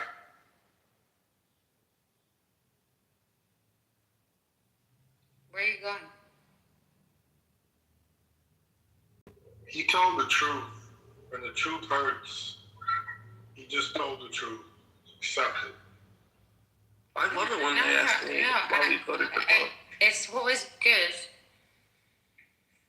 to get an insight into how people feel. I had a coworker text me a couple days ago. I hadn't spoken to her in over a year. Former coworker. She's Somalian Muslim, and she was like, "Fuck you for voting for Trump and ruining my life, you asshole." And she sent an article about the DOJ trying to take away citizenship from naturalized citizens, and I was like, "I don't understand." She's like, "Of course you don't understand." I was like, "Okay, well, you want to explain?" And she goes, "No." And I was like, "All right, well, sorry, whatever you're going through." But, I have no regrets. Trump exposes the ugly warts of America that exist even when he's not in power. And the world. Yeah, but in what way, though? He just makes them more visible. They've always been there. He didn't do anything that. No, I fully agree with you, but in what way? I mean, do you need to ask? Because he's so viral and so triggering, like so magnetic. He stopped. He shut the border down. He's deporting illegals. I don't like this thing with Iran, though. I think that's where he went wrong. It's probably going to ruin his legacy. Where did Trump went wrong, Beaver? Beaver, Trump did something wrong for you? Yeah, he's done a couple things wrong. I think the whole Iranian thing is going to go exactly to plan. It's going to work exactly the way it's been fully planned. Like, not even just Israel or America, but you'll find like Germany is also quite eager to move because Europe also needs, they also want to eat. So it's like, I think sometimes, you are very myopic in your ways of thinking that you're right. Hey, but isn't that great?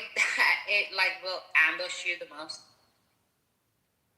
ML, are you cool with GOAT? I mean, we're all right. I mean, good. Why? Because it's not a big deal. I'm not trying to start some shit, but then also you have to start considering. It's like what? What are you gonna start? You gonna have to come tell GOAT? What people are we letting into our country? It's like, what are they? I'm not carrying any message for GOAT. It's like you also have to consider that conversation is going to start coming up at some point. I'm gonna wait for BB to stop talking. So basically there was a room and they were talking about like the military people with money, and your name came up, and he was so salty that like you got your shit together. It was crazy. It was like they're just hating that you're established. You sound like an established dude. Like, you can tell by the way you carry yourself. You travel, you're balanced, you got your shit together. So salute to you, bro. Why would I've been lucky life. Huh? I've been Why would Joe care if ML has money? So you pump something up and you kind of like make it a little bit vulnerable so you can get like, give it the most exposure. You kind of like let it fail so it looks like it's not working, but like in the background, it's kind of like really, you know? BB's having a one-way conversation with himself right now.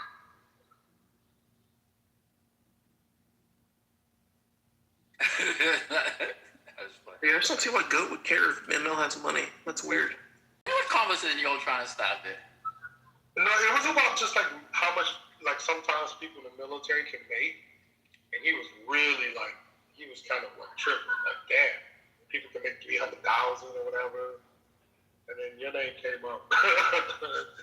He was hating, but it's not a big deal. People just mad. They're mad that can't get it. I understand. Life issues. It's like Peter here. He's Persian, right? It's like he's managed to fool everyone to think like he's the cutest pro like liberating Iran, whatever. It's like IRGC operated the whole time. Peter's an IRGC. Peter, are you gonna take this? Should I answer this bullshit or not? Why do you guys mod Peter? I been saying before, you know what I can do to you? I have an iPhone. My whole life inside that. Peter, that's important. IRGC is part of international terrorism.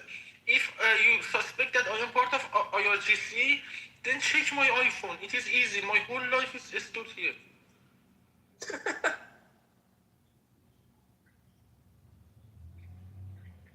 You said you were cute, Peter. So, apologize if you be accused. No?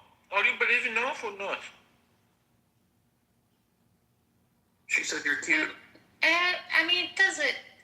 To be honest, I don't really mind either way because it's, you know, I feel like you could have also not been. I mean, but there are some people that you just think, you know, you couldn't. But then also maybe that's your, what's it called? Your niche. Hey, Bibi, are you Israeli? But I mean, it should not take me like 2 minutes one-to-one to figure that out. She's Iranian living in England. She's pro regime change. She's in LA, this Bibi. No, she's in London, I thought. Iranians in London? That's a fast stretch. LA, I could believe. Tel Aviv, really. No, I'm joking. Funny enough, man, I used to work with an Iranian Jew, actually. If she was in United Kingdom, she was much more politically aware than this. She would have recognized the difference between China and South Korea. The other guy in the other room removed her because of, she said that it is related. He's saying that Hansen is Korean. Isn't Hansen Chinese? He was from South Korea. She did not understand the difference between political. Hansen is Chinese. I thought he was Chinese. She's in LA. She's living in her life. Koreans are not political. She does not have any idea of what's going on in the world. So Beaver, every time Trump is losing in the polls, he brings up somebody to try to assassinate him. I mean, and that rallies the MAGAs. I think that's a trend. Think about it, Beaver. I don't know. Yeah, but I wasn't happy with him about Epstein files. How he all of a sudden acted like he didn't care, like, you know, that wasn't part of his campaign. I know. That was wild to me. He's telling y'all, I know y'all dumb fucks really believe that, but it's the Democrats. They don't want to say that. We didn't see anything about Epstein files. You guys have that in your fucking head. I was like, are they really going to fall for that? If you say you're going to do something, you fucking do it. You don't just all of a sudden act like, what are you talking about? That's a hoax. Why are we talking about the Epstein file? Well, you said you would release it. You guys didn't believe Elon Musk when he said that Trump's in the Epstein file. Well, I mean, he's in the files, but I don't think he did anything wrong. Hey, He just fucked a bunch of children. Nothing wrong. if I have to take a bet on if Trump did something wrong, knowing what I know about him, I would say he did something wrong. Well, okay, let me rephrase. But what? Illegal. He cannot help himself. A lot of women. Temptation. Hey, they say don't leave me to that. I'm like, Trump always finds temptation. Temptation is. I'm sure he did plenty wrong, but I'm talking about illegal. I don't think he did anything illegal as far as that. I mean, if you're a pedophile, you're not gonna go. Dude, you cannot be that close to Epstein and don't do anything wrong. I believe Bill Gates did some shit wrong. It's like someone like Fucking you. I Prince don't even Andrew. know if you say it because you All of- somehow like, Bibi, believe you're Bibi, fine, do you have or any you self-control? are running with it. Because you're like having a conversation with yourself among a bunch No, of people. because Are you you're mentally too okay? stupid to understand. It's not going to work for you, and in the long run, it's going to like damage you even more. It's going to set you back much further. That Who you is she don't having a even know for conversation yourself. That I'm trying to protect for you. She's projecting. She's talking to I'm like, who's she having a conversation with? So, Beaver, man, what else, man? The war? Are you in favor of the war? I'm the war. America first. I'm torn because if we struck Iran for our interests, then I'm okay with it. But I wouldn't be against it so far. But if we did it for Israel, then I have a huge problem with it. But I don't know what the case is. Somehow, I kind of come to realize, but then I shouldn't tell you because if I told you, then could you make a difference? Baby, do one thing for me. Who are you talking to, and what are you talking about?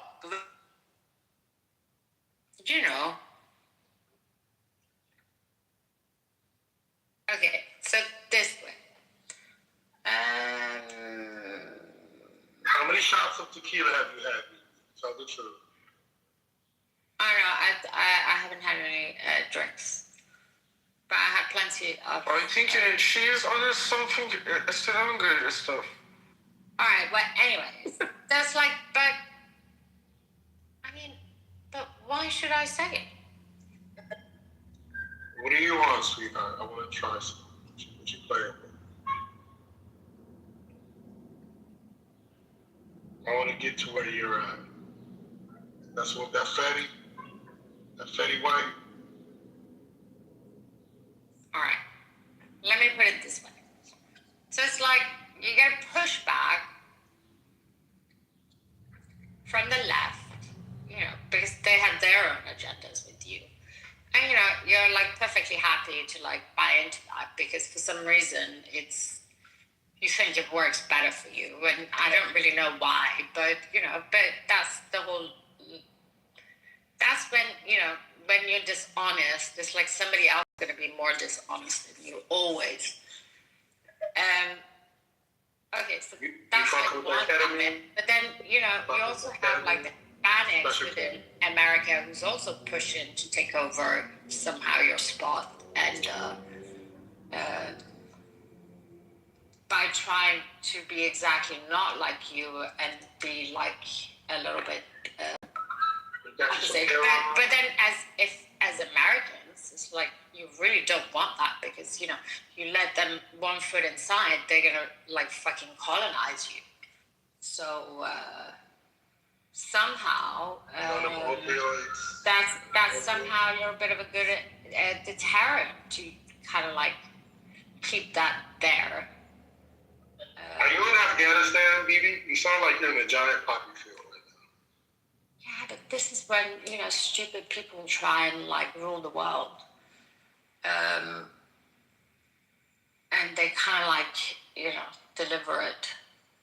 I mean, it's like somehow just like landed it. But anyways, so for like the Americans, it's like at this point, just okay. So how are we dealing with the Black community? Because it's like when we need them the most, they're kind of like letting us down the most. Like, oh yeah, megas like this and this and that. But then again, isn't that better? Because that way it's kind of a deterrent towards like the Hispanics to somehow utilize, if there was any do you freebase, snort, structure there.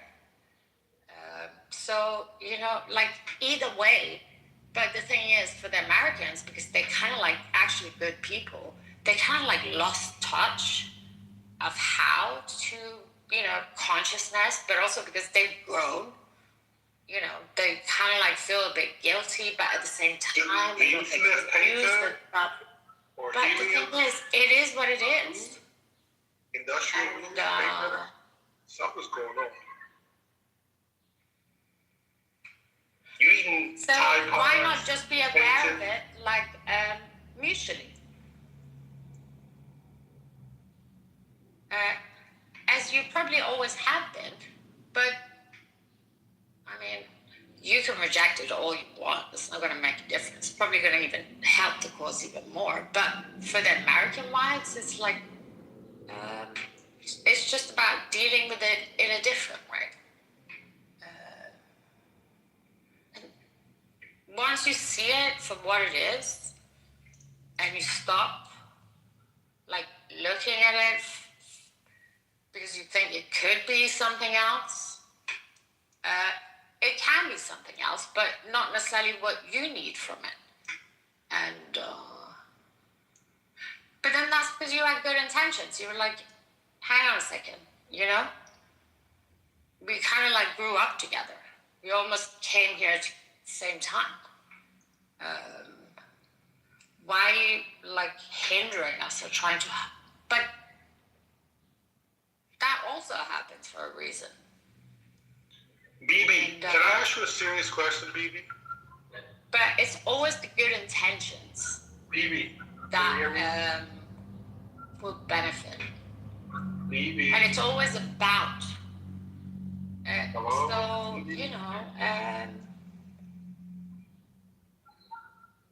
BB. There's like, we're not bad people to each other. How do you see each other when you cannot distinguish between people, between countries? It's exactly You know the difference of countries. But, how do you know the difference of people? But we're not bad people to each other if we don't know how to manage what needs our management in the right way, rather than in the wrong way, huh? Yeah, because you could also be a perfectly nice person. What is the right way? First clarify that. I mean, someone like Puria, but that's part of me. That's a Persian. You can also be a dope deal with that. A narcissist. Deal with that. But you, I take responsibility for. It's like the whites with the leftists. So, and it's through people like this, someone like Peter, you find this out. What did you find out from me?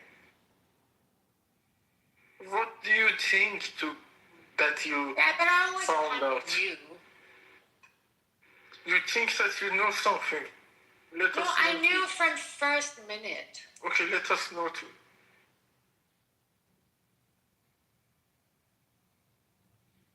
You have time to. But you didn't bother me. You annoyed me. You didn't bother me because I thought it's like, I mean, you know exactly that you and I are not the same. You play that game because I am who I am. Exactly. You are just generalizing the bullshit. And you are not specific in this point. You are just but saying then actually, accusations. it's not a game. It's exactly how they look at you. It is not a game. When it is look No, like but you think it's a game against verse. me, but they already see you as an idiot. When I wear my yellow vest, it is something special. It is not green. I wore my yellow vest. It is very dangerous. You should be scared. But I mean, Germany, maybe in Britain you should get away with it. Yellow vest I wore. Germans, they'll see through that like within a second. Why do you think they let you through? because I am a good asset. I was worth bringing from Tehran to Berlin for them. They assess their risk. This is their homeland. Yes, this because this you is the are Germans' good home. collateral. This is the homes of Germans, and they saw the risk that They can I am justify worth to the their own risk. people to attack Also, President by letting Trump's people like rule you in. gave me the opportunity to become a moderator, like know, Germans. They trusted on me. when they Why need my it, countrymates? they were like fully exposed. Do you think they're gonna let like people who really smart in? Did you see? I can mute you. You cannot talk over me. You should listen. I told you that they assess the risk for their homeland. When they want to let anybody inside Germany, they don't take any suggestions from any country. This is their ultimate sacred land for Germans. When they let you in, they assess everything beforehand. I promise you. This keeps them in the highest level of credibility assessment in the whole world. They are one of the top tier credibility assessors of the whole world. You want to question them, right? First go and find out the difference between China and South Korea.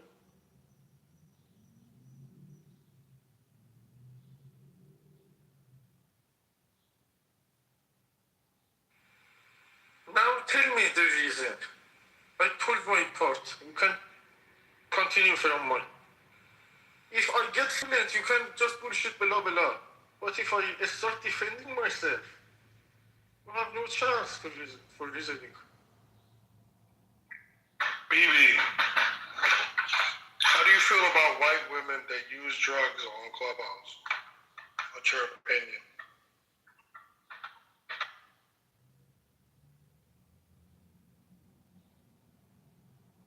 این مثل پشت دستی بود ها. قد حرف نزد با حرفم دیگه.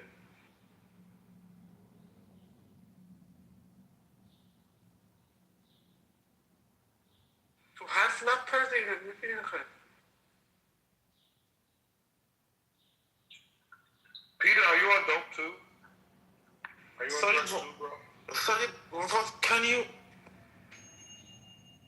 I couldn't get your question. Are you on drugs like BB? No. But I am cooking lunch. I am hungry. We gotta get help for BB. We gotta help her.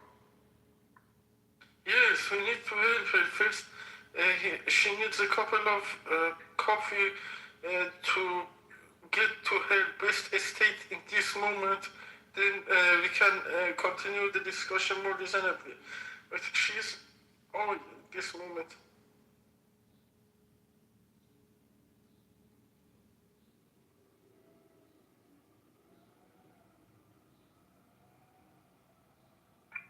She doesn't like me because I tell the truth. I think that she has problems with a lot of people. You are not the only problem with her. She has problems.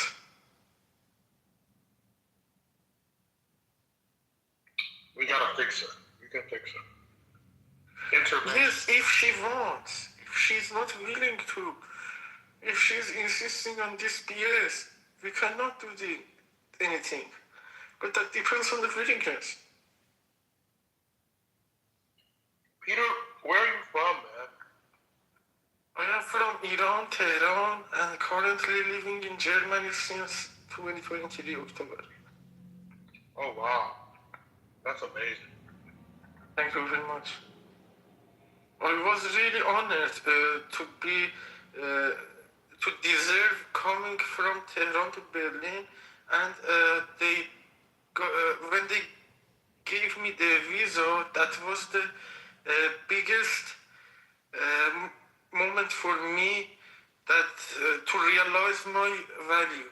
That gave me some kind of confidence that, for example, when you see that they ask you to come and join us from Tehran to Berlin, this gave me some confidence. I'm not sure if I'm right or not, but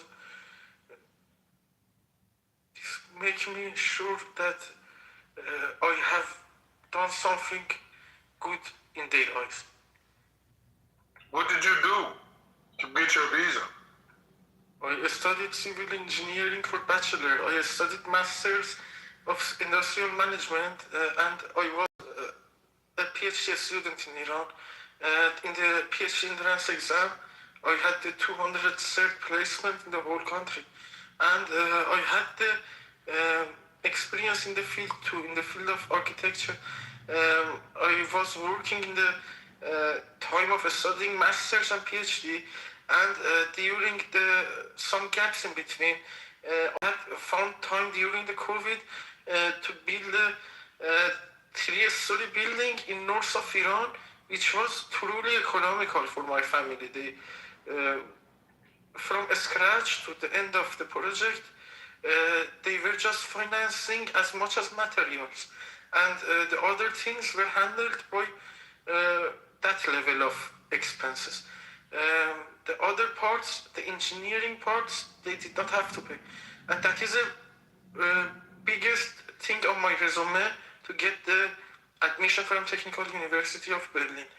And since 2023, I am in Berlin and studying that civil systems engineering for second master's, because my first master was industrial management, and this was related to my first bachelor. Why don't you come to China? You can get a lot of experience in industrial management, a lot of big projects. We need you. In Thailand? China. There's a lot of jobs for you here, a lot of money. Also, Germany has a good engineering reputation, and it is, in fact, safe for me to stay here too. It is more safer than China for me, and it is more. They value humanity much more than Chinese, I think. Even though Chinese people are also good people, they are intelligent and they are progressing. However, I was thinking that Germany is the top tier in this. Like, I see Germany as good as United States somehow, but much smaller. United States has a much bigger territory, but in the area of wisdom, I saw them using their maximum capacity when they want to act on something. They use their own best version. This is very respectable. You're too political. You're thinking too much about politics. If you come to China, you will have bigger projects, real industrial management projects to work on, the biggest in the world. I am one person. Something. I am one person, and I don't need that to be participant in the biggest project of the world. Yes, thank you, Mommy. There's so many opportunity in Germany too. Yes, I agree. You know? I agree. Yeah, even better than USA. Somehow they are equivalent, because you can find also good opportunities in United States. If you are a good civil engineer, you can find opportunities there too. Yeah, I tell that because I live in Germany too. I think you know me or not. Yeah. We were in the other rooms before. Did you remember? Yes, I know your profile, but when you said you know me, maybe in person, I was thinking. Yeah, we are talking in Farsi. Do we know each other in person because we don't have profile photo? No. Just in Clubhouse. Yes, I am happy to know you. Thank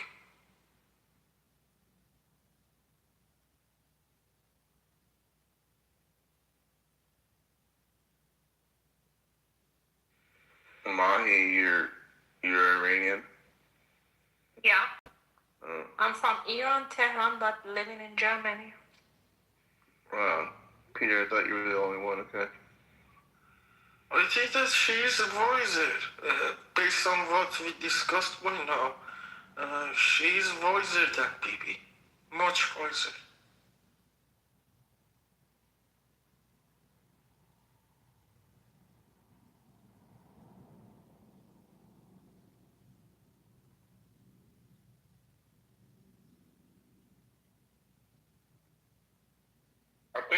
the smartest people in the world, many times they're like borderline retarded.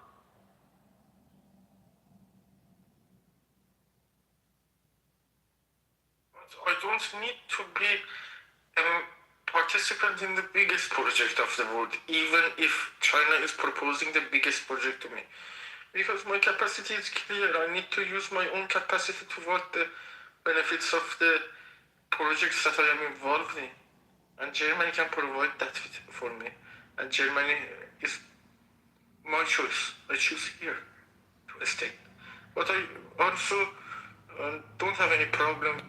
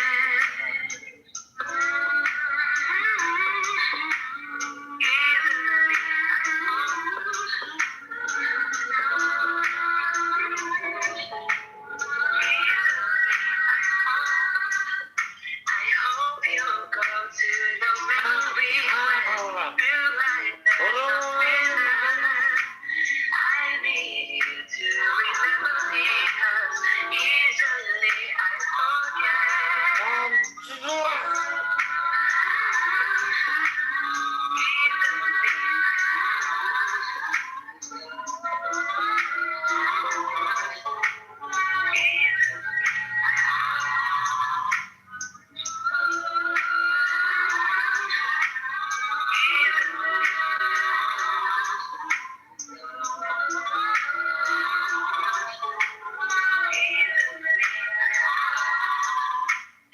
moments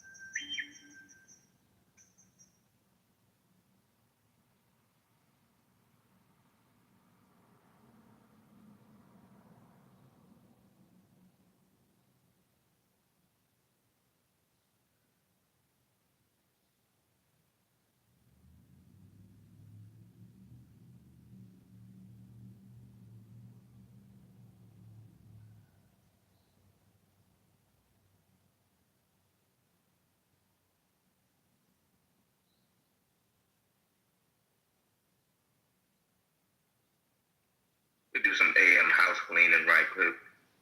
Welcome to the waiting room. Good morning. If y'all have anything y'all like to discuss, by all means, please do.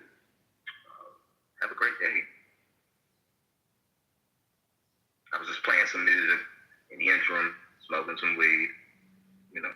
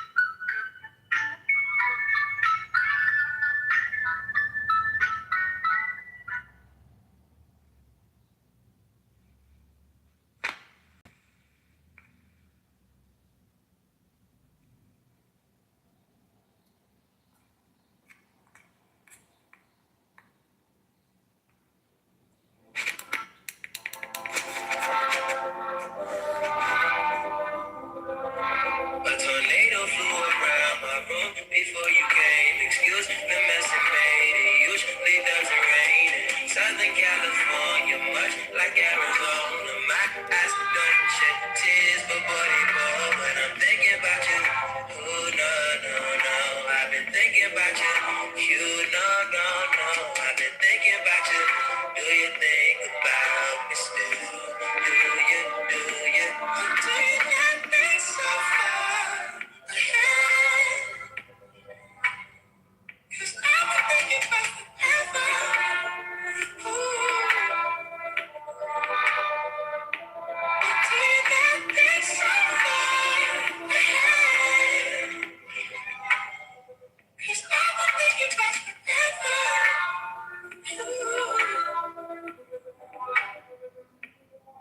No, I don't like you, I just thought you were cool enough to kick it. Got a beach house I could show you in Idaho. Since you think I don't love you, I just thought you were cute. That's why I kiss you. Got a fighter jet, I don't get to fly it, though I'm lying down thinking about you. Ooh, no, no, no, I've been thinking about you. You, no, no, no, I've been thinking about you. Do you think about me still? Do you, do you? You see, you never really learned to love yourself, and that's why you feel worthless within. And for this exact same reason, you're willing to let that person hurt you again. Expecting love in all the wrong places, so impatient as the searching begins. But you will never find sunshine until you open the curtains within. You hurt and pretend time and time again, but things really haven't been the same. And every heartbreak leaves you even more broken, hoping that feelings change. How many tears have to trickle down your window pane before you realize that you need to invest in you? You do know that sometimes the things that hurt worse are what's best to do. Nobody likes to swim alone, but it's more difficult when you have to take breaths for two. In the ocean of life, when your love boat sinks, only you can rescue you. Only you can rescue you. You are the healer, but you can't heal. But you can't heal everybody. You can't heal. Why do you try to force yourself into situations that you don't need to? Failing to realize that before you pour yourself into someone, they must first be a vessel to hold and receive you. Don't let your deceitful ego mislead you. The more you try to pour yourself into a broken vessel, it will overflow and leak through. And that's what seems to defeat you. Because you try to be the healer in ill situations that you're not meant to treat through. See through the blind illusions of your own mind games. You have to understand that people and times change.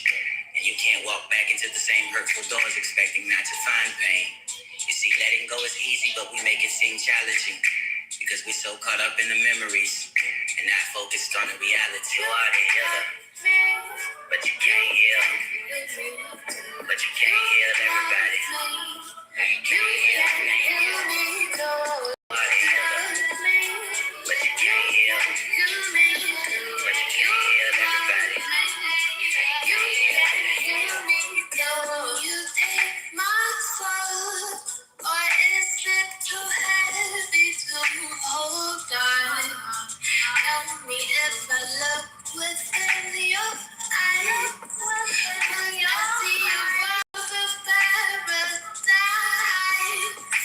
I sacrifice. I can't give up on you, so I sacrifice what's needed. It's just if you want to pay, maybe one day it'll all be worth it. But till then we can't waste no more time, no more. Baby, won't you try to help me?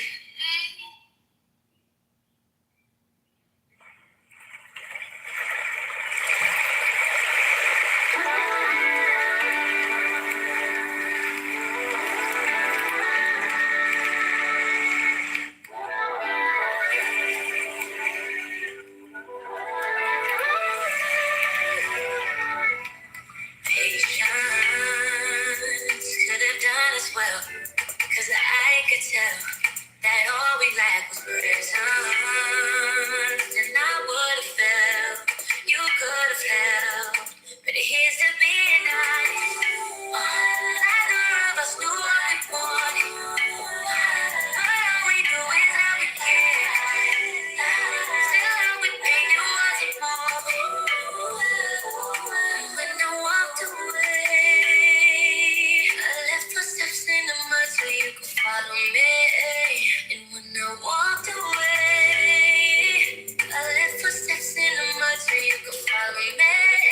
so bad it hold up water. Slips right through your fingers.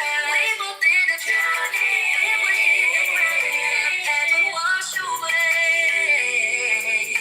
Wash away.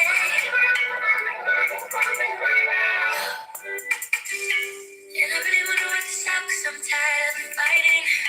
And I really hope you still want me the way I want you. And it really feels like the ship been on autopilot. And it's habitual, be the bitch I am and not the chick you want. Residual damage left in place of what was beautiful. Excuses only work for what we've done is still excusable. We let the truth unfold, but still cheers to being honest. Neither of us knew what we wanted, but all we knew is that we cared. Still out with pain, it wasn't more. When I walked away, I left footsteps in the mud so you could follow me. And when I walked away, I left footsteps in the mud so you could follow me. So bad it hold the water, slips right through your fingers. We both end up drowning. Had to wash away, wash away. Hey, you little milk. Oh, I ain't just let people know that.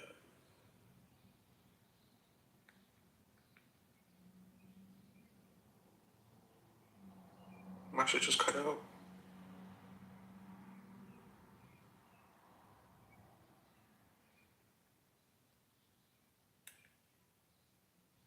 Oh, there we go.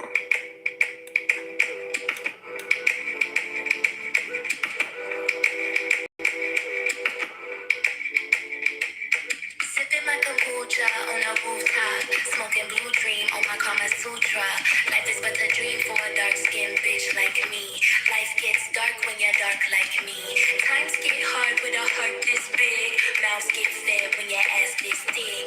Count my sheep and I catch my Z's. I don't read y'all tweets, I delete y'all threads. Don't need weed to be 10 feet tall. I don't need keys when I knock down walls. Been pushing peace since bathroom stalls. Why sell my soul when I know I'm God? We in the bag of the pain, doing meditation in the girl, Kitover. No, reputation, fuck a limitation in the girl, Kitover.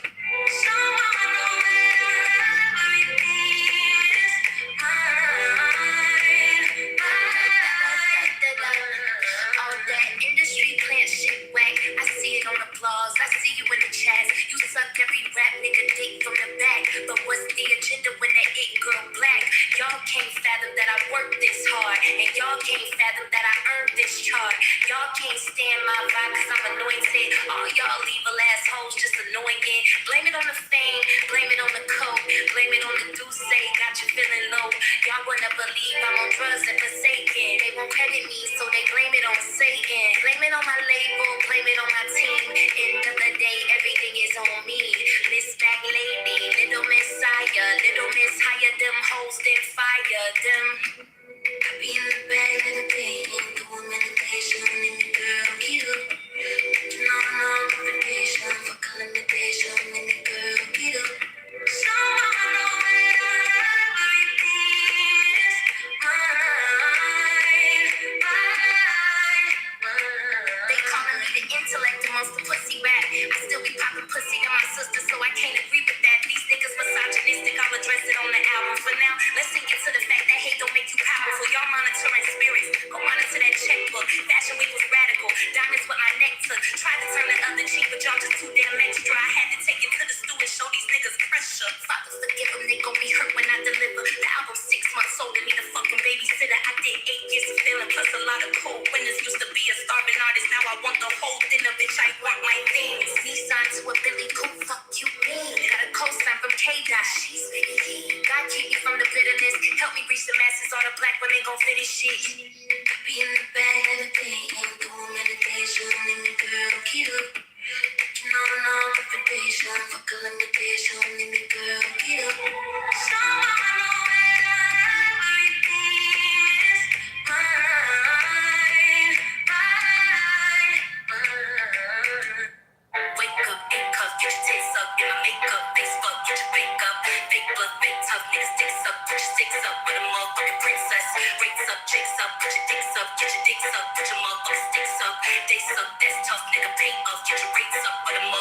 So she needs she picky kind of lick it, style it, but don't you cool it in November? She get hotter than the sun. I take a trip out to Japan and I tsunami holla, tryna wind it down to Benihana. I'm the new hip hop Madonna. I'm the new hip hop Madonna. I'm the trap great stones. I don't know what type of motherfucking rap they own. I'm a Carrie Bradshaw with a back brace on. I've been carrying you bitches never wait too long. I'm a black bitch, purple cunt, stack chips, smoke a blunt. All beef gets smoked. I'm a real fly bitch, you a coach hoe. I'm a real white bitch, every coast hoe.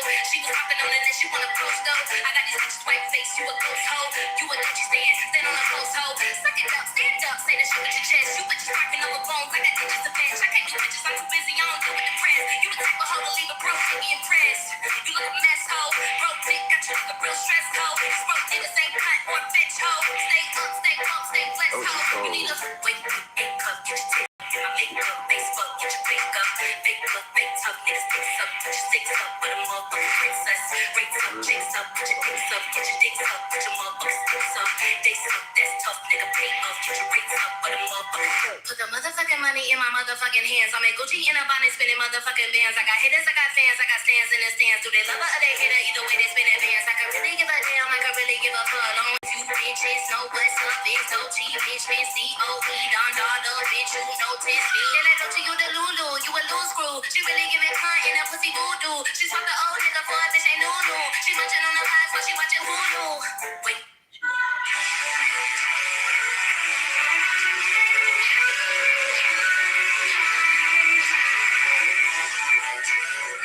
She really better than Doja. Very better.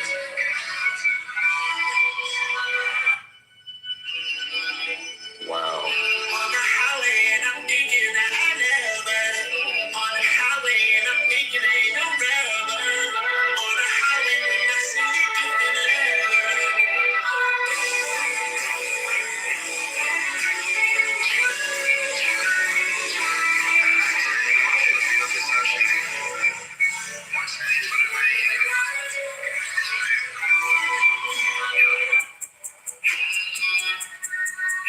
on the highway and I'm thinking that I never. On the highway and I'm thinking ain't no rubber. On the highway when I see you thinking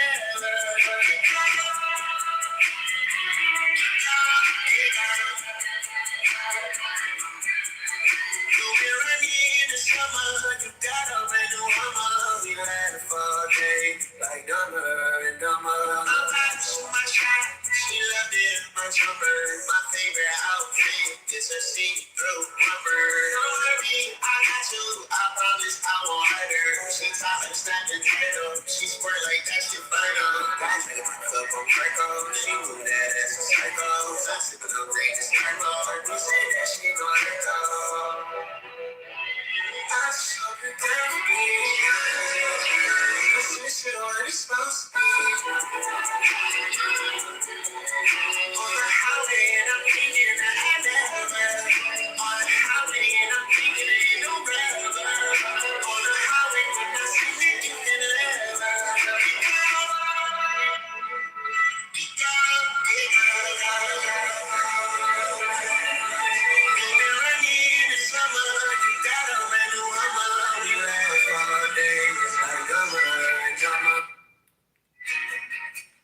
I'm about to shoot my shot. She love it, baby. Outfit is a see-through. So y'all left the club and came straight in here and just continue the club. This is Ratchet Sundays. Is that what happened, RJ? Is that what happened, bro? What you say? That's bro? exactly what happened. It's 6:59. We shaking ass. What'd you say? Niggas left the club and came straight in here and shit. Who left the club? I mean, you confused, bro? What you, 21? You 20? You a little boy or something? What'd you say? I'm saying, never mind. Do your thing, bro. Go ahead. No. I'm confused. You talking about the song I played? The song just playing music. I woke up, came in here, bro, and heard club music. I'm saying y'all left the club and came straight in here. Oh, yeah. I wasn't club music. The ones I was playing wasn't really club music. It was just vibes, waking up music. You went to a lounge, just cool. Yeah, it's vibes. Dochi, I think it's Babs, early waking up, getting to the bag. I think she's like getting you ready, to start your day type shit. No, yeah, I literally got out of bed and I'm like, okay, it's time to clean up. Sunday clean up. Gotta smoke first though. Word, I'm a joint. Yeah, I'm finna smoke too, bro. I just rolled out. I'm working early on a Sunday morning. About to make some breakfast. I'm off today, so my grandma's birthday. We're going to a potluck, so I'll spick and span before I leave. I already got the oxtails and the warmer, like what? Make sure you bring some food in here when you get back. Now you can have no oxtails, they too expensive. Man, listen. I'm offended that they put me in charge of the salad. I'm just like, what you mean bring salad? I could cook. That could be a range of things. You could bring the tuna salad, chicken salad, potato salad. Okay, but they having like spaghetti, so I know it has to be like, regular. Okay, yeah. A nice arugula salad, mixed green. Mixed greens with like the Chick-fil-A avocado ranch dressing. And I have like some tomatoes. Yeah, I definitely need some of that shit. Yeah. You know what? In the food box that I be getting, they send me like a food box with fresh produce and stuff in it like every week, right? So this time they send me like some arugula. Sometimes they send kale. They send collard greens. They just send 4 ears of corn with the leaf still on it and everything. They send like 2% milk, tuna, chicken in the can. Yo, and they be helpful because it came with onions and carrots, and the onions and carrots went into that crap. I wasn't expecting to pay $40 for salad. Like, what? Yeah, they be sending cabbages too. They send cabbage. So it be alright. Like them things that I be needing last minute, they come in that box. From who? Who is it called again? It's for people in New York. It's called Project Food Box. Oh, you know what? I think they have one of those out here in California. Because I've been seeing a lot of, what are they called? Like, where they do give out like boxes of food. So a whole bunch. Yeah, because according to why they give out this food, it's like a food prescription, let's say, like healthier choices and stuff like that. So like low income people will get it. I jumped on that shit. Ain't no shame in my game, right? And then the thing is, we get 2 boxes, right? With one come in my name, one come in my older daughter's name. And I take what I need, and then I put the rest out so that the neighbors could take what they need. Yes, I love that. Isn't that like what the government cheese came in? Yeah, kind of like shit. And the powdered milk. Got that shit, right? Okay, I know what you mean.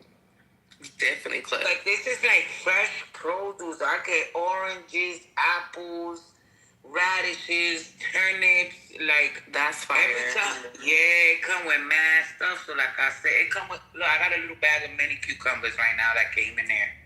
So like I said, whatever, I shared it. One lady in the building, she came up to me, she was like, where do you get the boxes from? I was like, why? She said, because I took some of the stuff.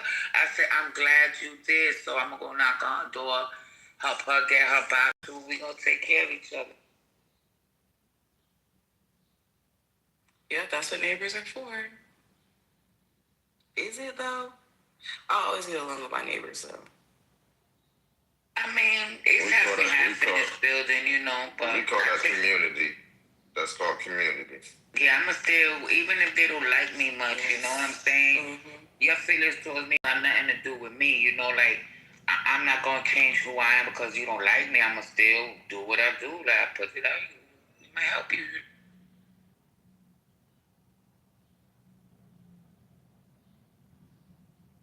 Even though the security guards, most of them are like, they don't even barely speak English, but I be like, look, Papa, is a box with food you take home, okay? I love that. Yes. You know what? I hate my fucking security guards here. I think they end on fucking stealing our mail and shit. I caught one. I was at the gym, and one of the fucking security guards came in there and started lifting weights. I'm like, what are you doing? You're in uniform. You're still on duty. The fuck? That's why our shit is missing now. Now that's why we got cameras in the building, like in the lobby. I got the ring alarm, so I actually want to get a ring cam, but I heard that there was like hacking into people's shit, right? Well, mine is on my Wi-Fi. I mean, it's on my house door, so it's like. Okay, you can't see much, but who coming in and shit. Yeah, I don't have it like linked up to the cloud or anything like that. What I did do though was put like one of them little SD cards in it with hold a lot of memory for just in case purposes, and then I got the app and it got motion detector, so I could go back into the dates like last year, 2 years ago, and I could still see. I love that. You know what? My apartment's just installed these doorknobs. It's like, and then we have to like use the app to get into the house, get into the building. I actually do not like that at all. Me either. And they like, every time we like do unlock the door with the app or with the code, it takes a picture of us. It's just like, bro, if worst case scenario, and they're saying like, oh, like if things go out, then it should still work because it's like battery operated. But it's just like, bro, I don't want to be locked out of my house. And they didn't give us a map. Or locked in. Fuck yeah, locked out. Shit, I got a balcony. I could hop off. Yeah. How many floors now we talking about? Shit, I'm on the second floor. Not too bad. Okay. Not too bad. Okay. I'm about to say second, I can do that. Maybe third. Better have that rope ready. It's only 4 floors. One of them rope ladders ready. Shit. But that type of stuff, like, I don't really trust it, man. We got too many hackers out here now. Like, motherfuckers can get into all this shit. And I have too many valuables in my house. Like, I don't like that at all. And then, like, I feel like maintenance could, like, every time maintenance come in, they always compliment, like, my collection. I don't like that. I'm like, nah, don't compliment shit. Come in here and do what you're supposed to do and get up out of here. Hey, watch them too, man. I'm just get mad. Back in the day when niggas was doing that break-in shit real bad, man, I stayed in. The maintenance man was giving motherfuckers a spare key to people's shit. Was gone. Like, you see her packing up, going out of town. He letting them go in there and clean their shit up. And my gun has been stolen. I would crash, man. If somebody come at my shit, I'm crashing the fuck out. Like, oh, I'm crashing. But you know what? I saw my pictures for like insurance and shit. When I had the ring alarm at my other apartment, I had it fixed in a certain way because the way my apartment door was set up, it was like on an L shape, and it was only a door like to the left. And no other way to, get in or out the building. So I had it set up where I could see anybody that was coming towards that side. I tell you what, ever since I put that ring alarm, no hackers just went missing on that side of the building. Wow. You know what? Somebody just stole my neighbor's rug, her welcome mat. It doesn't say welcome on it, but they stole it. I'm just like, man. Stole the mat.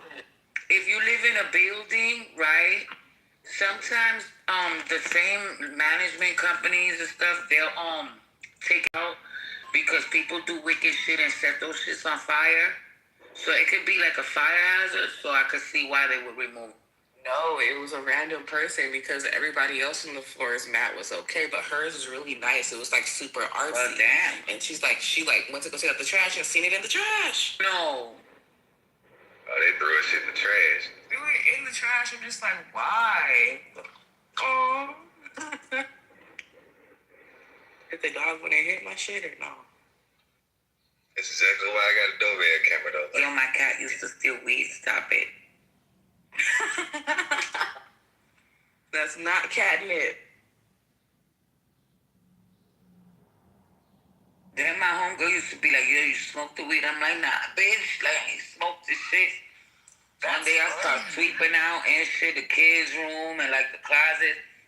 I found all the little bags, like half a bags of weed, all chewed up, clawed up and shit. I'm like, look at this shit. That's crazy. Cat used to get high in his past life.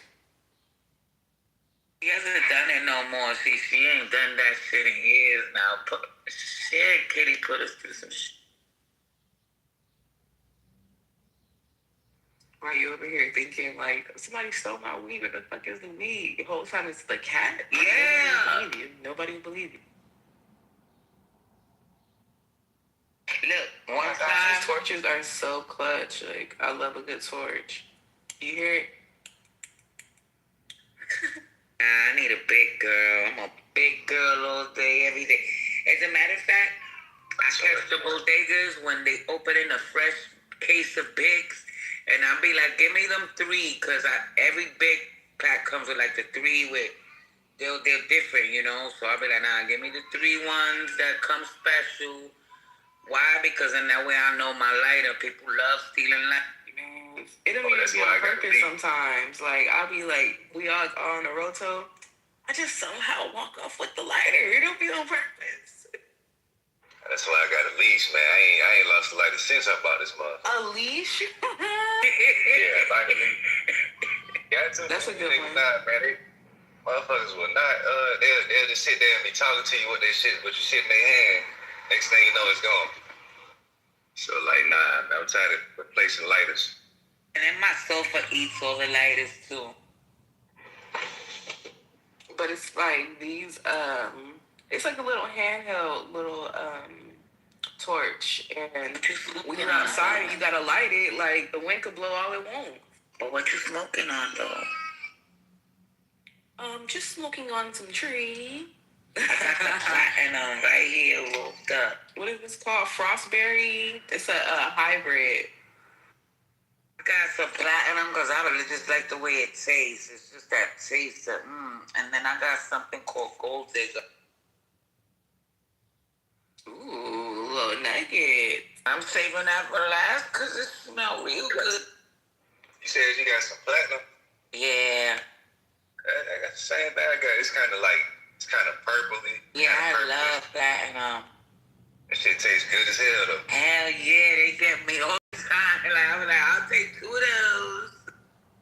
So the kind I got, it's a little bit, I ain't gonna say compressed, but it's like kind of hard to break down. It's like, it's real firm. But nah, that shit. You know what's wild? That my older kids, they smoke, but the only one that might smoke with me would be my oldest son when he comes, because he still roll up like I do. But my other 2 kids, nah, they be putting that grab up. No, thank you. So we don't smoke together. Man, I gotta stop putting the grab up. Yeah, I have a paper and I have a grab. Well, yeah, I have a paper and I put like a full load in there and rolled it like that. Because the paper like makes sure like it don't burn too fast or sideburn. Like it's cool. But my sister hates that shit. She used to be one of the full grabber. Like she do not like when I roll up. That shit make my motherfucking chest hurt, man. Yeah, it's like, I mean, it make the blood burn better, but I don't know, man. Sometimes, I guess when you put too much, your motherfucker put too much in it. That shit tastes like a stale Marlboro or something, like, ugh. Shit, my New York cousins, though, back in the day, we first started smoking, they used to buy the whole leaf, roll that shit straight in the Yeah, okay, fine. So, like, if you rolling it up in the leaf, I could do that. You know what I'm saying? Because it don't taste like a backwood. Backwood's is nasty as fuck, too. I mean, how you smoke a backwood and still throw grab in this shit? That don't make no kind of sense, right? I feel like that niggas got titanium lungs, bro. Yeah, you smoking grab in a backwood? Like, oh my God. Hold on, you talking about roll the backwood and then put some funnel in there? Yeah, that's like, oh my God. Smoking a ciggy. Niggas might as well smoke it straight up backwood. See, I got my rituals, right?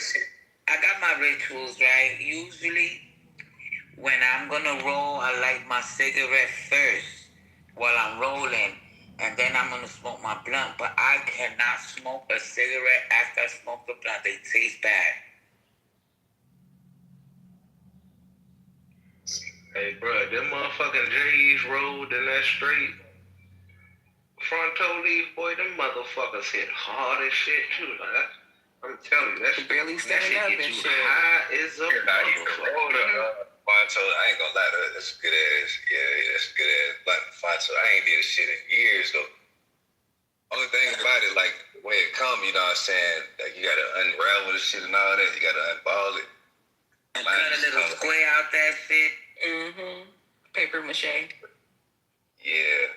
If my folks had had the spot that had the straight joints. Like that joint wasn't even all fucked up and crumpled like that. That motherfucker was pretty straight.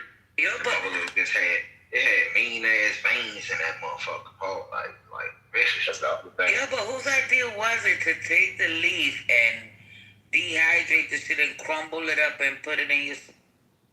You put the lime in the coconut. So, I don't know. That's a good question. That's I don't some East condone Coast shit. none of that shit. Yeah, I think New York originated that shit. That's why New York is like Jamaican people and Caribbean people. But okay, when I used to roll with the Yardies back in the days and they pulled out the Fonso, that's all it was. It was the Fonso and mad weed, and then it was rolled into like a little baseball bat, what we called it. It wasn't no extra activity. Hey, y'all still smoking? Y'all still fuck with them Capones out there in DC? I know my people I ain't never fuck with them joints, but yeah, people be smoking them joints. Honestly, that shit like a little ass cigar, bro. I don't understand that.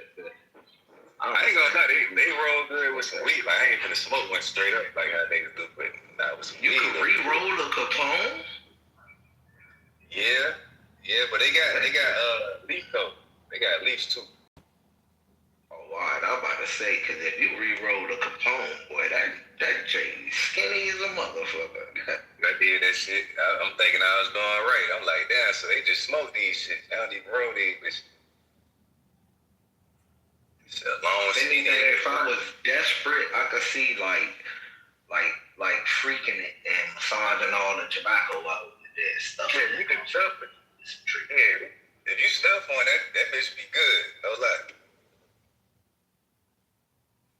Why is there hella centipedes in my, not in the house, but in the building? Nah, y'all got them new joints that's like a half cricket, half spider joints. You know what I'm saying? What? No. Oh, y'all ain't got no cricket spiders, and they got like little spots on them and shit. I swear, I seen them joints as part of the alien invasion. Them motherfuckers came with damn, I got seen shit like that before. That's do be. Yeah, them bitches, they jump. Like they crawl, but then them bitches that jump like a motherfucking cricket. And then the motherfuckers stick to the wall too, like a spider. So I don't know what's going on there. Cricket spider. Oh, it's like a black thing, right? Well, it could be dark, or it could be like grayish, or brownish, and it be having spots and shit like. Look up cricket spider. Yeah, I know. I've seen those. They real trippy. They got like a frog. Yeah, if I see one of those, I'm gonna freak out.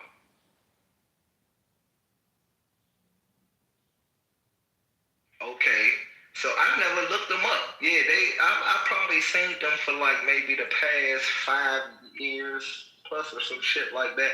They're called camel crickets.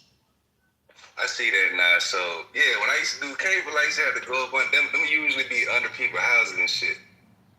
Like you don't see them nowhere outside, but they'll be underground down there. Yeah, that shit do look crazy, but they don't do nothing though. Like they ain't gonna do nothing but ride for you. You don't want them on you though. That shit look. You said it's called a cable cricket? Camel. Cricket spider. Camel. Yeah, if you type in cricket spider, that motherfucker pop right up. They know what the fuck I was talking about. Oh my gosh. Because they got a humpback. Oh my gosh. Nah, this is terrifying. You ain't never seen one of them joints? I'm in California. We don't have shit like that out here.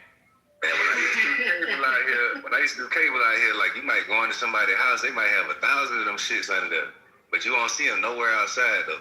Oh. Like they only go in like dark underground places. Yeah, my kids are scared as shit first time they seen one of them motherfuckers. I was scared as shit when I seen the potato bug for the first time. Not a potato bug. I was like, oh my gosh.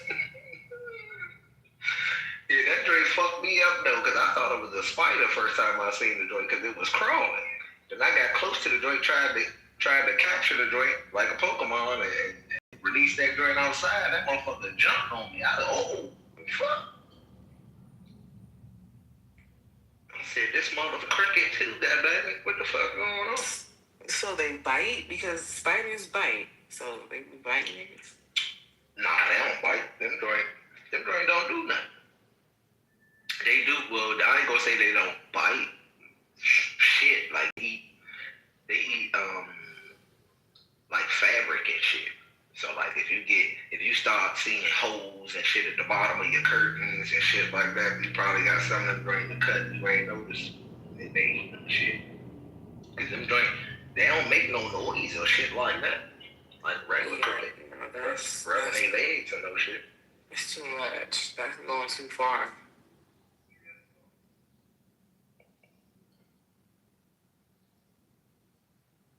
Man, Doc, you're supposed to like spiders, man. Aren't you onto that nature shit? That's supposed to be your best friend right there, spider.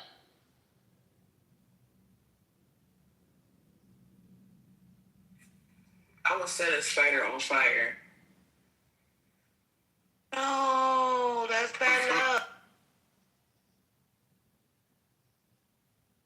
What? Yeah, that's bad luck. Alright, cool. I haven't done it in a long time, though. I thought that was ladybugs. Bad luck last. Let me tell you. I thought that was ladybugs and crickets. Let me tell you. I'm always set some shit on fire. I ain't gonna hold you. I used to be like that as a kid. Oh my God. Me too. And that, as an adult, I got even more access. Like, come on, look at this fucking torch, dog. Like, come on. Look, with me, with a magnifying glass in my window. Yes, hell yeah. And I used to really set shit on fire. Like, I set the trash can on fire in middle school. Yeah, I used to really do shit. No, but let me tell you a story. I'm great. I don't do things like that. When I was younger, I was sitting in front of my building, the old building I lived at, and we was just chilling on the stoop, and then next thing you know, the beat came. So I popped it, but I didn't smash it to oblivion, right? I just popped it and shit. It was just laying there. Would y'all believe another fucking bee came, picked that bee up and flew off with it? What? Yo, I shit you fucking not. Damn. Does that make you feel bad after? Like, damn. Nah, like, so then, boom, years later, I was helping my sister-in-law, like, recycle the cans at the machines and shit. And it's usually, like, a lot of bees be in that spot. So I'm there, you know, I feel this burning sensation in my leg. I'm like, what the fuck is burning me? I looked, that was a bee stinging my ass. But then after that incident happened, I guess we made amends because the bees started walking on me after that. Like, the minute I go outside, I shit you fucking not, the bees are gonna come out. Man, you know, it's crazy. I used to hate bees as a kid, man. Like, I remember I was in school, like 5th grade, I'm in the hallway cracking jokes, laughing, bullshitting around and shit. You know what I'm saying? Next thing you know, a fucking bee flew in my shirt. When I tell you I went crazy in that motherfucker, then by the time I got done, like, shit, I done tore my whole shirt off. I'm a little skinny ass kid. I done tore my shirt off and shit. Ran down the hallway thinking the shit was stuck to my back. And shit. And I ain't gonna lie, man. They down there had to get therapy for me after that shit. Damn. I ain't gonna lie, man. All them bugs, stingers, bro, I hate that shit. Yeah, I had a whole fucking panic attack in that motherfucker. Once I started, like my walk started getting, you know, different. I started changing my thoughts and, you know, really got into the healing game. I started getting visited by all kind of insects, but most of them were bees, because, you know, honey heals a lot of things, right? So I had this wooden stick in my old window, and it was 2 bees, the carpenter bees, right? I learned a lot from watching bees too, because I'm weird like that. So I would sit in the window, just watch the one bee dig a hole in the wood stick. It turns out that's the female. The male carpenter bees and pretty much most of the bees, the males don't attack. It be the females, because they just protective like that. But she dug that little hole in the wood to lay her little larvae and shit, and he would come, fly around. But I let them be. And it's funny, right? Pun intended. And there were times I would sit in the window, I'll be eating something, and they would just come, land on my plate. I'd be like, look at this, you know. But I fuck with the bees heavy now. Like, I'll be like, don't kill the bees. Like, I try to put stuff like flowers in certain places so they can still eat, you know. Because without them bees, it's over for us. Exactly. Nowadays, like when I'm in the pool, I always see a bee in the pool, so I take it out the pool because it look like, you know, and they stop drowning. They be like moving their little feet. I'm like, I just saved a bee. Because they're in there drinking water, right? And then they get stuck or what? Yeah, probably the other day with a scarab beetle. Say that again, Lynn? A scarab beetle, like the little Egyptian beetles. I seen one the other morning, and it was in my dog's water bowl outside, and I was just like, wow, this beetle is so pretty. Like, it was like emerald green and red, and usually I think they're like on the east, like in like over there in the Middle East, like Asia or whatever. But that was my first time ever seeing one, and I let it, you know, I dumped the water out or whatever, and it was just struggling to fly, but eventually it flew. I was like, oh, look at that. That is what it is.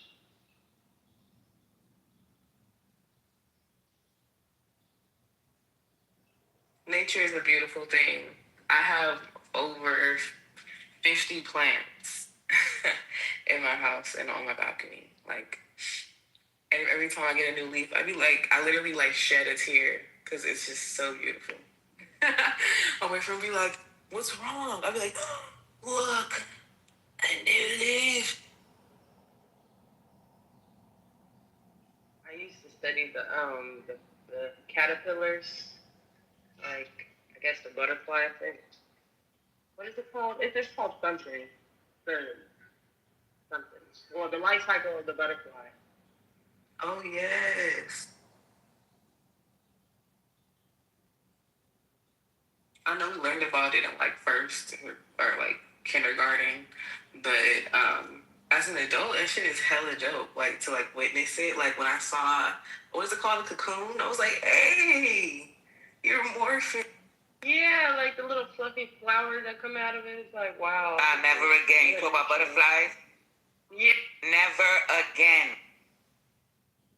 That was traumatizing. I'm scared of butterflies though. That's the problem. I love a little, but when a butterfly comes near me, I'm like, listen. I love butterflies as a kid. I remember always collecting like butterflies. Like if I found them dead outside and shit and taking them. But here's the thing. Why I did that inner child shit as an adult, right? My God. So I said, you know, let me entertain my inner child and go order me some caterpillars with the whole butterfly net thing and all that shit, right? And like I would tell you, like when I do things like that, I like to watch the observation, the process of everything, right?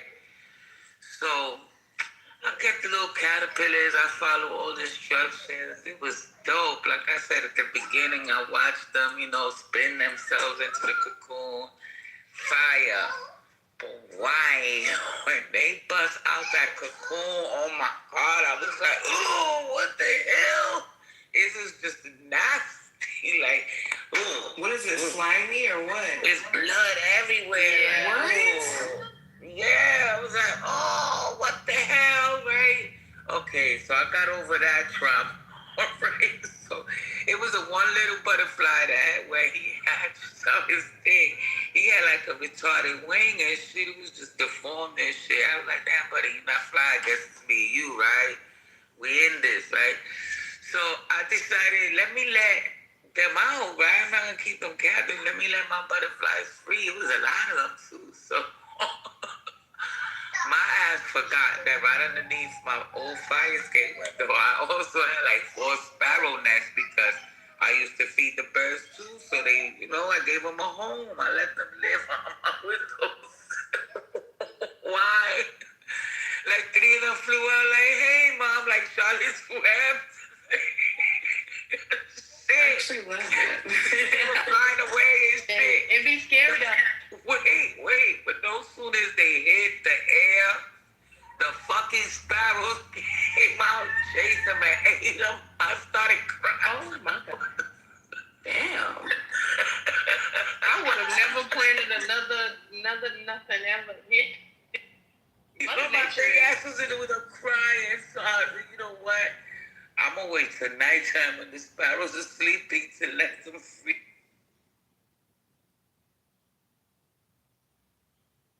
I said never again. This was too much for me. That's too much for your little heart back then. Cause what? This was the other day during the pandemic. Oh Lord. So you saying when you was a child? No, I was doing inner child healing work, right? I was in that healing everything. I had to touch. I was just, you know what? Maybe growing some butterflies will help, Shit, never again. Damn. Oh my God, that's messed up. But that is dope though. Like I low-key want to try it, but I'm afraid of them, so I don't know how it's gonna work out. It was but alright. Grow 1 or 2 won't hurt. It was a good experience. At the end of the day, I'm telling you, when they hatch, I would stick my arm in there, let them crawl on my arm and shit, build a relationship with them. See, I love that, but dang. They just tried to. I was yelling at the sparrows like, motherfuckers, I feed you. Why insects are like a cross between plants and animals. So I would fuck with growing a caterpillar, like, hey. Well, I never viewed that like that, Kai. That's interesting. I just seen one yesterday in my garage too. I'm high. No, but hear me, because, right, I've seen this leaf. It looked like a fucking leaf, and when I got closer, it was a whole insect. It looked like leaves on each side of it. I've seen the tree, little branch things with a leaf on a little head, look like an antenna. It looked like a whole twig, and it's an insect, so I feel that. Oh man, the other day, y'all, I seen this huge moth. I'm talking massive, like the size of my hand. Like my hand ain't big, but like the moth was the size of my hand. Like it was big. And I've never seen an extra large moth before. I thought it was hybrid. I looked it up, and apparently they're native to the eastern part of Oklahoma. But have y'all seen just like I'm talking bigger than monarch butterflies moths? Like these moths are huge. And it was so beautiful too. I used to be scared of moths growing up, but now I just let. PTR, this is me and some of my plants.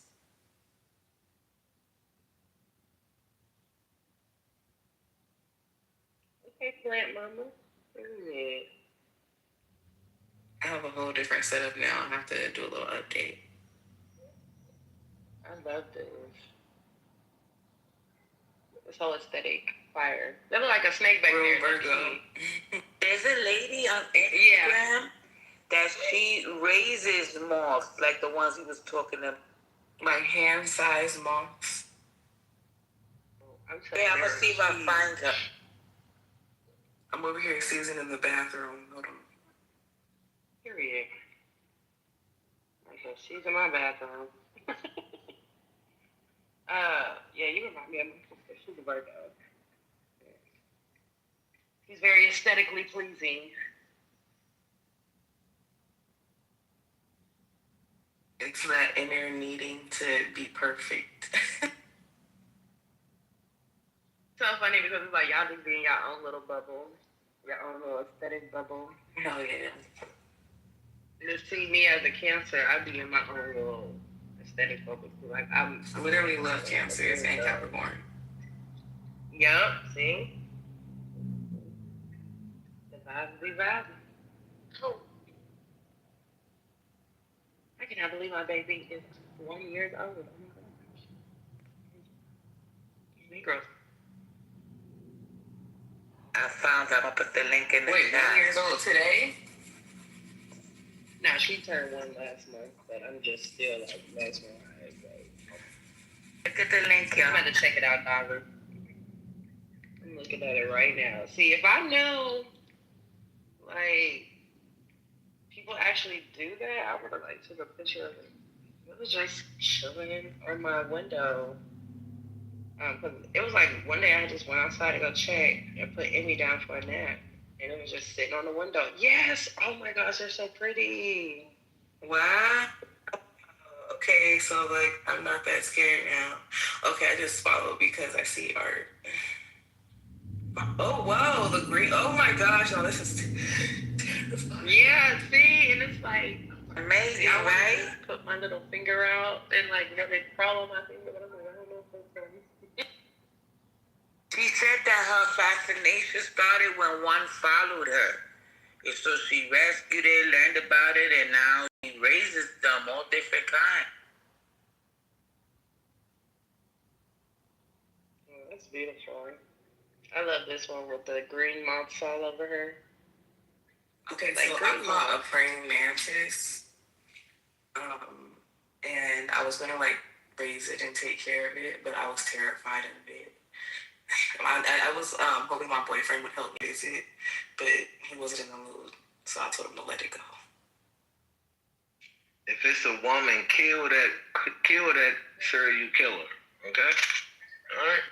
I was so scared of it, but it was like so cool because it's literally like a plant animal.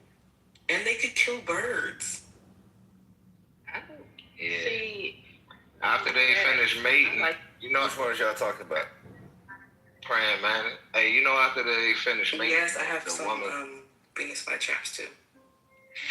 Yeah, after they finish mating, the woman kill the male. It's terrible and despicable. Yeah, that is terrible.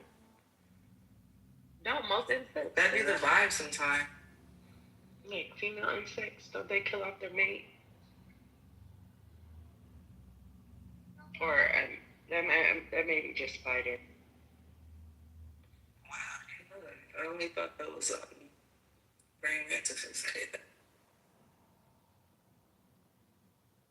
Do bees have mates? Okay, so it says sometimes spiders do. Bees. Oh, we were talking about bees earlier. Oh yeah, male honeybees die immediately shortly after mating due to violent mating process, which rips their abdomen open. Their endophallus is torn from their body during ejaculation, leaving part of themselves inside of the queen. Furthermore, workers may kill or evict surviving males before winter to save resources. Big bossa. Dang! Look, big bossa. It say also black widows, spiders, jumping spiders, scorpions, and midges. I don't know what the fuck that is. MIDGES. Midges. Let me look that one up. What the fuck is that? No, that's wild. But you know what? It does take a lot of energy out of the man to ejaculate, so I get it. They kind of die low key too. Look at my PTR. I took a picture of this bug. This shit was following me. And I kept hearing that voice that said, look back, look back. I looked back, that shit was following me. And then it landed and I took a picture. Whoa, what is that? That's a dope picture. That's a cicada? A cicada. Cicada. Oh, they make noises? What the fuck I'm listening? Don't people eat those? Yeah, a cicada. But look at that. It looks like it got a whole face like a king, right? Terrifying. Them joints be ugly as shit during they mating season, and they be everywhere. They be them joints be having them big ass red eyeballs. Mo, I remember when them motherfuckers come out mating. What is like every 17 years or some shit like that? That shit be crazy, Slim. They be every. This pattern is fire though. I ain't even gonna cap. Like, I don't know. That's what usually I look at when it comes to insects is that they. Look at that angle. I PT'd another angle of it that I caught.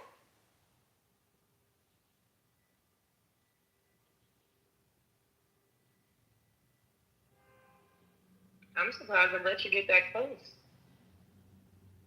That's because not for nothing. I know I be crashing out and talking shit on here, but in real life, like, like my vibe is the thing. Like my frequency is dope for real. Like I'm not trying to toot my horn or nothing like that. Nah, but toot it because you the should. birds.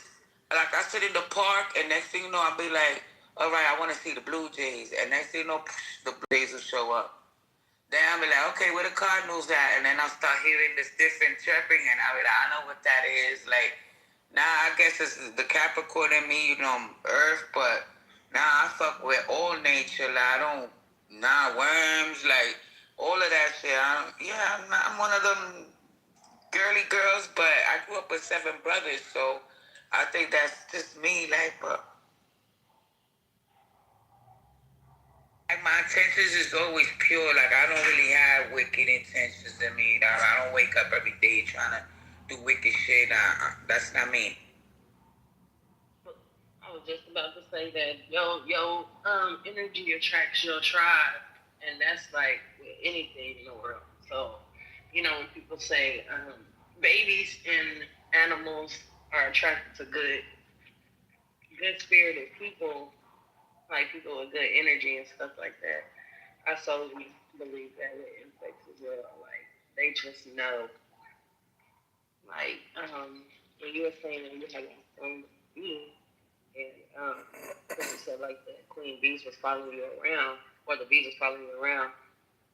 I've had that happen too, and I solely believe it's because you are of royalty. The queen bee ain't just gonna come by. She just being by you. Like that's funny, no pun intended, being by you. But like you just like that earth knows, like, and that's the beautiful thing is when you purely genuine and authentic, like earth has no choice but to, I guess, mirror that back to you, whether it's through, like, because on a random, like, I'll see, what you call them things? Hummingbirds. And I used to, like, look up the meaning and stuff. But it's like, we are the meaning in a way. And peacocks are dangerous, Really? Oh, my. Girl, because I don't live too far from the zoo, right? And one day the peacock escaped, and why he was attacking people in the street.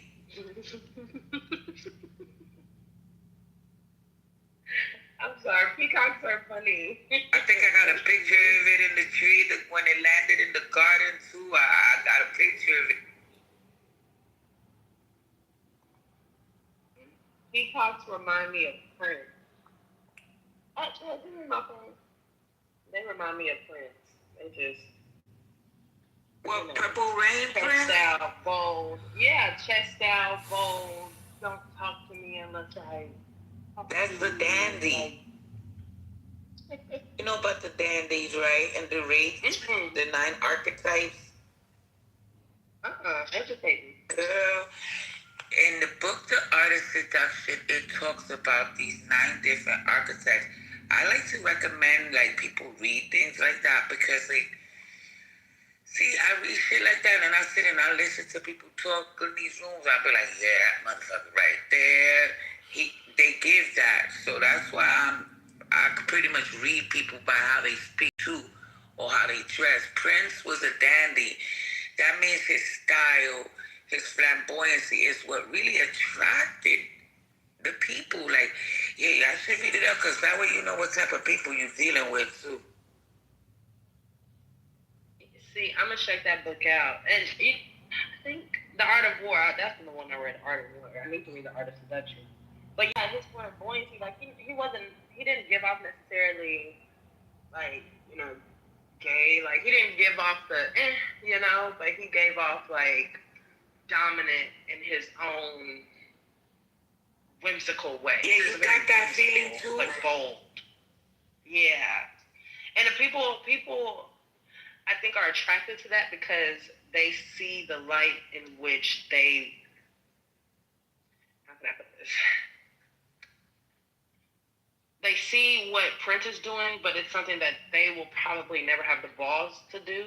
Like exude that energy. Like, I mean, I guess dude was wearing 10-inch heels and, doing XYZ. Ain't no man just bold enough to do that back then. I mean, hell, probably not even today, but he was. He did it, That's Prince. He made doves cry, But is that what it's like?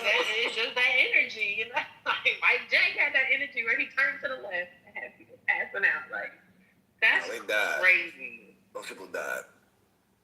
Oh, I didn't know they died. They lost their They life. really He died? turned left, half the stadium fucking died. He turned right, half the stadium fucking died. Like a Thanos snap. Calling the ambulance.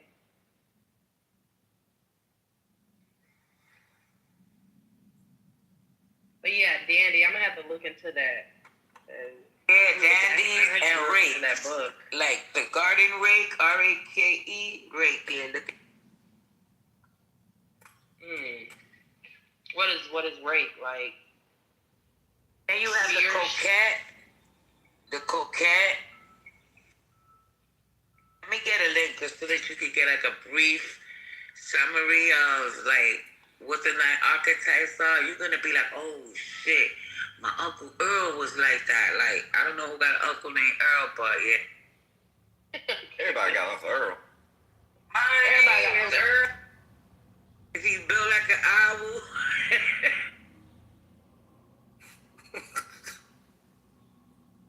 I do not got no uncle named no goddamn Earl. It's a spiritual joke I got, don't mind me. But you know what? I did date a guy named Earl. He was low-key like my first boyfriend. You know, when I say built like an owl, they be having like the broader shoulders and the skinnier bottom type of, yeah. Yep, that was him. He had a little bird chest too. He was skinny and tall. See? So, yeah. I've been thinking about him. Where Earl at? I'm just playing. They're gonna pop up on your algorithm now. That would be crazy. I got him, yeah.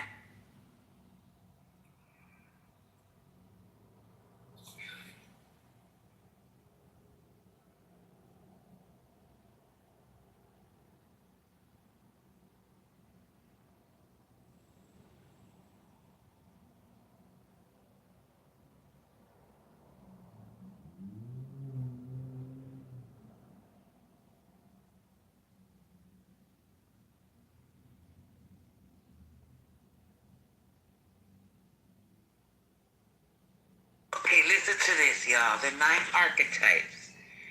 The siren, the rake, the ideal lover, the dandy, the natural, the coquette, the charmer, the charismatic, and the star. Where can we take the test down? Just Google up, the 9 archetypes, look for those, and you find all type of literature and shit that will pretty much describe it, unless you just want to go get a whole art of seduction book, or should we recommend it for the book club or book, because that shit is also helps you. Like, if you're going to be doing business, you're going to want to read that book, because then that way just by people's appearances, their body language, if you want to do business with them.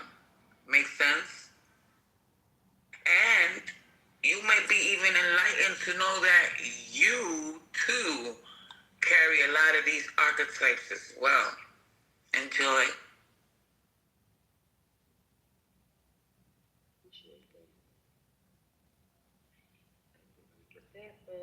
I'm reading The Alchemist right now.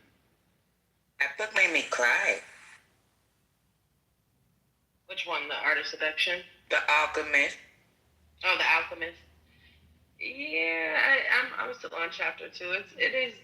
I'm taking my time with it.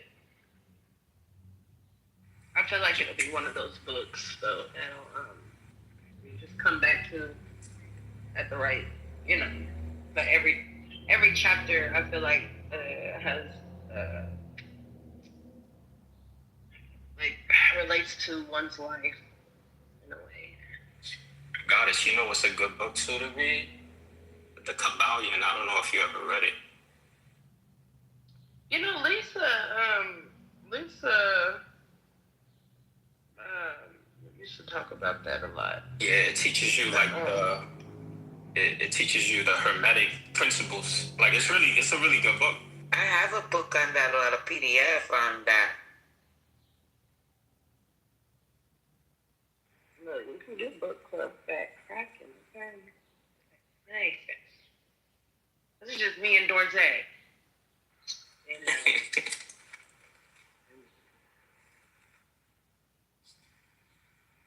Yo, I may be late, but yo, quick question. Yo, that shooting that happened in DC, I think that shit was real. They were talking about it last night. Cause I'm looking at the pictures. I'm like, yo, what kind of like, yo, people must really think we're like, these people must really think we're dumb. Like these photo ops, the way they taking these pictures now, I'm like, yo, Trump must really think all of us is like retarded. Cause just like his whole assassination attempt, when he took that photo of him with his hands up, I'm like, come on, my dude, really?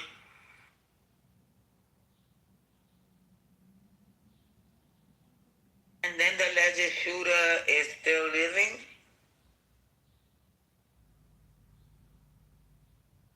Yeah, that part I didn't really understand, you know. Yeah. But they saying that it wasn't really an assassination attempt. That's why I got it. But they got a picture of the dude in an old picture. Homie had an IDF shirt on. Talk about, you see, this is what I be saying, man. Yo, these people know what the fuck they doing.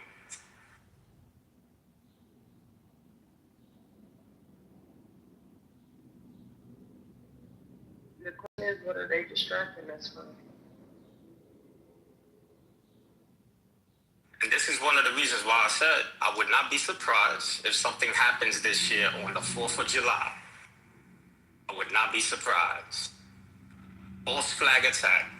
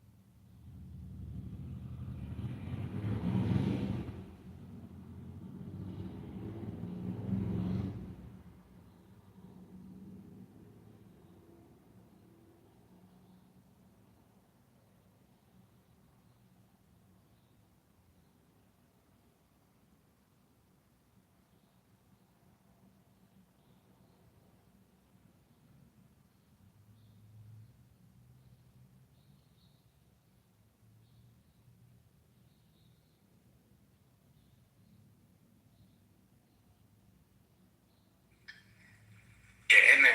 That's why this year I'm staying in the crib for the 4th. Fuck that shit.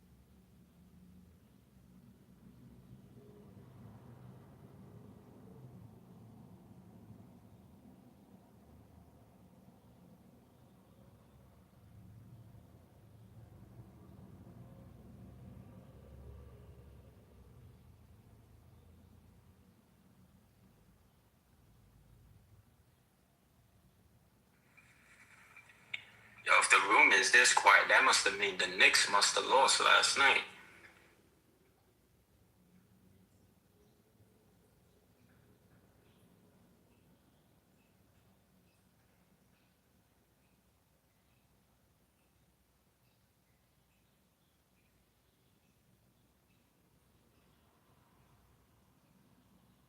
Everybody just got busy at the same time.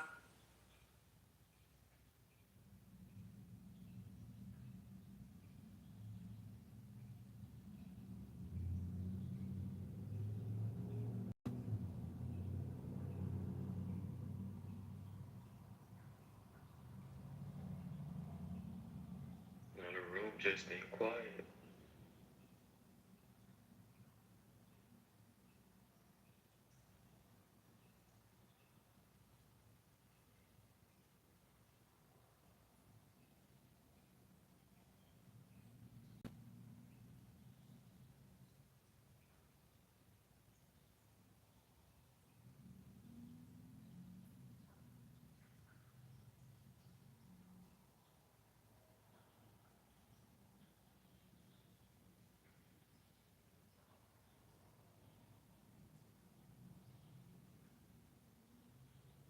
Understand. I think we done ran everybody away.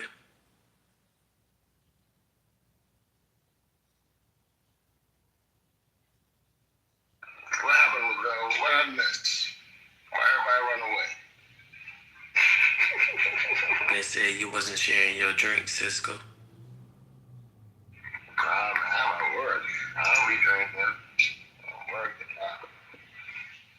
So I pop in and pop out. It's been like this all morning though. I had a little conversation with no chaos. No chaos today. So you know what it is.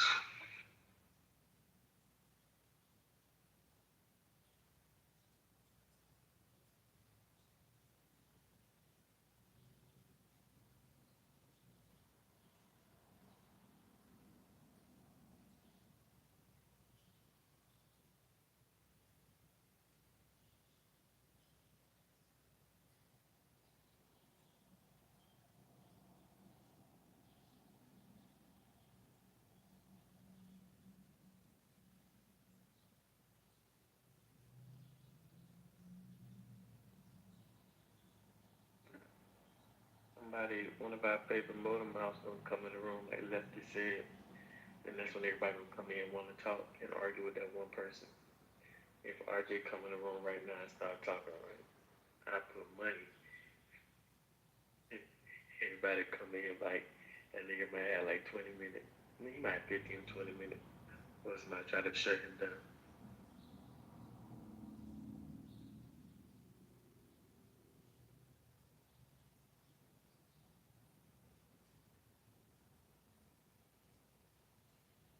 So you basically say exactly what I'm saying. One drop on it. See? Is RJ the Gematria guy? Oh yeah. My whole point is when certain people start talking and come in the room, they attract the rest of the people. Then they want to talk. But when the people leave the room gets silent. So if RJ come in and start talking, or Dane, who else? I be peeping the cycles like, damn, it's like other people algorithm attached to them because they wouldn't even be in the room. It's like some spiritual shit. I was like, damn, that shit crazy as fuck. The number, do you just break down the RJ number and see what happens if you break it down in Gematria? And they say chaos and talking, right?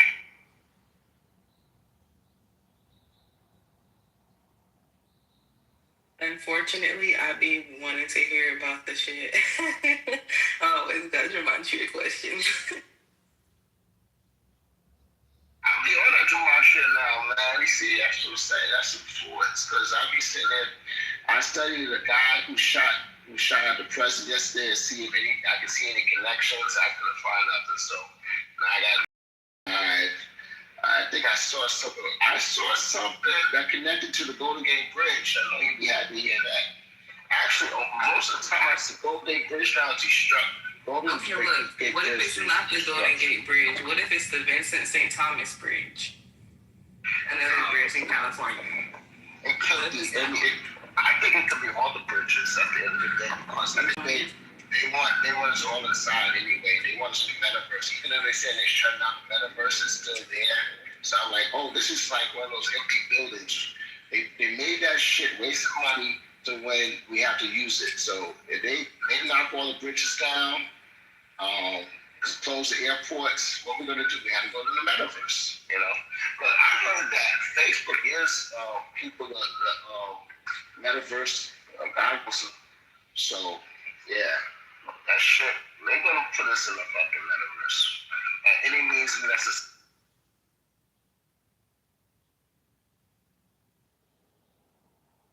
I want to get us close, but you gotta remember that movie came out 10 years ago or so. I don't know if y'all saw it. Ready Player One. Man, let's put that movie out for Oh yeah, I've seen that movie before.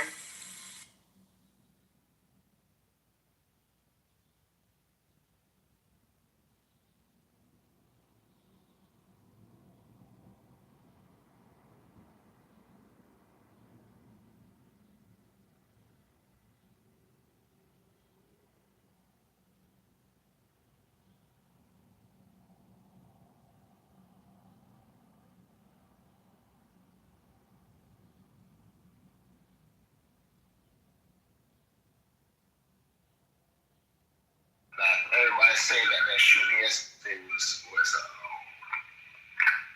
what they call stage. Actually, was everything that got shown on stage. So, what if they come out and actually say that shit was staged in the first place? I think that would fuck us up on full reality. It's just like, oh shit, so what's real now?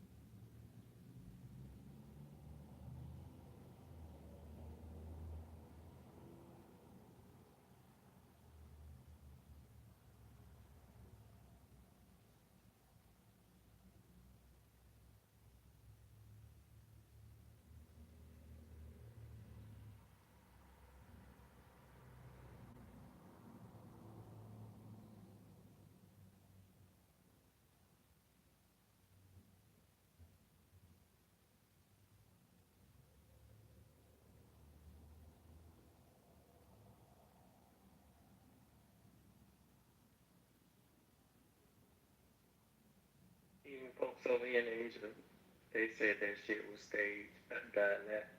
Somebody asked me, some people asked me, they were like, it was like, you see that Trump thing? I was like, yeah. It was like, I know what you think. It was like staged. I was like, damn. You know it's bad when you can't fool the people outside your country.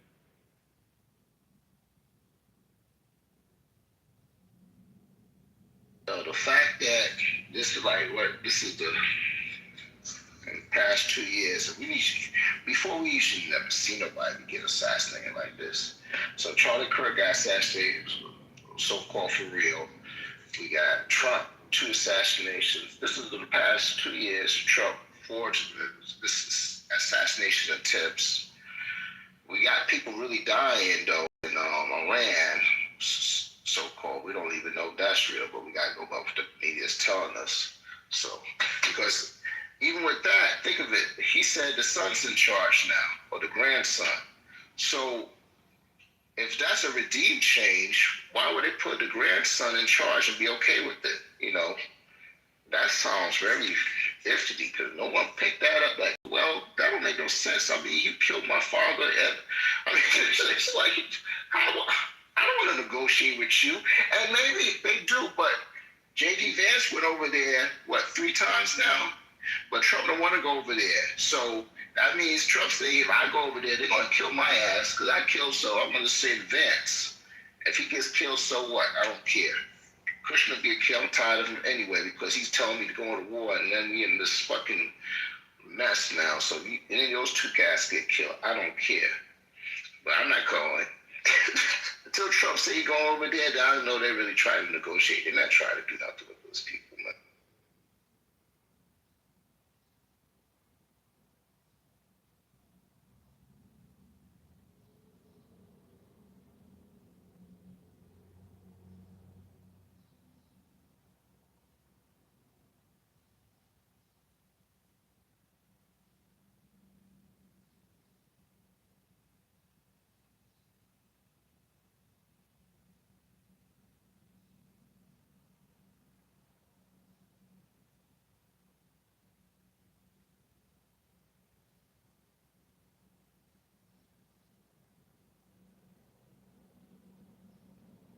see the Cuba.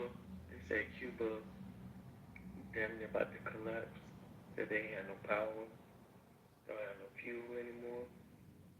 I was like, damn. They got Cuba fucked up. Showing all these videos of Cuba with no power and nothing. It said that should been going on since they did the Maduro thing because apparently they had the guards protecting him, and when they stormed through, it wasn't their military because they were on like Christmas break or whatever was going on. I think it was around Christmas time or one of those fucking holidays. I don't know, New Year's, something. But nobody was there, so they had the Cuban guards protecting him. So they was pissed at Cuba since then, but they've been pissed at Cuba. So I won't be shocked. I mean, but it's been like 2 months now. There's people still out there living in there. I mean, if they're not, I think they would have fell already. But it's that coincidence. According to conspiracy theories, the only 2 banks that, well, actually 3, Cuba, North Korea, and who's the other one? Iran. If it's true, they're the only ones the central bank don't have no connection to. So they do this whole so-called blockchain Bitcoin thing. They get rid of the system because nobody want to run around cash. But the funny thing is, they say that. What the fuck is you talking? What are you talking about, Cisco? I'm gonna pull a U on you, nigga. What are you talking about? You gonna pull? Go ahead, you got it though, man. See, I was just talking to keep your women not quiet. You got it. Man, I'm at work. I'm not gonna argue right now. You try to get me loose. All right, I get off at 4. I'll be ready for the smoke. They said the banks, U.S. banks, bought back $33 billion of their own shares recently. I was like, damn, $33 billion. Man, they got plus more money right now, man. That's Rothschild banks. The Rothschild banks, you remember, the 6 Rothschild banks that control the U.S. I think it's Wells Fargo, Bank of America, Capital. They bought back their own shares, though. Think about that part. Yeah, because they want to be part of the Bitcoin shit because that's $1 trillion industry. You see, I don't think most people realize why they want to go Bitcoin. Because everybody got a phone now, and they want to connect everybody either through Cash App or Chime, fucking your bank, whatever, and they got all your shit, and it's across the whole world. So they don't have to do anything else no more. It's like the banks. Y'all really think banks will be around the next 10 years? Come on, let's be honest. Yes, they will. But doing what? They ain't be working the same thing they're doing now. Mere slave owners like they always been. I can see credit unions doing away, but not big banks. So why would credit unions go away? Smaller customer bases, not enough money coming in to cover like taxes or whatever the case may be. I'm still trying to figure out why would banks go away and credit unions. That means we're just gonna have one single corporate organization that is utilizing this stuff. That literally means no banks. That means the whole system is over. We would have a brand new spanking system.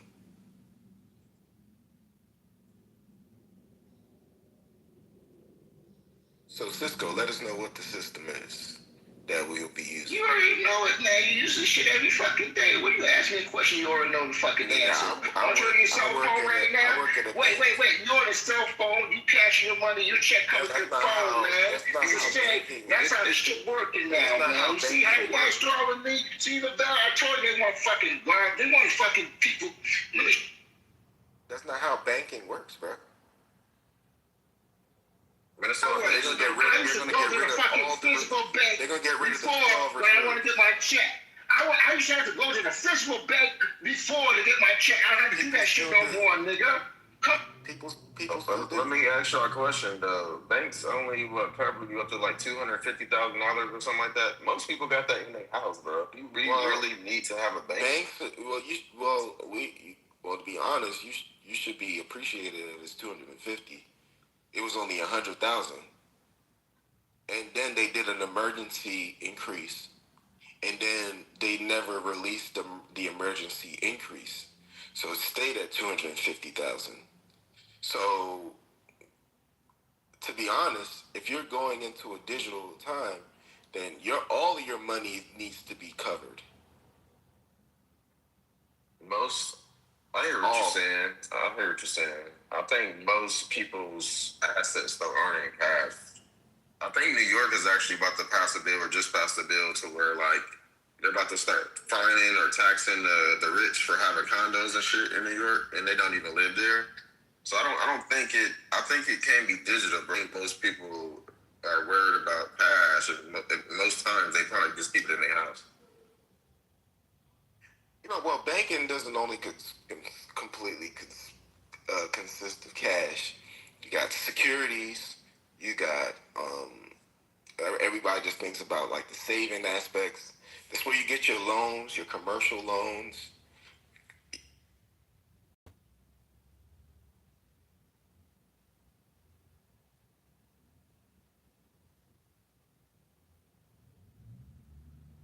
Banking issue is dead back in 2008, and now they actually implemented the fucking Bitcoin shit that's ready to start. Which as soon as we get this new Fed chairman there, he gonna start the deregulation and all this shit. Y'all know what's coming. Come on, y'all. They show it in the movies. Y'all didn't watch any time. I won't give no spoilers. They've been showing they're gonna fucking have us working like slaves. Come on.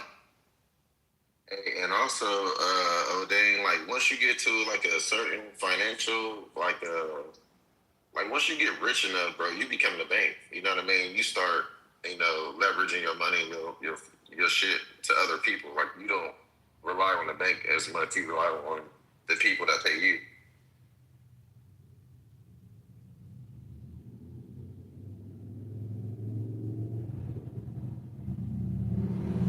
But I don't know, man. I don't think they'll go away completely, bro. But I think the small credit unions, like in your city, like those may go away. But I know big banks, like the Chases, the Huntington banks, like they won't go anywhere.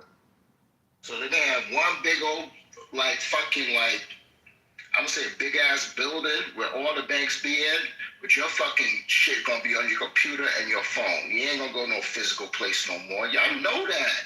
Come on, they keep showing you this. And y'all really gonna think they're gonna have, everybody gonna have a bank shit? They're gonna have ATMs? Probably for people that still use cash, that 1%. Bro, everybody uses the bank digitally. Like most people with money, like Rick Ross showed a video the other day. He had literally a safe full of millions of dollars in cash. Like most people keeping this shit at their crib where they got a bunker or something, some crazy safe in a wall. Like, cash is kept on hand, but the other stuff we use the bank for is all digital. That's what I'm saying. Okay, it's like I want to slow it down to everybody now, since y'all probably think. No, I'm on your side. Okay, that's what I'm saying. I don't know why O'Dane is trying to keep his job. Shit, man, you better start working for the government.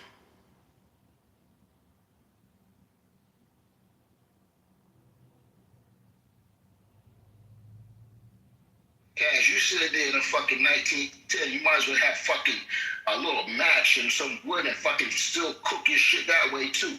Fuck, I still use cash. You probably got a fucking credit card. Yeah, I have credit cards, but I use cash, nigga. As you should too. But you don't care about privacy. If you out there sitting there still trying to use that shit, what was you doing during the pandemic when they fucking went, like all the stores wasn't taking no cash? What you were doing? You had to get one of those fucking prepaid cards and shit? Come on, man. And there's a lot of places in New York not using cash no more. I don't even live there. Y'all in the fucking cities. Y'all don't care. God damn it, they love it. They didn't have to fucking write it off. Or report it, I should say. So there.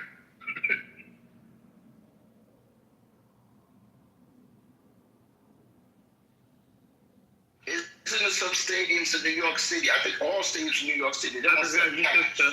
So why am I saying vaccine? So that's why you get started. So what? You need to fucking take the vaccine so you can be part of the system. That means you fall in line. That means you fall in line. So I'm not surprised that you don't use cash.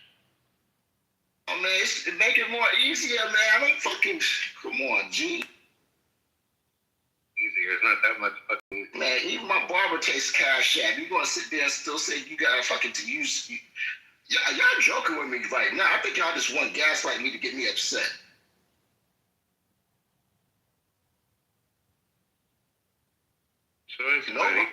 Nobody in this room is over 16 years old. Now, I'm the oldest nigga here, and I'm using fucking digital fucking money. You up there talking about you still use cash. Come on. I got stand that you was my mom or something. I can see that shit, but you fucking too young. You're fucking too young to be using fucking cash, nigga. I'm 78 years old. Nobody believes that.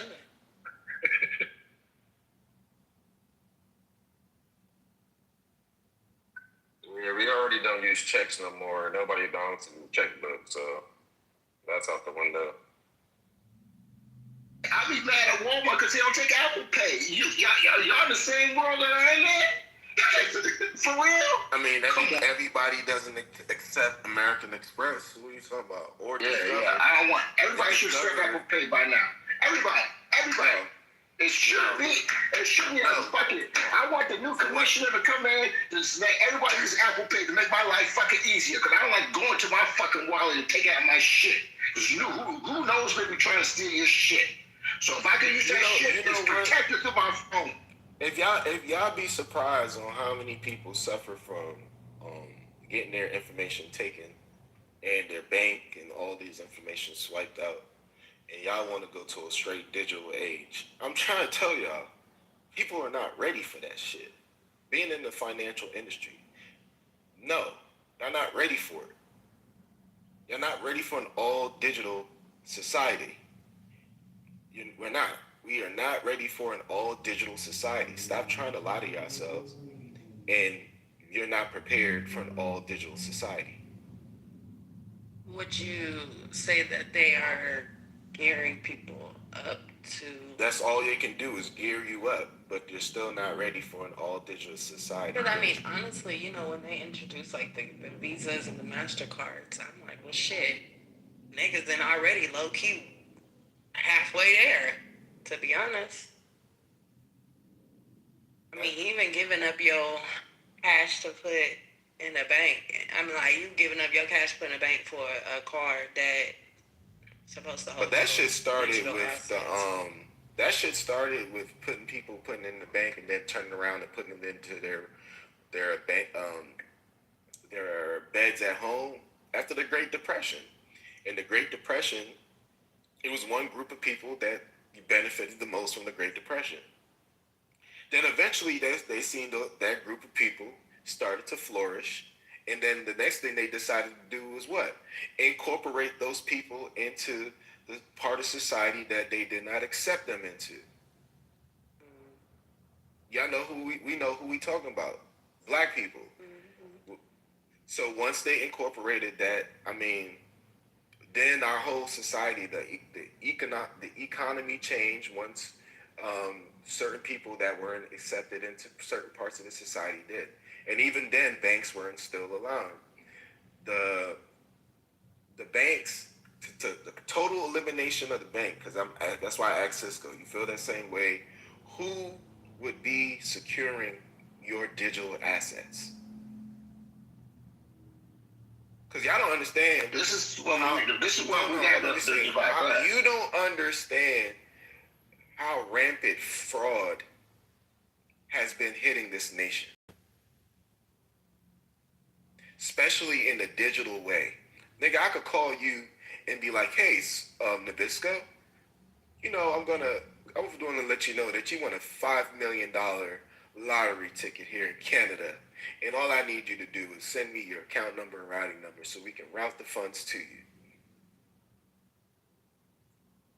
You know how often that happens? Yeah, but you gotta be a stupid motherfucker. Oh my God, Lynn, you'd be surprised. Oh my God. Yeah, you got desperate people out here in the world. It works. I'm talking about niggas that's in their 20s, 30s, 40s, 50s, 60s, 70s, 80s, 90s. They all fall for these digital asset tricks. That's why people tell you don't click on things in your email address that you don't know about. Digital, like to me, I feel like I'd rather somebody take all the money that I have in my wallet than somebody take all the money that I have in my account. And y'all don't really carry cash in y'all wallet. Man, you can't get your cash back, bro. You can get your digital That's the back. no. Oh. Hey, B-Mac, if you authorized something and you said it was fraud, nigga, you still gave the authorization of someone frauding you. Yeah, like, I'm just saying, you got protections when it comes to the digital. Not, when you start to authorize if you don't protect the cash on hand immediately, right then and there, you'll never see that cash again, bro. But that's why I made that statement. Digital assets. I think you're right. You can actually protect the fucking shit that comes out of your account from authorized. Your bank usually actually, now you can't do that shit, but most of the time, I got a lot of refunds from shit that I was like, okay, and the bank said, nah, don't worry about it, da da da.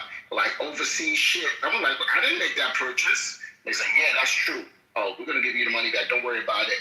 Just turn off the overseas part of your account. I was like, okay. See, they already know people scamming. Yeah, the banks will protect us. But that's what I'm trying to say. Everything's got to run Bitcoin. You got to run Bitcoin. I'm gonna let you think what you want. I'm gonna let you think what you want to think, and then there wouldn't be no fraud departments if the shit was that simple. It's not that simple. We're making digital assets more simplistic than y'all think. It's not. It's not as simple. Digital assets were that simple, we would have been all using and completely have digital assets. It's not. It's not safe. But then you even think it's something that we can stop. I think it's something that's always been in the plans. Once the internet came out, bro, from 2020, y'all said that the banks were gonna be taken over, and I told y'all it wasn't. Sure, money that you don't. Say that again, Kaz. How do you insure money that you don't want to report? Oh, you talking about people that having that? You know, it'd be illegal. Of course, I'd never do it. I'm just saying. You talking about having money that you never report? I mean, of course, there's people that. How do you insure it? Like, how do you? Oh, you can't. You the insurance. You better figure out how to insure that shit yourself. Y'all confusing me. Did you just say how do you insure cash? He was being facetious. Insure cash that you don't want to report. What do you mean that you don't want to report? Bro, he's talking about hiding money. He ain't talking about hiding money like in under your bed or one of those places. Why does that money have to be reported? So it can be. So you can insure it without reporting it? Insure it. That's what he's saying. No, I said the digital currency is the only currency that'll be insured. I didn't say cash will be insured. You have to insure it. Or somebody rob your bitch ass, they take your cash, then it's over. You never gonna see that cash again. Nah, you can go find. So how much do you think that? Because listen, if they didn't change the 100,000 to 250,000 all the way until like 2011, and then because of the emergency extension, they just decided to keep it at 250.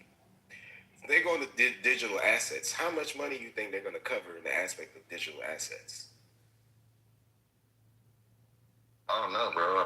I'm just asking. I wasn't trying to quiz you, but I'm just saying, like, how much? No. Hopefully there is some type of cap on it. Maybe I don't know. I mean, if it's 250 right now, yeah. Why would you keep $1 million in your account if they're only going to? Because the average bank don't even got that much money in it at one time. Well, per person. So if you and your wife, for an example, B-Mac, the guy share an account at one institution, that gives you 500,000. Or if you got like a child or of age or something, that makes it another 200. Most banks can, or this is why some people they'll use a trust, and then you will be like a trustee. That can get you like. If it's just a trustee and 2 joints, that'd be, 750,000. That'd be 750,000. But you can have you and four other people at the max at most institutions. They get you 1.25 million, and that's why a lot of people kind of disperse their funds. To be honest, it's like you see why the rich people are fucking shiesty. It's because it's like you're penalized for having too much money.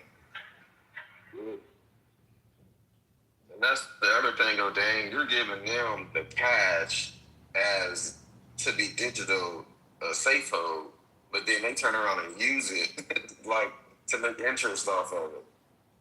Exactly. You're right, because like for an example, the $100,000 customer interest comes from the $1,000 customer.